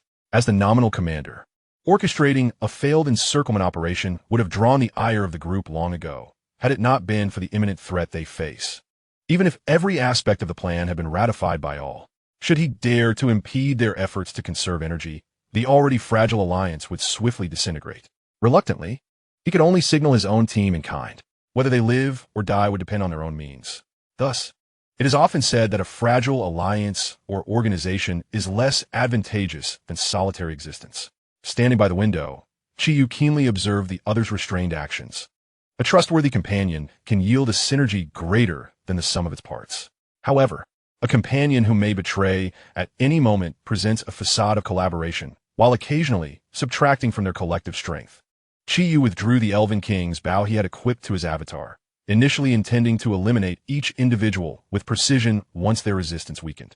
However, it now appears unnecessary. Within 10 minutes, their feeble defenses will crumble under the onslaught of the undead. His gaze focused intently on 3 individuals, a middle-aged man, a woman in a chi-pao, and a mage shrouded in a black robe, concealing their gender. His attention on the woman in the chi-pao and the robe figure was due to the quality of their equipment, which he deemed essential for enhancing his own capabilities. The earrings and another ring lay at a considerable distance. He had no desire to make them his next targets for collection. The equipment from these two could effectively fill existing gaps. As for the middle-aged man, Chi felt a sense of familiarity, as if he had encountered him in a soul form accompanying the protagonist, though their interactions were likely minimal, hence his lack of a vivid recollection. Chi retreated into the room, leaving his avatar by the window, gripping a dagger, his eyes fixed on the group. Time passed gradually. As the individuals deliberately ceased their actions, the relentless zombies triggered one trap after another. At last, with the activation of the final trap on the main road, the group instinctively halted, various enhancements applied to themselves and their allies, and they swiftly withdrew from the main street. Simultaneously, a shadow plummeted from the sky with great speed. Chapter 61, The Resurrection. Upon landing, Chi swiftly dispatched nearby zombies with 2 strikes, his agility surging to its peak, rapidly closing the distance between himself and the fleeing group. As the woman in the chi-pao beheld the scene, the patterns on her legs illuminated. Enormous stone walls surged around Chi, attempting to ensnare him. Yet, before the walls could fully rise, Chi deftly leaped onto their summit, escaping his confinement. However, the woman's intention was not solely to trap him. Simultaneously, stone walls ascended around 4 others, whose reactions lagged significantly behind Chi's, they found themselves encircled, their anguished cries resonating from within. The woman in the chi-pow withdrew her gaze with a sense of relief. It would be optimal if the stone wall trap could contain Chi-Yu. Should it fail, these individuals would serve as scapegoats. Her plan was astute. Yet as Chi-Yu's primary target, he would not allow her to flee unscathed. At the very moment she diverted her gaze, two diamond-shaped ice spikes shot towards her. The distance between them was merely 30 to 40 meters. In an instant, the first ice spike struck her back, and a green magical barrier manifested beside her. The defensive spell activated, shattering both the ice spike and the barrier. The second ice spike followed swiftly. It was unclear what grade of equipment the chi-pow woman possessed, but a flash of red light intercepted the spike, mitigating the damage, though the force still caused her to stagger. Ignoring the attacks from the woman's companions, Chi-Yu unleashed a crushing strike, delivering a blow that added 50% strength damage, precisely targeting the chi-pow woman's neck. Her head rolled away, disbelief and resentment lingering in her eyes. She had countless other tactics unutilized, and she could scarcely fathom that Chi-Yu would be the first to strike her, rendering one of the strongest among the group the first to perish. With a sweeping motion, Chi-Yu dispatched the two individuals slowed by the frost field, his gaze locking onto the figure in black robes as he surged forward. The black-robed man's expression shifted dramatically. He could not comprehend why Chi-Yu had chosen him, despite the multitude of targets nearby. However, now that he had been marked as prey, there was no room for complaints. He immediately activated several enhancements, clutching two items in hand, prepared to confront the oncoming threat. Are we safe? On the other side, the three individuals trapped by the stone walls had liberated themselves. Initially resigned to their fate, they were astonished to find Chi-Yu had overlooked them. From the current situation, they assumed they were safe. Yet before they could express their relief, a radiant arrow pierced the throat of the man in the center. Almost instantaneously, as the remaining two processed the shock, two more arrows descended swiftly. The mage was impaled against the hard stone wall, his gaze vacant, as a figure adorned with a golden mask and wielding an ornate longbow flickered past. Swift, Chi-Yu's doppelganger accelerated once more, closing the distance to the black-robed man in an instant. The figure in the black robe crushed the object in his hand, causing a significant drop in his mental energy. An invisible shockwave radiated outward, forcefully halting Chi-Yu's steps. Yet, merely 2 seconds later, Chi-Yu regained his ability to move, closing the distance that the black-robed figure had just created. This individual possesses a remarkable resistance to negative status effects. The black-robed figure felt a jolt of realization. He finally understood why Chi-Yu, weakened by the voodoo doll, remained so formidable. The invisible shockwave had the capacity to bind enemies for 4 seconds. Yet Chi-Yu managed to recover in just 2. His resistance to movement impediments was impressively high, and it seemed likely that his resistance to curses was equally profound. This revelation made sense. Otherwise, the disparity between Chi-Yu and them would have been insurmountable. There was no chance to escape. The gap in agility was insurmountable. If he continued to flee, he would be caught in less than a second. Being a lone wolf without allies to assist him, the black-robed figure gritted his teeth and swiftly turned, conjuring 2 spells. However, Chi-Yu had vanished from sight. Where had he gone? The black-robed figure quickly scanned his surroundings, only to see a blade shimmering with an ominous chill approaching from the side. Alarm surged within him. There was no time to cast a spell. He could only crouch to evade, but the blade seemed to adhere to him, descending swiftly. The black-robed figure was cleaved in 2, and fearing that the job was not done thoroughly, Chi-Yu delivered another strike, severing his head. Chi-Yu's gaze shifted to the others, who trembled in fear, desperately scrambling to avoid being the next target. Relying on his speed, Chi-Yu dispatched those within close proximity before charging towards the middle-aged man. He is coming for me. We need to scatter. Fourth brother, but if we do that, do not forget my skills. Even if I perish, it matters not. Go. The middle-aged man bellowed, his body radiating an ochre glow as his skin rapidly cracked like the earth. With a swift step, he turned and launched a punch at the approaching Chi-Yu. Chi-Yu instinctively sensed something peculiar, yet emboldened by his clone's presence, he decisively slashed downwards. The outcome was both surprising and expected. The middle-aged man's arm was cleaved in 2. Chi-Yu then struck again at an angle, disemboweling the man, whose innards spilled forth as he fell heavily to the ground.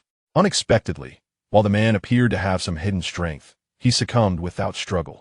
Unsurprisingly, it was entirely normal for Chi-Yu to dispatch him with a single blow. With a moment of hesitation, Chi-Yu directed his clone to pursue the remaining individuals while he maintained a watchful distance over the middle-aged man's corpse, wary of any resurrection or deceit. In less than 10 minutes, Chi-Yu's clone returned. The mage's speed of action was dreadfully slow. Even when operating separately, Chi-Yu could hunt them down one by one. This group that had come to hunt him was equipped rather well. When he returned, he bore a tattered cloth pouch at his waist, filled with rings and bracelets stripped from the corpses of the mages. Chi-Yu's backpack was utterly full, leaving him no choice but to wait until reaching level 40 to don new gear before he could stow away the rings and such. He dispatched several obstructive zombies and approached the corpse of a middle-aged man. There lay a 25-level dark gold tunic, a 25-level dark gold necklace, and two 25-level dark gold rings. The remaining equipment was composed predominantly of 25 and 20-level golden items, rendering the middle-aged man's gear quite luxurious. Chi-Yu picked them up one by one, and just as he grasped the last piece of equipment scattered at the man's feet, an unforeseen change occurred. The middle-aged man, who had been cleaved in two, suddenly opened his eyes. The surrounding space froze in an instant, and an array of alerts regarding various abnormal status reductions flashed before Chi-Yu, yet he found himself unable to move.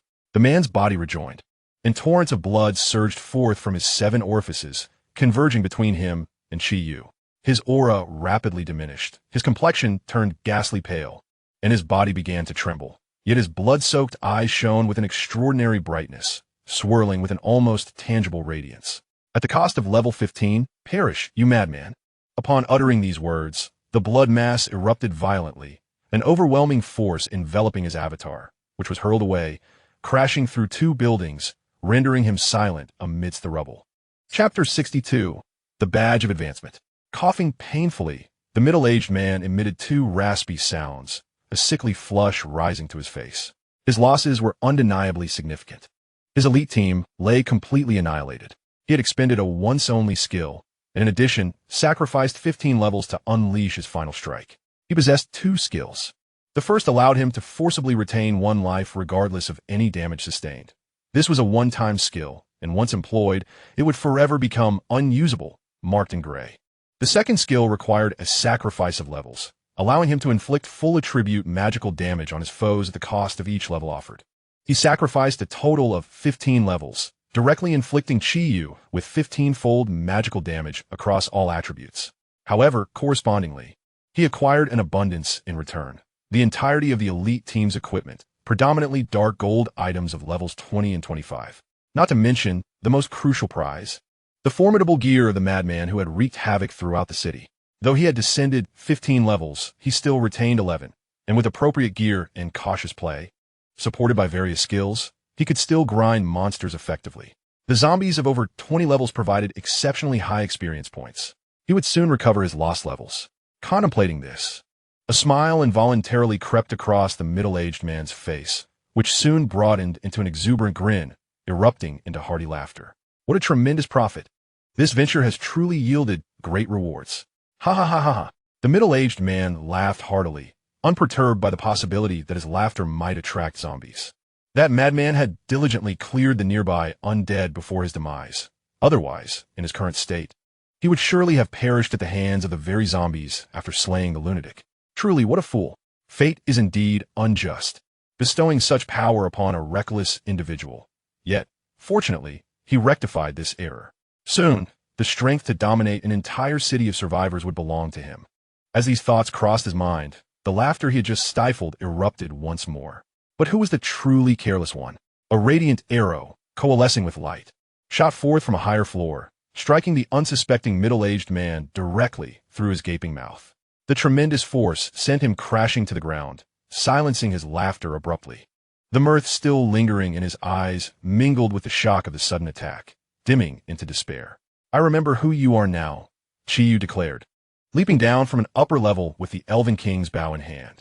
At the instant the arrow pierced the middle-aged man, the system notified that the killer's madness medal had been upgraded. There was no doubt. The middle-aged man was irrevocably dead this time.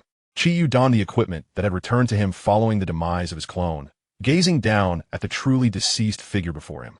The man's method of killing evoked memories of his identity, a formidable warrior who had only crossed paths with Li Shoyun in the later stages of the apocalypse. Known as the Vampire Duke for his mastery of blood control, However, by that time, he had already displayed pronounced vampiric traits, which had led to Chiyo's momentary failure to recognize him. Yet, in this moment, this future powerhouse, destined to carve a niche in the world, met a tragic end in this inconspicuous locale.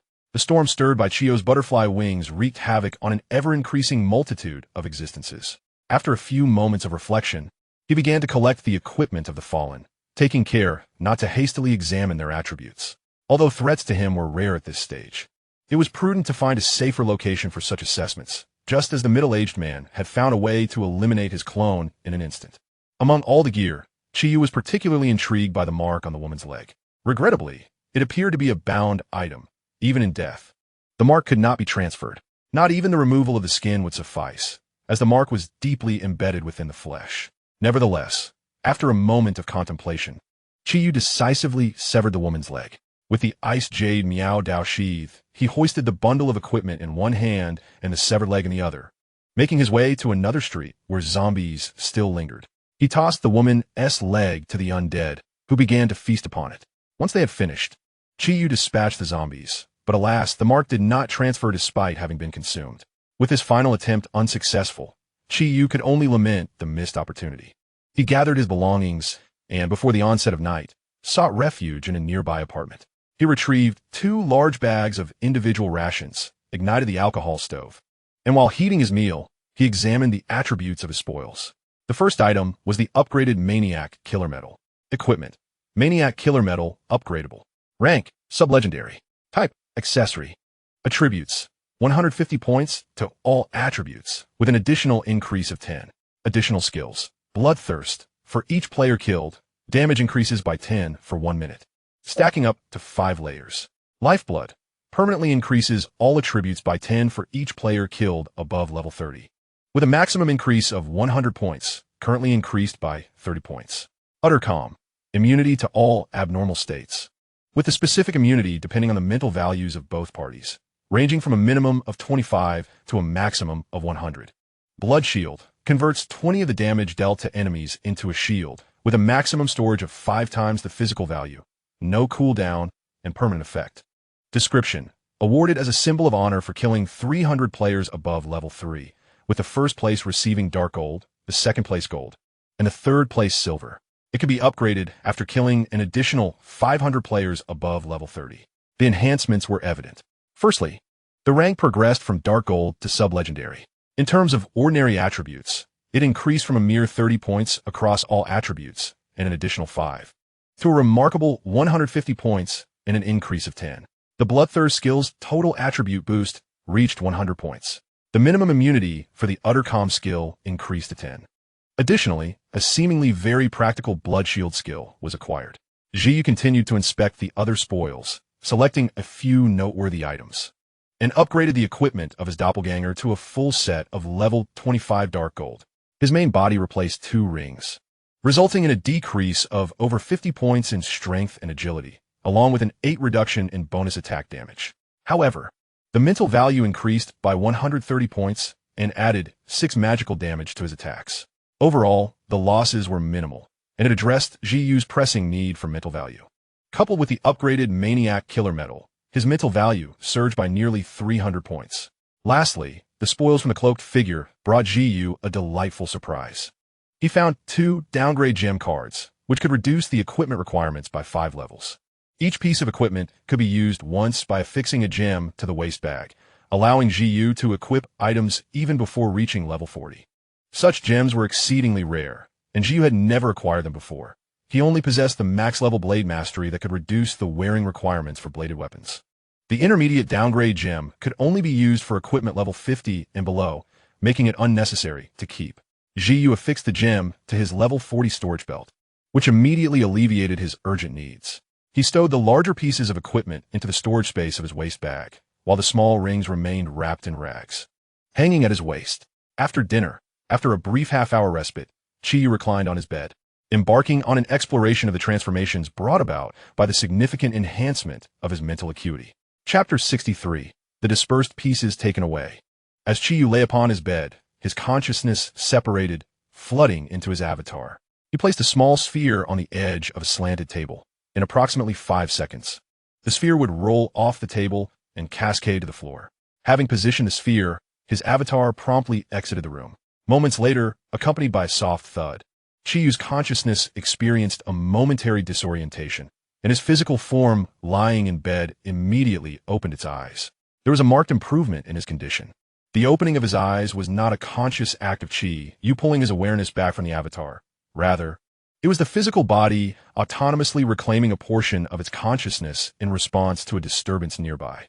Although this diverged somewhat from Chiyu's ideal scenario, where the avatar could act freely while the physical body retained a degree of awareness as a precautionary measure, it was nonetheless a positive development for the time being. At least it provided him with the confidence to allow his avatar to venture out while his body rested. Furthermore, with the elevation of his level and mental acuity, the situation would undoubtedly continue to improve. The next step was to persist in collecting the ice jade fragments. Despite not achieving a level increase, the upgrade of his equipment and the surpassing of mental metrics, coupled with the acquisition of demand-reducing gemstones, allowed him to equip his waist pouch. There remained no reason to linger. Regarding the level issue, gathering ice jade would facilitate a swifter ascent in levels. A brief search of the city tomorrow would reveal if there were any dungeons worth conquering. He intended to depart the following morning. Chiyu slumbered soundly until dawn. On the morrow, he commenced his search for dungeons and treasure chests within the city, no longer deliberately hunting survivors. To advance his mettle, he needed to eliminate survivors of level 30, while those in their 20s or even teens held little value as targets. However, it was noteworthy that today, the survivors were exceedingly sparse. It seemed that not long ago, they had departed with significant possessions, leaving behind only those unable to be transported. Chiyu stood within a makeshift stronghold, where the ground still bore the residual warmth of a campfire, scattered with remnants of food, and a corner piled with supplies, albeit merely snacks, with not a single bag of meat cans or compressed biscuits in sight. If only one stronghold were in such a state, it could be attributed to coincidence, perhaps indicating that the survivors had only snacks and no ordinary food. Yet, Chiyu encountered over 20 strongholds today, all without exception, exhibiting the same pattern. Nothing of value remained for transport. This was clear evidence that the survivors of this city had undergone a large-scale migration. As their levels rose into the teens, including equipment bonuses, they would possess at least around 100 points in agility and a similar amount in endurance. Covering 300 or 400 kilometers in a day was certainly feasible. By carrying supplies during the day, they could reach nearby cities by the afternoon. Although venturing into unfamiliar cities may expose one to the peril of being ambushed by the locals, it is still a safer alternative than remaining in the city where Chiyu resides. After all, the elite first-tier teams have been annihilated, and their continued presence would only lead to certain demise. As for how they confirmed the obliteration of the first-tier team, Chiyu has his suspicions. He left the corpses untouched, strewn across the streets. Anyone observant would soon discern the tragedy of their extinction. Of course, even if he had disposed of the bodies, it would be futile. If the elite team fails to emerge after several days, the truth of their demise would be readily apparent. It seems my notorious reputation is destined to spread even further. Chiyu chuckled softly, despite being entrenched in the villainous faction. Encountering Li Shouyun would inevitably place him at a significant disadvantage. However, he remained unconcerned, as this was an eventuality.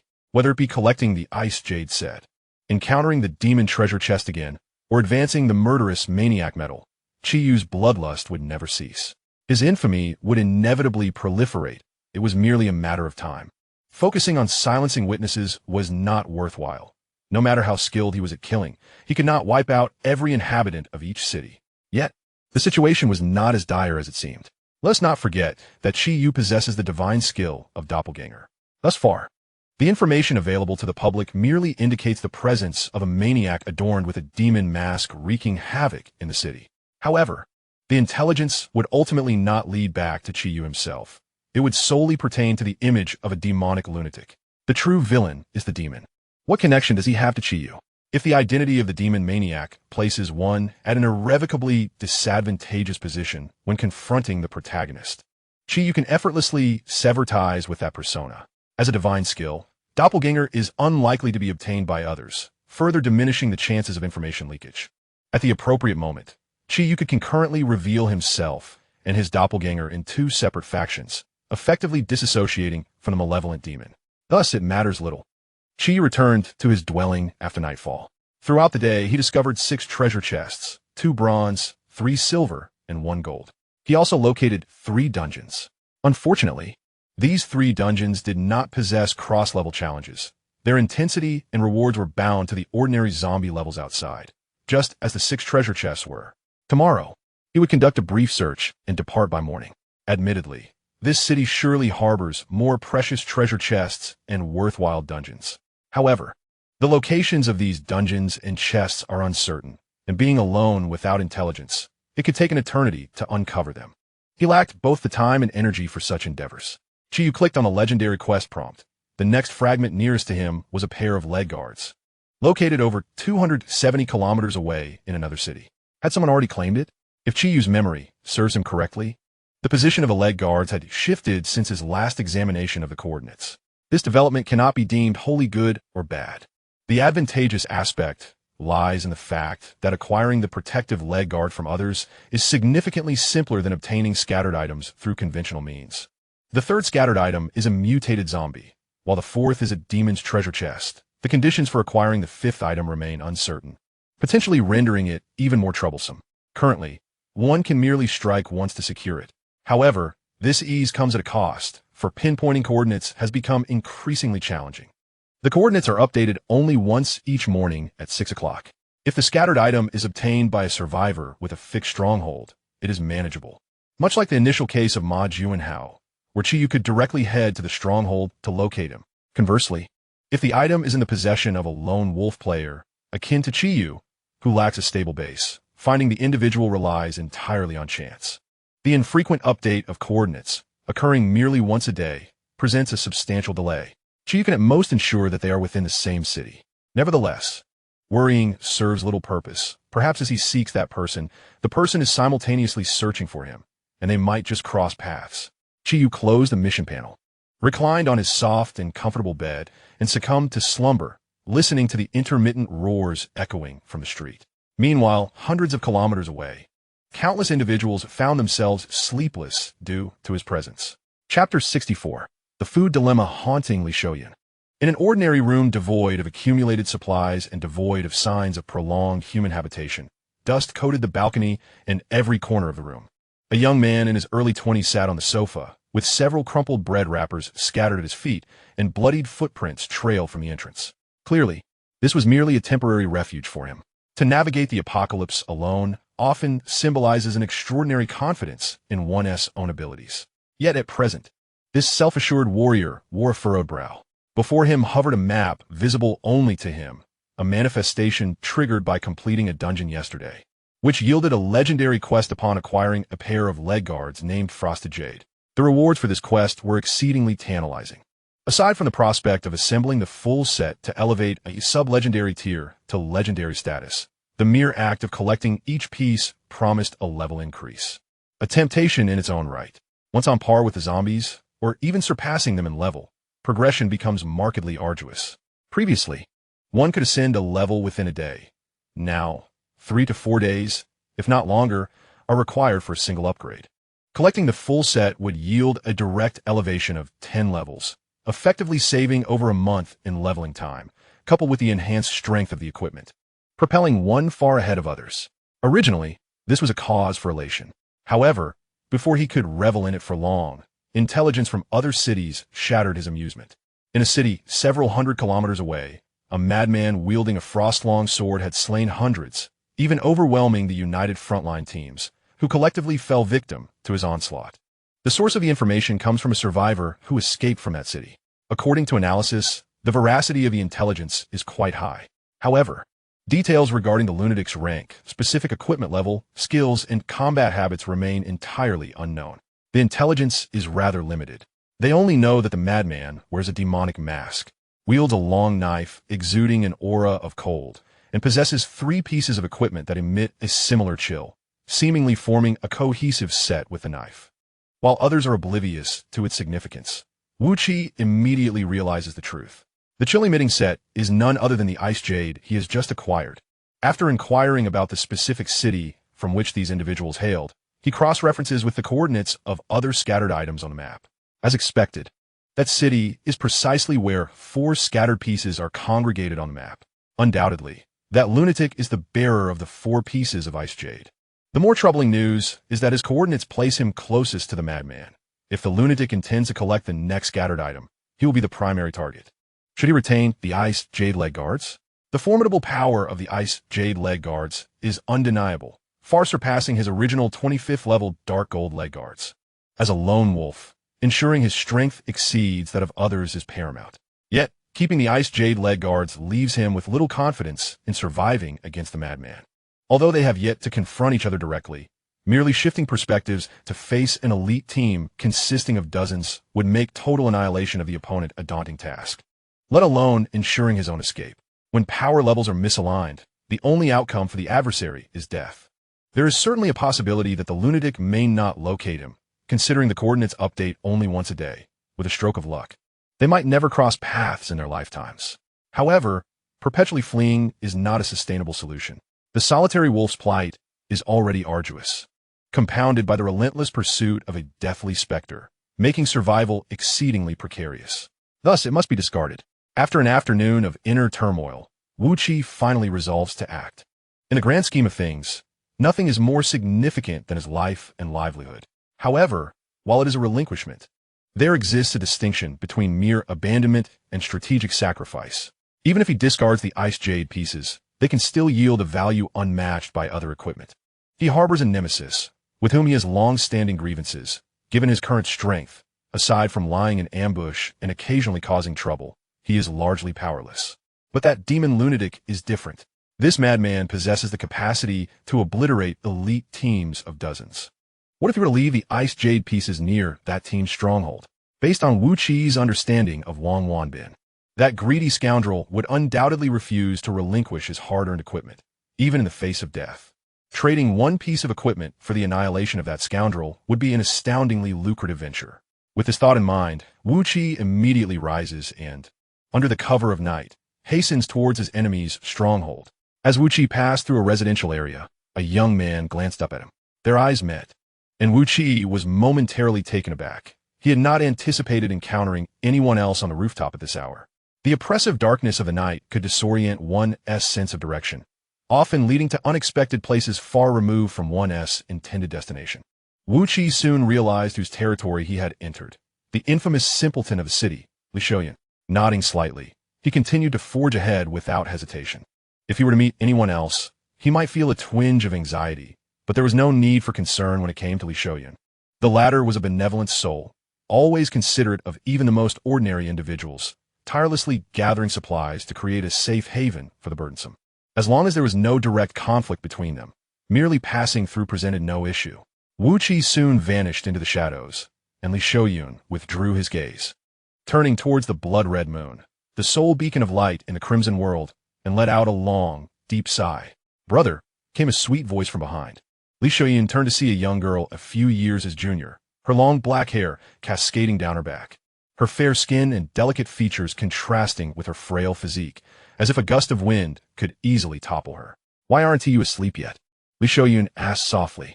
"I couldn't sleep after hearing what Sister Yufan mentioned," Li Ziqing replied, gently shaking her head as she approached him, worry etched on her face. "He might come here." Li Shoyan responded in a low voice. "I've heard that many people have already left the city," Li Ziqing added. "Yes, I've heard that too," Li Shoyan acknowledged. Leaving directly was undoubtedly a viable solution, yet for him, it was not an option. His stronghold housed over 40 individuals who had yet to reach level 5. Evacuating them would be perilously risky. Li Shoyan lacked the confidence to ensure everyone's safety during such a long journey. Fortunately, a considerable number of people had chosen to stay and unite against that madman. "I'll be attending a coalition meeting tomorrow, hoping to trade some gear for food. Our rations are nearly depleted," he sighed. Supply cards were the least favorable of all. Often regarded as cumbersome by frontline teams, yet for Li Shoyun, they had become woefully insufficient. His stronghold was filled with too many ordinary people, and despite their frugal measures, the consumption of food outpaced their acquisition. "Brother, you must be careful tomorrow," she urged. "Don't worry. On a different note, how is your health?" Li Shoyun inquired. "I just had Sister Jiang examine me.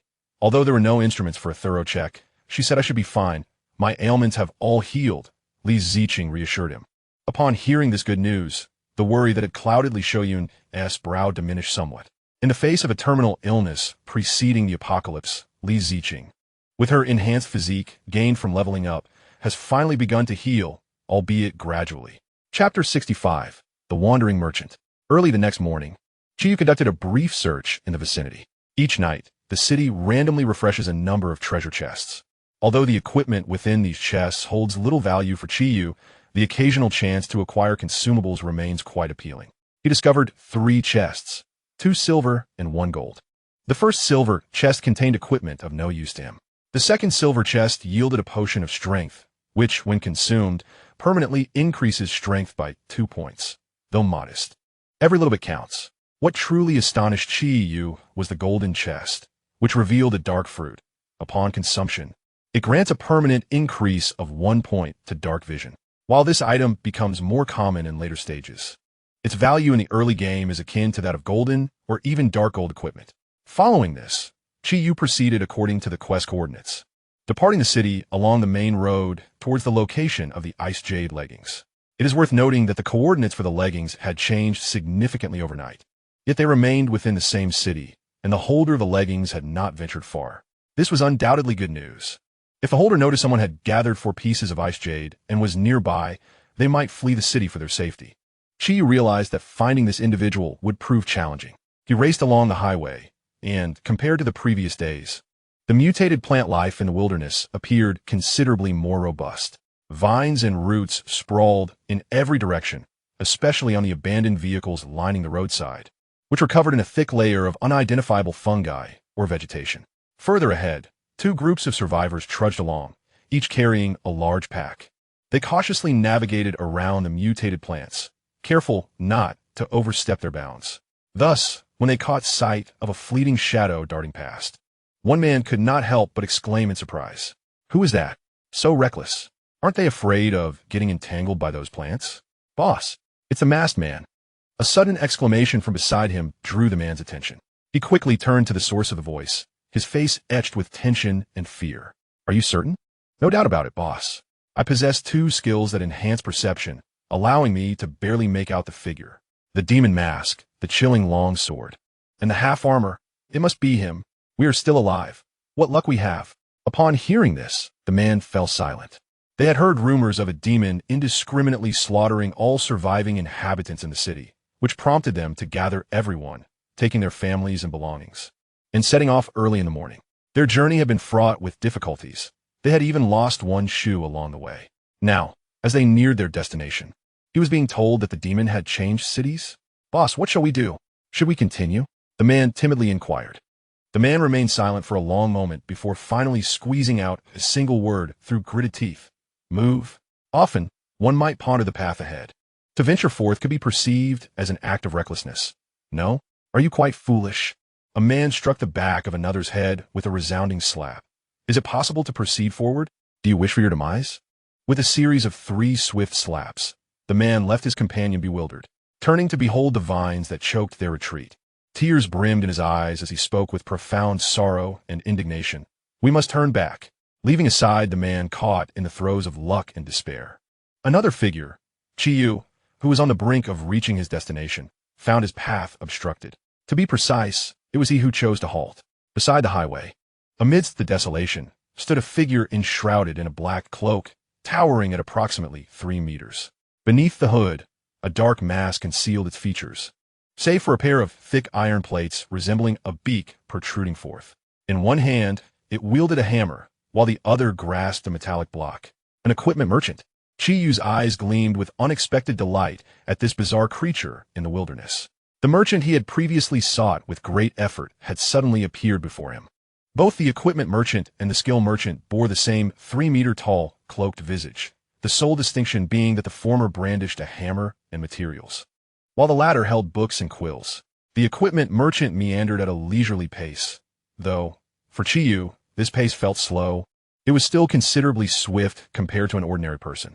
Wandering merchants do not linger in one location. Without transactions taking place, they roam about. Moreover, zombies do not attack merchants, and players are unable to inflict harm upon them. At least, in Chiyu's recollections, there had been no indications prior to his rebirth that any means existed to harm a merchant. Chi stood before the wandering merchant, initiating the transaction event in the customary manner. Esteemed wandering merchant, I wish to purchase some equipment from you. The wandering merchant paused, and a module materialized before Chi.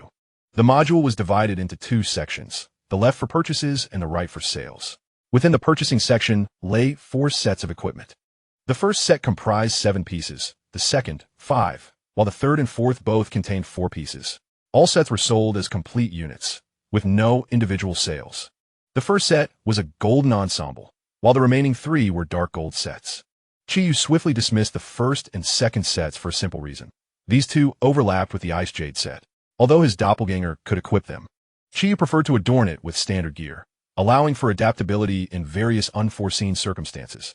After all, changing equipment for the doppelganger was not as convenient as for the main body. The remaining 2 sets had identical component arrangements, 1 earring, 1 necklace, and 2 rings. The equipment level was 35. The earring granted an increase of 50 points in strength, while the 2 rings each provided a 50-point boost to Constitution and Spirit. The necklace similarly augmented Constitution by 50 points. Equipping all 4 pieces would activate the set bonus, bestowing an additional 50 points across all attributes. Moreover, there exists an additional passive skill that enhances damage by 20%. However, one set of equipment only grants this enhancement when the adversaries are zombies, while the other set is effective solely against players, also increasing damage by 20%.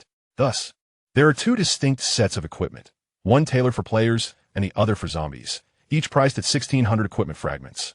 The acquisition of these fragments is derived from selling equipment, categorized into tiers: bronze, silver, gold, dark gold, semi-legendary, legendary, and divine. Each tier yields fragments in the quantities of 1, 3, 10, 35, 150, 500, and 2,000 respectively. Furthermore, for every 10 levels of equipment, the selling price undergoes a cumulative increase. For instance, a 32nd level dark gold item would be sold for 3 times 35 points, amounting to 105 points. To procure a 35th level dark gold set, one must sell at least 16 pieces of the same tier dark gold equipment. Although it may seem a bit disadvantageous to trade 4 pieces for 1, exchanging individual items for a set is not entirely unacceptable. The only drawback lies in the fact that the merchant set is effective against either players or zombies, lacking the potency of a true equivalent set. Occasionally, merchants offer formidable individual items, yet regrettably, none are available this time. Chapter 66. The forthcoming antagonist and protagonist. Chi sold all the equipment in his waist pouch and the rings in his pack, totaling 132 items, all above level 15, comprising primarily gold and dark gold ranks, with the rings being the majority. This is not due to a higher drop rate for rings, but rather because one can equip 10 rings, resulting in a larger share of loot acquired from defeating players being rings, even after filtering out the inferior ones. The remainder still exceeds that of equipment from other slots. He sold a total of 2,450 equipment fragments. Chi then purchased the set designed for players, expending 1,600 fragments. He donned the new set, transferring the discarded equipment to his doppelganger, who in turn sold the inferior items back to the merchant, garnering an additional 92 fragments. With 942 equipment fragments remaining, they would neither vanish nor be exhausted. Equipment fragments are interchangeable among merchants, stored on one merchant, yet usable in the shops of others. Chi closed the shop, and, as the merchant turned away, a black portal materialized before him. The merchant stepped inside, disappearing into the unknown. Half an hour later, Chi arrived at the designated city coordinates. Rather than charging directly onto the highway, he opted for a more secluded position to change out of his set and into the equipment of his doppelganger before returning to the highway and proceeding toward the city. Following the recent relocation of survivors, the nearby city would undoubtedly be on high alert. He might well face interception upon entering. While Chi was not particularly fearful of such an interception, one concern lingered in his mind. The possessor of the Ice Jade leggings resided within this city. Upon hearing the news of his arrival, some might be compelled to flee in fear, making it exceedingly difficult to apprehend him later. Stealthily entering the city, at least until the coordinates are updated at 6 o'clock the following morning, the possessor of the protective gear would remain oblivious to Chi-Yu's arrival. However, it is not guaranteed that anyone would attempt to intercept him. After all, the city is vast. Unlike ancient towns with only a few fixed entrances that are easy to monitor and defend, modern cities lack walls, allowing access from all directions.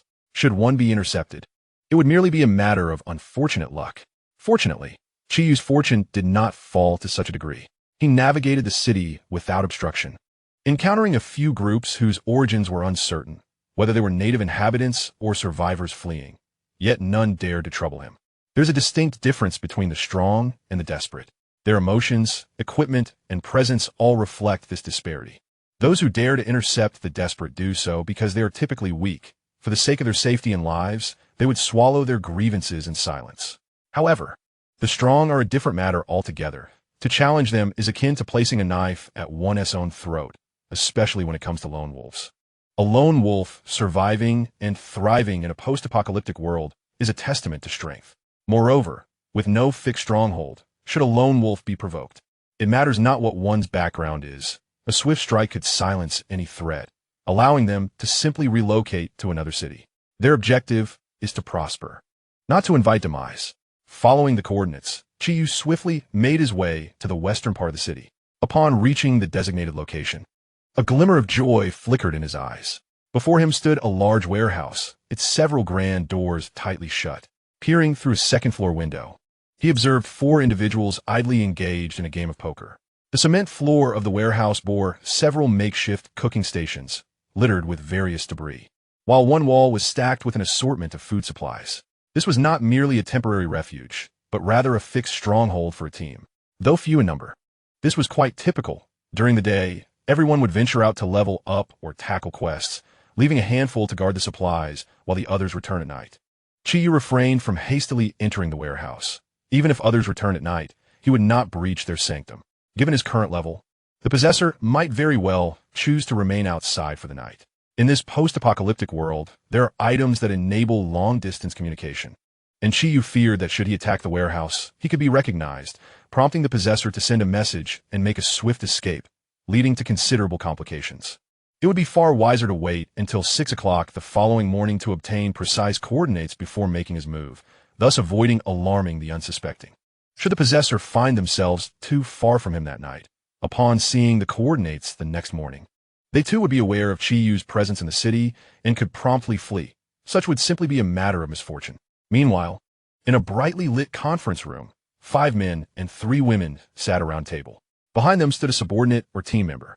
The presence of one additional individual in the meeting ensured a degree of self-preservation in the event of unforeseen circumstances, while not causing discomfort among the others. The atmosphere among the 8 was devoid of interaction. Although it had not yet reached the point of erupting into chaos, it was far from harmonious. Much like the elite team that had previously ambushed Chiyu, these individuals were not a cohesive unit prior to this moment, and there was a palpable tension among them. Of course, there were instances where 2 teams had previously maintained amicable relations, and one would expect their leaders to get along well. However, in this situation, if the leaders formed an alliance while leaving one leader isolated, misunderstandings could easily lead to the swift collapse of their fragile coalition.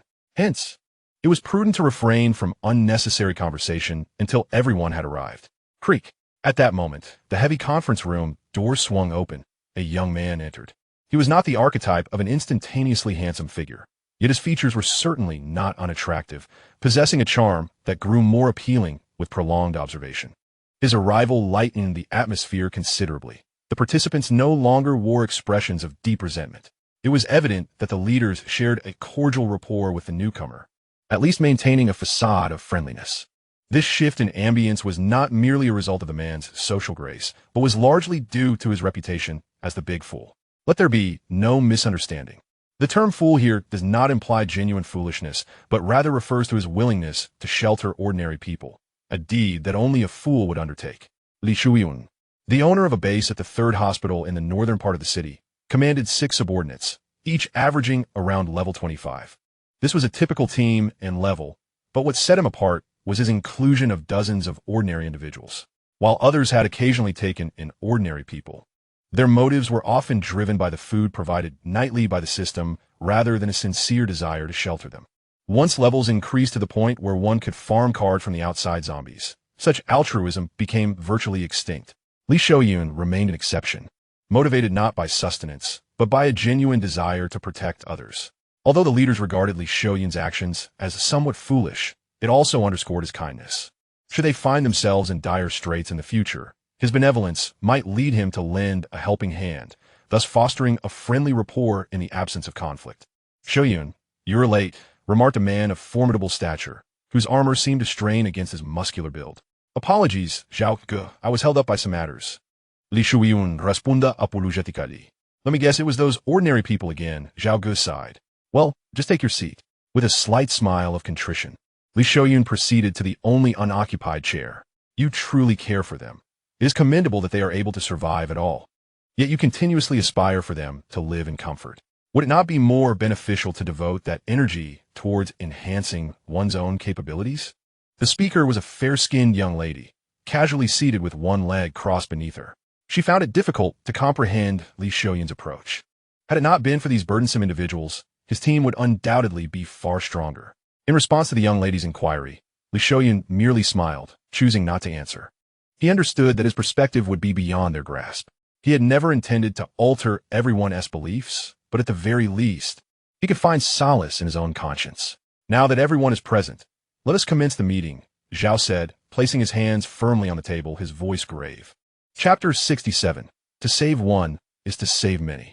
The room fell silent as everyone set aside their documents or ceased their discussions with subordinates, collectively turning their attention to Zhao.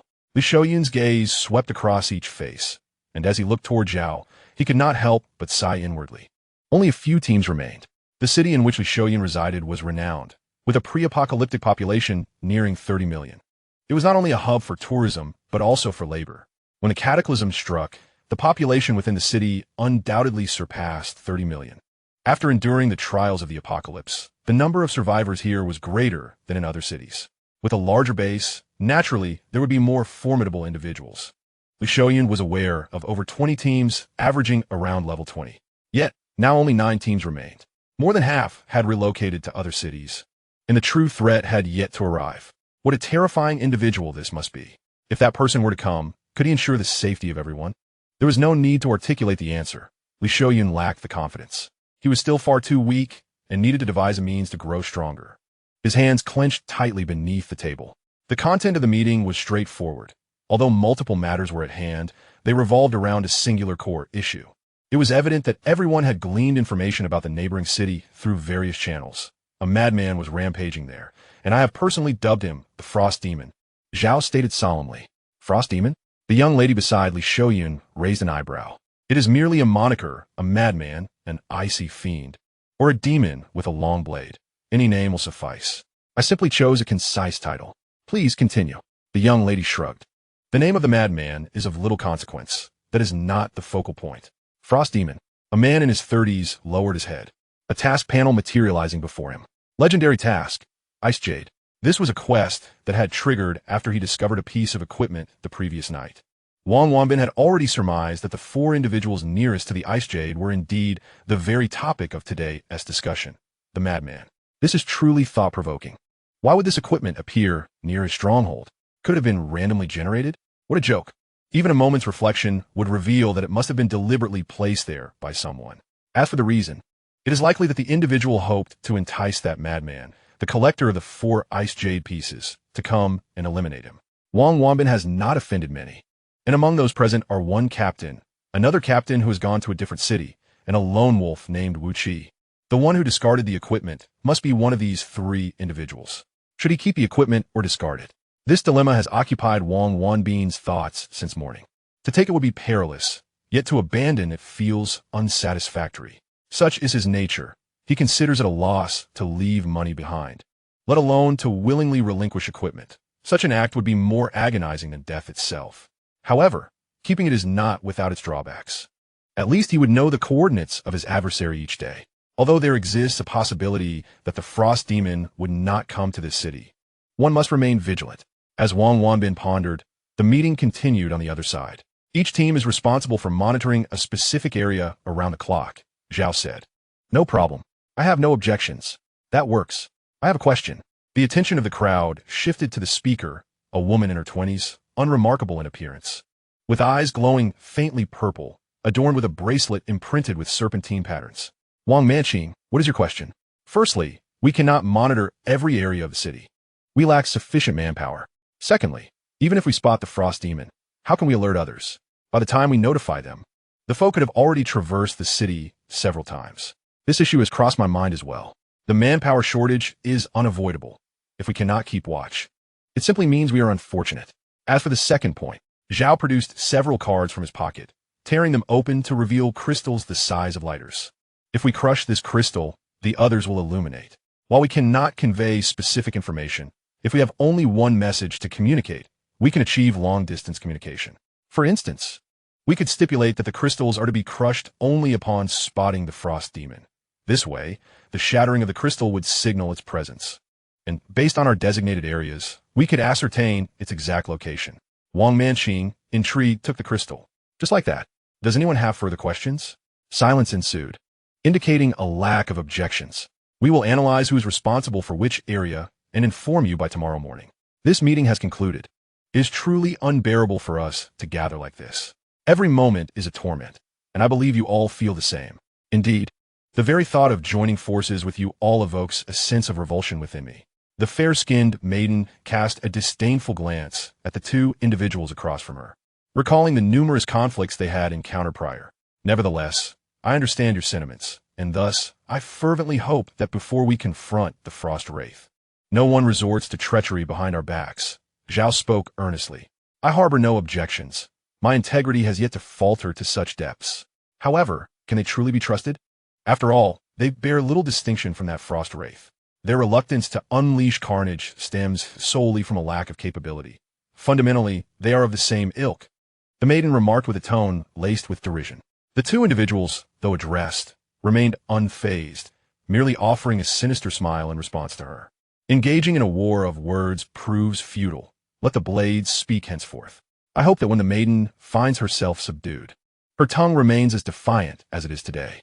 Verbal assurances hold no weight. Thus I propose that we all adhere to a pact, should anyone betray us. We shall unite against the traitor, Zhao declared with a grave countenance. I am in agreement, the maiden affirmed. I too, Li Shuyan added. No objections here. The group, either affirmatively responding or nodding in agreement, collectively endorsed this resolution. With the meeting concluded, as they prepared to depart, Li Shuyan approached Zhao, expressing a desire to exchange a piece of level 20 dark gold equipment for provisions and water. Upon hearing this, Zhao sighed. Your team has yet to fully equip themselves with level 20 dark gold gear, rather than assist those ordinary folk. It would be wiser to retain it for your own use. They are ill-prepared for the post-apocalyptic world, and inevitably they will perish. With so many suffering daily, how many can you truly save? Brother, saving even one is a victory in itself. Zhao opened his mouth, momentarily at a loss for words, before finally exhaling a sigh. Very well, I happen to have an abundance of provisions. With the Frost Wraith approaching, it will be prudent for you to reserve the equipment to bolster your team. Once this crisis has passed, you may return the favor. Chapter 68, The Descent of the Demon. As dusk fell, Wang Wanbin returned to the stronghold. The others had arrived earlier, erecting a barbecue grill laden with substantial portions of meat, accompanied by several crates of beer. With the enhancement of their mental and physical faculties, the effects of alcohol on them had diminished significantly. Given their current levels, even consuming 100 bottles of beer would not lead to inebriation. Thus, in this post-apocalyptic era, revelry through drinking had become commonplace, devoid of the risk of drunken mishaps. Rather, it served as a means to alleviate the constant tension that enveloped them. As Wang Wanbin settled in, other members promptly offered him grilled meat and chilled beer. While electrical appliances were rendered useless in this new world, the presence of magic often rendered certain tasks more convenient. Boss, what was discussed in the meeting? One team member sat cross-legged atop a beer crate, idly turning the skewers in his hands as he posed the question. As previously speculated, each person was responsible for a designated area.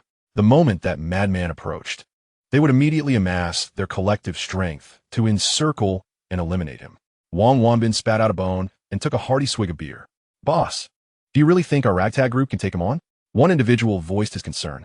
Indeed, boss, he single-handedly tackled an entire elite team. If we were to face him, it would likely end similarly. Perhaps we should consider retreating, another expressed his apprehension. Damn it, do you think I want to run away? Wang Wanbin slammed the beer bottle down on the table. But if we retreat now, all our previous efforts will be in vain. So many lives have been lost. Can we simply abandon the rewards that are almost within our grasp? A month prior, one of Wang Wanbin's subordinates discovered a blood-soaked cavern. While others might have chosen to steer clear, Wang Wanbin was resolute, convinced that treasures lay beneath. Even with inherent risks, he saw them as intertwined with opportunity. He returned to their base to prepare, leading over 20 individuals into the cave, though 7 perished along the treacherous journey to the cavernous depths. However, upon arrival, there were no treasures to be found, only a massive, suspended flesh cocoon, its bloodied veins spreading across the cave walls, creating an ominous atmosphere. Just as Wang Wanbin pondered whether to investigate further or flee, a legendary quest materialized before him. Hatch the King Cocoon. The task was straightforward. Feed the King Cocoon 300 players of level 15 or above, and it would hatch. The rewards remained unclear. Hatching was merely the first phase, with an enigmatic second phase to follow. Yet, the mere title of a legendary quest convinced Wang Wanbin of its worthiness. He harbored no aversion to the notion of sacrificing others for this task. Human adaptability is indeed formidable. In the early days of the apocalypse, many clung to their conventional societal and moral beliefs. However, after 2 months of survival, the majority of the strong had embraced the law of the jungle. Sacrificing 300 individuals to complete a legendary quest was a decision devoid of hesitation. That said, progress on the task was slower than anticipated. In over 2 months of the apocalypse, there were not many players above level 15.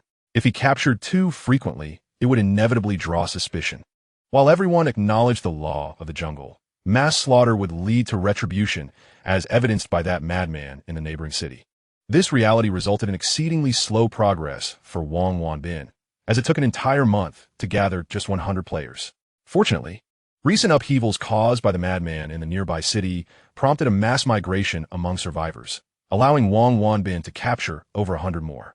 After all, even if individuals disappeared, others would merely presume they had relocated, never suspecting Wang Wanbin. Now, he needed just over 40 more to fulfill the task. This is indeed a legendary quest, and the rewards are bound to be substantial. Perhaps upon completion, he could surpass the Frost Wraith from the neighboring city. With the Ice Jade leggings in his possession, it is only a matter of time before the Frost Wraith comes seeking him. If he could vanquish the Wraith, all 4 pieces of the Ice Jade would belong to him, akin to a fortuitous windfall. As for the potential disappointment of the legendary quest's rewards, it matters little. They can always relocate swiftly. For the next couple of days, they should refrain from any other pursuits and focus solely on capturing prey. The mission has a second phase that must be completed before the Frost Wraith arrives.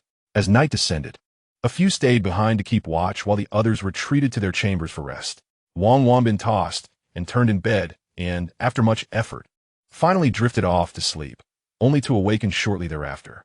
He retrieved the Ice Jade leggings from a nearby chest, feeling an unsettling sense of foreboding. Could that madman have already arrived in this city? Although the latest batch of survivors claimed to have seen the Frost Wraith in another city that morning.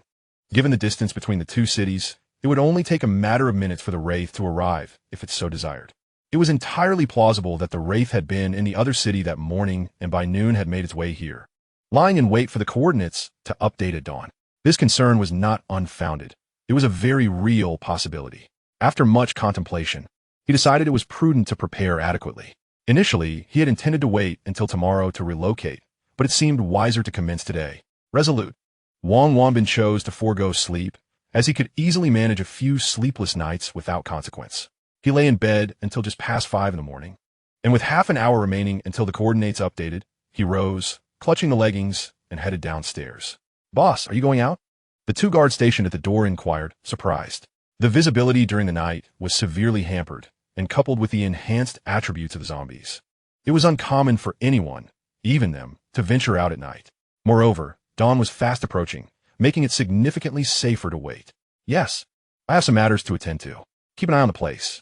If I'm not back by dawn, inform the monkey and have him gather a team to capture prey," he instructed. "Understood, boss," they replied, unlocking the heavy door. Wang Wanbin stepped into the darkness, and the 2 closed the door behind him. "Where do you think the boss is headed?" one of them asked curiously. "Who knows? How can we possibly guess what the boss is up to?"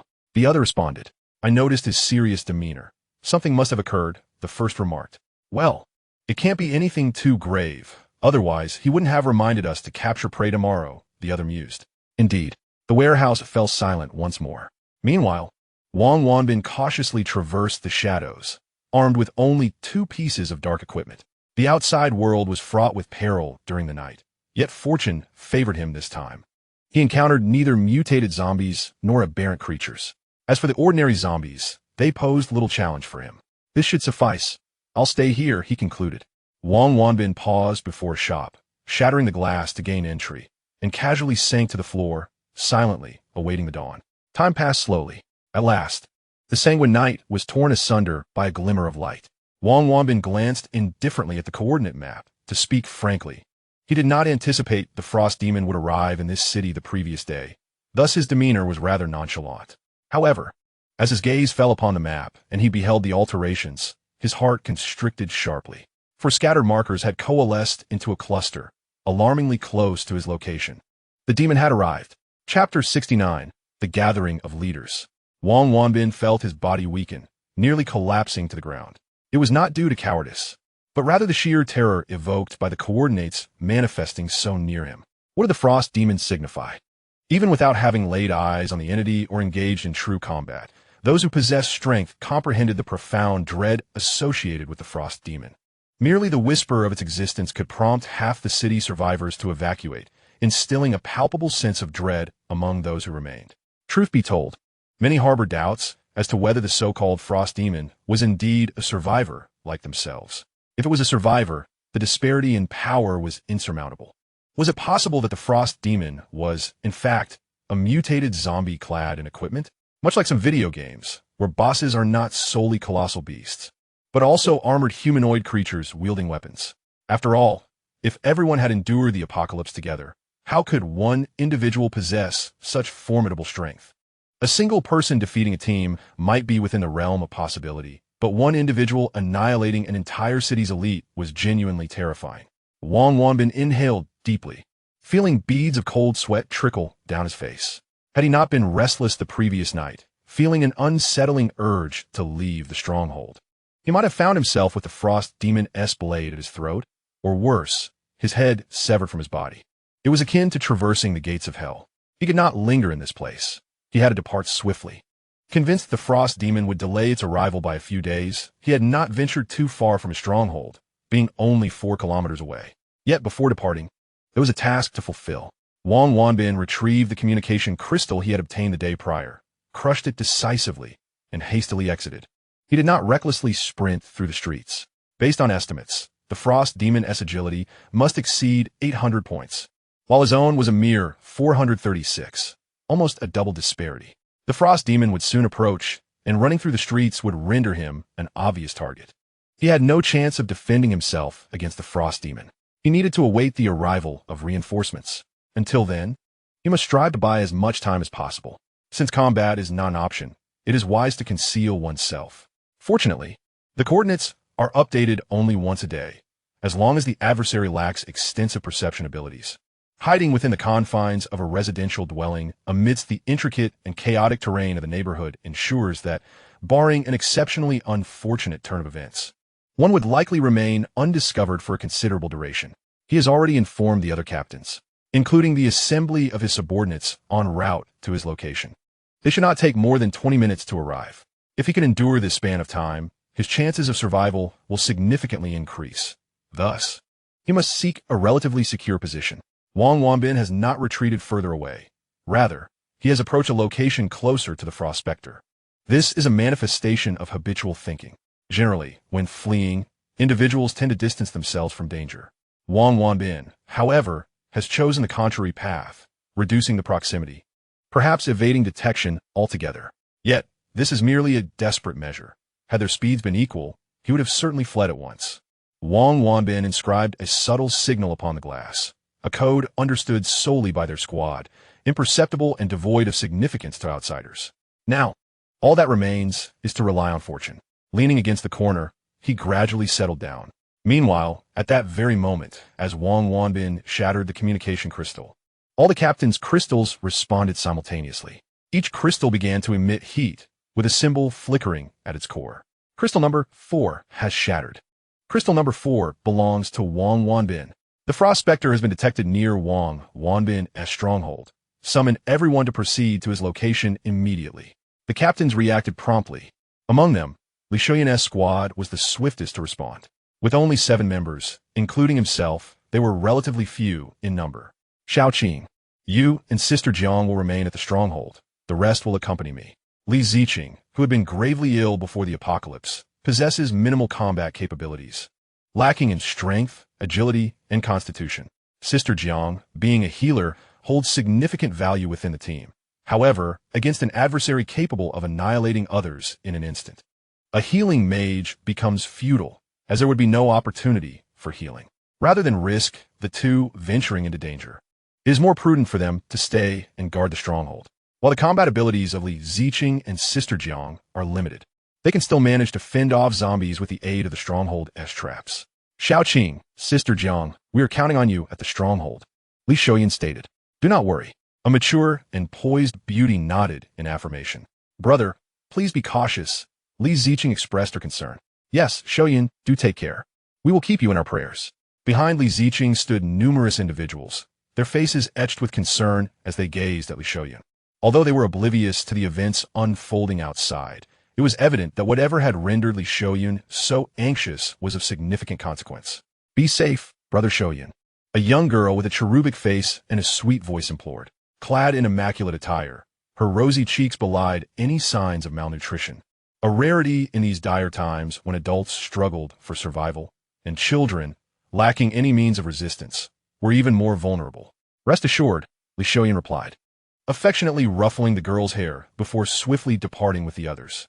As she watched his retreating figure, the little girl anxiously clutched Li Ziqing's hand and looked up, asking, Sister, will the big brother be all right? Have no fear, he will certainly be fine. Now, Star, shall we go have breakfast with Mother? Li Ziqing suppressed her inner turmoil and turned to a middle-aged woman within the stronghold. Sister Su, I entrust you with preparing breakfast for everyone today. Understood. Leave it to me, the woman said, taking the girl's hand. I'll help too. While we may not be able to confront zombies, we can certainly assist with other tasks, another added. Indeed, you've been so considerate to us in the past. It would be shameless of us to impose on you during such a time, another chimed in. Leave the traps to me, someone else volunteered. The group busied themselves, each diligently attending to their assigned tasks. Jiang Jia, it's time for us to go as well, Li Ziqing said, her fists clenched tightly within her sleeves.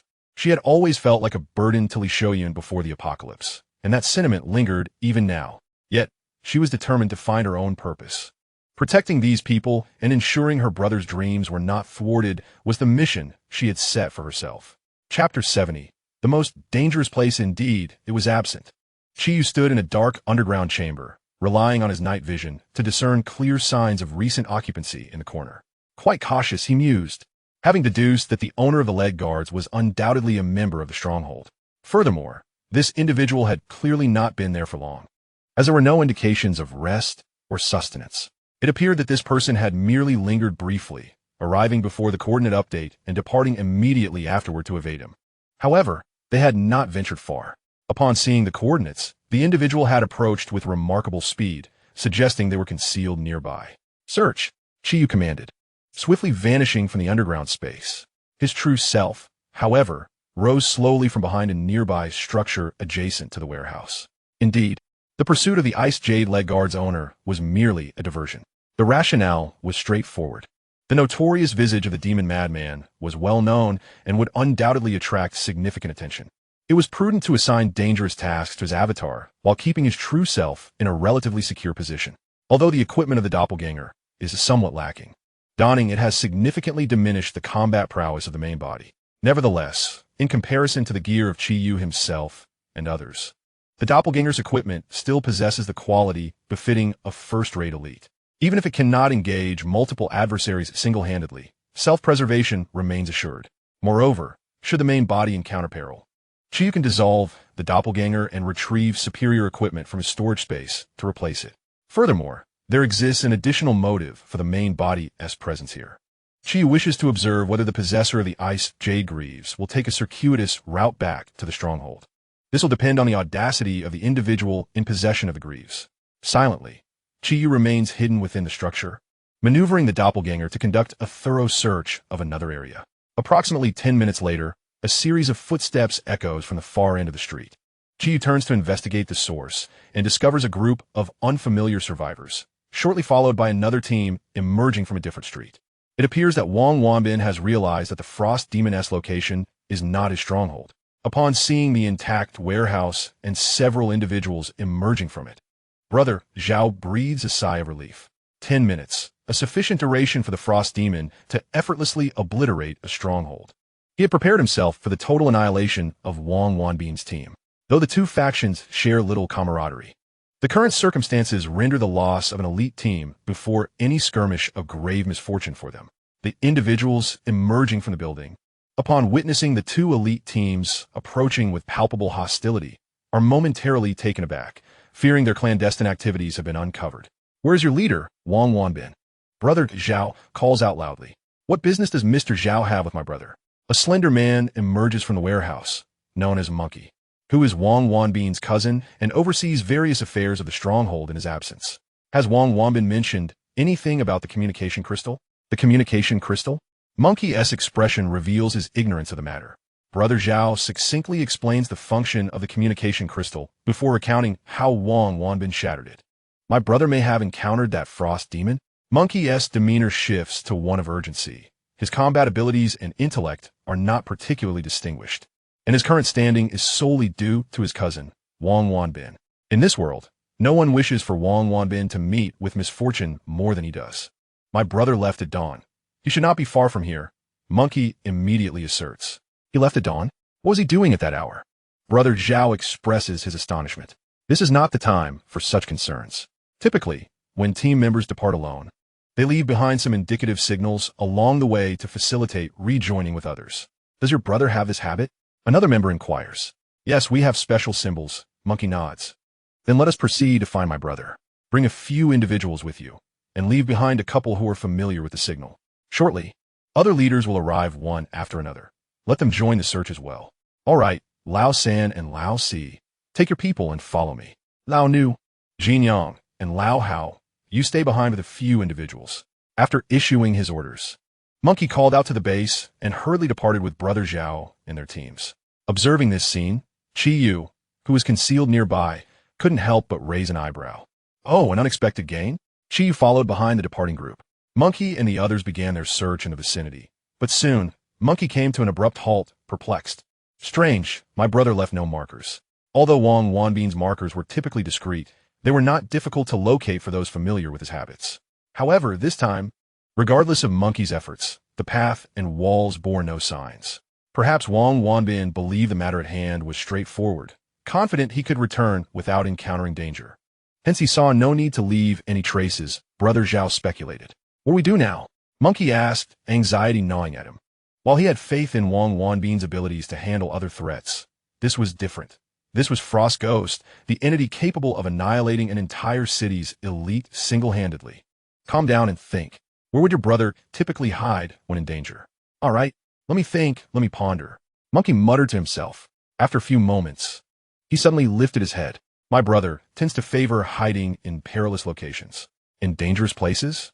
"Yes, if my brother truly concealed himself, he would likely choose a location close to danger, allowing him a chance to evade it," Monkey asserted confidently. "However, we cannot ascertain which areas are dangerous and which are safe. We don't even know where he utilized the crystal." Although only half an hour had passed since Wang Wanbin left to shatter the crystal, at their pace, they could have covered several dozen kilometers, making the search exceedingly challenging. Yet, this was merely the case for them. For Chi Yu, it was entirely different. He was well aware of Wang Wanbin's coordinates from that morning. Dangerous places? Chi Yu pondered. The most perilous locations were undoubtedly the two coordinates from the map. "No, there's another place." The straight line connecting the two coordinates was a path Chi Yu would inevitably traverse when moving from one point to the other. It was fraught with danger, yet easily overlooked. Chi Yu continued to trail behind the group, while his doppelganger promptly altered direction, beginning the search along the straight line connecting the coordinates. Chapter 71. An imminent encounter. Inside the makeshift refuge, Wang Wanbin was restless. He had never anticipated a day such as this. From the day the apocalypse began, he swiftly adapted to the harsh realities of this desolate world, assuming the role of a predator within the merciless dark forest. Ordinary individuals were akin to hares, while he embodied the essence of a fierce tiger. He believed he could navigate the forest with impunity, pursuing and slaying at will. Yet, as he traversed through the thorns, a true apex predator, a colossal tyrannosaurus, suddenly emerged. There was no need for direct confrontation. The mere echo of its roar from a distance could strip away all fighting spirit from him, the tiger. The priority now was to endure until the attention of the frost demon was diverted by the other captains. Wang Wanbin mused silently. He had never anticipated that the captains would rush to his aid. The genuine reason behind his intention to shatter the crystal was to summon the captains nearby. This way, the frost demon would either be compelled to abandon its search for him temporarily or engage in a chaotic skirmish with these captains. At that moment, he would seize the opportunity to escape, thus alleviating the crisis of the day. Of course, there was a more straightforward method. He could simply toss the ice jade greaves onto the street. In doing so, the frost demon would acquire the greaves, shifting its focus away from him, and perhaps even depart entirely. Yet, he refrained from such an action. It wasn't solely his greedy nature at play. More significantly, even if the frost demon obtained the equipment, it would not necessarily leave. If it were anyone else, they might have merely come for the loot. However, with the frost demon rampaging in the neighboring city, Wang Wanbin could not fathom whether the entity would depart immediately upon obtaining the equipment or continue its bloody spree. The true reason behind the frost demon's slaughter of another city remained a mystery. What if this creature was simply a deranged psychopath with an insatiable thirst for blood? Wang Wanbin noticed the prompt regarding the set bonuses of 5 pieces of ice jade. The frost demon, lacking even a complete set, was already a nightmare. He dared not imagine the extent of its power should it collect all 5 pieces. Annihilating them all would surely become effortless. He could not allow such a calamity to unfold. Thus, even if he held a bomb in his hands, he would keep it close to his chest. Do not misconstrue his intentions. He was not concerned for the other teams in the city. Besides the ice jade, he still had a legendary task regarding the Wang cocoon that remained unfulfilled. Once that legendary task was completed, whether he departed with the equipment or tossed the ice jade greaves onto the street would matter little. The fate of the others in this city was of no concern to him. Wang Wanbin leaned against a corner, retrieving a jade token from his pocket.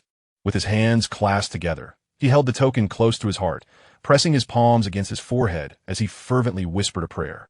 Simultaneously, the various captains arrived in the vicinity. However, their enthusiasm for searching for Wang Wanbin was decidedly lukewarm. Were it not for the presence of an external threat, had Wang Wanbin perished, they would have stomped on his grave even if he were still alive. How could they possibly devote themselves wholeheartedly to his search? So Yi, in his earnest endeavor to seek out the overall situation, believed that the loss of a high-ranking captain would be detrimental to the city, diminishing its collective resistance. However, the remaining individuals held a different perspective, prioritizing their own survival above all else. To speak candidly, those who remained were not entirely prepared to confront Chi Yu, and they hesitated over whether to relocate. They had assessed the capabilities of others in the temporary city, concluding that they were inferior compared to their own group. The annihilation of these individuals did not imply that they lacked the potential to triumph over Chi Yu. Nevertheless, they were unaware that Chi Yu had decisively defeated the elite team, even while under the influence of a voodoo doll. Had they known, they would have fled long ago. Yet among the captains, there was one who diligently sought out Wang Wanbin's whereabouts, genuinely concerned for his safety. Let us search elsewhere. Li Shouyun emerged from the shadowy basement. Shouyun, do we truly risk searching for Wang Wanbin? Our immediate priority should be to regroup with the other teams, spoke a robust man of slightly shorter stature. Li Shouyun's college roommate, whose rapport with him was commendable. His suggestion was more convenient than those from the 3 newcomers. Indeed, Captain Jiang Qifeng makes a valid point. If the 5 of us were to encounter the frost ghost, interjected a stout man, his words trailing off, yet everyone present understood the implication. With their combined strength, encountering the frost ghost would surely lead to their demise. The remaining 2 remained silent, their expressions indicating agreement with Jiang Qifeng's sentiments. Certainly, our search is perilously dangerous, Li Shouyun acknowledged. Yet before the 4 could respond, he continued, however, these are extraordinary times. Without Wang Wanbin's strength, his team will not heed commands, and our chances against the frost ghost will diminish further. How about this? Qianqian's team is nearby. You all should regroup with her while I continue searching. If I cannot find him, I will seek you out, Li Shouyun declared.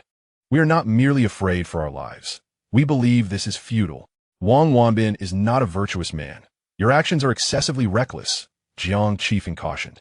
I'm not seeking him out for his sake. The frost ghost poses a threat to us all, while those of us with higher ranks can escape. What will happen to the remaining individuals in the city? Every additional person adds to our strength. At this moment, Wang Wanbin stands with us on the same battlefield. My rank is the highest, making me a smaller target, with a lower probability of encountering the Frost Ghost. You all should go meet Qianqian, Shoyu insisted. All right, it is settled then. Li Shoyun pounded his fist against Jiang Qifeng's sturdy chest. Trust me, I will undoubtedly reunite with you all. With that, Li Shoyun left without affording the others a chance to counter, vanishing into the streets. As a few individuals remained, they exchanged glances, ultimately sighing in resignation before swiftly departing. Meanwhile, on the other side, Wang Wanbin tugged at the curtains of the shelter, occasionally lifting a corner to observe the streets below. Positioned on the 30th floor, he had a clear vantage point to survey the surroundings. Why had no one arrived yet? Could it be that his chosen location was too perilous, leaving others unaware of his presence? This was indeed a possibility. Should he take the risk and venture out? At this moment, Frost Demon might have already engaged in a confrontation with the captains. Yet, what if he was mistaken and Frost Demon continued to search for him? Recklessly leaving would be exceedingly dangerous. Wang Wanbin found himself in a quandary, his soul seemingly divided into two, each side fervently debating its stance. Just as he wavered, a figure darted past on the street below. Upon recognizing the face, Wang Wanbin was filled with exhilaration. Li Shuiyun. Fortune favored him.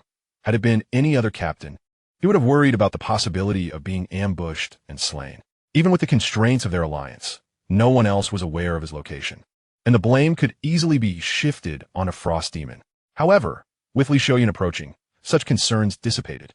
Wang Wanbin refrained from calling out to Li Shoyun or descending. Instead, he opened the window and casually tossed a bottle in Li Shoyun's direction. The bottle struck the ground, prompting Li Shoyun to look up. Their eyes met, and Wang Wanbin gestured for him to ascend, then closed the window. Yet, having only Li Shoyun was insufficient for safety. Encountering Frost Demon would still spell doom. It was prudent to first inquire about the situation outside before making further plans. Soon, footsteps echoed in the corridor, and Wang Wanbin sprang to his feet. Excitement coursing through him as the metallic boots clicked against the floor. The footsteps shifted towards the door, and he too moved in that direction. The corridor was dimly lit, rendering the peephole ineffective in revealing the situation outside. Wang Wanbin opened the door. Shoyun, is that you? However, the figure at the threshold was not Li Shoyun. Found you, came the chilling voice, as he beheld the tremor in Wang Wanbin's pupils. A sinister smile creased the lips beneath the mask of Jiyu. Chapter 72. The first encounter between the villain and the protagonist. Li Shoyun raced into the high-rise with utmost urgency. He was unable to leap to such heights, and had to ascend the stairs instead. Fortunately, his enhanced physique made the 30 flights a trivial challenge. Had this been before the apocalypse, such an ascent would have left him utterly exhausted. As he entered the stairwell, a foul stench assaulted his senses. He glanced at the rotting corpse in the corner, letting out a soft sigh. For the strong, the apocalypse was an opportunity. For the weak, it was a tangible disaster. Contemplating the individuals still trembling in fear within the stronghold, Li Shoyun clenched his fist, a vision taking root deep within him. A sanctuary for the vulnerable, a place where all could live in peace and happiness. Li Shoyun exhaled deeply and hurriedly ascended to the 31st floor. Upon exiting the stairwell, he immediately spotted an ajar door, which, from his vantage point, appeared to be the very refuge of Wang Wanbin. However, before Li Shoyun could approach, an unfamiliar figure emerged from within the room. Clad in chilling half-armor and wielding an ice-cold long knife, the moment he stepped outside, a frigid gust swept through the corridor. It was the Frost Wraith. Li Shoyun reacted instantly. Yet before he could formulate a response, he witnessed the Frost Wraith's body tremble, his grip on the knife quaking uncontrollably. In the next instant, a suffocating aura of murderous intent mingled with the icy wind enveloped the surroundings, as a long knife, radiating a terrifying chill, pressed against Li Shoyun's neck. His pupils dilated, and his heart contracted painfully. There was no escape. Was this how it would end? Li Shoyun's will roared within him, but his once agile body felt as though it had been encased in cement, rendering him immobile. As the blade descended, just as it was about to slice through flesh, Li Shoyun sensed a sudden impact from his side. He stumbled sideways, narrowly avoiding the edge of the blade as it grazed his shoulder. Yet, before he could relish his narrow escape, a more ferocious onslaught ensued. Li Shoyun raised a spear, barely managing to defend and evade. He soon realized that his sluggishness was not a mere illusion. He had been afflicted with two debilitating statuses, one reducing his agility by 100 points, the other by 300, resulting in a staggering decrease of over half his speed. No wonder he felt so sluggish. The Frost Wraith's attacks grew increasingly savage, forcing Li Shouyun to retreat until he found himself cornered against the wall, with no avenue of escape. The long knife in the Frost Wraith's hand shimmered ominously, radiating an aura capable of cleaving through space itself as it swung downwards.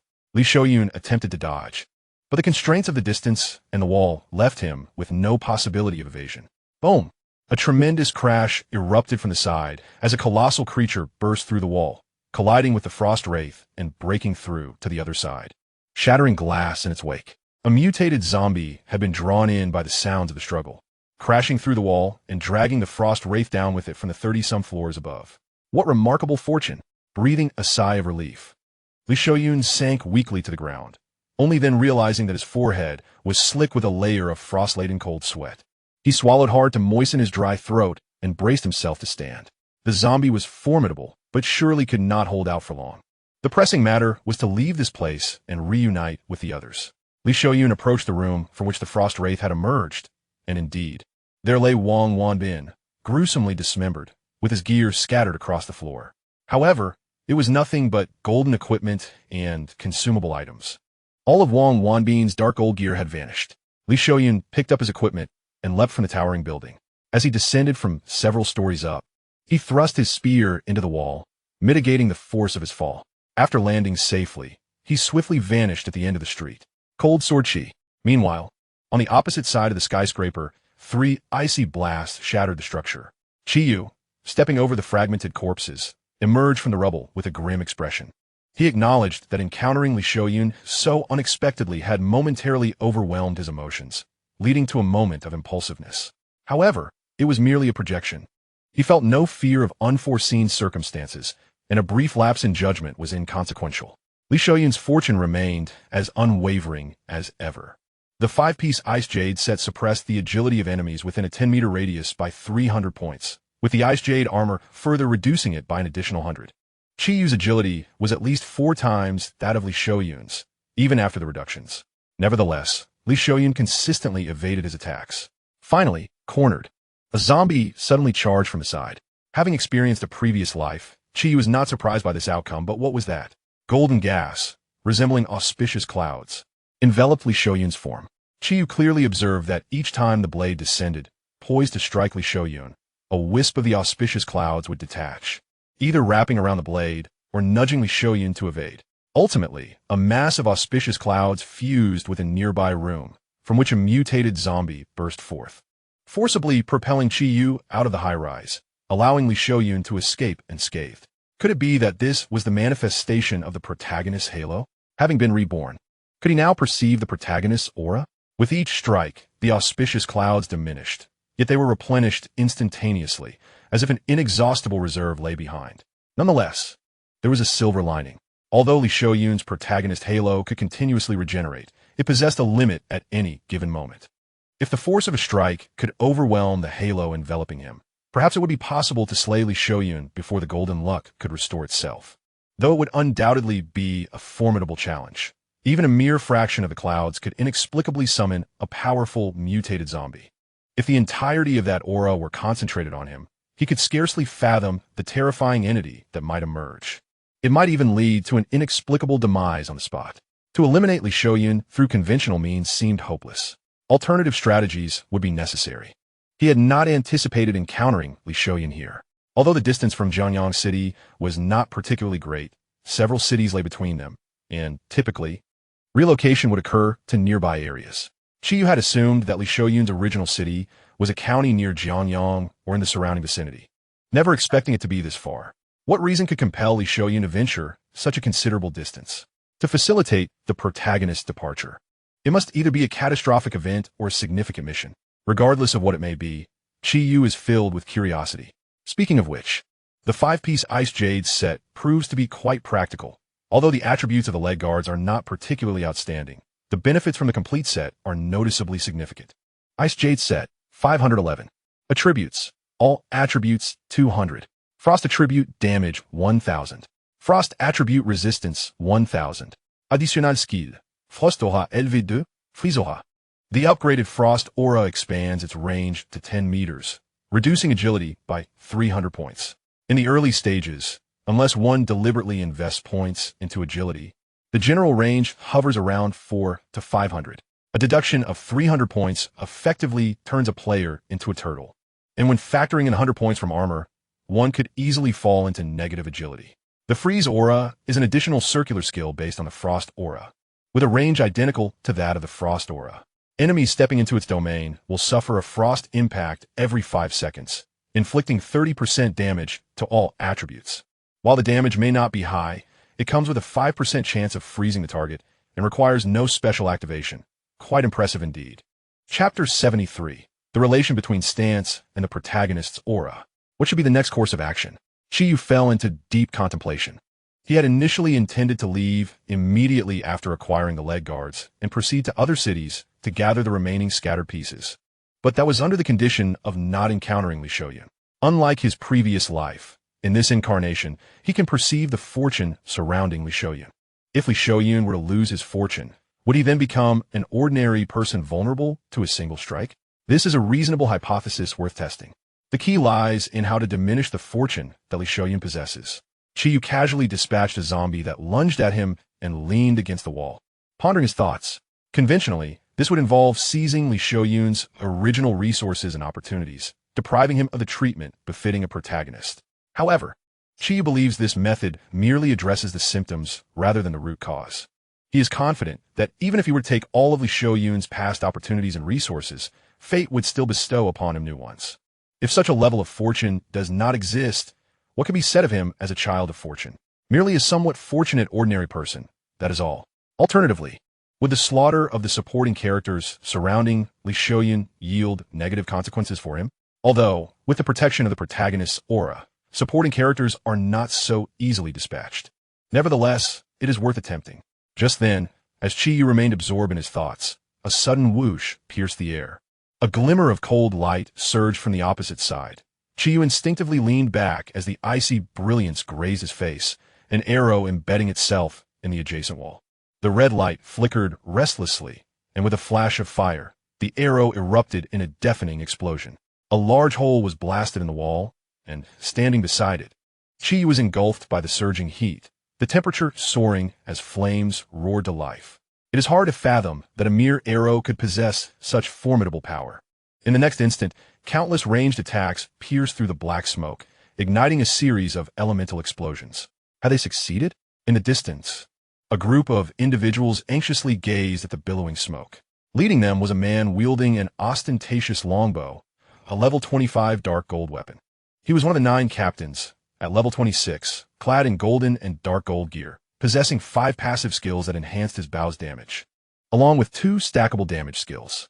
He had once slain a level 20 mutated zombie with a single arrow, now bolstered by 6 supportive professionals applying various beneficial buffs. He had also upgraded his ring since that encounter. The power of this arrow would surely be greater. Even if the Frost Spectre did not perish, it would at least be gravely wounded. What a rare opportunity this was. It was astonishing that the infamous Frost Spectre could be such a careless individual. Lost in thought on the street, truly foolish. The man smirked, envisioning the dismal fate of the Frost Spectre. It was only fitting. However, as the smoke dissipated, the ravaged street lay empty, devoid of any presence. The man's pupils quivered in shock. The Frost Spectre was still alive. His muscles tensed. Just as he prepared to survey his surroundings, he noticed flakes of snow falling nearby. Snow? Would there truly be snow at this time of year? Clinging to his final thought, the man's head struck the ground, his decapitated body swaying before collapsing before Chiyu. Could he truly be slain with a single stroke? Chiyu narrowed his eyes. He had not been attacked from the outset. The explosion of the arrow had been swift, yet in comparison to his own speed, it was somewhat sluggish. While others launched their additional attacks, Chiyu had already maneuvered to their rear. The reason he refrained from acting immediately was that he had spotted something familiar on the man. The golden clouds adorning Li Shouyun, albeit only a thin layer. Chiyu hesitated, contemplating whether to capture this individual alive for testing regarding the golden clouds. However, after consideration, he decided to pursue another experiment first, to ascertain whether those protected by golden clouds could indeed be killed. and whether he could strip such individuals of their fortune upon their demise. The outcome revealed one favorable and one unfavorable result. The good news was that these individuals could indeed be killed. Chiyu effortlessly dispatched him with a single strike. It appeared that his fortune was insufficient to preserve his life against foes of several levels above him. The bad news was that Chiyu was unable to seize their fortune. Chiyu lowered his gaze to the icy surface created by the ice jade boots. Although it did not reflect as clearly as a true mirror, the shimmering golden aura of fortune, if present, would still be conspicuous. Unfortunately, there was not a trace of golden fortune clinging to him. How, then, had this individual acquired such fortune? Chiyu could not recall any such person beside Li Shouyun. Fortunately, he had left one alive. He turned to the two frost-laden figures. Their luck was rather unfortunate. The moment Chiyu launched his surprise attack, they were instantly immobilized by the first wave of the freezing halo. Thus, he spared their lives. Approaching an ice sculpture, he grasped one by the neck and forcefully slammed him to the ground, shattering the frost and liberating the person trapped within. This was only possible because these individuals were above level 20, with a certain level of physical resilience. Otherwise, the occupant would likely have shattered along with the ice. What connection did he have with Li Shouyun? The man did not respond to Chiyu's inquiry. His gaze was vacant, muttering incessantly phrases like impossible and this must be a dream, despite being somewhat familiar with the power of frost spirits. The stark reality of a surprise attack leading to utter annihilation of his side was too much for him to bear. With a sigh, Chiyu wasted no time. He forcefully twisted the man's neck, then approached another ice sculpture, pressing down on his shoulder with one hand while delivering a punch to his abdomen with the other. A muffled thud echoed as the frost shattered. The man collapsed to his knees, racked with pain and nausea from the blow. I shall ask you but once, what is your relationship with Li Shouyun? The indifferent voice pierced the air, sending a shiver down the man's spine. Wait. I know. I will answer you. I will answer truthfully. But could you? No. Could you please spare my life? The man stammered, saliva flying as he feared that any delay would result in the blade falling upon his neck. A wise choice. Speak. We have no relationship with Li Shouyun. We merely know him. Prior to this, we even had some enmity. However, this time, the man hesitated, casting a furtive glance at Chiyu to gauge his reaction, cautiously continuing, this time, we united because of you. Oh, Chiyu's brows arched slightly. Former adversaries, now aligned due to shared interests, basking in the glow of the protagonist as fortune. Intriguing indeed. May I leave now? I have shared all that I know. The man raised his head, desperately seeking confirmation from Chiyu. In the next moment, a flash of ice glittered. The man's head fell to the ground. His eyes, filled with fear and hope, watched as Chiyu departed, gradually dimming. Chapter 74. The Onslaught of the Frost Spirit. Shouyun, what is happening? In a temporary stronghold, the sight of the utterly disheveled Li Shouyun left everyone in a state of shock. They had never witnessed such a desperate version of him before. His body was riddled with numerous small wounds, and the tattered golden and dark gold armor clung to him as if it might shatter at any moment. It seemed he had encountered a frost wraith by sheer misfortune, though Li Shouyun spoke of it lightly.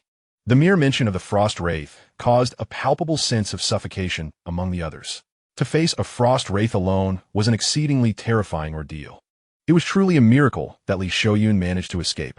Let us administer some treatment first, said Lu Jieqi, approaching with a healer. The mage extended their hands, and green orbs of light floated from their palms, merging into Li Shouyun's body.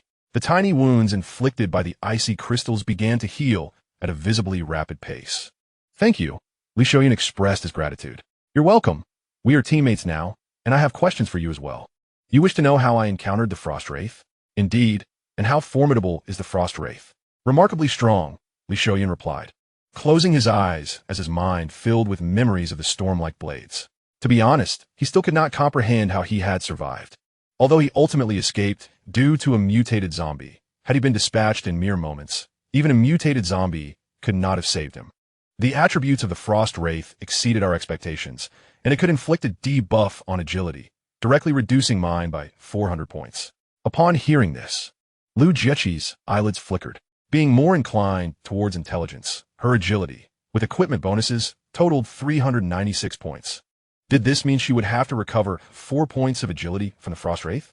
Given that the frost wraith was inherently agile, if she were rendered immobile, wouldn't she become a living target? Wait, if I recall correctly, Your agility is just over 500 points. How did you survive after losing 400? Lu Jiechi couldn't help but inquire. By sheer luck, just as I was on the brink of death, a mutated zombie held it back, Li Shouyun replied. Well, you were indeed fortunate. Yes, and inform Zhao Ge that there's no need to search for Wang Wanbin. He is dead. Understood. Lu Jiechi was not at all surprised by the news. Truthfully, she had long since sentenced Wang Wanbin to death in her mind. Not just her. Most assumed Wang Wanbin had perished. After all, it was the Frost Wraith. The chances of survival, when confronted alone, were exceedingly slim. Let us return to the room and rest for a bit. I have arranged to meet Lao Zhao here, and he should be arriving shortly. All right. As Li Shouyun and his companions entered the room, Jiang Qifeng could no longer contain himself and immediately exclaimed, You must never do this again. You cannot constantly endanger your life for others. I understand. Don't worry, I've returned alive, Li Shouyun smiled. Worry? You were simply lucky this time. Jiang Qifeng retorted vehemently. Next time, it won't happen again. After returning, do not mention this incident to Ziqing, Sister Jiang, or anyone else in the base. They will only worry. If you wish to spare others from concern, refrain from engaging in actions that provoke it. Understood, understood. It certainly won't happen again. Li Shouyun's attitude towards admitting his mistakes is commendable, yet, after years of friendship, Jiang Qifeng knows all too well that this young man's demeanor is one of good intentions in acknowledging faults, but he never truly changes. The next time he witnesses someone in distress, Li Shouyun will undoubtedly rush to assist without a second thought. That is simply his nature. There is no altering it. The crux of the matter is that Jiang Qifeng can only voice his concerns, unable to effect real change. After all, it was Li Shouyun who repeatedly risked his life to save him. Had Li Shouyun not possessed such kindness, it is likely that he would be the only survivor in their base by now. Sigh. Jiang Qifeng exhaled heavily. Once this ordeal passes, let's find a place to level up properly. Why the sudden shift in topic? Li Shouyun was taken aback. We cannot always let you bear the risks alone. We must strive as well, Jiang Qifeng said helplessly. In truth, his own strength is not lacking, and he is certainly capable of self-preservation. But it is difficult when there is a captain who constantly seeks to rescue others at any risk. Indeed. Li Shouyun flashed a smile once more and gave Jiang Qifeng's shoulder a hearty pat. Enough of that. You'll crush me. Rest a while. I'll step out and fetch you something to eat. The group exited the room, granting Li Shouyun a moment of tranquility to recuperate. Li Shouyun opened his equipment interface and gazed at the nearly shattered gear, letting out a deep sigh. Although his life was preserved, his equipment had suffered gravely. Particularly his primary weapon, which bore the brunt of multiple strikes, now severely damaged with only a single point of durability remaining. Any exertion could result in its complete destruction.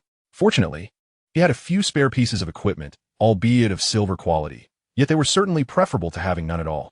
Additionally, Li Shouyun retrieved Wang Wanbin's gear from his waist pouch.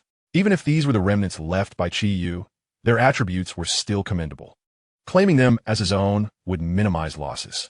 However, he had no intention of doing so, since these belonged to Wang Wanbin, even in death. They should be returned to his comrades. Li Shouyun stowed the equipment away once more and lay back on the bed, reflecting on the battle just fought.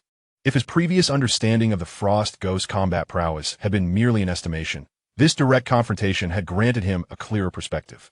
This individual is terrifyingly strong, capable of rendering the leaders of their frontline team powerless in combat. Of course, one cannot equate strength with invincibility. They had faced off against formidable zombies and mutated bosses of levels 30 to 40 before. However, the Frost Demon is different. Though I once contemplated whether the Frost Demon might be a mere zombie, such thoughts were merely self-consolation. According to various intelligence gathered, the Frost Demon is undoubtedly human. Being human implies the presence of intellect. Many strategies effective against zombies would prove futile against a person. The prospects of engaging in combined operations are not particularly promising either. Even if the Frost Demon cannot overcome the collective strength of all, it could simply choose to retreat and conceal itself. Surely, they cannot remain in constant proximity to one another, can they? The moment they dare to separate, the Frost Demon could effortlessly eliminate them. For the first time, Li Shouyun felt a twinge of retreat. Yet, the same dilemma persisted. If they chose the simpler path, the others within the stronghold would be unable to escape, leaving him unable to ensure their safety along the way. Li Shouyun Siga. Perhaps it would be best not to dwell on this matter. Once Brother Zhao and the others return, they could discuss it collectively. With a more optimistic mindset, perhaps they could devise a strategy to confront the frost demon. As Li Xiaoyan calmed his thoughts, he felt a slight hunger pang and pondered why Jiang Qifeng and the others had not yet returned. Suddenly, a thunderous crash was followed by a heart-wrenching scream from outside. The Frost Demon. Chapter 75. Methods to eliminate supporting characters.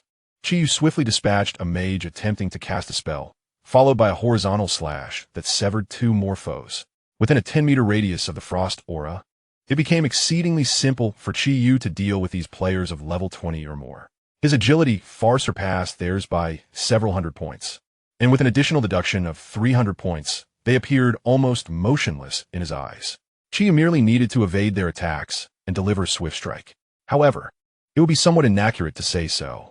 There were 4 individuals whom Qiyu could not ascertain whether he could eliminate with a single blow. This was not due to their strength. Rather, they were enveloped in a golden aura akin to that of Li Xiaoyan. Unlike the woman on the other side, whose aura was merely a thin layer, the aura surrounding these 4 was significantly stronger, though still not as potent as Li Xiaoyan's. Jiang Jiafeng, Dang Zhu, Zhao Ganghai, Fan Kai. These 4 names flashed through Qiyu's mind. He recognized them. Besides these 4, along with Li Xiaoyan's sister, Li Ziqing, and a woman named Jiang Yin, there was also Lu Rufan, whom Qiyu had recently slain.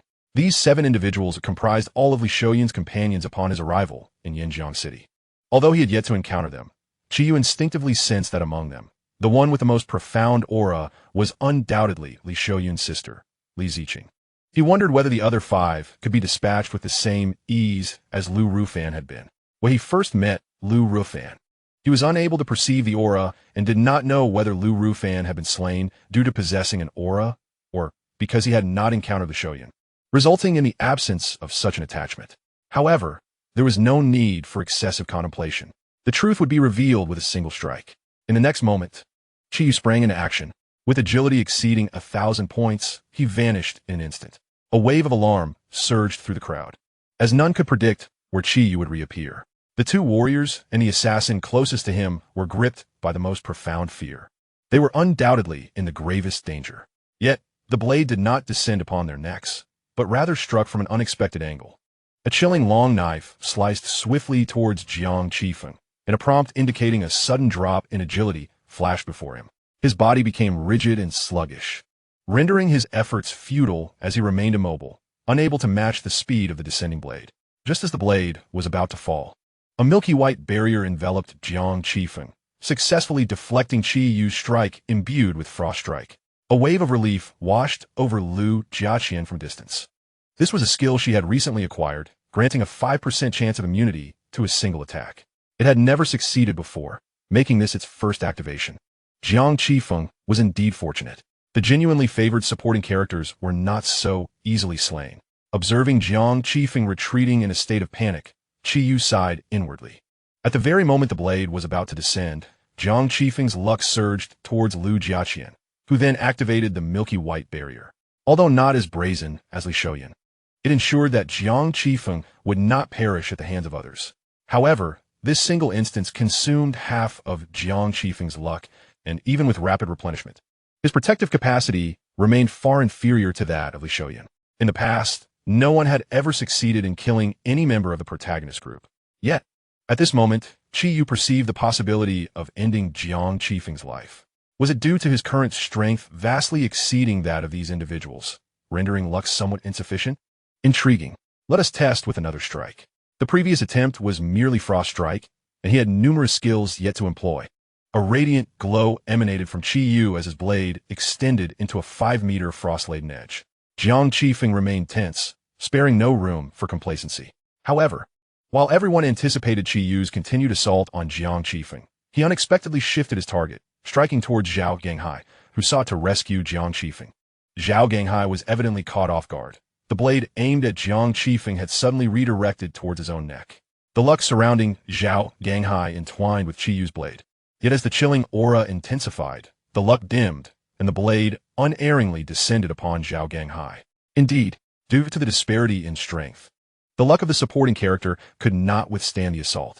Qiyu's expression twisted into a grimace, his eyes alight with exhilaration, unable to resist the blade's edge. The remaining fortune surged into the adjacent room. In the next moment, a long spear, riddled with cracks, shot forth from the room, colliding directly with Chi Yu's sword. The spear shattered, and while Chi Yu's hands were deflected, he still managed to strike Zhao Yang high, albeit not decapitating him, but merely severing his left arm. Chi Yu furrowed his brow, glancing at Li Shouyun, who was dashing out from the room. Instantly, the fortune surrounding several supporting characters intensified, rendering the thought of eliminating them seemingly unrealistic. However, this was sufficient to indicate that these characters were indeed vulnerable to death, if he were to unleash his full potential. With a sufficiently vast disparity in power, he could certainly eliminate the supporting characters. Another unexpected discovery arose. The fortune possessed by the supporting characters varied, depending on Li Shouyun's presence. Notably, the increase in the supporting character's fortune did not diminish Li Shouyun's inherent fortune. Rather, it intertwined, amplifying his own. With the first experiment concluded, it was time to embark on the second. This phase would explore whether the protagonist's fortune could be transferred to him, and whether such a transfer would weaken Li Shouyun's fortune. Disregarding the others, Chi Yu suddenly appeared at Li Shouyun's side. Li Shouyun, lacking equipment, experienced a significant reduction in attributes, making evasion and defense markedly more challenging, with the consumption of fortune escalating noticeably compared to earlier in the corridor. Nonetheless, the distance to eliminate Li Shouyun remained insurmountable. According to Chi Yu's calculations, to kill Li Shouyun, the disparity in their powers needed to exceed 50-fold, and in a fleeting moment, he would have to unleash over 100 times Li Shouyun's strength to even contemplate such an attempt. Otherwise, defeating the protagonist was the utmost achievable outcome, not his demise. However, such a disparity in power was unattainable. Thus, the key to eliminating Li Shouyun lay in the initial hypothesis, discovering a method to weaken fortune. Relying solely on a brute force approach was utterly impractical. Chi Yu pondered while launching his attack. Li Shouyun appeared to be in dire straits, although in reality, he was the safest among them. Nonetheless, the others remained oblivious to this fact. Jiang Qifeng and the others promptly rushed to provide assistance, but Chi Yu ignored them, dodging attacks while relentlessly striking at Li Shouyun, occasionally cleaving at those nearby to sustain the amplification of his murderous batch. The others dared not approach any closer, helplessly watching as Li Shouyun bore the brunt of the onslaught. Yet, the boy's luck was indeed remarkable. The Frost Demon had numerous opportunities to eliminate Li Shouyun. Yet each time, unforeseen circumstances allowed Li Shouyun to narrowly evade death. At this moment, they began to understand why the Frost Demon fixated on Li Shouyun relentlessly. If they were in the same position, faced with someone seemingly weak yet impossible to kill, they would likely pursue the foe with unwavering determination. At last, Li Shouyun found himself with nowhere to escape. Shouyun, Jiang Qifeng, and the others glared furiously. Chi Yu cast a sidelong glance at the approaching squad from the opposite end of the street. Several figures ahead were emanating a magical glow, with strands of Li Shouyun's fortune entwined around their hands. It was an undeniable certainty that they would come to his rescue. However, it was not their turn yet. Chi Yu raised a spear and swiftly brought it down. Shouyun, absolute protection, fortunate evasion, death resistance. With heart-wrenching cries and the spells unleashed by the crowd, an arrow, composed purely of radiant light, shot forth from an unexpected direction, striking the descending spear with precision. Clang! Chapter 76, successfully infiltrated. A burst of fiery sparks erupted at the point of impact, the immense force causing the spear to graze Li Shouyun's body and strike the ground. Before anyone could react, several more arrows assailed from the same position. The Frost Demon wielded his spear, effortlessly deflecting the bullet-like arrows. Yet shortly after, a particularly dazzling arrow exploded into a myriad of luminous points, each fragment transforming into a descending arrow. The Frost Demon swept his spear to block the arrows, then seized the opportunity to strike at the nearest Li Shouyun. Wall of stone and a quicksand. A stone wall rose from the ground, intercepting the strike, and then a colossal hand formed from swirling soil swiftly grasped Li Shouyun's arm, pulling him away from the battlefield. At the entrance of the stronghold, over 20 mages wielded their glowing orbs, launching a barrage of impenetrable spells toward the Frost Demon. Although it was their first time cooperating in battle, leading to occasional minor discrepancies, such as brief lapses in spell coordination. Whenever such moments arose, an arrow would soar from a kilometer away, preventing the Frost Demon from executing his deadly assault. Ultimately, the Frost Demon was forced to halt his offensive. His icy gaze swept across each individual, as if to memorize their features, before he left behind a cold laugh and vanished at an almost imperceptible speed. "Damn it, he got away!" exclaimed a lean man, filled with frustration. "We should be glad he chose to retreat," replied another, casting a puzzled glance at him. "He escaped? What absurd joke! Since when could such a term be attributed to the Frost Demon?" Despite their combined efforts seemingly suppressing him, the Frost Demon had not suffered a scratch under their onslaught. Were it not for the arrows originating from afar, he would have had countless opportunities to easily tear through their formation. Once the defense faltered and balance was lost, disaster would inevitably follow. With the Frost Demon's departure, they had no time to rejoice. "We are fortunate to have assistance." The crowd's gaze turned toward a nearby building. "The source of the arrows. Whoever this friend is providing aid, we would be grateful for a moment to converse," Zhao Ge called out loudly. The individual concealed in the shadows possesses an undeniable prowess. To accurately embed an arrow upon the blade of the frost wraith from such a considerable distance is an accomplishment beyond the reach of any among them. Vision, foresight, and skill, none of these can be overlooked. When confronting the frost wraith, merely uniting their forces offers scant hope for victory. Should an opportunity arise to enlist others, it must be seized. In fact, Zhao had previously reached out to several renowned lone wolf players. Regrettably, upon learning of Zhao's intention to rally everyone against the frost wraith, they unanimously declined. After all, they could relocate at any moment, and there was no necessity to jeopardize their lives for the safety of others in a confrontation with the frost wraith. Thus, the willingness of an unfamiliar archer to assist brought Zhao a sense of delight. Yet, who might this individual be? Truly formidable archers are scarce, and coupled with the distinctive radiance of their arrows, Zhao found himself at a loss. Amid the gazes of the onlookers, a figure leaped from a height of approximately 20 stories. Witnessing the spectacle, Zhao's heart soared. As an archer, the choice to reveal oneself and approach indicated a desire to forge a friendly relationship, increasing the likelihood of integrating this archer into their coalition. Otherwise, an archer would never expose themselves to the scrutiny of others. "Thank you for your assistance. My name is Zhao Qiming. May I inquire how I should address you?" Zhao's demeanor was notably courteous. "Qiyu," the response came, devoid of a pseudonym. The rationale was straightforward. Concealing one's true name serves only to obscure identity. However, thus far, the name Qiyu held no association with the Frost Wraith. Furthermore, each individual's true name is recorded within the system panel, and he was uncertain whether anyone possessed investigative skills here. Randomly adopting a name that diverged from his actual name could incite suspicion. These individuals were inconsequential. The primary concern was Li Shouyun. The experiment Qiyu aimed to conduct hinged on a crucial premise. Li Shouyun must not regard him as an adversary or an uncooperative entity. As for the possibility of someone investigating his doppelganger and discovering matching names, it's worth noting the vastness of the world where name duplication is commonplace. Their previous encounters would not naturally lead to suspicion without concrete evidence. Additionally, a doppelganger can alter its name. It could be transformed into Zhang San, Li Si, or Wang Wu without issue. Regarding the decision to allow his true self to approach the protagonist rather than sending in the doppelganger, Qiyu had contemplated this extensively. Ultimately, a doppelganger is merely a skill. One cannot predict whether Li Shouyun might acquire abilities or items capable of discerning the true nature of the doppelganger. Moreover, Qiyu felt uncertain whether the avatar could truly bear the protagonist's fortune of Li Shouyun. After all, in a strict sense, an avatar is not a genuine human being, but rather a form of some identity.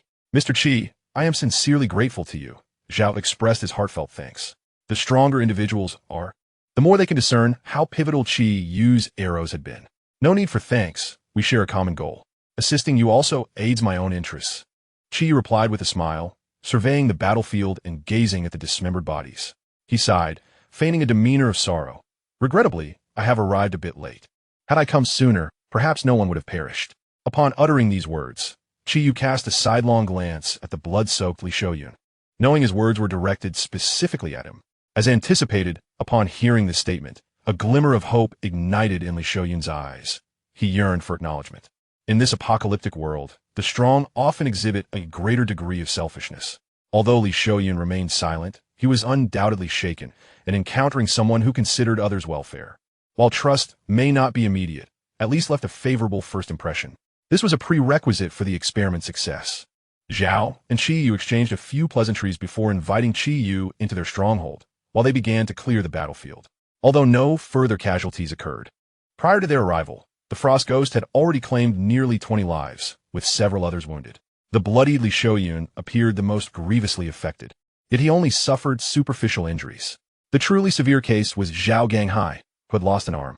However, Zhao Ganghai maintained a remarkably optimistic outlook. He was not despondent over the loss of his limb. Surviving was already a significant achievement. At the moment the blade fell, he had even contemplated his epitaph. Losing an arm was merely a minor setback. Although, in this post-apocalyptic world, one could not simply restore a severed limb through surgery, as in the past.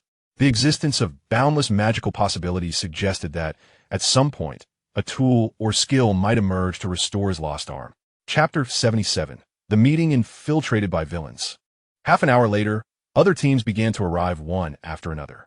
Upon witnessing the 20-plus corpses and the square reduced to ruins, a heavy atmosphere enveloped the group. Not only had they failed to locate Wang Wanbin, but additional sacrifices had also been made. Just then, before anyone could inquire about the situation, more grim news surfaced. The team of 23 led by Lin Yuliang had been discovered entirely dead, confirming their annihilation. Thus, when Li Shouyun announced Wang Wanbin's confirmed death, the group felt little emotional turbulence. Many had already tacitly accepted Wang Wanbin's fate from the outset. Moreover, prior to hearing this news, they had already been numbed by 2 preceding tragedies. Nevertheless, some individuals reacted with intense emotion, particularly Wang Wanbin's brother, Monkey. Observing the monkey gnashing its teeth, Chi found it increasingly difficult to suppress a laugh. It must be said that Wang Wanbin had indeed hidden remarkably well. Chiyu had not anticipated that his adversary would take such an unconventional route, concealing himself in such a perilous location. Were it not for the monkey's guidance, he would have surely overlooked it, potentially waiting an additional day for the coordinates to update. This is the remaining equipment from your brother. By the time I arrived, his dark gold gear had already been claimed by the Frost Ghost. If you doubt my word, I can swear it. I regret not being able to retrieve your brother's body. Now that you're aware of the location, for safety's sake, it is advisable for everyone to act together. Li Shouyun stated as he revealed Wang Wanbin's leftover equipment. As the gear lay before him, the monkey was filled with a myriad of emotions. Truly, what a fool he had been. Yet, such noble character rendered others seemingly despicable, leaving him feeling somewhat ashamed. Li Shouyun could easily have kept all the equipment for himself and shifted the blame onto the Frost Ghost. If anyone else had said this, I would not believe them. But coming from you, I do. I do not hold you responsible for not bringing back my brother's body. This time, I owe you a favor, and I assure you I will repay it when the opportunity arises. The monkey replied gravely as he accepted the equipment. With Wang Wanbin's matter momentarily settled, the focus of the group shifted back to the Frost Ghost, who had already arrived in the city.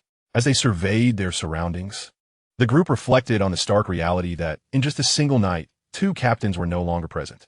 This was undoubtedly a heavy blow to the Frost Ghost's hunting operation. However, compared to the previous day, their combat effectiveness had not entirely diminished. They had gained the addition of a skilled fighter. Everyone turned their gaze toward Chiyu, who, though not a captain, shared their table. The loss of nearly 50 individuals had only been compensated by 1 new member, creating an apparent disparity. Yet this was not the whole truth. Quantity does not encapsulate everything. Otherwise, with their several hundred members, they would not be so fearful of facing the Frost Ghost alone. As long as Chi Yu possessed sufficient strength, the losses could be swiftly replenished, even surpassing their previous capabilities. My dear brother, I have some inquiries I wish to pose to you. I hope you understand that our intentions are not rooted in distrust. We are merely wagering our lives and seek a deeper understanding of our future collaborator. Spoke the only elder among the captains. It would be more accurate to describe him as middle-aged, at 47 years, though he appeared quite aged. This is only natural. Please, feel free to ask your questions. I too wish to establish a foundation of trust between us. Otherwise, should we confront that individual in the future, a lack of trust may lead to unnecessary sacrifices, Chiyu asserted with a demeanor of earnestness, not allowing his formidable prowess to belittle the captains. This undoubtedly left a very favorable first impression of Chiyu upon the others. To speak candidly, Chiyu is quite adept in the realm of interpersonal relationships. Having relied on his sister since childhood, any further issues in social interactions would significantly exacerbate the already formidable challenges of survival in society, elevating them to a nightmarish level. After the apocalypse, Chiyu refrains from excessive conversation and interaction with others, not out of disdain, but rather due to a perceived lack of necessity. when confronted with problems, wielding a blade has proven far more efficacious than words. Nevertheless, should the situation demand it, Chi-Yu is more than capable of articulating himself well. You must not be from around here, otherwise, a person of your caliber would surely have crossed paths with us before. You seem to harbor considerable animosity towards the Frost Phantom. Would you mind elucidating? Wang Manqing inquired. Frost Phantom? Chi did not respond directly, his curiosity piqued by the term. Ah, that is simply a code name we have assigned to that individual, Wang Manqing explained. I see. That does indeed seem quite fitting. Chi nodded. Were he to devise a moniker himself, he would hardly have conjured such a precise epithet.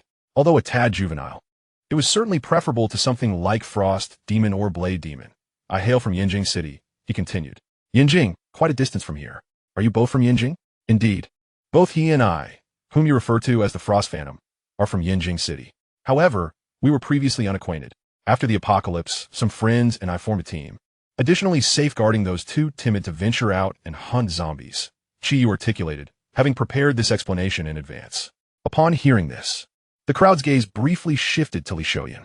The notion of forming a team with friends and subsequently protecting ordinary individuals rendered the two somewhat similar in nature. Li Shoyun's excitement was palpable. He regarded Chi-Yu with a sense of regret for not having met sooner. A good person, a truly admirable person. Finally, someone who shares the same ideals and actively implements them. How rare. May I inquire how the two of you became adversaries? The others, unlike Li Shoyun, were less concerned with Chi-Yu's virtue and more intrigued by the story of the Frost Phantom. The conflict arose over an item of equipment. Our group acquired a piece of sub-legendary gear, and the Frost Phantom coveted it. At this juncture, Chi-Yu paused, adopting an expression of seething resentment, his words dripping with venom. In my absence, he slaughtered everyone within our stronghold for that equipment. Bang! As Chi-Yu's words hung in the air, a resounding crash reverberated through the room. The assembly jumped at the sudden noise, turning to discover that it was Zhao Qiming who had struck the table. Much to their astonishment, they had initially assumed it was Li Shoyun who had made the ruckus. While Zhao Qiming occasionally showed concern for the ordinary folk, it was unexpected for him to become so indignant over such matters. Perhaps he sought to leave a positive impression on Chi-Yu. Wang Manqing suddenly realized that Zhao Qiming was a seasoned veteran in the workplace, adept in the art of interpersonal relations, and naturally skilled at winning others' favor. That despicable scoundrel, to commit such reprehensible acts over a mere piece of equipment. Truly, he is beneath contempt. Zhao Qiming continued to unleash a torrent of vitriol. He believed that by doing so, he could bridge the gap between Chi-Yu and their team, fostering a more harmonious relationship. Unbeknownst to him, the seemingly indignant Chi-Yu, who appeared to share in his outrage, had already sentenced him to metaphorical death in his heart. A scoundrel, indeed? Beneath contempt, you say? If he cannot eliminate Li Shoyun, the protagonist, how can he possibly hope to rid himself of Zhao Qiming, who scarcely qualifies as a supporting character? Next time, it will be you who faces the end.